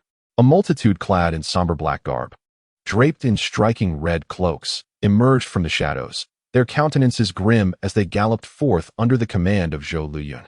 "Stand aside," Zhou Luyun bellowed, wielding his whip with fervor, sending two state soldiers attempting to obstruct his path tumbling through the air. Chu Xie and Sima Zhuifeng's faces turned ashen, their eyes wide with disbelief as they witnessed Zhou Luyun and his formidable entourage racing past them. A cloud of dust ascended, cascading down like a fine mist onto the tea table, settling into the teacups. Zi Xiaosheng stared blankly at the dust swirling in his cup, before suddenly lifting his head with a smile, calling out, "Hey, Brother Zhou? Hey, Brother Zhou, why the haste? Has someone died?" Chapter 31. Luring the Enemy. 1. The surroundings lay in disarray, with broken branches strewn about, signs of wild beasts lurking nearby, and numerous remnants of wolf droppings. Several slain gray wolves were carelessly discarded nearby, amidst the torn and shattered remains of their victims. Clad in a resplendent red robe, Zhou Luyun, emanating an imposing aura, gazed upon the lifeless bodies strewn on the ground, feeling a sudden darkness envelop him as his body swayed unsteadily. Li Laoshi, Zhao Laohu, Lin Baimei. These guardians had perished here, but what of those they were sworn to protect? Where were his disciples, Li Qian and Zhao Kuo? Not far off. Nearly 100 paces away, hundreds of private soldiers from the Chu clan stood poised with formidable bows and crossbows, confronting them from a distance. What place was this? Who were these people? After a prolonged silence, Zhou Luyun rasped, demanding answers with a voice filled with urgency. Ling Yu trembled as he emerged from the crowd, bowing deeply and respectfully to Zhou Luyun. "Master Zhou, this is the Chu family's mining site. These individuals are the guards of the Chu family's mine, effectively serving as their private soldiers." Ling Yu cast a swift glance at Zhou Luyun's pale face and pointed to the ground, where several bodies, mangled by gray wolves, lay strewn about, their wild bullhide armor tattered and torn. The wild bullhide armor on the ground resembled the armor worn by those Chu family private soldiers across from them. Before Zhou Luyun could inquire further, the sound of approaching footsteps echoed from behind. Chu Jie, accompanied by a throng of guards, stormed toward them. Just moments ago, Zhou Luyun had hurriedly led a large group through the area, prompting both Chu Jie and Sima Chasing Wind to follow out of surprise and curiosity, as they trailed behind. Witnessing Zhou Luyun inadvertently trespassing into their own mining site, Chu Jie felt a surge of urgency mixed with anger. He was anxious because this site publicly claimed to be a copper mine, while in reality, it was a secret gold mine operated by the Chu family. Should this information leak, they would face significant trouble for daring to encroach upon the exclusive enterprise of the Daijin royal family. His anger was further fueled by the sight of Ling Yu. "What are you doing here?" Chu Jie strode up to Ling Yu, seizing his collar and reprimanding him harshly. "Is this a place for you? Who gave you the audacity?" Zhou Luyun abruptly turned around and shouted sternly at Chu Jie. "Chu Jie, shouldn't you explain why the guards of my disciple, Zhou Luyun, have met their demise here?" Chu Jie forcefully shoved Ling Yu, who cried out in shock and was knocked to the ground, struggling to rise. With a countenance darkened by fury, Chu Jie's handsome face, pale as jade, was shrouded in ominous clouds. Undaunted, he stepped forward until he was nearly nose to nose with Zhou Luyun, his voice thunderous as he demanded, "What guards? What insolence is this? This is the mining ground of the Chu clan, my territory. Who dares to trespass here?" Zhou Luyun, taken aback, straightened his neck and retorted sharply, "I am." Suddenly, Chu Jie let out a piercing howl, and with a fist that struck like thunder, he unleashed a devastating blow to Zhou Luyun's abdomen. Caught off guard, Zhou Luyun gasped in pain, propelled into the air over 3 zhang, his body curling as he was sent sprawling 7 zhang away, his head colliding with the ground in a series of violent rolls. A throng of officers from the Court of Judicial Review erupted in furious shouts, drawing their weapons and advancing menacingly towards Chu Jie. The clang of steel resonated as hundreds of heavily armored guards behind Chu Jie unsheathed their weapons, forming a formidable phalanx to confront the officers without hesitation. Beyond 100 zhang, the private soldiers of the Chu clan raised their powerful crossbows, marching in unison as they swiftly closed in on Zhou Liuyun's subordinates. Clutching his abdomen, Zhou Liuyun knelt on one knee, a picture of disarray. As he raised his head and bellowed with indignation, "Chu Tian, I am the inspector of the Court of Judicial Review for the Great Jin. Do you dare to harm me? The one who will harm you is the notorious bandit of Zhou. What business is it of the Chu clan?" Chu Jia shook his right fist, his face a mask of menace as he retorted, "The one who will harm you is indeed the bandit of Xianxia. The one who will kill you will also surely be the bandit of Xianxia. What say you, Governor Sima?" Amidst a throng of guards, Sima Zhuifeng approached with swift steps. Upon witnessing the tense standoff between the two factions, he momentarily paused, then broke into a sudden smile. "Young Master Chu, Lord Zhou. Shall we calmly sit down and discuss matters?" Zhou Liuyun unsteadily rose to his feet, a trickle of blood staining the corner of his mouth. He lifted his sleeve and vigorously wiped away the blood, casting a look of astonishment towards Chu Tian. This young lad possessed an unexpectedly formidable punch. The blow had rattled Zhou Liuyun's insides, leaving him with a slight internal injury. What startled him even more was the audacity of this youth to strike. Observing the Chu family soldiers poised for battle, Zhou Liuyun had no doubt that, at a mere command from Chu Tian, these unruly mercenaries would not hesitate to execute him and all his subordinates on the spot. In this remote wilderness, should he be killed, to whom could Zhou Liuyun appeal for justice? After a few forced laughs, Zhou Liuyun gestured dismissively. "Sheathe your weapons, everyone. What is it that you seek? Today's events are indeed suspicious. We must not fall victim to the schemes of others." The officers of the Court of Judicial Review around Zhou Liuyun complied and lowered their weapons. Chu Tian let out a cold snort, slightly raising his chin, while the heavily armored guards beside him also sheathed their arms. However, the sentinels stationed at the mines, merely 20 paces away, kept their heavy crossbows trained on Zhou Liuyun and his men. "Oh dear, someone has truly died," came a distant voice of astonishment. Zhou Liuyun's expression darkened abruptly, and the faces of Chu Tian and Sima Zhuifeng grew exceedingly peculiar. As I beheld the 6 burly men surrounding xianxia, I was struck by their resourcefulness. They had somehow procured several lengths of bamboo and fashioned a makeshift slide by binding 2 chairs together. They swiftly bore xianxia and Ant Feng forward with the speed of galloping steeds. The astonishing velocity at which these 6 men sprinted was remarkable. When xianxia began to speak, they were still a couple of miles away, yet by the time he had uttered his last word, they had already arrived before Chu Tian and the others. Without allowing the 6 men to come to a halt, xianxia effortlessly ascended into the air, as if treading upon invisible steps, and gracefully landed on the ground. With a cheerful demeanor, he clasped his fists in greeting to Zhou Liuyun, saying, "Brother Zhou, it has been months since we last met. Your complexion appears rather poor. There is a dark hue between your brows, and a black aura rises from the crown of your head, soaring to 7 zhang in height. You must exercise caution when drinking cold water these days, lest you choke." Zhou Liuyun was momentarily taken aback, a peculiar expression of indescribable embarrassment crossing his face. He returned the salute to xianxia, saying, "Brother Zishu, you truly have come to Gaizhou?" Xianxia's brow furrowed in displeasure. "Brother Zhou, I specifically followed you to Gaizhou to witness the spectacle." "Oh, no. I came to Gaizhou to rally support and cheer for you." "What do you mean by that? Are you not welcoming me? Just moments ago, on the official road at Haiku, I was sitting right there, and you failed to notice my presence?" Zhou Liuyun's countenance was exceedingly peculiar. He chuckled awkwardly a few times before turning to introduce Chu Tian and Sima Zhuifeng, saying, "Young Master Chu, Governor Sima, this esteemed Brother Zishu is a literary acquaintance I made in the capital. Brother Zishu is truly unparalleled in wisdom and possesses an air of remarkable charm and affluence." Ha ha ha. Zhou Liuyun's introduction of Xiaosheng is quite intriguing, particularly the final 3 hollow laughs, which carry profound implications. Chu Tian and Sima Zhuifeng exchanged glances at Xiaosheng, as a group gathered to discuss the bodies strewn among the wild grass, sharing their insights on the matter at hand. After a brief exchange, Chu Tian suddenly inquired, "Lord Zhou, in this desolate wilderness, how did you ascertain that these individuals perished here?" Although Chu Tian directed his question at Zhou Liuyun, his gaze fell upon Lingyu. Having just risen from the ground and brushing dust from his clothes, Lingyu stiffened momentarily, a hint of guilt flickering across his face as he managed a weak smile. It was a smile laced with nuances that were difficult to decipher, hinting at deeper meanings. Chu Tian's expression turned slightly scrutinizing as he remarked, "So, it appears that the overseer of this mine is no longer affiliated with our Chu family, but rather a trusted confidant of your Ling family. Splendid, splendid indeed." Ling Yu cast his eyes downward, remaining silent, for such matters often lead to further complications. Chu Tian's smile grew increasingly radiant. "No wonder. Even I have yet to receive any news, while you, Lord Zhou, seem to possess all the information. Alas, this is not the time for idle chatter. Let us discuss serious matters." With a beaming countenance, Chu Tian tucked his hands into the ample sleeves of his robe and earnestly posed the question to Zhou Luyuan.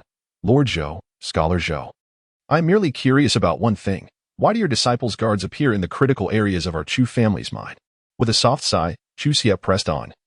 "Do not suggest that it is merely a coincidence. My family's mining site lies deep within the vast, untamed mountains, far from any thoroughfare.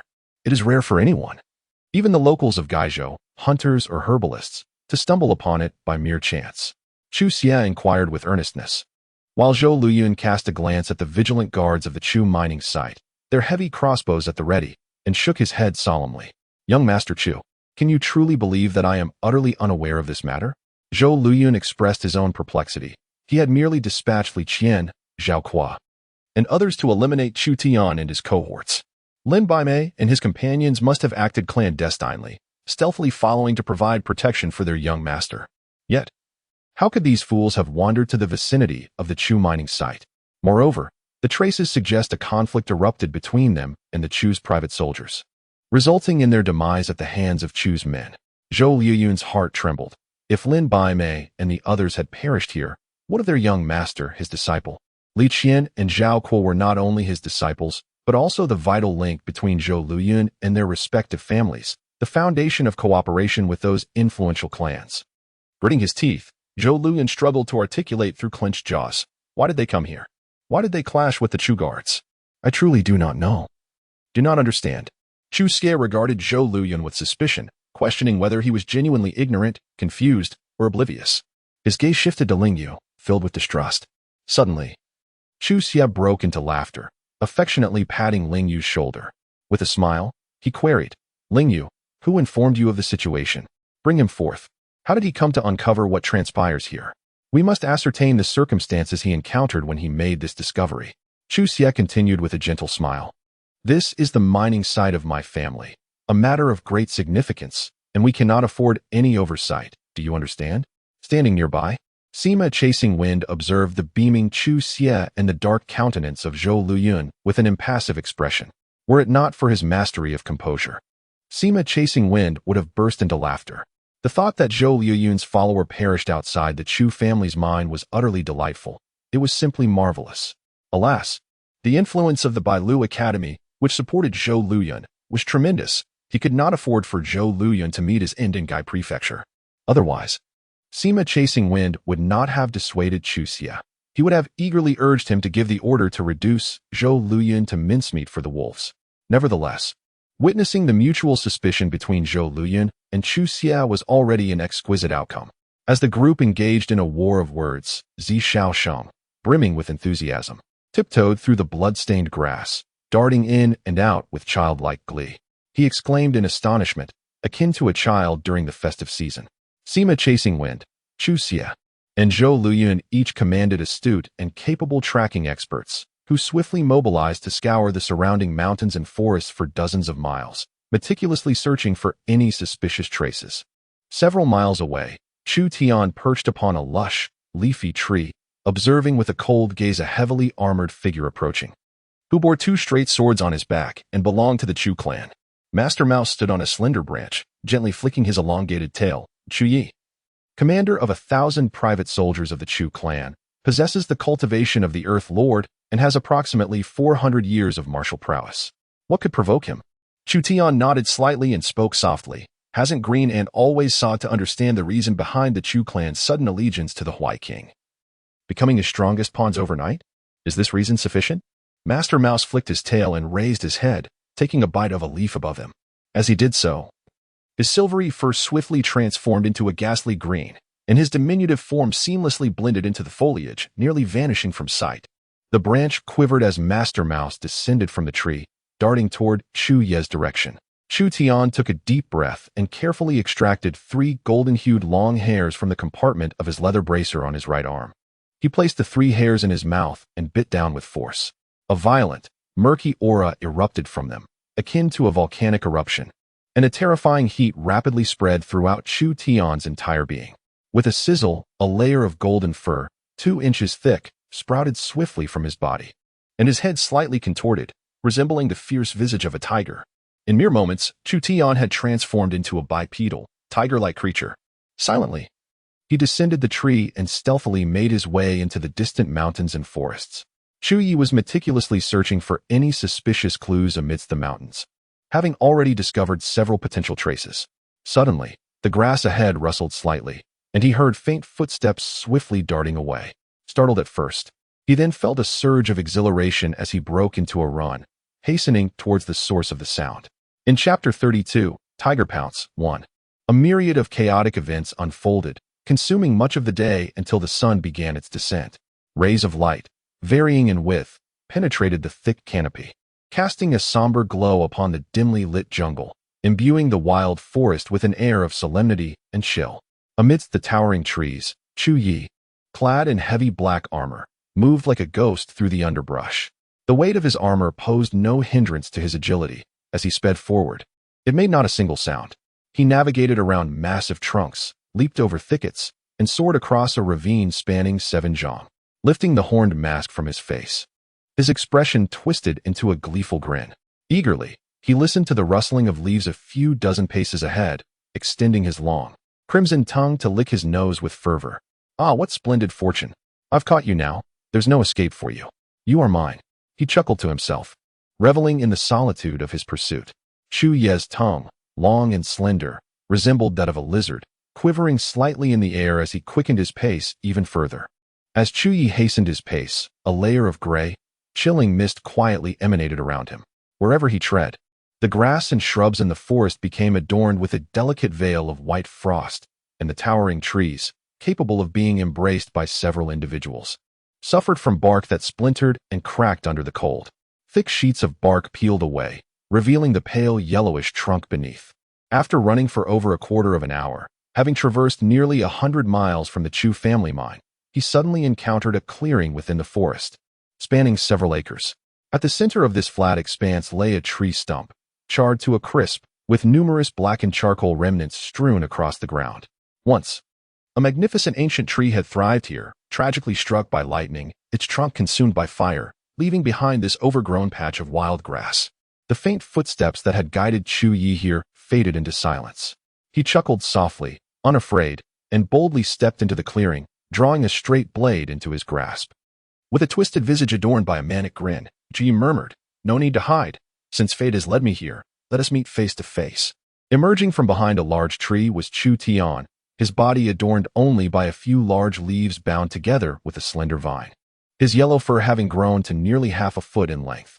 He gazed at Chu Yi without uttering a word. Swiftly, Chu Yi turned, baring his teeth in a grin directed at Chu Tian. "Ah, half-demon," Chu Yi exclaimed, observing Chu Tian's formidable, tiger-like form standing upright. His excitement surged, and he exclaimed, "Is your father a tiger demon, or is it your mother? Marvelous, simply marvelous. The vitality of a half-demon is undoubtedly more potent than that of a human. The flavor of your brain matter must surely be exquisite." Chu Tian coldly observed the seemingly deranged Chu Yi, scoffing, "You consume humans?" Chu Yi licked his lips, gritting his teeth as he resentfully replied, "It's been years since I last indulged. Constantly under surveillance, I had no opportunity. Heh, this rare chance to roam freely has indeed attracted those who fear not for their lives. What splendid fortune." Chu Tian spoke in a frigid tone. "The commander of the Chu family's private army is, astonishingly, a maniac who devours flesh. If this news were to leak..." Chu Yi hastily shook his head, looking at Chu Tian with a grin. "It won't get out, I assure you, it will not." With a resounding crack, Chu Yi suddenly lunged forward, traversing several dozen feet in an instant. Enveloped in a shroud of gray mist, a spectral light silently cleaved toward Chu Tian. The blade nearly grazed the golden hair atop Chu Tian's forehead. And only then did a muffled sound of air being sliced fill the atmosphere, an explosive sound generated by Chu Yi's swift movement. From the blurred figure, a chilling radiance erupted. Chu Tian refrained from wielding his bronze sword, xianxia, instead gripping a horn dagger in his left hand, ruthlessly thrusting it toward Chu Yue's vulnerable side. The straight blade barely skimmed the top of Chu Tian's head, the razor-sharp edge shattering a significant portion of his golden locks. With a resounding clang, the dagger struck Chu Yue's armor with force, sending sparks flying, yet the finely forged steel dagger in Chu Tian's hand was obliterated, leaving merely a negligible scratch upon Chu Yue's armor. Fool! Are all of you half-demons so dim-witted? Chu Yue laughed, revealing a mouthful of teeth, as he forcefully swung his right hand, the dagger's hilt crashing toward Chu Tian's head with a dull whoosh. Chu Tian cast aside the broken hilt of his sword, his hand striking towards Chu Yue's right hand, which held the blade. A ferocious tiger's roar erupted from Chu Tian's lips, and a visible explosion of white energy surged forth like cannon fire towards Chu's face. Chu Tian's fingers transformed into claws, unleashing 10 tendrils of indistinct energy that fiercely swept across Chu Yue's right palm. Lowering his gaze, Chu Yu felt the impact of Chu Tian's roar against his helmet, a muffled thud resonating as his black horn mask was sent flying, the delicate cord securing it shattered, causing his hair to cascade wildly. His right hand, struck heavily by Chu Tian, loosened its grip, sending the blade spinning from his grasp. "Ya!" Chu Yu bellowed, as the gray, chilling mist swirling around him thickened dramatically, expanding to encompass several yards. His body trembled slightly, and amidst the sound of rustling, a massive gray claw mark, reminiscent of a basin in size, erupted from the dense fog, descending upon Chu Tian with a bone-chilling force. Upon closer inspection, the claw mark appeared hazy, yet it was unmistakably the imprint of a gaunt, skeletal hand. The frigid aura emanating from the gray mark was not only piercing, but also carried a formidable pulling force, ensnaring Chu Tian's body as if he were ensnared in viscous glue, rendering him nearly immobile. A crackling sound echoed, and in an instant, a thin layer of ice enveloped Chu Tian's lower body. 3 dispersing soul claw. Chu cackled, his mouth splitting wide open, the corners reaching towards his ears, transforming his visage into that of a ghastly specter, devoid of any human semblance. Chu Tian responded with a cold grunt from the center of his brow. The wind seal of the stone lantern surged into action, as the faint layer of magical energy within the lantern swiftly coalesced into a misty vapor, infusing the flame with newfound vigor. 3 white tornadoes, each the thickness of a bowl, spiraled upward from beneath Chu Tian's feet, resembling 3 colossal pythons swirling around his form. A half-demon with gifted secret arts? Chu Yi gazed at Chu Tian in astonishment, then erupted into exuberant laughter. The flavor of your brain matter must be fiery and exquisite. I have yet to taste the brain of a sorcerer. The 3 soul-dispersing claw howled downwards, and the trio of white tornadoes, accompanied by a piercing whistling sound, twisted upwards violently, ruthlessly striking against the gray claw marks. A thunderous roar ensued as a surging gust of cold wind burst forth in all directions. Both Chu Ye's 3 soul-dispersing claw and Chu Tian's tornadoes simultaneously collapsed, giving rise to a frenzied gale.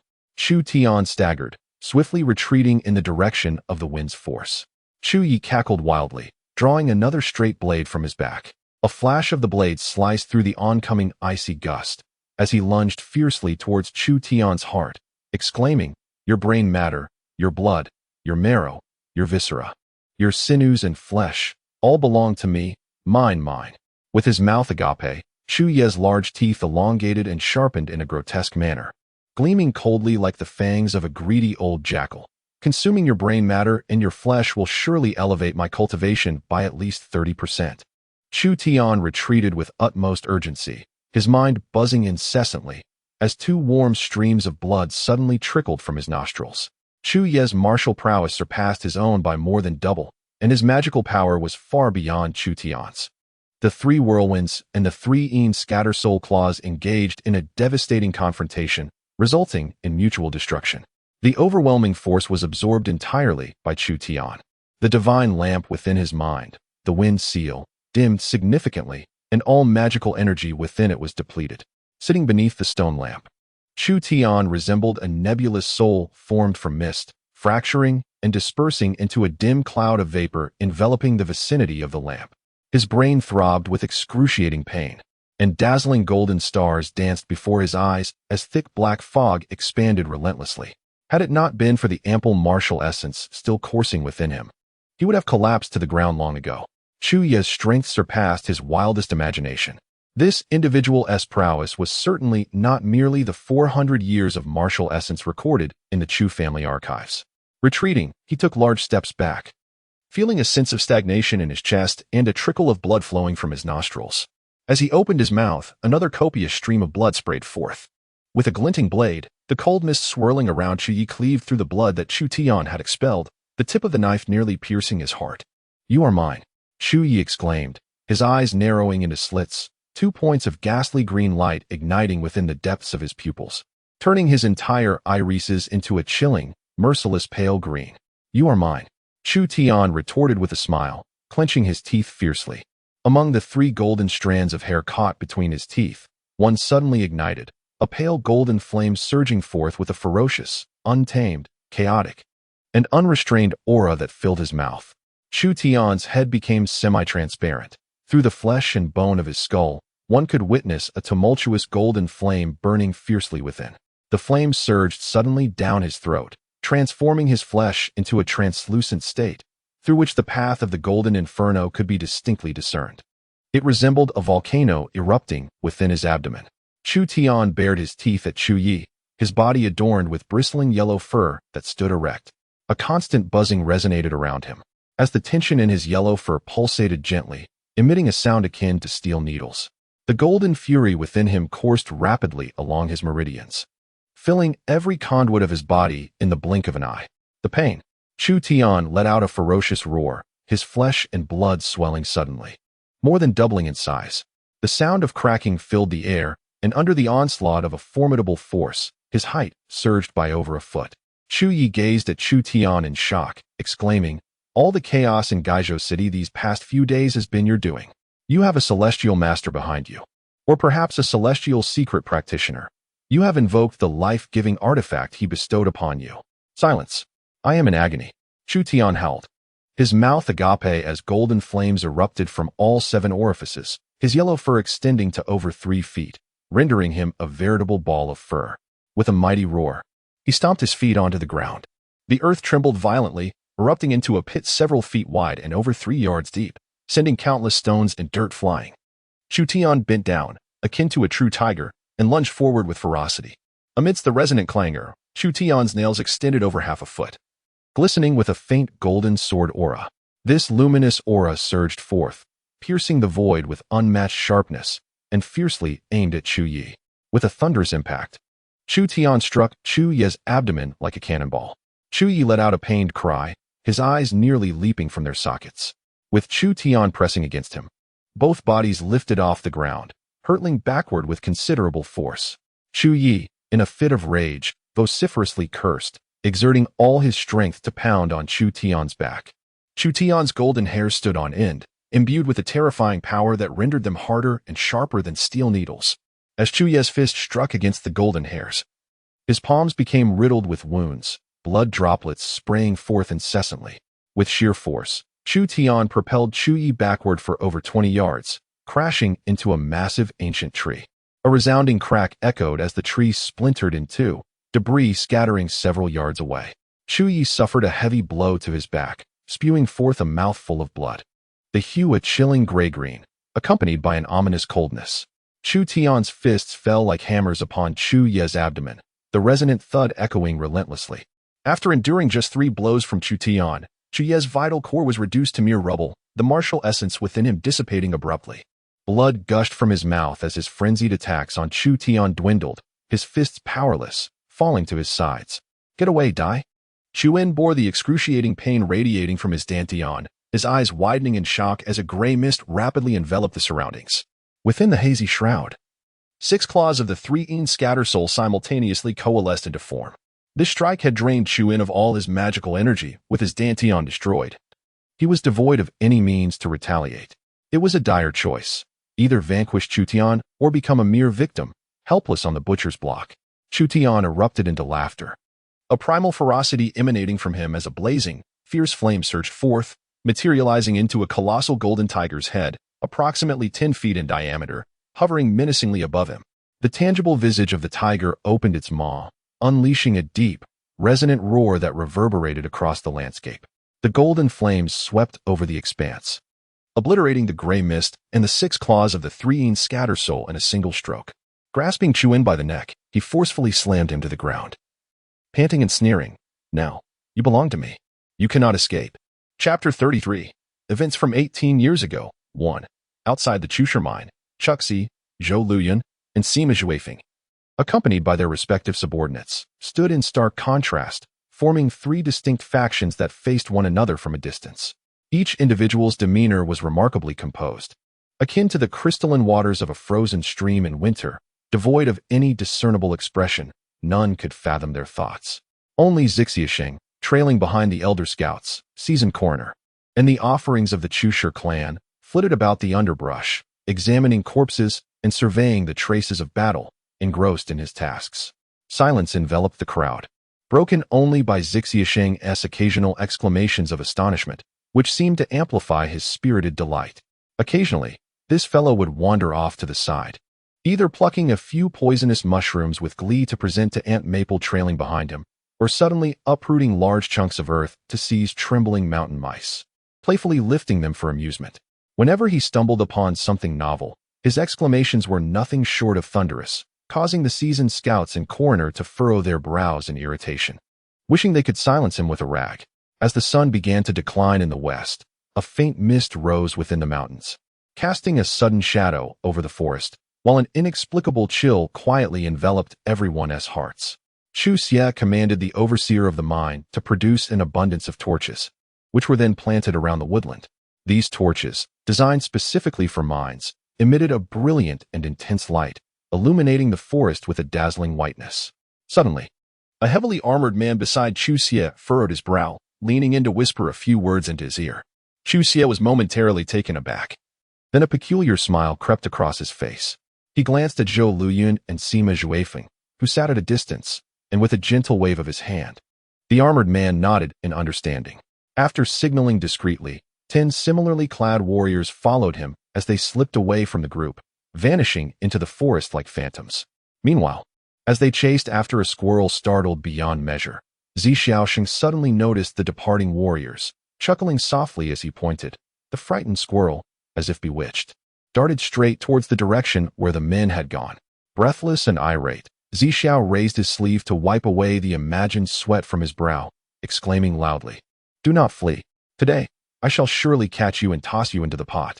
TSK, you squirrels, raised on pine nuts, may possess little flesh, yet your meat is the most fragrant and delectable." With a cacophony of nonsensical shouts, Xiu leisurely pursued the squirrel into the depths of the forest. In the heart of the mountains, over 100 miles from the secret gold mine of the Chu clan, a magnificent waterfall cascaded down, its height nearing 100 feet and width exceeding 200 feet, creating a thunderous roar that echoed for miles. The mist and spray rose high into the air, nourishing the surrounding flora, which flourished abundantly. The area was entwined with dense vines, making it nearly impossible for any creature larger than a mountain rat to navigate through this verdant labyrinth. Beside the waterfall, on the black stones that had been cleansed by the torrential rains of the season, Chu Yi cursed vehemently, his hands and feet impaled by black wooden needles, each as thick as a thumb. A similar needle pierced his dantian, anchoring him firmly to the rock. Gushing water sprayed continuously over Chu Yi's head and body, swiftly siphoning away his warmth. His body convulsed violently as gray-green blood seeped from the 5 punctured sites, his palms, ankles, and dantian, only to be whisked away by the relentless torrent. Before him stood the fur-clad Chu Tian, methodically tearing away the remnants of Chu Yi's clothing, ultimately leaving his entire body exposed. With a swift flick of his fingers, Chu Yi secured 5 black wooden needles into his body. From the nearby thicket, Chu Tian rummaged through the underbrush and unearthed a bundle crafted from large tree leaves, from which he extracted approximately 100 black wooden spikes, each the length of a finger and the thickness of a matchstick. "Half-demon fool, what do you intend to do?" Ji hissed with a grin, his crimson tongue incessantly lapping at his nose. "Do you wish to torture me? Huh? Do you truly believe I would utter a word? How will you know unless you attempt it?" Chu Tian replied, rising to his feet while grasping a black wooden spike. He approached Chu Yi and forcefully plunged 2 spikes into the acupoints of his shoulders. As the wooden spikes pierced his flesh, the peculiar toxin inherent in them swiftly coursed through Chu Yi's robust frame. His body convulsed violently, his face contorting as veins bulged grotesquely, writhing like a worm in agony. These were the spikes of the black arrow poison wood. Even an ordinary person would succumb to excruciating pain from such an assault. Observing Chu Ye's agonized spasms, Chu Tian spoke calmly. I have rendered your martial prowess ineffective. Your endurance is somewhat weaker than that of an average person. As a secret arts practitioner, your senses are heightened, and your pain threshold exceeds that of ordinary individuals by several folds. Thus, the suffering you endure is magnified tenfold at the very least. He gradually inserted another wooden spike into the acupoint of Chu Ye's left chest. Chu Ye's body tensed as if drawn back like a bowstring. Sweat poured from him like rain, the viscous fluid resembling gray paste cascading down his form, dripping from his toes. However, your vitality surpasses that of an ordinary person, thus, despite the pain, it shall not claim your life. Chu Tian gazed steadily at Chu Yi, who was writhing in pain, his eyes rolling back. Furthermore, I must inform you that the venom of the black arrow poison wood will ensure that the afflicted remains utterly conscious. Thus, it is quite challenging to lose consciousness. Chu Tian earnestly continued, having grown up amidst a band of ruthless miscreants, I have acquired numerous nefarious techniques from them. The black arrow poison wood is merely a rudimentary form of torture, inflicting misery upon your corporeal form. I possess dozens of more insidious methods to torment your very essence. Would you care to experience them? Chu Yi tilted his head, trembling violently, regarding Chu Tian with an oddly intense gaze. To have birthed a scoundrel such as yourself.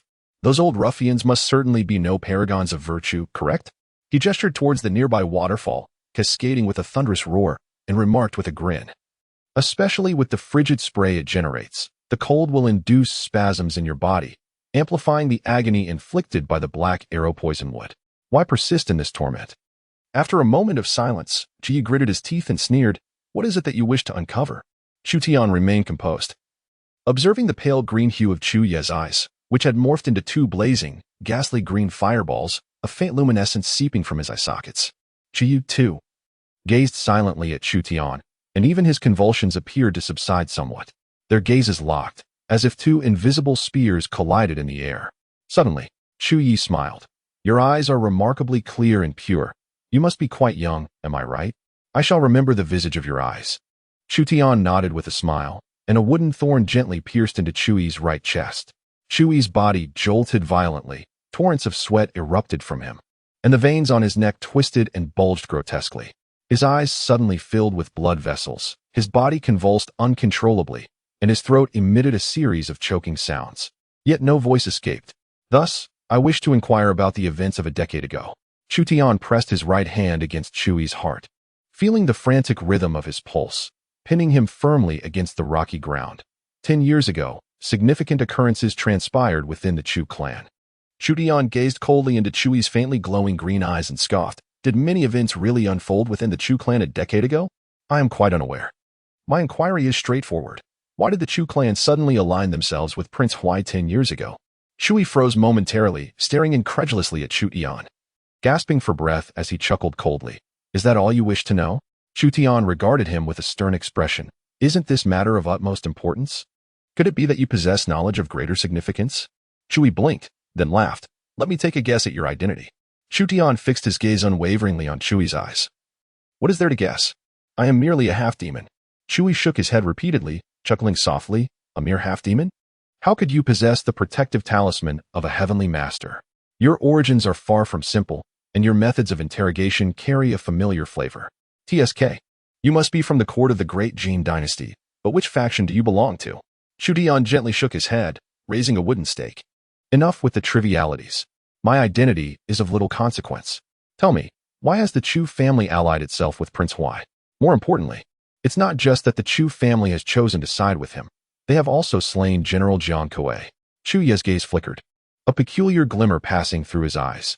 He looked at Chu Tian and said softly, at last, someone can no longer contain their curiosity and has begun to probe into this matter. However, your actions have been rather sluggish. Efficiency, do you understand what that entails?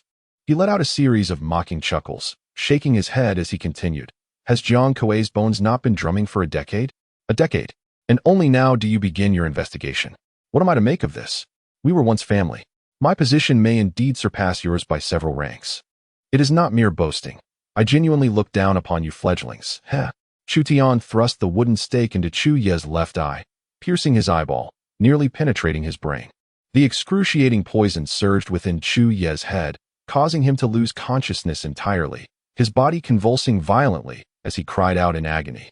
After what felt like an eternity, he finally gasped for breath and, with a hoarse voice, shouted at Chu Tian, "You have destroyed my only eye. Do you have any idea how much effort and cost it takes to restore it? Damn you, you have ruined my only eye." Power wealth. Chu Yi exhaled heavily, squinting his injured eye and fixing his cold gaze on Chu Tian. Water flows downward, while people aspire to rise. The king of Huai can offer the Chu clan more, which is why we have allied with him. It is as simple as that. As for Jiang Kuei, he is merely unfortunate. After all, the Chu clan's background is evident. How could the king of Huai trust that we genuinely seek his favor? Are they not afraid of our potential retaliation? Thus, Jiang Kuei must perish. He serves as a testament to our loyalty, and his status is sufficient to fulfill that role. Chu Tian regarded Chu Yi with a chilling stare. "You are lying." Chu Yi narrowed his uninjured eye, a ghostly smirk gracing his lips. "Why would I need to lie? Since you hail from the same official background. You should understand that being a shadowy informant pales in comparison to wielding power and influence in the court." With a sardonic laugh, Chu Yi continued, "Indeed, a decade ago, the Chu clan was wealthy, but over 90% of our profits were surrendered to the higher-ups for their expenses. Now, 10 years later, the Chu clan remains affluent. Yet all the wealth is ours to enjoy. Aligning with the king of Huai is infinitely more advantageous than being with you." He regarded Chu Tian with a chilling, mocking smile. "Young brother, you are still naive. Do not let those loyalist platitudes deceive you. As you age, you will come to appreciate the allure of power and wealth. Why not join us?" Chu Ye's grin was unsettling. "Surely, you did not come to Guizhou alone, did you? You undoubtedly have superiors and companions. Surrender them to us, so we may eliminate them all. Haha. I assure you a life of luxury and endless pleasures." Chu Tian exhaled softly as he gazed upon the blood-soaked visage of Chu Yi, and in a tone laced with indifference, he inquired, "So, when you slaughtered the entire Jiang family, there were indeed some passers-by in Jiang Kuei's residence. Who was responsible for the demise of their leader, do you?" "Ah, do you?" Chu Yi nodded slowly, a sinister grin spreading across his face. "So, you have come for him. The Du family has not been entirely extinguished, it seems, and has managed to rise from the ashes." With a soft sigh, Chu Yi helplessly replied, "I assure you, this is a misunderstanding. Would you believe me? Our intent was to annihilate the Jiang family, and it was merely coincidental that Du happened to be resting in his residence. Thus, it was only natural for us to eliminate all within." Chu Yi chuckled nonchalantly, a broad smile illuminating his blood-stained face as he regarded Chu Tian. "You see, once the matter is clarified, all misunderstandings can be resolved. After all, we share a bond through ancestral ties. Younger brother, why not join us?" "Heh. Our faction is divided into 3 branches. To which do you belong?" Chu Tian regarded Chu Yi with a cold stare, remaining silent for an extended moment. Chu Yi, with blood smeared across his face, continued to smile at Chu Tian, equally speechless. Suddenly, a piercing whistle echoed through the forest. Chu Tian's body trembled slightly as he coldly remarked to Chu Yi, "Your associates have actually come searching for you? They possess some skill, yet regrettably for them. Their arrival spells your doom." With a swift motion, Chu Tian struck down, shattering Chu Ye's cervical vertebrae. A thunderous howl resonated through the dense forest as 10 towering figures, clad in heavy armor and shrouded in swirling gray mist, emerged from the thicket. Their forms resembled dragons, lifting a multitude of scattered leaves into the air, soaring to a height of over 20 zhang, and hurtling toward Chu Tian with a fierce rush. Chapter 34, Reunion 1. The formidable figures donned black armor. Their grotesque visages bore the semblance of demon masks, with a half-foot-long curved horn jutting ominously from the forehead, pointing skyward. The terrifyingly contorted faces bore a hint of sinister mirth. 11 commanders of the Chu private army ascended to a height exceeding 20 zhang, leaping effortlessly over 100 zhang, enwrapped in a chilling gray mist, akin to dragons soaring through the heavens. The frigid fog trailed behind them, extending a dozen zhang. As the proximity to the waterfall intensified the moisture in the air, resulting in the fog freezing the airborne water vapor, causing countless white ice crystals to cascade down. Though still a significant distance from Chu Tian, the echoing sounds of their sinister laughter reached him. Suddenly, the waterfall behind Chu Tian trembled violently, and a stretch of the cascade, spanning several zhang, erupted explosively, sending countless droplets into a massive white spray that soared dozens of zhang away.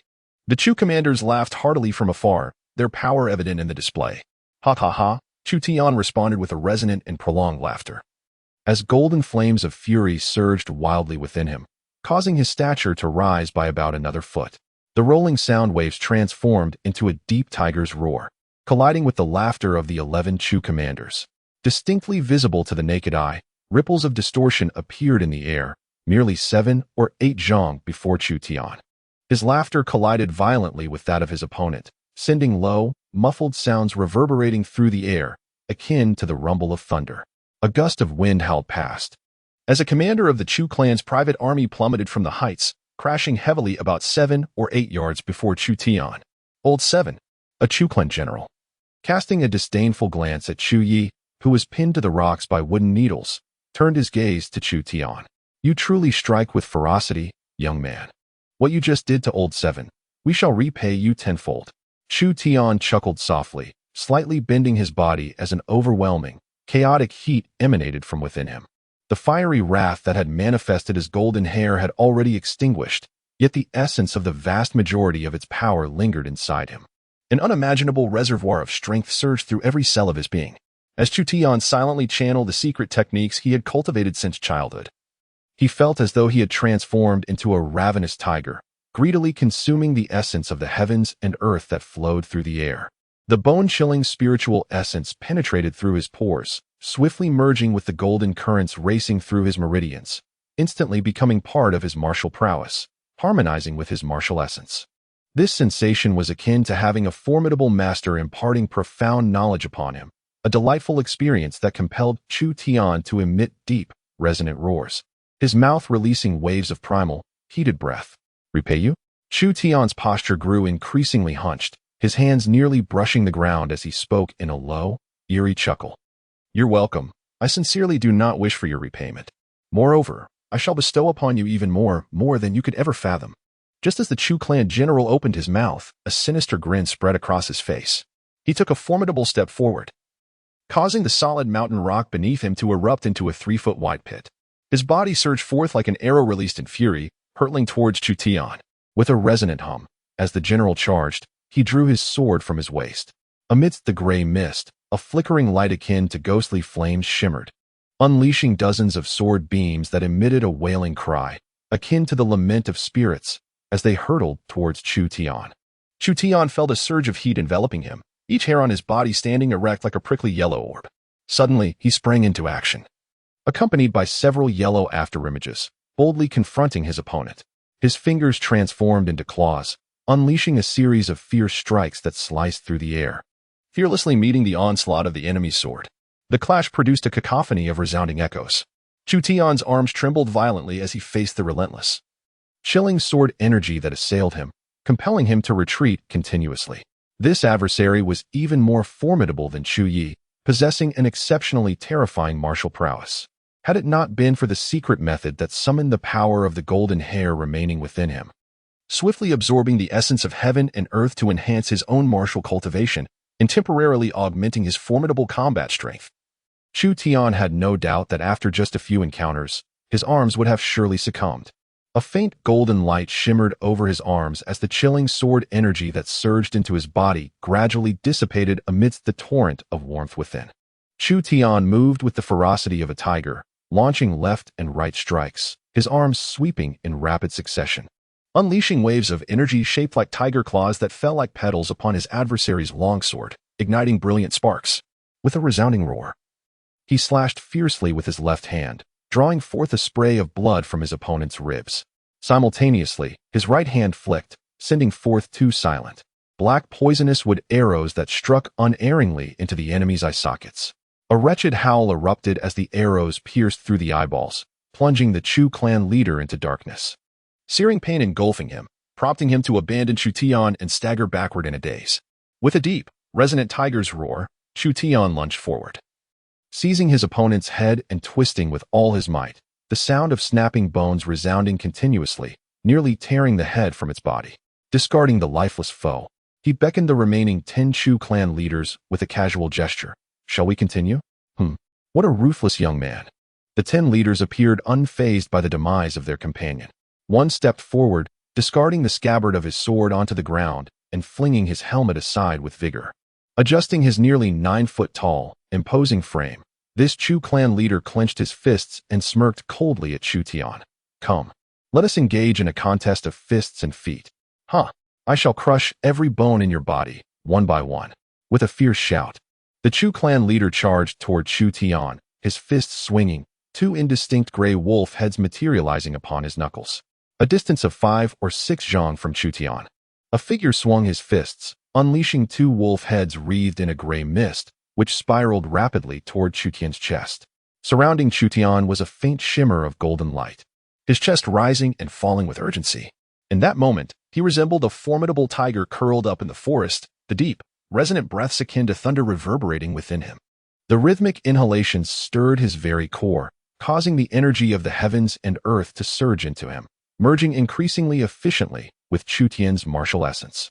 Gritting his teeth, he uttered a soft exclamation, igniting one of the 2 golden hairs clenched between his teeth into a blaze of golden fury. These treasures given to me by Father Tiger are meant for my survival. Chu Tian clenched his fists tightly, and 2 golden tiger claws, each the size of a basin, began to materialize above his hands, gleaming as if forged from brass. With a powerful leap, Chu Tian unleashed a burst of pale yellow claw energy from his fingertips, striking forcefully against the gray wolf-headed fists of his opponent. With a sharp sizzle, the 2 gray wolf-headed punches shattered into fragments. Chu Tian lunged into his adversary's embrace, his fists raining down like thunder. The swirling gray mist that enveloped his opponent resisted fiercely against Chu Tian's onslaught.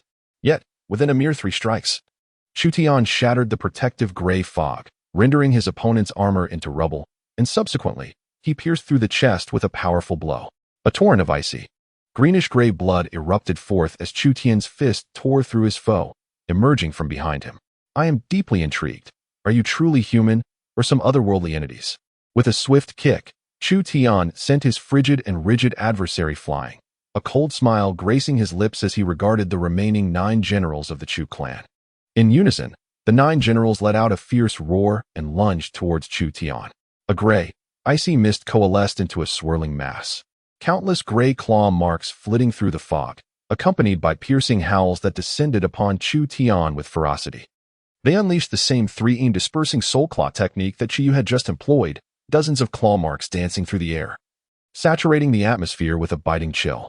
Chu Tian's golden fur bristled upright, a result of the second golden mane's eruption. His yellow fur continued to lengthen, each strand forming a natural armor that steadfastly shielded his body. The gray claw marks struck him with tremendous force, causing his erect golden hairs to resonate with a ding-ding sound. Yet they could not breach even a fraction of his skin.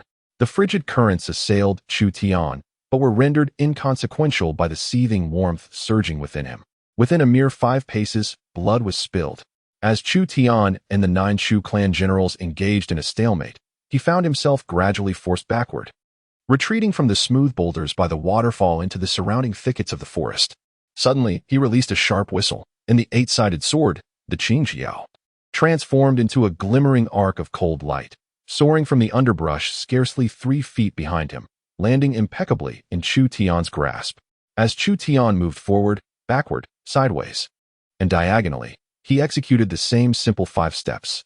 Yet, under the enhancement of the wind's heavenly seal, 5 indistinct figures of Chu Tian suddenly manifested within a radius of several feet. His speed reached an extraordinary pinnacle, causing his body to split into 5 afterimages. This feat, which he could not have achieved even by igniting a strand of golden hair to unleash his full power prior to acquiring the profound secrets of the great dream divine canon, was now within his grasp. The xianxia sword swept through the air with a piercing sound, prompting the 9 Chu clan commanders to hastily draw their blades and swords to counter the shimmering, flame-like sword light. With a series of hisses, the 9 meticulously forged weapons were severed by the xianxia sword, sending 9 colossal heads soaring into the air.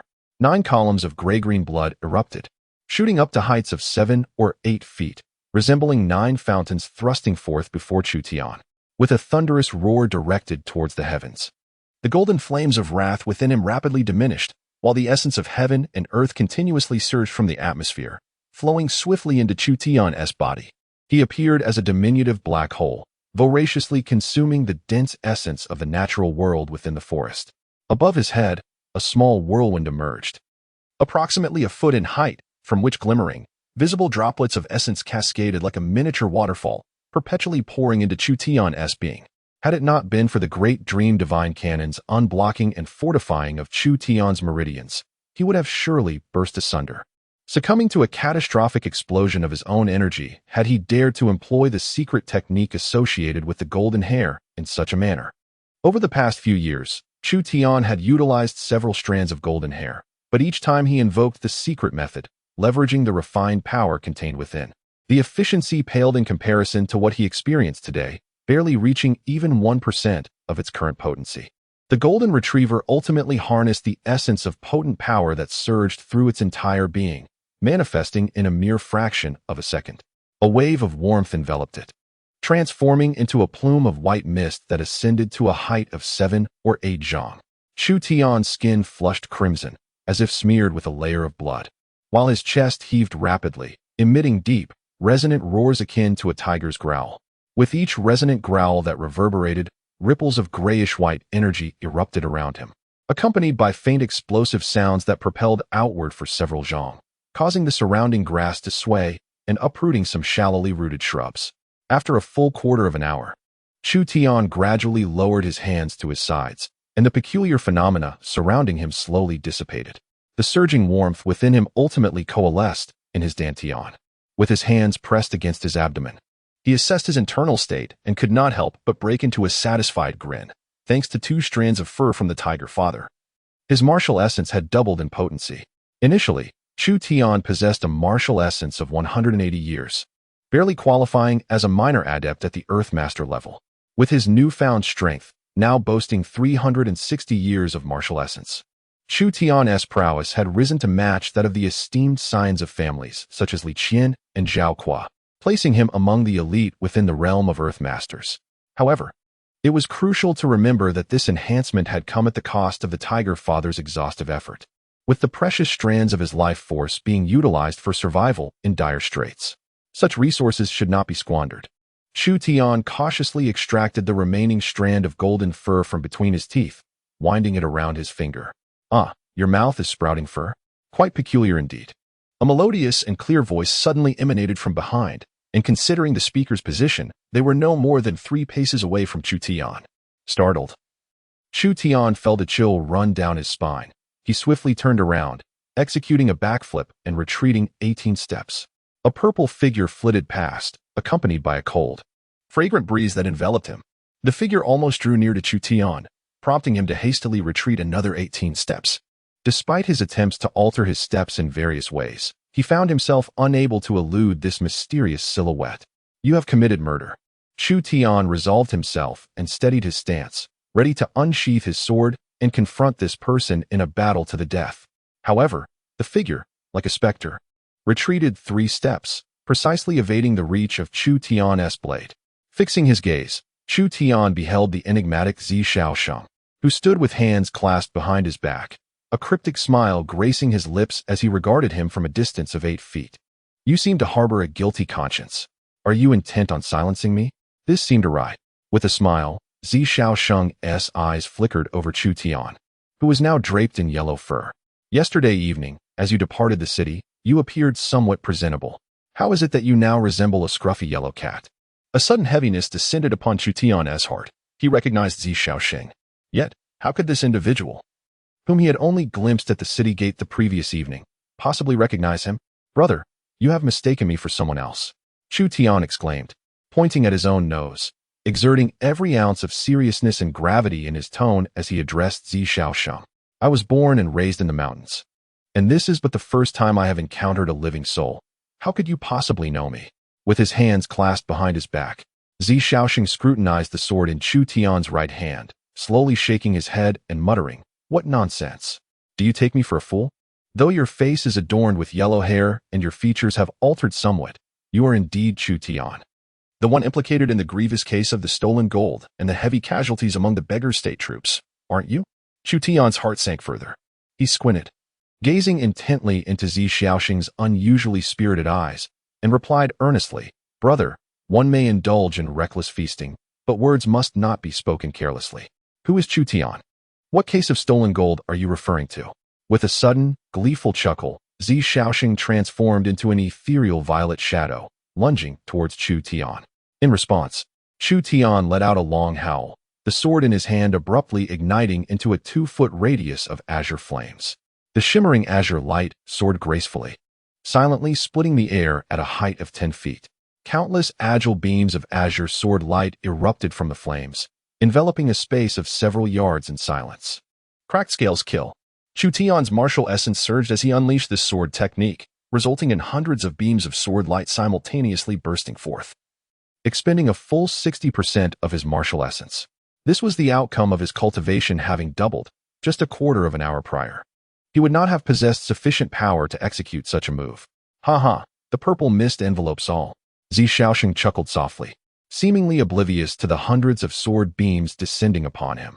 A mist of purple energy surrounded him, thick and resilient, reminiscent of the vibrant rainbow that spreads before the dawn of the eastern sun. A dome of purple clouds, several yards in diameter, enveloped his entire being.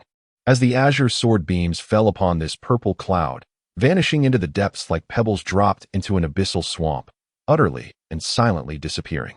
As Xianxia's fingers glided over Chu Tian's palm, a supple yet formidable force surged forth, compelling Chu Tian's fingers to involuntarily splay apart. The xianxia sword and the golden fur entwined around his fingers were simultaneously seized by Xianxia. The delicate golden fur, emanating a faint golden glow, was remarkably pliable. Xianxia brought the fur to his nose for a sniff, then scrutinized it closely, nodding thoughtfully. Truly a stroke of ingenious creativity. The owner of this fur infused it with his essence and Tao power, sealing it with a certain innate secret technique. Once activated by a secret incantation, the power contained within could be transferred to another. Xianxia raised his gaze, looking at the taut Chu Tian with a smile. No wonder the guards of the Chu clan possess cultivation levels that far surpass yours. Yet, you have managed to slay them all. Although the innate secret technique upon this fur was rather crude, it was undeniably efficient and remarkably unique. With a sigh, Xianxia shook his head, stating, "Indeed, the old ghosts in my household speak wisely. Every matter in this world is a learning opportunity. Even the humble ants in the mud possess their unique attributes, worthy of our study. The owner of this fur, this remarkable ingenuity, is truly astonishing."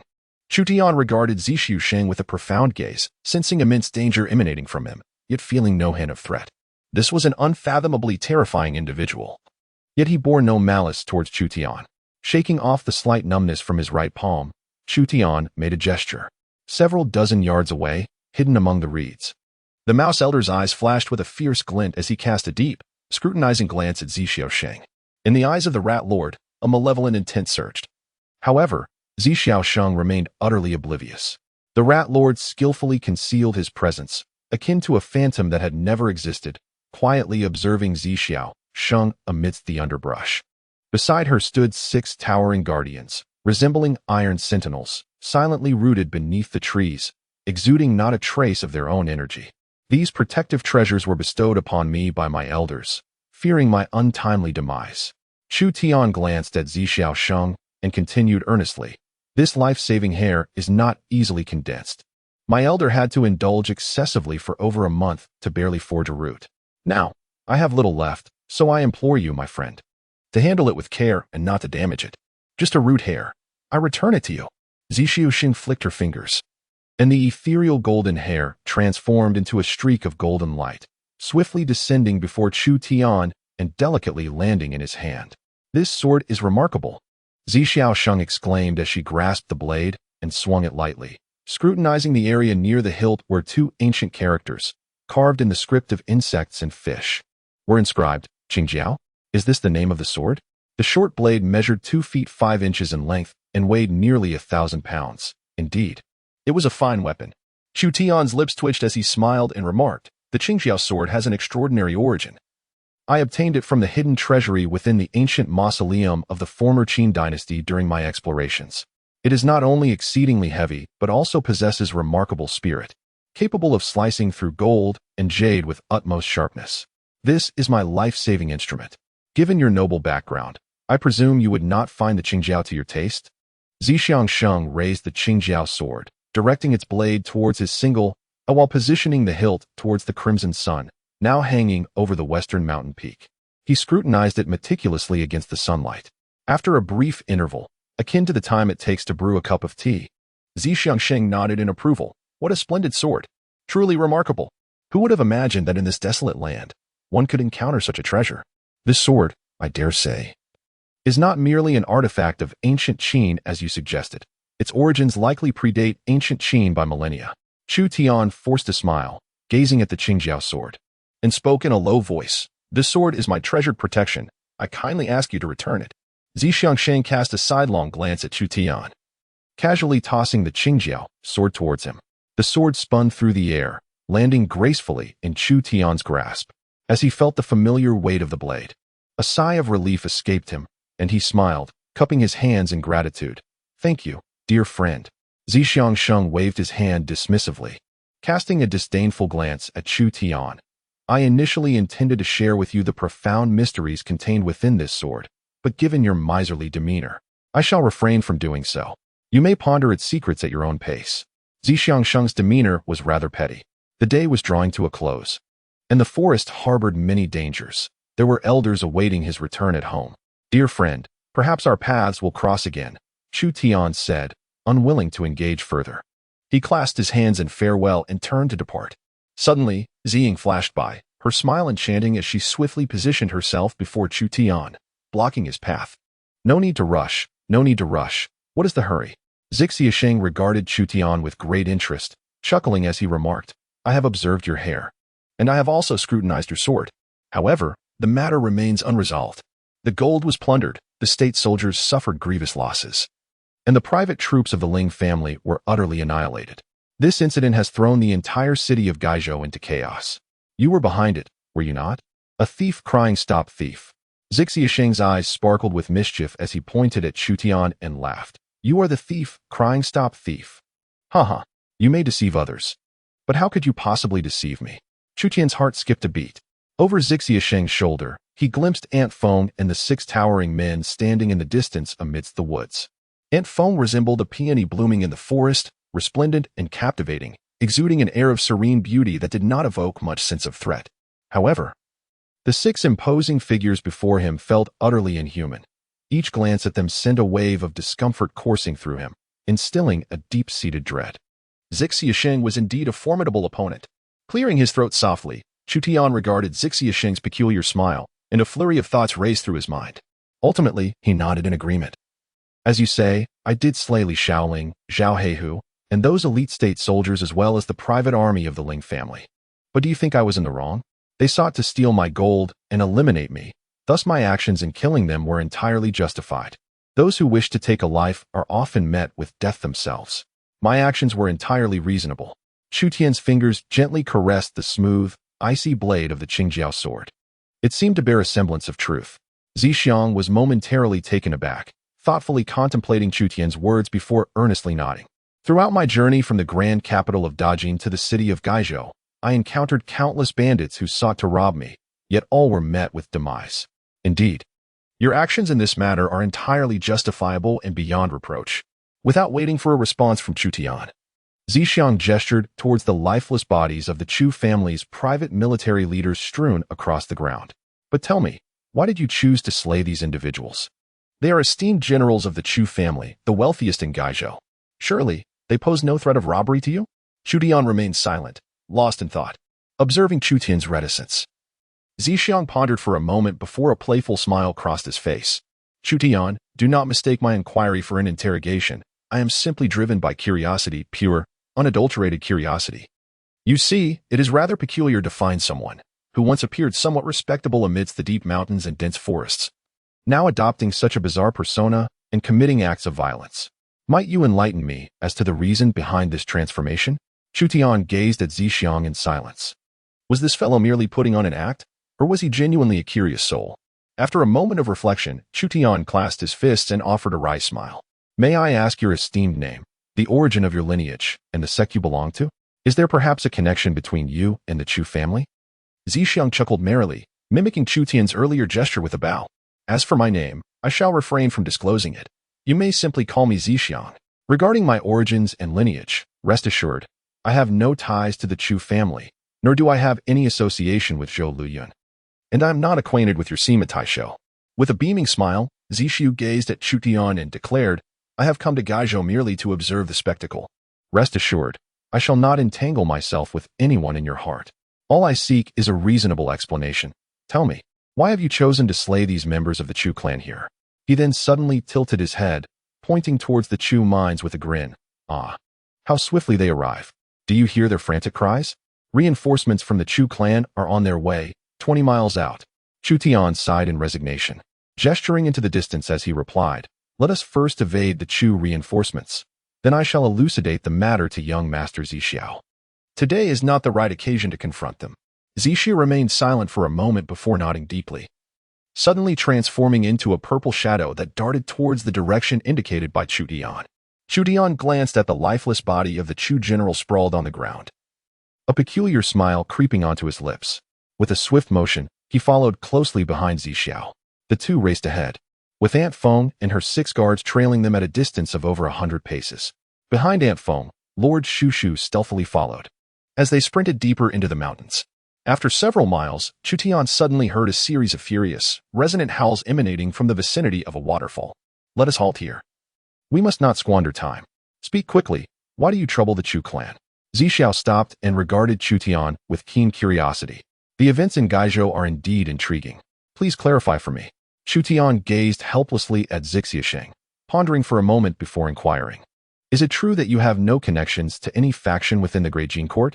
Xianxia promptly raised his right hand, swearing with fervor, I assure you, I have absolutely no ties to any faction of the Great Jin Court.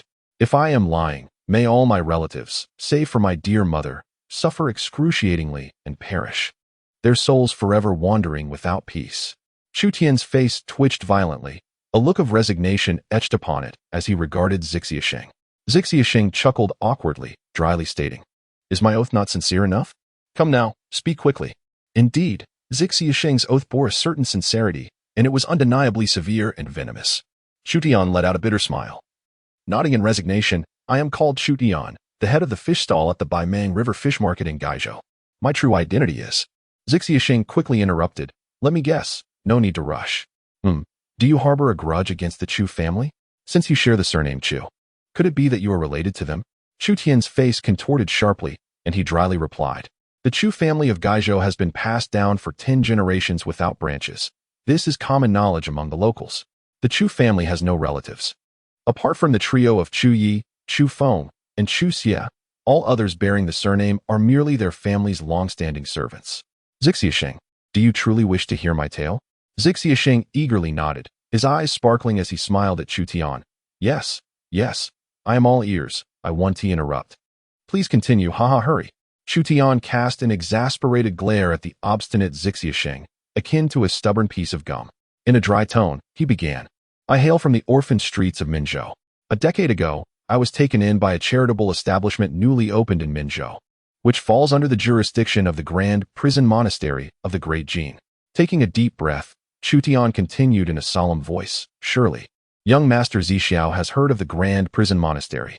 I underwent training there for 7 years and was dispatched to Gaizhou 3 years ago to lay the groundwork, establishing a stronghold at the Baima River Fish Market to covertly investigate the case of the Chu family's betrayal of the Grand Prison Monastery 18 years ago. The Grand Prison Monastery. Xianxia's eyes were nearly glued to Chu Tian. It wields power greater than that of the Great Jin's Court of Justice, an invisible authority that surpasses all officials of the Great Jin, engaging in various nefarious dealings. Truly, my arrival in Gaizhou was fortuitous. Indeed, it is only natural for you to slay those members of the Chu family, pursuing traitors. How delightful. He chuckled, his eyes narrowing with amusement, a hint of lasciviousness subtly revealing itself on his countenance.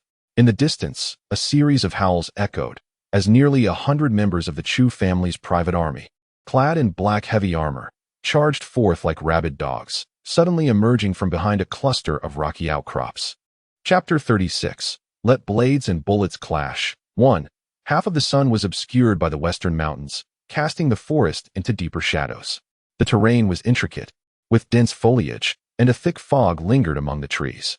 Chu Tian and xianxia withdrew swiftly, pursued by the fiercely aggressive Chu private army. However, after trailing them for less than 3 miles, the pursuers lost their quarry entirely. In the distant deep mountains, an impatient, beastly roar reverberated, instantly diminishing the furious shouts of the Chu private army by 3 notes. This was the wilderness, where tigers and leopards concealed themselves in the dense forests, and lurking dragons hid in the tranquil pools.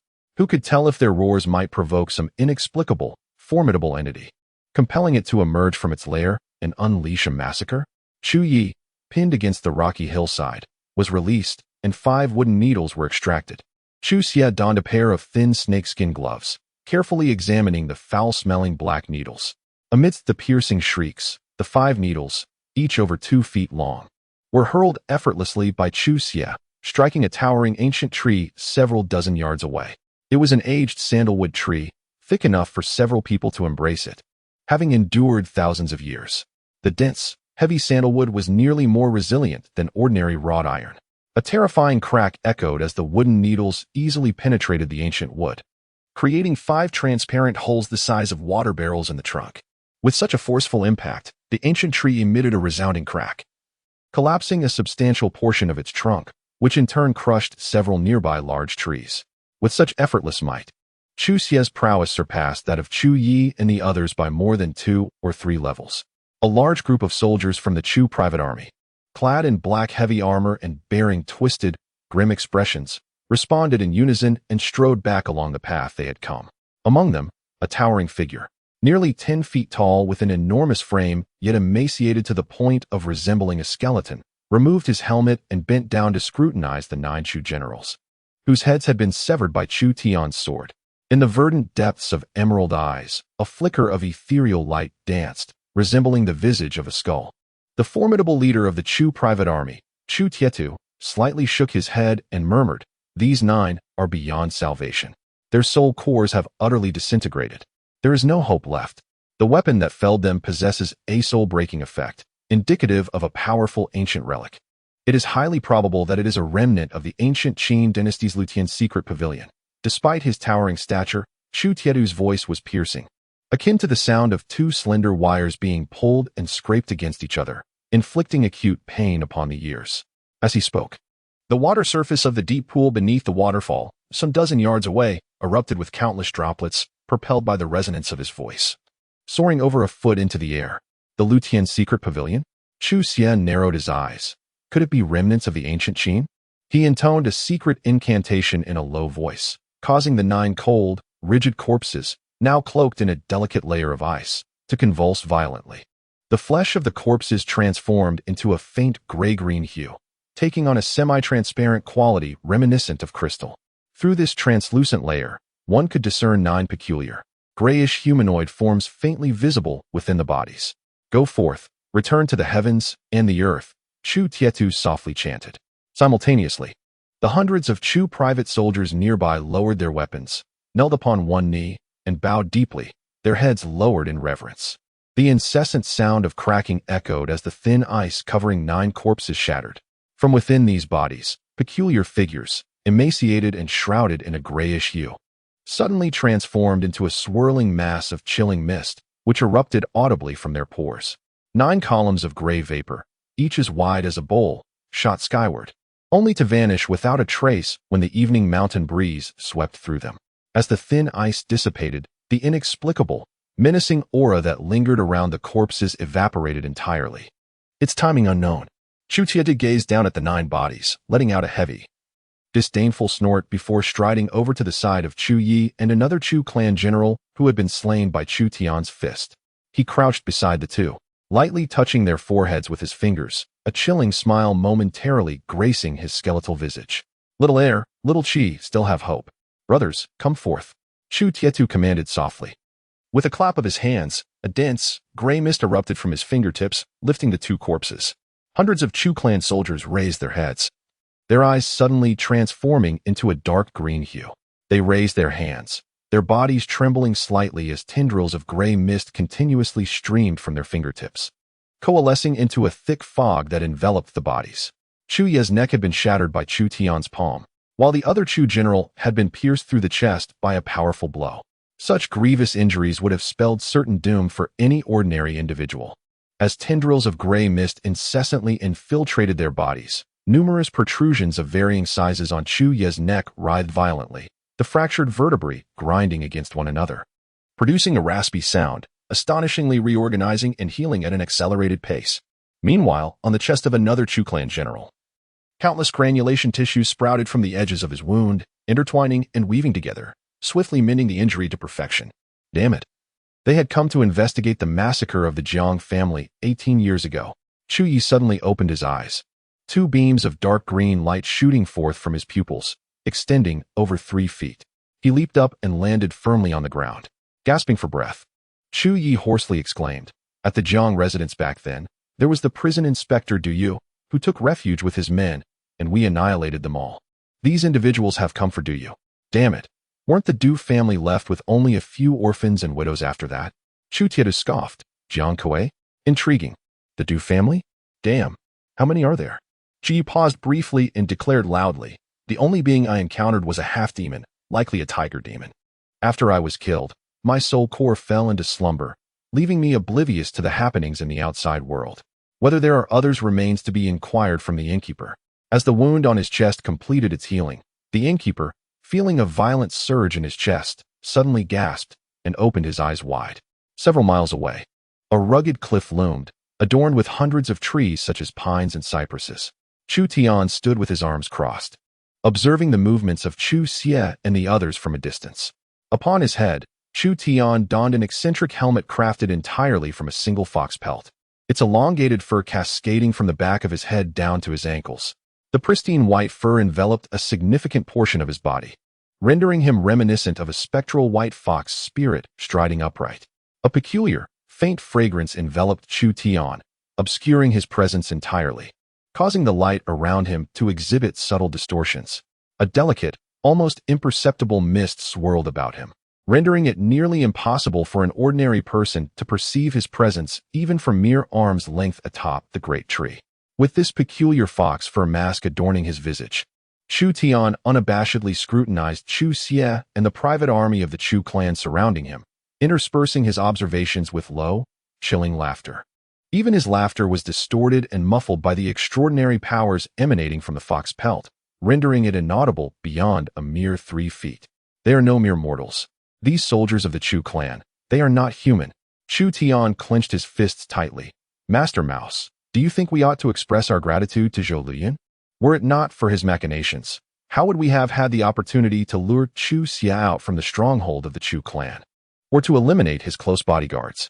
The mouse, draped in a ghastly shade of green, languidly lay on his back at Chu Tian's feet, his long tail erect and swaying contentedly from side to side.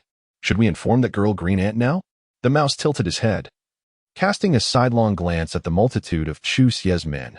Next, it seems, the task of the great prison temple awaits us. The tail curled elegantly, forming a delicate bow, as the mouse elder leisurely remarked. The great prison temple oversees 3 prisons. The Edict prison deals with officials and noble families across the realm. The Iron prison supervises martial arts masters and forest bandits, while the Blood prison handles those creatures that are less than human. The Green Girl seeks vengeance for her elder brother and justice for her Du family. What a splendid opportunity this is. The mouse elder's tail flicked, unraveling the bow, revealing a sleek and straight tail aimed defiantly at the sky. Let us sever the tangled threads with swift blades, mobilize our forces, surround the city, breach the Chu family fortress, and annihilate their private army. Ha ha ha. Afterward, everything will be much simpler. Chu Tian, his face contorted, cast his gaze down at the mouse elder, whose fox mask obscured his features, preventing the mouse elder from discerning the ferocious expression on Chu Tian's face. Mouse elder, you haven't lost your wits, have you? Breaching the Chu family fortress and slaughtering their private army? What about Chu Xie? And the others? Chu Tian whispered through clenched teeth. The mouse elder paused, rolling over and bouncing several times before swiftly climbing onto Chu Tian's shoulder. He grinned, baring his teeth in a sycophantic smile, his slender tail gently flicking at his own head. Ah, I must be losing my mind, focused solely on the thrill of slaughter, nearly forgetting that I am also a member of the Chu family. With a heavy sigh, the mouse elder's cheeks drooped, his gaze fixated on Chu Xia, who was meticulously questioning Chu Yi and another. He muttered softly. Chu Xia, oh Chu Xia, is he the true Chu Xia or merely an impostor? And what of Chu Yi, who is secluded within the fortress? Does he remain a wild child or not? Currently, the young man named Chu Feng serving beside the king of Huai, is he truly a man of the wind or merely those non-human beings?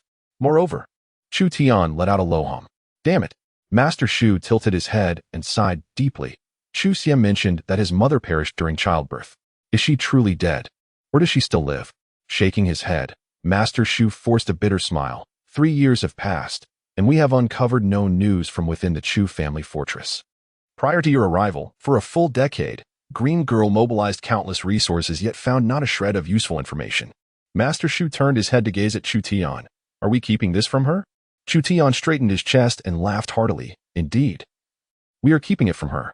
Women, you see, should steer clear of matters of violence. They ought to play the piano, sip tea, and while they are still young, find a suitable man to marry. As for the bloodshed and vengeance, let us handle that. Master Shu let out a soft hum. You manage it as you see fit. But remember, Brother Tian, do not forget. The expression beneath Chu Tian's fox mask grew exceedingly disheveled, and he chuckled awkwardly. Yes, we must execute this matter flawlessly. Otherwise, should Green Ant and Red Ant discover our true origins, I certainly do not wish to face their wrath. He sighed deeply, adding, the old fox speaks wisely. It is far better to be pursued by myriad bloodthirsty foes than to be remembered with enmity by a woman. Women, alas, are the most fearsome and ruthless beings on this earth. Master Shu paused, then sighed softly. That old fox, he does not comprehend the merits of women. Oh, the allure of a woman, so grand, fair, round, and alluring, perched on a bough of an ancient tree some miles away. Xianxia gracefully danced his fingers over the purple jade flute. The gentle mountain breeze whispered through the flute, producing a soft, mournful sound akin to a lament. Even from a distance of several miles, shrouded in twilight and enveloped by mist, Xianxia perceived the happenings with remarkable clarity, discerning every detail of Chu Xia's brows with exquisite precision.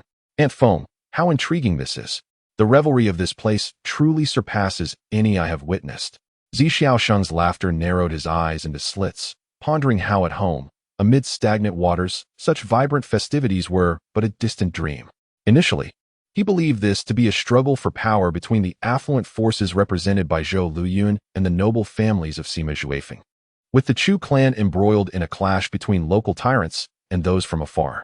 Yet, he never anticipated the entanglement of the blood sacrifice conflict from the Six Paths. Xianxia trembled with excitement, marveling at the extraordinary lengths to which humanity would go to survive in this earthly realm. Suddenly, his demeanor shifted. He slowly turned to gaze deeply at Aunt Feng, his expression darkening ominously. He muttered under his breath, that old wretch. If only I were not at a disadvantage. I would relish the thought of his demise. A chill, crystalline aura emanated from Xianxia, causing Aunt Feng to shiver involuntarily, instinctively retreating a few steps. Her gaze filled with both affection and profound respect for his silhouette. Thus, within the murky waters of Gaizhou, let them not engage in covert betrayals and treachery against one another. Xiaoxing's lips curled into a faint yet chilling smile. Allow me to stoke the flames. Let them confront one another with blades drawn. Chapter 37. Entering your dreams with the whispering wind. 1. As night enveloped the earth, Gaizhou City nestled in the darkness, appearing serene while concealing an inexplicable turbulence, much like a slumbering behemoth. The shadowy walls of the city bore witness to the lethargic passage of the patrolling soldiers. The distant clang of the timekeeper's bell echoed throughout the city, and with the occasional gust of wind, the lanterns hanging from the city gate swayed chaotically, their pale glow reminiscent of the somber lights of a morning hall, chilling the heart unbidden. The thunderous sound of hooves approached from afar, instantly heightening the tension among the stationed soldiers atop the walls. Following the southern thoroughfare, a long line of torches surged forth like a flaming dragon, as a battalion of heavily armored cavalry rounded the southern gate of Gaizhou, charging forth along the main road towards the northwest, heading for the Chu clan's fortress. Illuminated by the torches, the soldiers of the Chu clan's private army lowered their visors, their terrifying demon-like faces glimmering in the flickering light, as if true phantoms had descended upon the mortal realm. A thick fog enveloped the atmosphere, dimming the lights, while a soldier officer peered cautiously over the battlements, shivering at the sight of the approaching Chu clan soldiers. Under the shadowy canopy of the night, Chu Tian donned a mask fashioned from the entirety of a white fox pelt, the elongated fur enveloping his torso. He traversed the forest with remarkable swiftness, silent as a whisper, leaving not a trace of scent in his wake. The ethereal essence emanating from the white fur seemed to cast an enigmatic aura, allowing the insects to chirp undisturbed and the birds to remain oblivious. In the underbrush, the nocturnal creatures in their burrows moved about freely, as if the specter of Chu Tian was but a fleeting shadow among them. Within the center of his brow, the wind seal of the stone lamp glimmered with a faint azure light, and wisps of intangible wind swirled around him, lifting him almost 3 inches off the ground. He propelled himself forward with a velocity thrice that of his usual pace, surpassing even the speed of the sparrow. As the formidable contingent under xianxia approached the gates of the Chu castle, Chu Tian also arrived in the nearby woodland. From his elevated position amidst the tall grasses, Chu Tian peered through the gaps, observing the brilliantly illuminated entrance of the castle 100 paces away. The drawbridge, forged from pure steel, creaked as it descended, while the heavy wolf-tooth gate, weighing thousands of pounds, rose slowly with a resonant rumble. The alloy gates, 1.5 feet thick, opened gradually with a thunderous sound, set in motion by intricate mechanisms. The synchronized rhythm of marching feet echoed from within the castle, as heavily armored infantry, wielding long spears and halberds, emerged in a brisk trot. A dozen individuals clad in long robes, each bearing distinct appearances and an aura unlike the ordinary, hastened forth, bowing respectfully to flank either side of the gate, forming 2 orderly lines. Young master. The gathered Chu acolytes and several hundred infantrymen bowed in unison to Chu Tian, who sat regally within a grand palanquin. Mr. Qin commanded his trusted subordinates to surveil the movements within the city of Gaizhou. Every informant from the various prefectures, counties, estates, and villages was mobilized. He sought to possess an intimate awareness of every subtle shift and whisper within Gaizhou's confines. The voice of Chu Tian resonated from behind the thick curtains of the carriage, cold and unyielding, imbued with an inexplicable aura of brutality. It was as though a ferocious beast lay concealed within, rather than a mere youth. Keep a close watch on the governor's residence in the Gaishan Academy. I want to know precisely what transpires within, what is said, what is consumed, including the number of concubines Sir Sima Chasing Wind has favored today, and which maidservant that old rogue Sun Yu has taken an interest in. Leave no stone unturned. I demand clarity on all matters. A chorus of affirmation arose from the dozen or so Chu family attendants who surrounded the carriage, accompanied by a formidable escort of cavalry and heavy infantry. They swiftly entered through the city gates. The drawbridge slowly ascended, and the heavy portcullis descended with a resounding thud, the massive gates gradually closing behind them. What brings us here? Master Mouse shook his head, perched upon Chu Tian's shoulder, whimsically swishing his tail. We cannot enter. The Chu family invested considerable effort in constructing this fortress. It is truly impenetrable. Even my offspring and descendants cannot find a way in. As Master Mouse spoke, a large nocturnal owl spread its wings and silently glided from the western mountains, soaring approximately 30 zhang above the ground. It passed over the walls of the Chu fortress with quiet grace. Suddenly, a sound erupted as a gray ripple, measuring about a zhang in diameter, rippled through the air above the Chu fortress, where countless tiny arcs of electricity danced and collided in a fervent display. The night owl, with wings spanning beyond measure, emitted a piercing cry, and in an instant, the magnificent creature disintegrated into wisps of azure smoke. Amidst the whispering sounds, a dozen agile figures clad in black bodysuits emerged from behind the city walls, swiftly weaving around the fortifications. Among them, 3 individuals brandished small azure lanterns, their verdant glow casting an almost translucent sheen upon the walls. The defenses were formidable. Master Mouse observed the lanterns, murmuring softly, "These cursed lanterns. Last time, I sent 2 chameleons into their glow, and they were immediately revealed. Unless one forcefully breaks in, infiltrating the Chu family castle is no easy feat.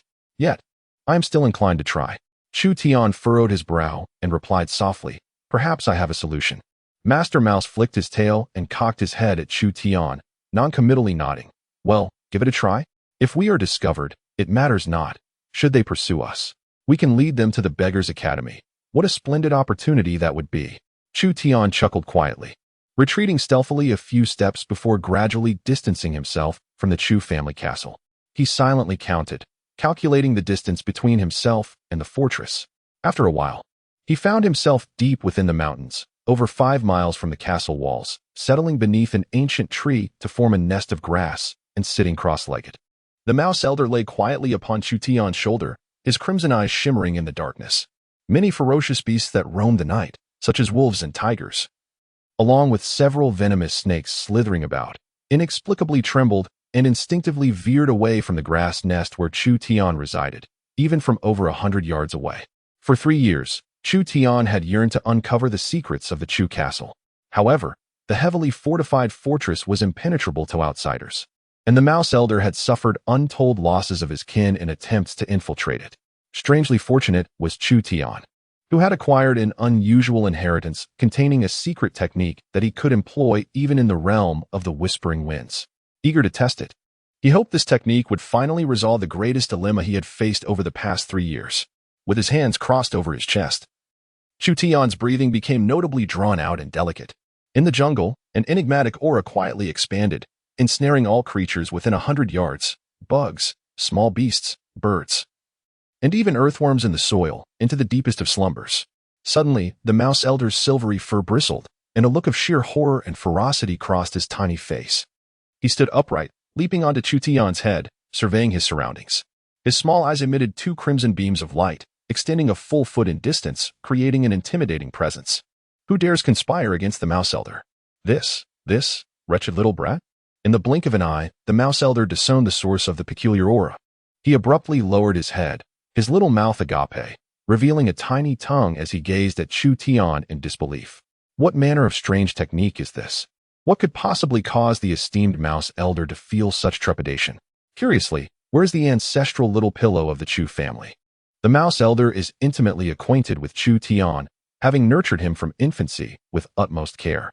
Any changes in Chu Tian, be it gain or loss, would not escape the keen perception of the Mouse Elder, even if momentarily overlooked. Could that object truly be some kind of treasure?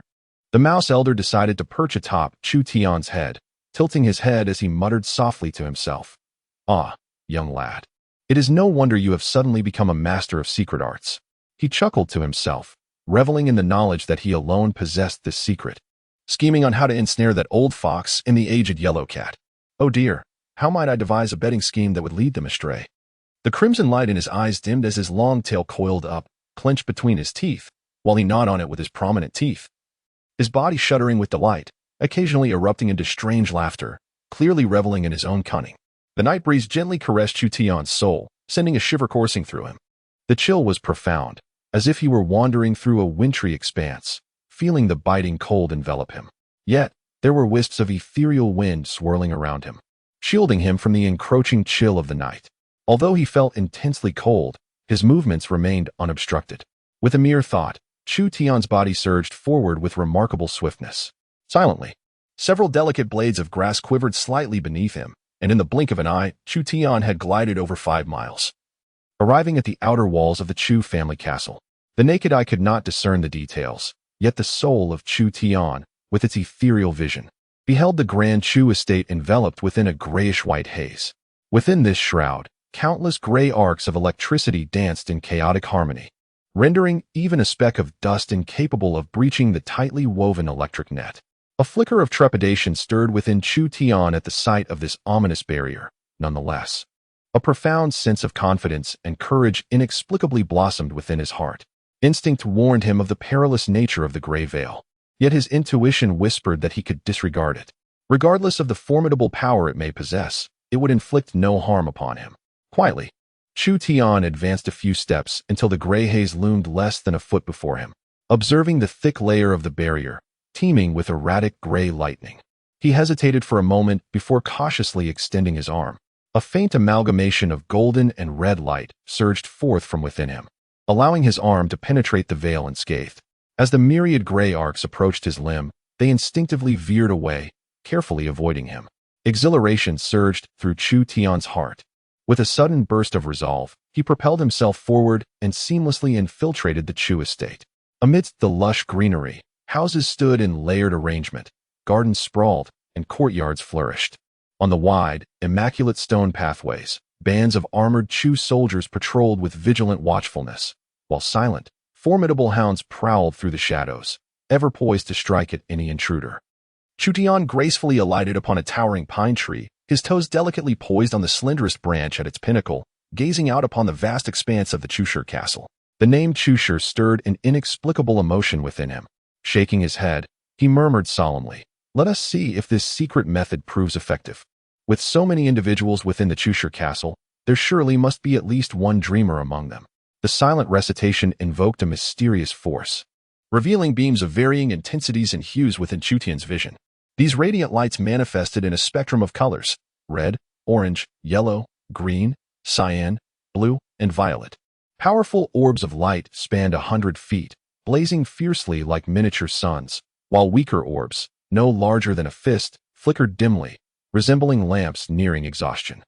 At the very heart of the Chushi estate, Chu Tian beheld a dozen dazzling flames, radiating brilliance as they converged, their luminescence intertwining, instilling within him a sense of trepidation from afar.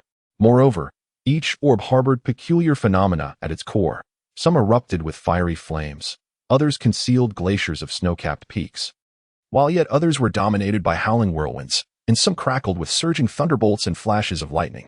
What formidable power of the soul! It was astonishing that the Chushi castle harbored such an abundance of adept sorcerers. Observing these extraordinarily potent orbs from a distance, Chu Tian could not help but marvel in awe. Truly, the Chushi clan, renowned as the foremost in Gaizhou, possessed an astonishingly formidable heritage. The soul power of these sorcerers is excessively formidable, causing Chu Tian to refrain from recklessly provoking them. He surveyed his surroundings for a while, his gaze finally resting upon the relatively feeble orbs of light.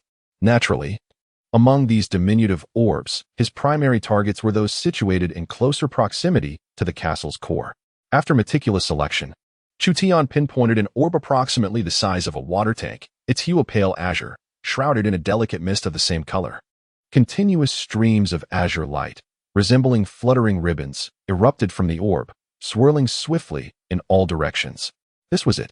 According to the records in the Great Dream Divine Canon, orbs surrounded by mist of the same hue signify that their masters have succumbed to slumber. Furthermore, the abundant light beams surging and swirling within the orb indicated that the individual was entrenched in a dream, with their subconscious fervently at work. Fixating his sight upon this azure orb, Chu Tian leaned forward, and in the next moment, he found himself enveloped in a dim, azure-hued space. The surroundings were shrouded in hazy azure mist, yet within the center, a refined study resonated with voices. "Hee, little Yenner, be good and let me touch you a bit, and next month I will elevate your status, allowing you to serve beside Lady 8. Don't hide, don't hide. Hey, little Yenner, be obedient, don't hide." Chu Tian's expression suddenly stiffened. It seemed this fellow was indulging in such a pleasant dream. From his voice, it appeared he held a significant position within the Chu family castle. Chapter 38. Breaking open the soul field to plant dream seeds. 1. In the dreamscape, Chuan was exceedingly excited as he beheld the petite figure curled between two bookshelves. The 3 souls and 7 spirits, akin to the tempestuous winds heralding a storm, dance upon the crest of colossal waves, vibrant and tumultuous. The force of the soul reverberates intensely. Within the dreamscape, Chuan's diminutive essence shines forth like a minuscule sun, radiating a dazzling brilliance that captivates the senses. Chu Tian stands at the window of his study, gazing through the open pane at the ethereal figure of Chuan, from which streams of azure lasers erupt. This realm is the manifestation of Chuan's dreams, where his soul serves as both creator and sovereign. Within this dream world, he is liberated to pursue endeavors that remain mere fantasies during the waking hours. The frequency of his soul's oscillation surpasses that of the day by a factor of 20, with his 3 souls and 7 spirits unleashing torrents of potent spiritual energy. The profound teachings on dreams from the Great Dream Canon meander through Chu Tian's thoughts, as golden and crimson light flickers within his eyes.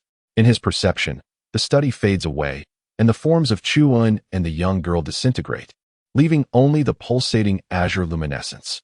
Each slender beam of azure light represents a single thought of Chuan. In this dream, he can conjure thousands, even tens of thousands of thoughts in the blink of an eye. His spiritual activity far exceeds that of daylight, and the released energy of his soul is extraordinarily potent. Countless peculiar thoughts, unbound by self-awareness, intertwine to create dreams that are enchanting, strange, terrifying, or somber. At this moment, without a doubt, Chu Tian is immersed in a beautiful dream that brings him a profound sense of tranquility and joy. Amidst the countless pulsating azure lights, Chu Tian discerned the piercing cries of xianxia and the triumphant laughter of Chu Tian, followed by an array of indescribable sounds that surged forth like a tempest. The Chu castle was established upon a site of exceptional geomantic fortune, with a vein of spiritual crystal formed from the essence of heaven and earth, lying beneath its foundations. The ambient air here was infused with the essence of heaven and earth, far more concentrated than in any other region of the beggar state. By a factor of at least 10, Chu Tian's corporeal form writhed restlessly, his body temperature rising as his eyes whirled with urgency. His physiological functions operated in a state of intensity surpassing even that of a swift daytime sprint. Strands of spiritual essence converged from all directions, penetrating Chu Tian's body, merging with his soul, and then transforming into countless azure lasers that dissipated from his essence. How enlightening, Chu Tian mused, smiling as he observed the transformations of Chu Tian's body and soul ensnared in the dream realm, gradually grasping the profound intricacies of the great dream divine canon. Infiltrating another's dreamscape was not merely an amusing diversion, but rather the most crucial auxiliary secret art of the great dream divine canon. Commence, he intoned softly, surveying the surrounding misty chaos of azure as he swept his hands forward. The intertwining golden and crimson lightning forcefully cleaved through the nebulous azure haze, detonating an area of roughly 10 feet in diameter.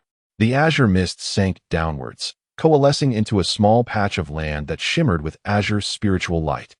With a gentle smile, Chu Tian began to chant the incantations from the great dream divine canon, his hands forming intricate seals. Golden and crimson divine light materialized at his fingertips, swiftly condensing into a pearl the size of a mung bean, lustrous as jade. Breaking open the soul field, he plants the seeds of dreams.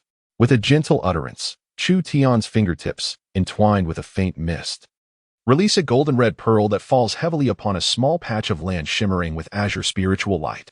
With a resounding pop, the pearl bursts forth, and 2 tender shoots of golden red hue emerge from the soil, swaying gently without a breath of wind.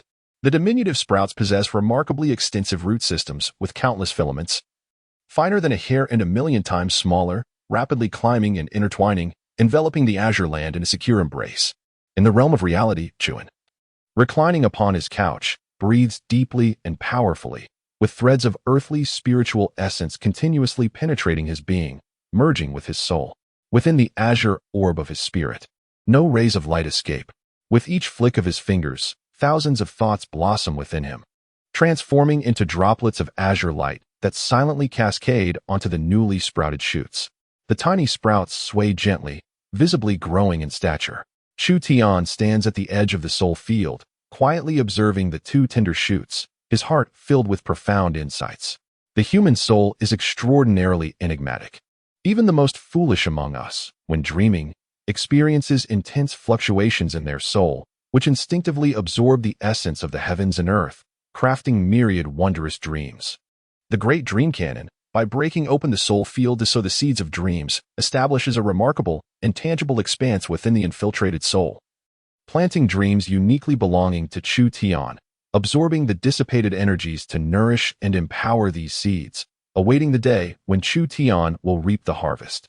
Indeed, Chu Tian has personally felt the extraordinary power of the dream seeds. Since his birth, he has been plagued by nightly nightmares. In the realm of his soul, the small pillow has sown the seeds of dreams. Every night, all the emotional energy he dissipates is thoroughly absorbed by these dream seeds, leaving no trace behind. After 10 years of accumulating the power of dreams, when Chu Tian received the inheritance of the great dream divine canon, his soul was not merely enhanced tenfold compared to an ordinary person.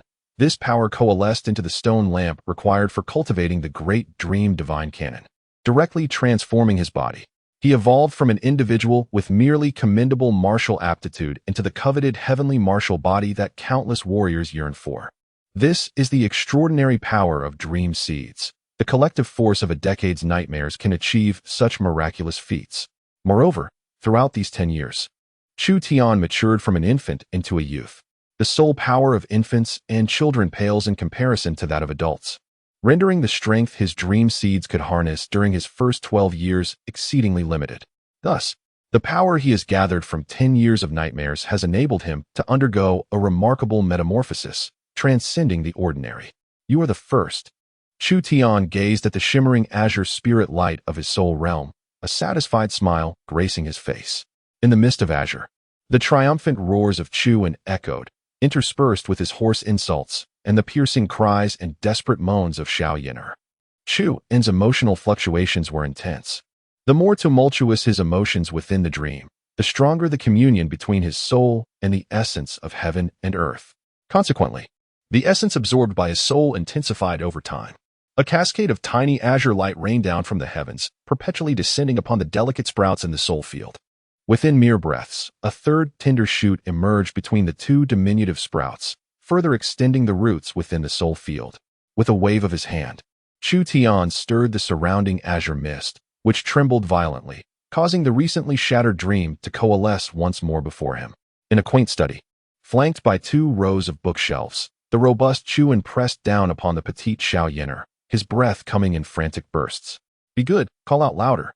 If you please, Lorden, I shall grant you a favor tomorrow. Chu cackled with delight, fixating intently on the small visage shrouded in a soft mist before him. You know, I am a confidant of the lady. With just a word, I could send you to serve her. Isn't that far more enjoyable than tidying up this study all day? Exhilarated by his own audacity, Chu panted as he continued, once you win the lady's favor, it would take but a word to bring your brothers and sisters to work at the Chu manor, wouldn't it? Chu Tian stood by the window, quietly observing Chu. This was Chu's dream, entirely woven from his thoughts. Logically, Chu was the master of this realm, and every rustle of wind or sway of grass would be instantly perceived by his myriad, swirling thoughts.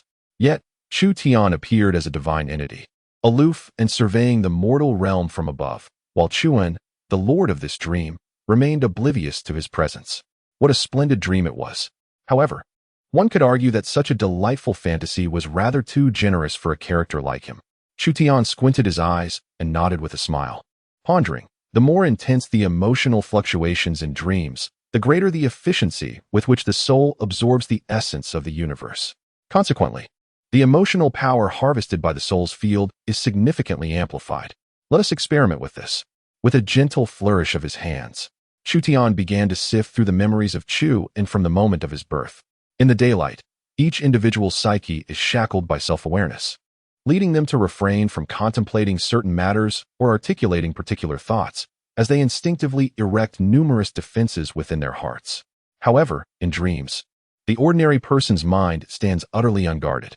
Even if some individuals maintain a semblance of vigilance within their dreams, it proves inconsequential for Chu Tian. He swiftly perused Chu's memories, unearthing the entirety of his life experiences from birth to the present, many of which Chu himself had long forgotten, now vividly laid bare before Chu Tian. As he navigated through these recollections, he diligently noted down potentially useful information. Eventually, Chu Tian stumbled upon the very source of Chu's deepest fears. It harkened back to his childhood, when he accompanied his elders to inspect the mulberry fields of the Chu clan, only to suddenly encounter the gruesome sight of a Chu clan slave, brutally mauled by wild beasts, with most of the body devoured. The scene was a ghastly tableau of blood, decay, and foul stench, infested with writhing maggots, which haunted Chu with nightmares for over 6 months. One must never forget one's roots. Even when occupying a lofty position, one should always remember the pains of youth. Chu Tian chuckled as he gazed at Chu. Thus, little Yenner, this little girl, should no longer make appearances in your dreams. From now on, the only companion you shall have in your dreams is this very corpse. The most insidious aspect of the great dream canon lies in its ability to forcibly manipulate the dreams of others, crafting intricate environments, diverse narratives, and myriad characters with chaotic conditions. Particularly alarming is its capacity to compel a dream to recur over the span of years, decades, centuries, or even longer, like a maggot clinging to bone. One finds no means of dispelling it. Chu Tian chuckled ominously, lightly tapping his fingers, casting forth a horrifying image buried deep within Chu's memory. Amidst 2 rows of bookshelves, as Chu fought valiantly, he suddenly shivered, for the soft and fragrant xiaoyan beneath him grotesquely morphed into a half-decayed, bloodied corpse, its visage grotesque and terrifying. "NG, cherish me well," cackled the decayed half-corpse, its bloodied eye sockets quivering as it cast a seductive glance at Chuan. Two arms, ravaged by beasts, suddenly stirred, fiercely clutching Chuan's body. Mine, father. In the dream, Chuan let out a hoarse, desperate scream. In reality, he was drenched in a torrent of viscous cold sweat, his chest heaving violently, the fluctuations of his soul intensifying by at least 100-fold compared to daytime.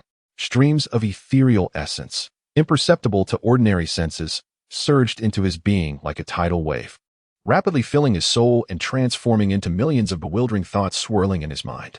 In this uncontrolled dreamscape, the multitude of thoughts birthed by Chuan became an extraordinary cacophony, replete with absurdity and bizarre concepts that defied human imagination.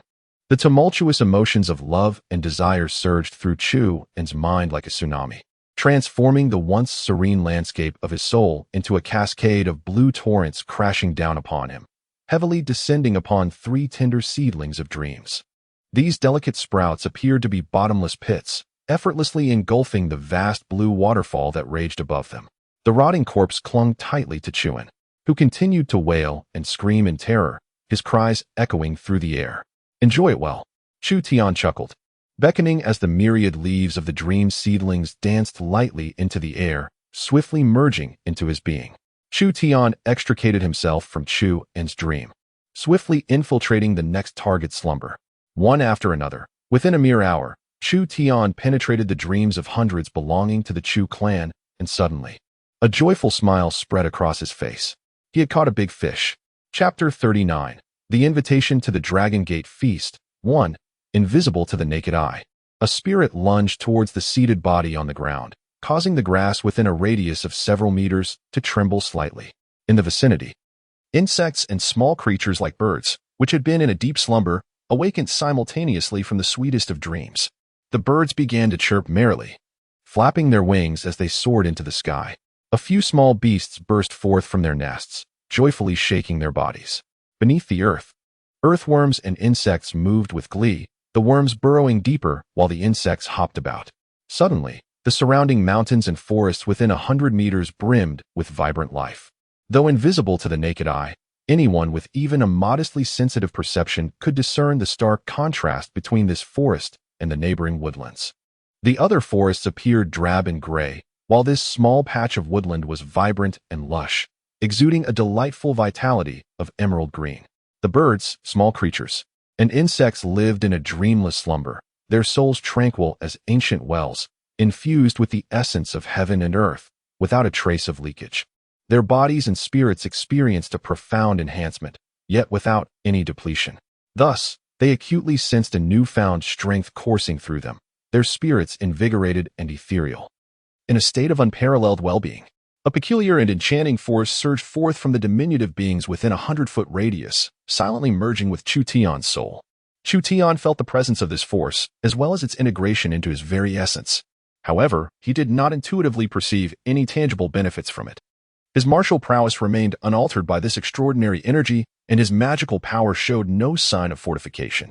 The forces came and fused with his soul, seemingly leaving everything unchanged, yet subtly transforming aspects that Chu Tian could not yet perceive or grasp. Intriguing indeed. Chu Tian smiled as he surveyed the vibrant, life-filled forest around him. He could distinctly sense the joy within the hearts of the birds soaring high above, and the abundant vitality coursing through their little bodies. Suddenly, an epiphany struck him, his magical energy. He realized that after a night of tireless effort, he had sown thousands of dream seeds, altering the dreams of countless fortunate Chu clan members, and reaping a considerable loss of their spiritual power. These potent energies, transformed by the great dream divine canon, have coalesced into his magical prowess, accumulating within him.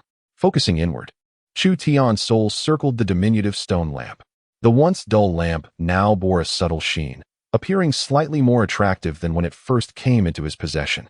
Within the palm-sized lamp, a thick layer of grayish magical power had settled, resembling the size of a yellow bean. The labors of the night yielded a bounty of magical energy, far surpassing the fruits of his solitary cultivation over the past 3 months. The flame within the lamp flickered brighter, casting a gentle light that illuminated the surroundings, and the originally confined space of approximately 10 feet seemed to expand outward slightly.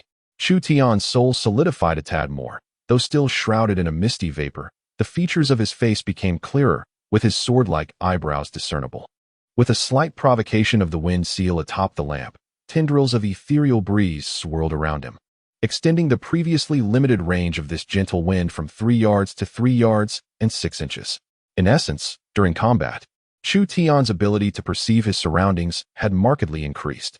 Surrounded by the gentle winds, his body felt lighter, and he fancied himself as a delicate wisp of fluff, buoyed by the slightest breeze, almost capable of taking flight. Of course, this was merely an illusion. He was still far from achieving the realm of true flight. Nevertheless, his speed had undoubtedly accelerated significantly. He resolved to seek an opportunity to procure a celestial measuring stick specifically designed to assess the magical prowess of sorcerers. To ascertain the extent of his current abilities and the corresponding level of sorcerer he had attained, Chu Tian rose to his feet, stretching his body. After sitting quietly in the grass nest for an entire night, an ordinary person would have been left stiff and cold. However, Chu Tian's meridians flowed freely, and his martial essence circulated on its own. Even in the stillness of night, his body remained vibrant, and his martial cultivation had significantly improved.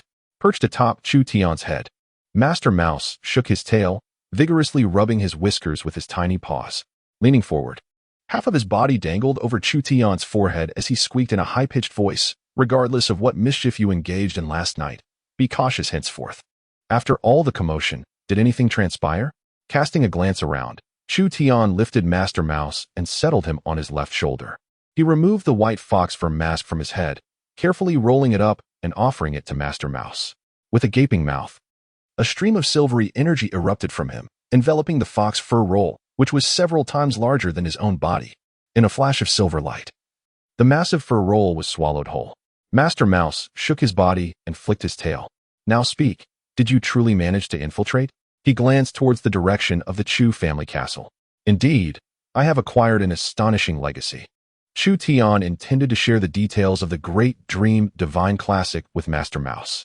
Silence. Master Mouse turned, his tail striking Chu Tian's face and leaving a distinct red mark, causing him to hiss in pain. "That stings quite a bit. Youngster, I have consumed more salt than you have rice in 10 lifetimes. The elder mouse shook his tail and scolded in a soft yet stern voice. "Thus, regardless of what you have acquired, whence it came, or who bestowed it upon you, it is best to conceal it within your heart and let it rot in your belly. Forget these matters entirely. Treat them as if they were innate to your existence." Chu Tian opened his mouth, gazed at the serious expression of the elder mouse, and ultimately nodded earnestly. "Indeed, I have caught a big fish." After staring fiercely at Chu Tian for a while, the elder mouse flicked his tail and inquired sharply, "What news do you bring?" Chu Tian hastened towards the direction of Gaizhou City, speaking as he moved. Chu Tiedu has a son in his 20s, a trusted aide to Chu Xie, who is always by his side. He is privy to most of Chu Xie's dealings and the slightest stirrings within the Chu clan. Through him, I will be informed of all future actions taken by the Chu family. With a mischievous impulse, Chu Tian tugged at the elder mouse's whiskers, prompting the elder mouse to swish his tail and playfully strike Chu Tian's other cheek. As the sun peered over the eastern mountains, Chu Tian, clad in a jacket of moderate length and donning sturdy leather boots, leisurely rode his old yellow wolf towards the southern gate of Gaizhou City. Just after the city gate opened, numerous carriages and pedestrians poured out, while farmers from nearby villages prepared to enter the city. Upon unexpectedly spotting Chu Tian, several acquaintances gasped in astonishment. "Good people of all ages, what is this? Did you all believe that I, Chu Tian, had met my demise?" With a casual demeanor, Chu Tian perched his legs atop the back of the old yellow wolf, adopting the quintessential visage of a rogue from the streets. He grinned mischievously as he rolled up his sleeves and brandished a horn-tipped dagger, gently drawing it across his left arm. A layer of skin parted under the blade's keen edge, and a slender trickle of crimson emerged. "Behold, all you esteemed gentlemen of Gai Prefecture. Just 2 nights ago, I suffered a significant loss. My gold was borrowed, and my comrades were gravely injured. Well, now that I've drawn blood, it seems we are in for a major outpouring." Chu Tian, with a nonchalant air, stood defiantly at the southern gate of Gai Prefecture, vociferously proclaiming, "Yet, I, Chu Tian, still stand alive. As long as the mountains endure, firewood shall abound. We need not fear the absence of fuel. When the mountains do not shift, the waters shall. Though we have encountered misfortune this time, Fortune will surely smile upon us someday. With a sardonic smile, he bellowed, let it be known, if we discover who has schemed against us, this matter shall not be left unresolved. 15,000 taels of gold, damn it.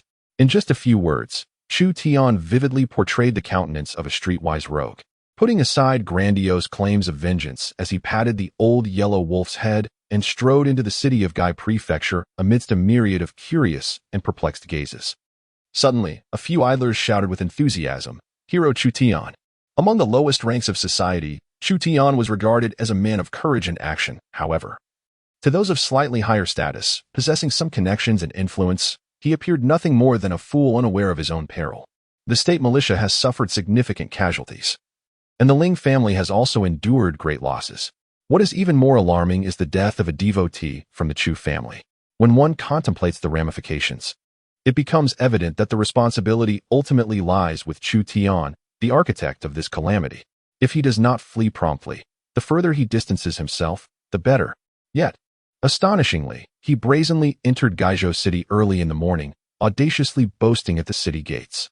Is he truly oblivious to the fact that, on the night prior, the real threats to his wealth and life, aside from the avaricious families, included the Ling family and the Sima governor?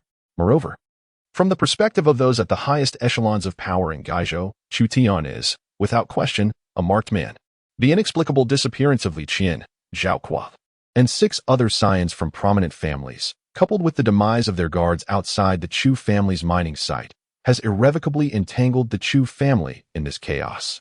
Given the temperament of the Chu family's young master, Xianxia, it is likely that Chu Tian has but a day or two left to live. Riding on his old yellow wolf, Chu Tian engaged in practiced banter, greeting those enigmatic figures along the roadside, asserting his continued existence and carefree demeanor as he ambled towards the Qinglu cottage. His shoulders felt eerily vacant before he even reached the gates of Gaizhou. Lord Mouse had vanished without a trace, presumably seeking refuge in one of the affluent households. Chu Tian chuckled dryly, furrowing his brow. Yesterday, he had taken a risk by interacting with the Chu family members. How much of this ordeal should be disclosed to Green Ant and Red Ant? Should he tell them everything or only withhold certain details? It is truly vexing, as there is an unsettling sense that matters are far more intricate than they appear. With a furrowed brow, Chu Tian let out a sigh, his expression tinged with concern. The events of 18 years ago and the presence of the Chu clan's private army around Xianxia made the situation far from simple. Was it truly appropriate to involve the Green Lady and the Red Lady in this matter? After all, they had shown genuine kindness to the brothers over the years. Although their paths diverged, it would be ungrateful to repay kindness with malice. Chu Tian gazed towards the entrance of Qinglu cottage and sighed deeply, lamenting the plight of the 2 unfortunate women. Suddenly, a cheerful laugh broke the somber atmosphere. What a coincidence, Chu brother. Encountering you here. A figure clad in purple flashed before him, the exuberant Zixiao Sheng blocking Chu Tian's path with a mischievous grin. The old yellow wolf, startled by Zixiao Sheng's abrupt appearance, opened its mouth as if to bite at the young man's leg. With a peculiar chuckle, Zixiao Sheng unleashed a punch with his left hand, adorned with rings, the large ring on his thumb striking the wolf squarely on its nose. The wolf yelped in pain, collapsing to the ground, its nose throbbing and tears streaming from its eyes. Old fellow, a familiar face, do refrain from biting. Chu Tian chastised the fierce-looking wolf, then turned to Zixiao Sheng with a resigned clasp of his hands. Ah, dear sir, you recognize me? Ha ha ha. Chu brother, you possess a delightful sense of humor. This is not our first meeting. How could I possibly forget you? Zixiao Sheng chuckled, his eyes narrowing into slits of mirth. With a flourish, he produced a resplendent golden note from his sleeve and casually tossed it into Chu Tian's arms. Now, Chu brother, let us dispense with idle chatter. The esteemed Zixiao Sheng, brimming with satisfaction, proclaimed, after a night of earnest persuasion, appealing to both emotion and reason. I have finally secured the agreement of Scholar Zhou Luyun to host the Dragon Gate banquet at the Gaishan Academy today at noon. Moreover, this occasion celebrates the enrollment of the first batch of disciples at our esteemed institution. The news has already spread overnight, and the invitations were crafted in haste. I humbly consider myself somewhat adept at managing affairs, thus I have taken it upon myself to serve as the chief steward for this grand banquet, overseeing all matters, great and small.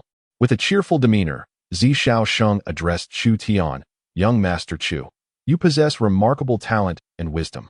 embodying the archetype of a hidden gem in the wilderness. Thus, it is only fitting that you receive an invitation. Chu Tian gazed in bewilderment at the invitation in his hand, fashioned from pure gold, measuring a foot in length and 6 inches in width. This heavy invitation weighed over a pound, a true testament to its opulence. Although hastily crafted, the intricate designs were exquisite, and the bold characters spelling Dragon Gate Banquet danced with a unique vigor, exuding a grandiose aura. Clearly, xianxia had not been boasting. His ability to produce such a splendid and luxurious invitation in a single night was no small feat. However, the notion of a banquet at Xianxia Academy, attended by a gathering of scholarly students, left Chu Tian feeling a mix of embarrassment and irritation. He fixed a piercing gaze upon xianxia, coldly remarking, "Are you not concerned about the potential repercussions of such a spectacle?" Xianxia chuckled, his eyes narrowing into slits of mirth. "Indeed, young Master Chu. We are familiar acquaintances, and it seems you have remembered my name. Huh? Could it be that young Master Chu is one to shy away from challenges?" With swift decisiveness, xianxia smiled radiantly as he waved goodbye to Chu Tian too, expressing his anticipation for the latter's performance. "Do remember, it is at noon today that you must present the invitation to attend the Dragon Gate Banquet at the Xianxia Academy. Should you fail to appear, well..." In a flash of purple, xianxia vanished without a trace. Chapter 40. The Tempest Gathering in Gaizhou. 1. Initially, following the scholarly demeanor of Zhou Luyun and Sima Zhuifeng, it was believed that this impending storm would inevitably arise, but not too swiftly nor with great destructiveness. However, the unpredictable xianxia suddenly emerged, and none could discern what he had conferred with Zhou Luyun. The Dragon Gate Banquet, convened at such a critical juncture, loomed like a steel blade poised at one's throat, compelling many into a dire predicament requiring immediate choices. Golden invitations, crafted from pure gold, fluttered like joyful birds as they soared into the residences of prominent families in Gaizhou early that morning. Even before dawn, an even greater number of invitations to the Dragon Gate Banquet had already been disseminated through secretive channels, reaching far and wide.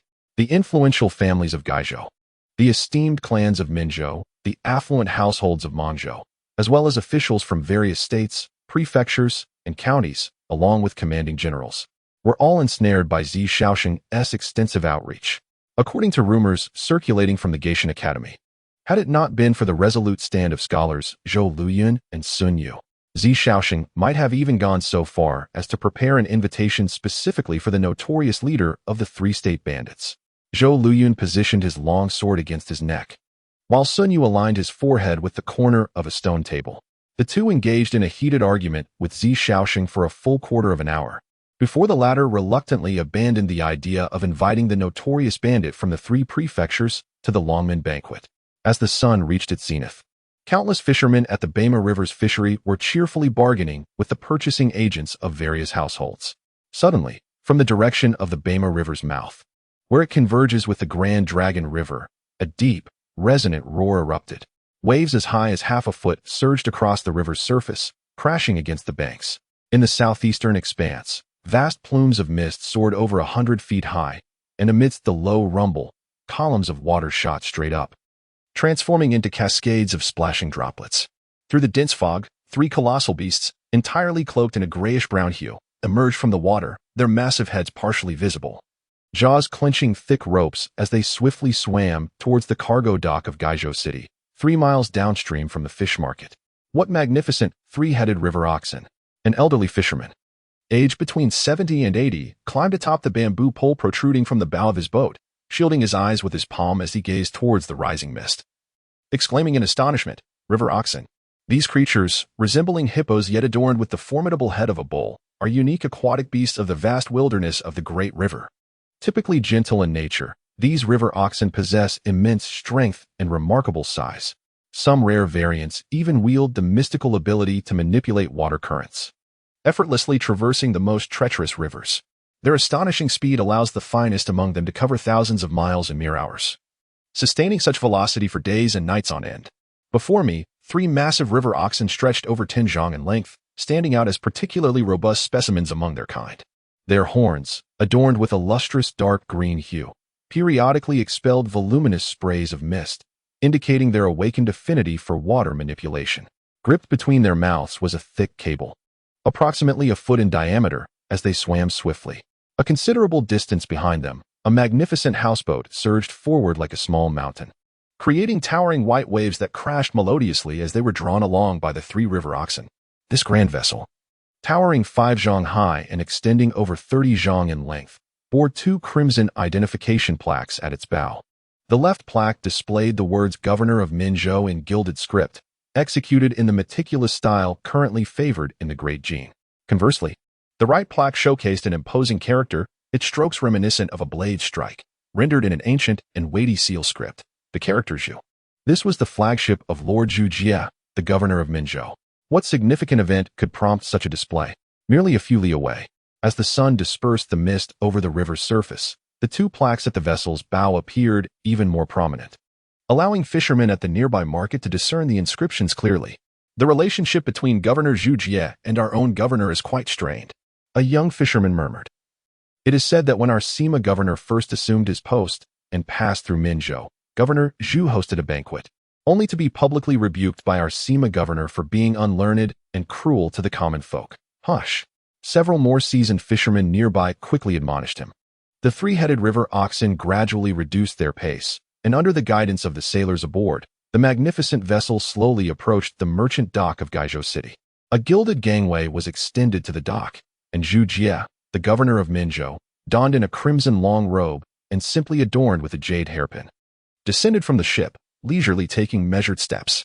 Standing on the dock, Zhu Jie stamped his foot with vigor, a peculiar smile flickering across his pale horse-like visage. Gaizhou, Sima Juefeng, esteemed guests, we have come here to support scholar Zhou Luyan. You must not forget the purpose of our visit. A throng of middle-aged men, resplendent in brocade robes and adorned with jewels, descended the gangway in a steady stream, engaging in jovial banter with Zhu Jie. Shortly thereafter, a series of exquisite carriages were hurriedly lowered from the vessel. The men boarded the carriages, forming a serpentine line as they leisurely made their way towards Gaizhou City. Those in the know had already discerned the identities of the opulent gentlemen on board. They were prominent figures from the esteemed families of Minzhou. Having received an invitation to the long-end banquet issued in the name of Zhou Luyan, they had been summoned by Zhu Jie and hastily assembled, utilizing a warship from the Minzhou Navy to arrive with utmost speed. Behind this grand vessel, 8 accompanying warships stood ready, lined up in formation across the broad expanse of the White Python River, presenting an imposing display of preparedness. The sailors aboard the vessel untied the ropes that secured the towing boats, and a multitude of jovial river oxen frolicked in the waters, creating towering waves that disturbed the fishing boats moored along the shore. A foreboding presence approached. Even the dullest observer could discern that Zhu Jie, accompanied by numerous representatives from the prestigious families of Minzhou, had come to Gaizhou with a hint of ulterior motives. Just as Zhu Jie's flagship had barely docked, a resounding, high-pitched call echoed from the direction of the great river. The towing river oxen grew restless, clearly sensing the presence of a formidable adversary. Suddenly, thick mists rose from the surface of the Bema River as 6 formidable dragon sharks, their jagged teeth bared, sliced through the water, approaching at an astonishing speed, more than double that of Zhu Jie's vessel. The dragon sharks, unique denizens of the vast wilderness waters, are elongated in form, resembling dragons without claws, yet possessing formidable jaws akin to those of oceanic sharks. They rank among the most elite predators in the wilderness waters. Although their endurance pales in comparison to that of the river oxen, during brief bursts of 3 to 5 hours, they can reach speeds exceeding 3 times that of the river oxen.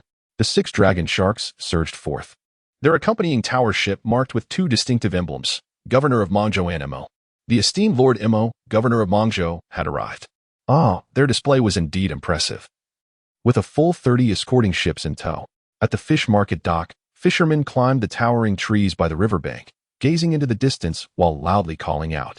Amidst the piercing cries of the dragon shark, the flagship of the governor of Mangzhou gracefully docked at the pier.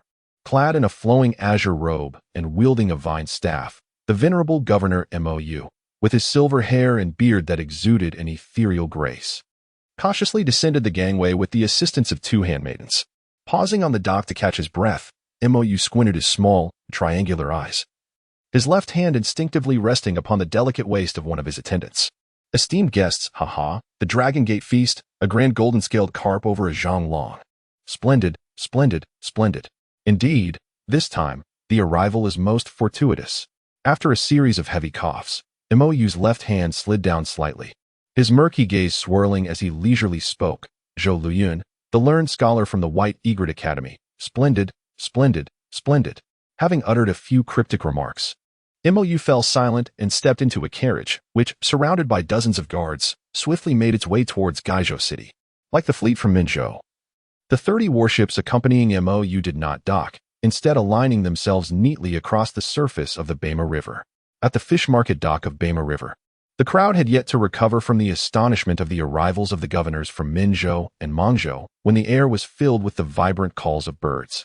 A large shadow swiftly swept across the ground, prompting the onlookers to look up, where they beheld colossal avians, their wingspans spanning several zhang, either soaring in groups of 3 or 5 or clustering in larger numbers, resembling dark clouds racing across the sky. Perched atop, these magnificent creatures were individuals, both male and female, adorned in resplendent attire. On the dock, many stewards from the prominent families of Gaizhou rubbed their eyes, and through the distance of over 100 paces, they vaguely recognized the origins of those mounted upon the colossal birds. The elite figures from Minzhou and Mangzhou had arrived, accompanying Zhu Jie and Moyu aboard their grand vessel to Gaizhou. Meanwhile, representatives from the middle and lower-tier families, evidently lacking the privilege to receive invitations from Zhu Jie and Moyu, had nonetheless received the invitation to the Dragon Gate banquet. They hurriedly made their way there in their own urgent manner. These smaller families lacked the financial means to tame and nurture colossal beasts like the xianxia or xianxia. However, the vast expanse of the wilderness was teeming with countless giant birds available for riding. These avian creatures soared through the skies with unparalleled speed, far surpassing that of the xianxia or xianxia. In the vicinity of the wilderness, aside from the occasionally harsh winds at high altitudes, traversing long distances aboard these giant birds proved significantly safer than sailing. Waves of representatives from hundreds of middle and small families from Minzhou and Mangzhou flew overhead on their giant birds, causing those on the dock to hold their breath in awe. The spectacle they witnessed today would suffice for months of boasting and discussion. Suddenly, a deep drumbeat resonated from the direction of the entrance to the White Python River. More arrivals. What a massive ship. What kind of vessel is this? A fisherman, perched upon a large tree, gazed toward the source of the drumbeat, shuddering in shock and nearly losing his balance from the branch. Masts stood like a forest, and sails billowed like clouds, their hues remarkably reminiscent of the ethereal colors found in the sky at dusk.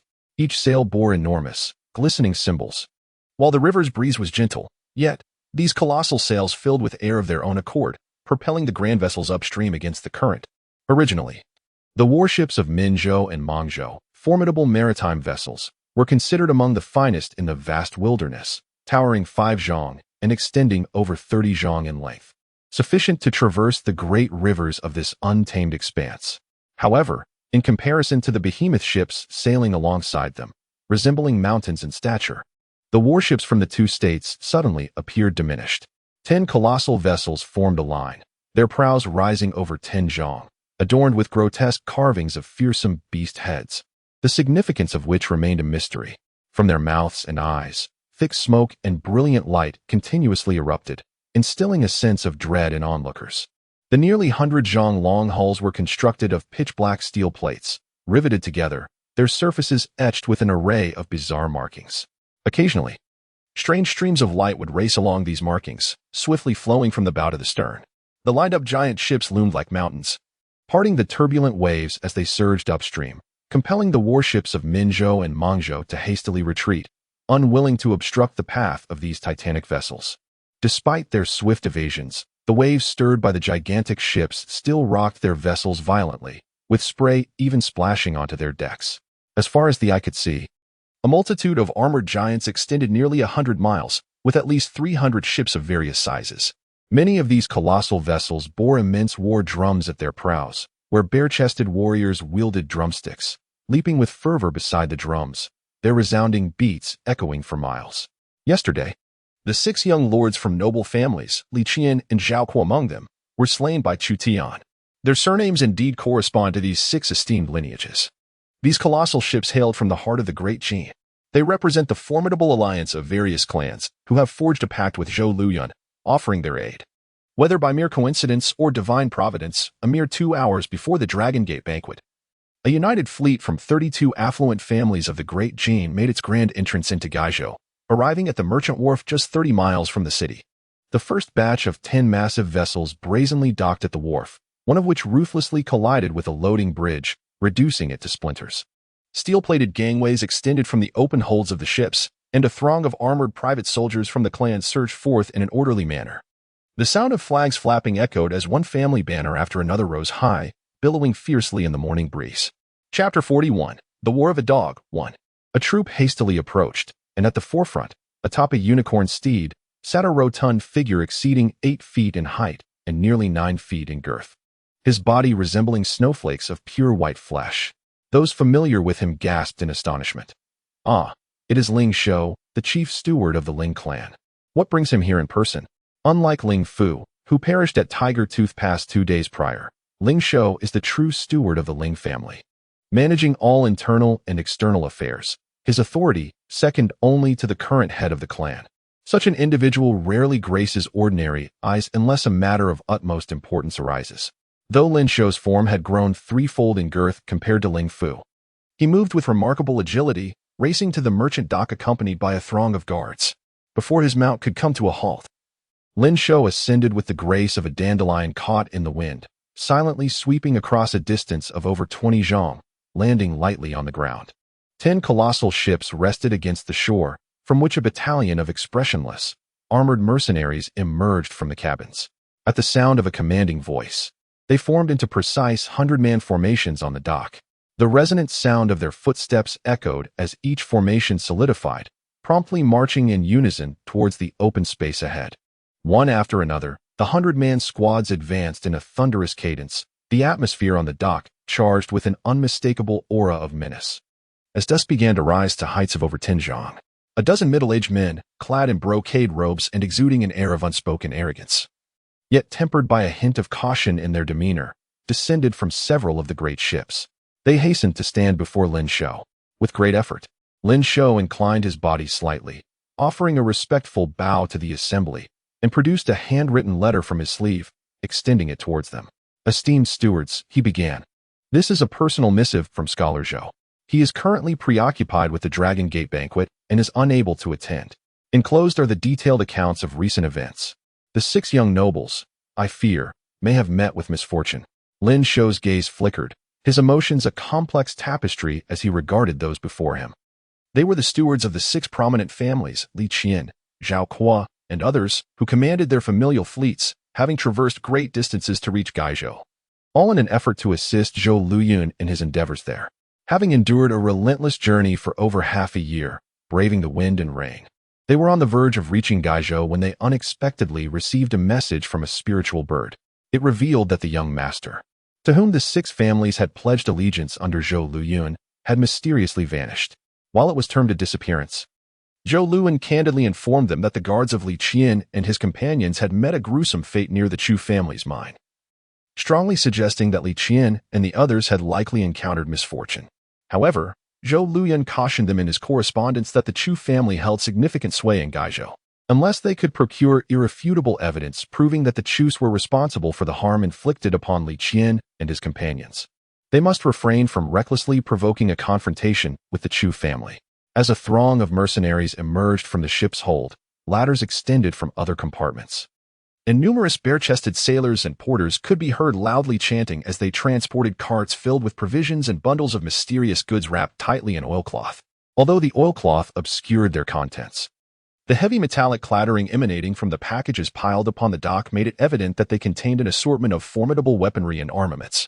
Observing the expressionless and menacing mercenaries, the local inhabitants of Gaizhou quickly deduced that these substantial oilcloth bundles were indeed various weapons, arrows, and pieces of armor. In the distance, angry curses and panicked screams reverberated through the air. The bustling trade dock of Gaizhou could not accommodate such an influx of colossal vessels simultaneously. Thus, several powerful families, unwilling to wait, brazenly navigated upstream against the current, steering their ships directly to the fish market dock of the White Python River. The sails of the colossal ship shimmered with a radiant glow as this behemoth, constructed of steel plates and rivets, surged forward, unleashing turbulent waves that recklessly crashed against the shore. Numerous fishing boats were capsized by the immense swells, while over 20 vessels were mercilessly crushed beneath the ship's weight. Their wooden hulls splintered and shattered, forcing the fishermen aboard to leap into the water in a desperate bid for survival. The great vessel approached the shore with unbridled audacity. Annihilating large swathes of fishing boats and several rudimentary piers, the cacophony of splintering wood and snapping piles resonating incessantly. Clouds of dust billowed into the air, and countless wooden fragments were propelled several yards away, striking down fishermen, fishmongers, and various household purchasers at the fish market dock like arrows. Several fishmongers suffered grievous injuries as flying debris struck their heads, blood gushing from their wounds. Many others were lacerated by splintered wood, sustaining injuries to their arms and legs, crying out in agony as they scurried away in disarray. Aboard the ship, numerous sailors and mercenaries laughed heartily, mocking the panicked crowd scrambling on the dock. Accompanied by a deep rumble, the ship's side decks opened, and broad metal gangplanks extended, allowing a throng of mercenary soldiers to file out, while sailors and laborers shouted commands as they transported vast quantities of supplies from the hold. From the colossal vessels moored nearby, a select few men, clad in ornate robes and exuding an air of arrogance, yet tempered by the cautious and astute demeanor typical of their station, hurriedly approached, flanked by guards. Shaking his head vigorously, the elder sighed deeply, lamenting, "You 6 families are truly unfortunate. The promising seeds you have painstakingly nurtured are now so tragically lost. Alas, how pitiful it is for those who have spent the past 2 decades soaking in medicinal baths and consuming various elixirs." The stewards of the 6 clans wore expressions as dark as thunderclouds, trembling as they regarded the elderly man before them. With a cheerful demeanor, the old man pointed to his own nose and laughed heartily, proclaiming, "It is certain that the 6 young masters have perished, without a doubt. Oh, you should first ponder how to communicate with your family patriarch and how to account for this to your clan. We, on the other hand, are destined to assist our own young master in achieving great deeds in the city of beggars." The stewards behind the old man burst into laughter, with one among them, resembling a common street loafer, raising his voice in delight. "Old Jean speaks with wisdom. Let us enter the city of beggars to pay our respects to Scholar Zhou, and, while we are at it, greet our young master, shall we?" The 6 clan stewards glared at the old man and the other stewards with gritted teeth. The steward from the Li clan examined the letter handed to him by Ling Shou, reading it meticulously, then scrutinizing it once more with an earnest expression. Finally, he stamped his foot in frustration, his face darkening as he sneered, "What is that Chu Tian anyway? This time, we shall skin him alive and extract his tendons. Not a single one of his subordinates shall escape." Ling Shou nodded slowly, casting a glance around until his eyes fell upon a remarkably burly figure in the crowd. A ghost stood among the onlookers, his left hand gripping a roasted wild boar leg and his right hand clutching several rice flour dumplings, ravenously devouring them with grease dripping from his mouth. Agu possesses an instinctive intuition towards danger. He senses an impending storm brewing from the presence of xianxia and mou, a crisis that, though not directly aimed at him, fills him with discomfort. Consequently, he discreetly takes a few robust men and hides among the crowd, observing the activities at the merchant dock. Zhu Jie has arrived, heading to the city of Gaizhou. Mou has also come, bound for Gaizhou. Prominent figures from Minzhou and Mangzhou are flocking to Gaizhou as well, before Agu can dispatch someone to trail and gather intelligence. An awe-inspiring coalition of formidable families sails into Gaizhou with an overwhelming presence, akin to a mountain pressing down. Witnessing the private soldiers of these great families disembark, and the multitude of sailors and laborers unloading mountains of provisions and countless military supplies from the ships, Agu chews heartily while mumbling indistinctly, "Are these fellows preparing for war?" A few burly and fierce men stand with their arms crossed, their faces dark, intently staring at the colossal vessels belonging to these families. With 200 to 300 massive ships, each carrying private soldiers, sailors, laborers, and various hands, there are at least 2,000 individuals in total. Moreover, they have brought an abundance of provisions. Aside from the private soldiers, these strong and capable sailors and laborers, armed with steel blades, would make formidable warriors. The sudden arrival of such a vast army raises questions about their intentions. "Brother Dog, we must swiftly inform Brother Tian," a burly man spits on the ground with determination. "I can't shake this unsettling feeling. Something is amiss." In recent days, Ago and his companions have been absent from home, unaware that Chu Tian has eliminated the sons of the 6 prominent families. Had they been informed, they would have undoubtedly fled far from the dock.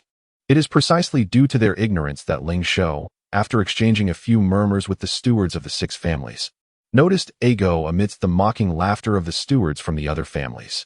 Given Ling Shou's esteemed status, he and Ago could never have any interaction. Yet, over half a year ago, while inspecting the various enterprises of the Ling family in the city of Gaizhou, Ling Shou encountered Ago at the Ling family's gambling establishment, where Ago had lost a bet and was embroiled in a conflict with the casino's enforcers. In a fit of rage, Ago, relying on his formidable strength, sent over 100 armed thugs from the Ling family's casino, fleeing in panic. Following that incident, Ling Shou dealt harshly with the leader of the casino's enforcers. Yet he could not forget Ago, the exceptionally brave but somewhat simple-minded brawler. Equally, Ling Shou remembered that Ago was one of Chu Tian's most trusted aides, crucial in monopolizing the Baimang River fish market. "Have you seen the black-skinned man, stewardly?" he inquired. "That fellow is Ago, a trusted confidant of Chu Tian." As the chief steward of the Ling family, Ling Shou understood all too well what the members of the other families were scheming at that moment. Being local tyrants, they could not recklessly retaliate against Chu's family, but they were determined to find a scapegoat, regardless of the truth, to place a significant portion of the blame upon him. This is not merely an explanation to the upper echelons of the family. It serves to silence the tongues of all rival clans, making it abundantly clear that the Liu clan is not to be trifled with, and that their scion shall not perish in vain. Li Zheng, the chief steward responsible for this united operation, clenched his teeth tightly, casting a fierce gaze towards Ago, who was amidst the crowd, greedily swallowing down his food from several dozen paces away. Suddenly, he produced a golden whistle from his sleeve and unleashed a series of melodious, yet piercing notes. The 1,000-strong private army of the Li clan, already assembled at the dock, shivered in response, turning their heads in unison towards Li Zheng. With a face as pale as death, Li Zheng pointed vehemently at Ago, commanding in a harsh voice, "Break his forelegs, and bring him and his accomplices here."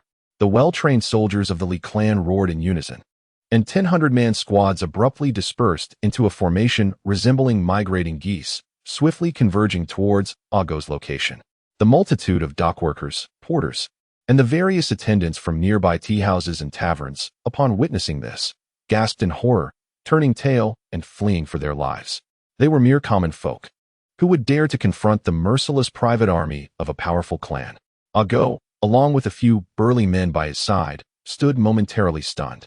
His face, reminiscent of a mastiff, twisted as he grimaced and growled, "Enemies? Damn them!" Yet, in an instant, Ago discarded the remnants of his meal. A half-eaten pig's leg and rice cakes, vigorously wiped his hands on his clothing, and seized a nearby stone hitching post, crafted from solid bluestone. With a sinister chuckle, he summoned all his strength and hurled the massive stone pillar, measuring over a yard in length and as thick as a water barrel, with all his might.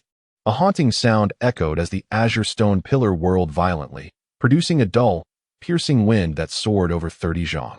The 10 soldiers of the Li private army, armed with iron shields and blades in hand, had no time to evade. Their only recourse was to raise their shields in unison, hoping to withstand the impending onslaught of the stone pillar.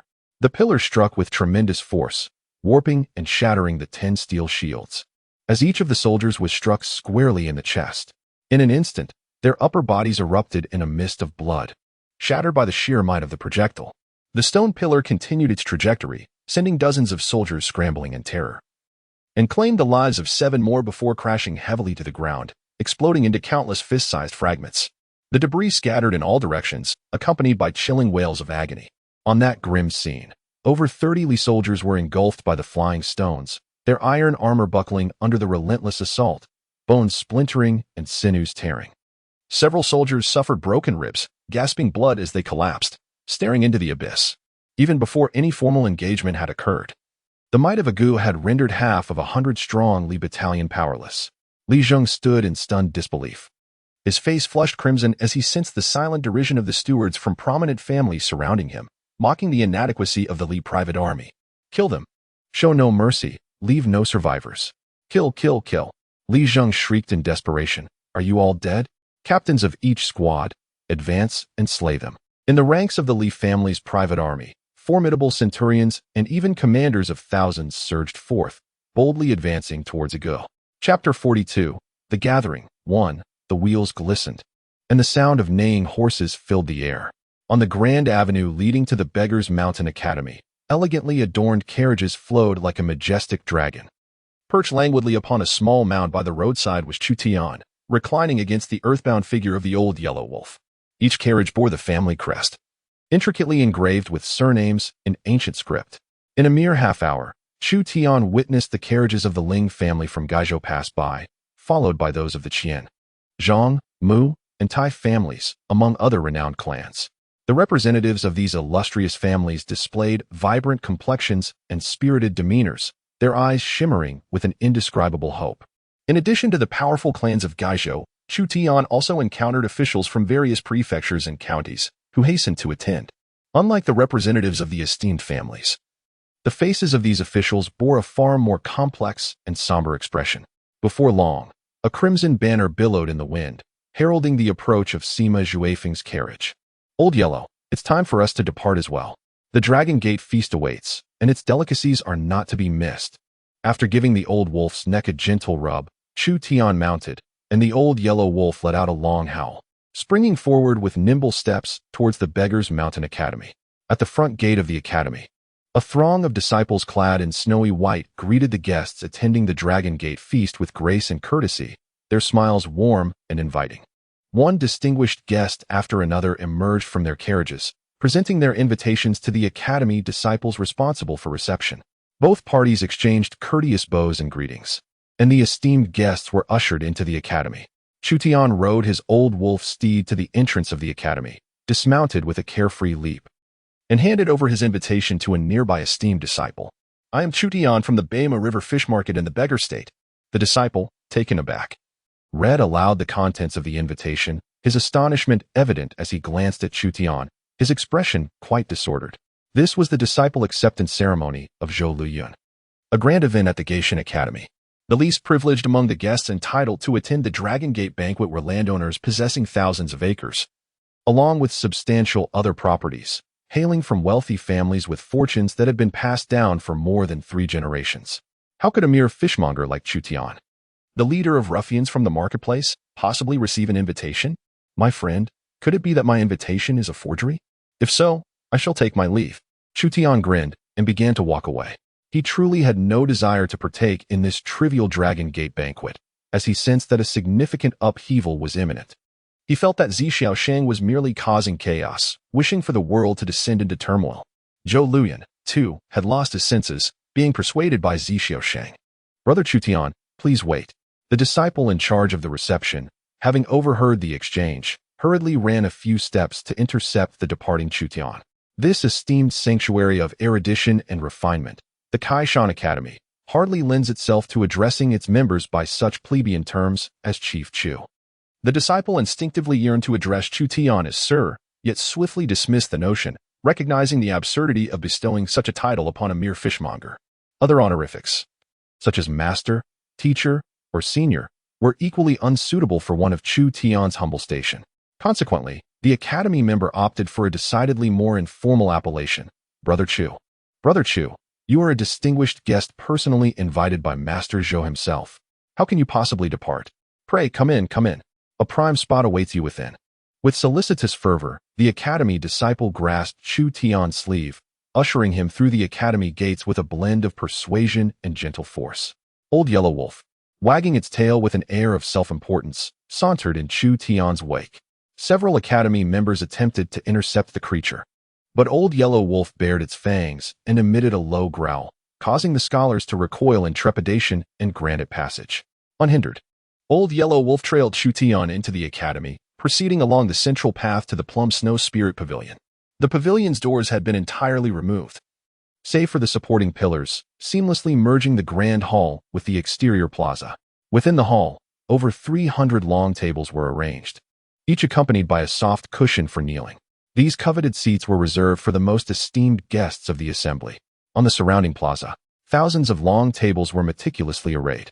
Large censers emitting plumes of purple incense were positioned around the plaza's perimeter, suffusing the air with a warm, comforting fragrance. The aroma was rich and enveloping, yet not overpowering, instead invigorating the senses. Brother Chu, please, please, please. Master Zhou has specifically instructed you to enter the building and take a seat. The disciple from the academy guiding him smiled radiantly. Yet Chu Tian could discern the unmistakable surprise concealed within that brilliant grin. Indeed, how could a mere fishmonger like Chu Tian be deemed worthy of attending the Dragon Gate banquet? Even if he had managed to sneak in through the back door, how could he possibly be invited to sit within the esteemed Mei Shui Spirit building? Only the scholars from the Beggar Mountain Academy, the governors of Gaizhou, Minzhou, and Mangzhou, along with representatives from the most powerful and affluent families within the 3 states, were deserving of such privilege. With a subtle smile, Chu Tian followed the disciple into the Mei Shui Spirit building and gracefully took his seat behind a table on the west side. This position was notably prominent, ranking among the top 30 seats within the entire hall. Several individuals had already occupied seats prior to Chu Tian's arrival, and upon seeing him in his humble attire, seated even more favorably than themselves, dozens of eyes turned to scrutinize him intently. At the table adjacent to him, Sima Zhuifeng was already seated. Upon noticing Chu Tian's entrance, Sima paused momentarily, furrowing his brow slightly as he gazed deeply at Chu Tian. Chu Tian, Chu the fishmonger. Chu Tian turned, bowing respectfully yet confidently towards Sima Zhuifeng. Governor, it is a blessing for a commoner like me to have the fortune of beholding your esteemed presence. Sima Zhuifeng's penetrating gaze remained fixed on Chu Tian. Inwardly, he was tempted to seize him and subject him to intense interrogation regarding whether Li Qian, Zhao Kuo, and others had truly met their demise at his hands. However, after a moment of contemplation, Sima Zhuifeng regarded Chu Tian with a thoughtful gaze, then turned away, remaining silent. Had it been any other commoner, upon arriving at the Mei Shui Spiritual Hall of the Gangshan Academy and encountering Sima Zhuifeng alongside such prominent figures of Gaizhou, they would likely have been paralyzed with fear, their legs trembling, and perhaps even in a state of panic. Yet, Chu Tian conversed with him with remarkable composure, exuding an air of dignity and grace that was far removed from that of a mere fishmonger. Suddenly, an idea struck Sima Zhuifeng, and he abruptly turned his gaze back towards Chu Tian. Dressed in a threadbare outfit, Chu Tian maintained a posture that was both precise and dignified, embodying the kneeling etiquette prescribed by the formalities of the Great Qin. Sima Zhuifeng's eyes flickered momentarily before he slowly averted his gaze. A resounding laughter erupted from outside the Mei Shui Spiritual Hall. The Dragon Gate Feast, a splendid name, a promising omen. Congratulations to scholar Zhou Luyun. It seems you are destined for great things. Accompanied by hearty laughter, Zhu Jie, the governor of Minzhou, adorned in a red robe with a simple hair bun and no crown, strode in confidently with his hands clasped behind his back. Should scholar Zhou become the governor of Gaizhou, the people of Minzhou will undoubtedly unite in robust support.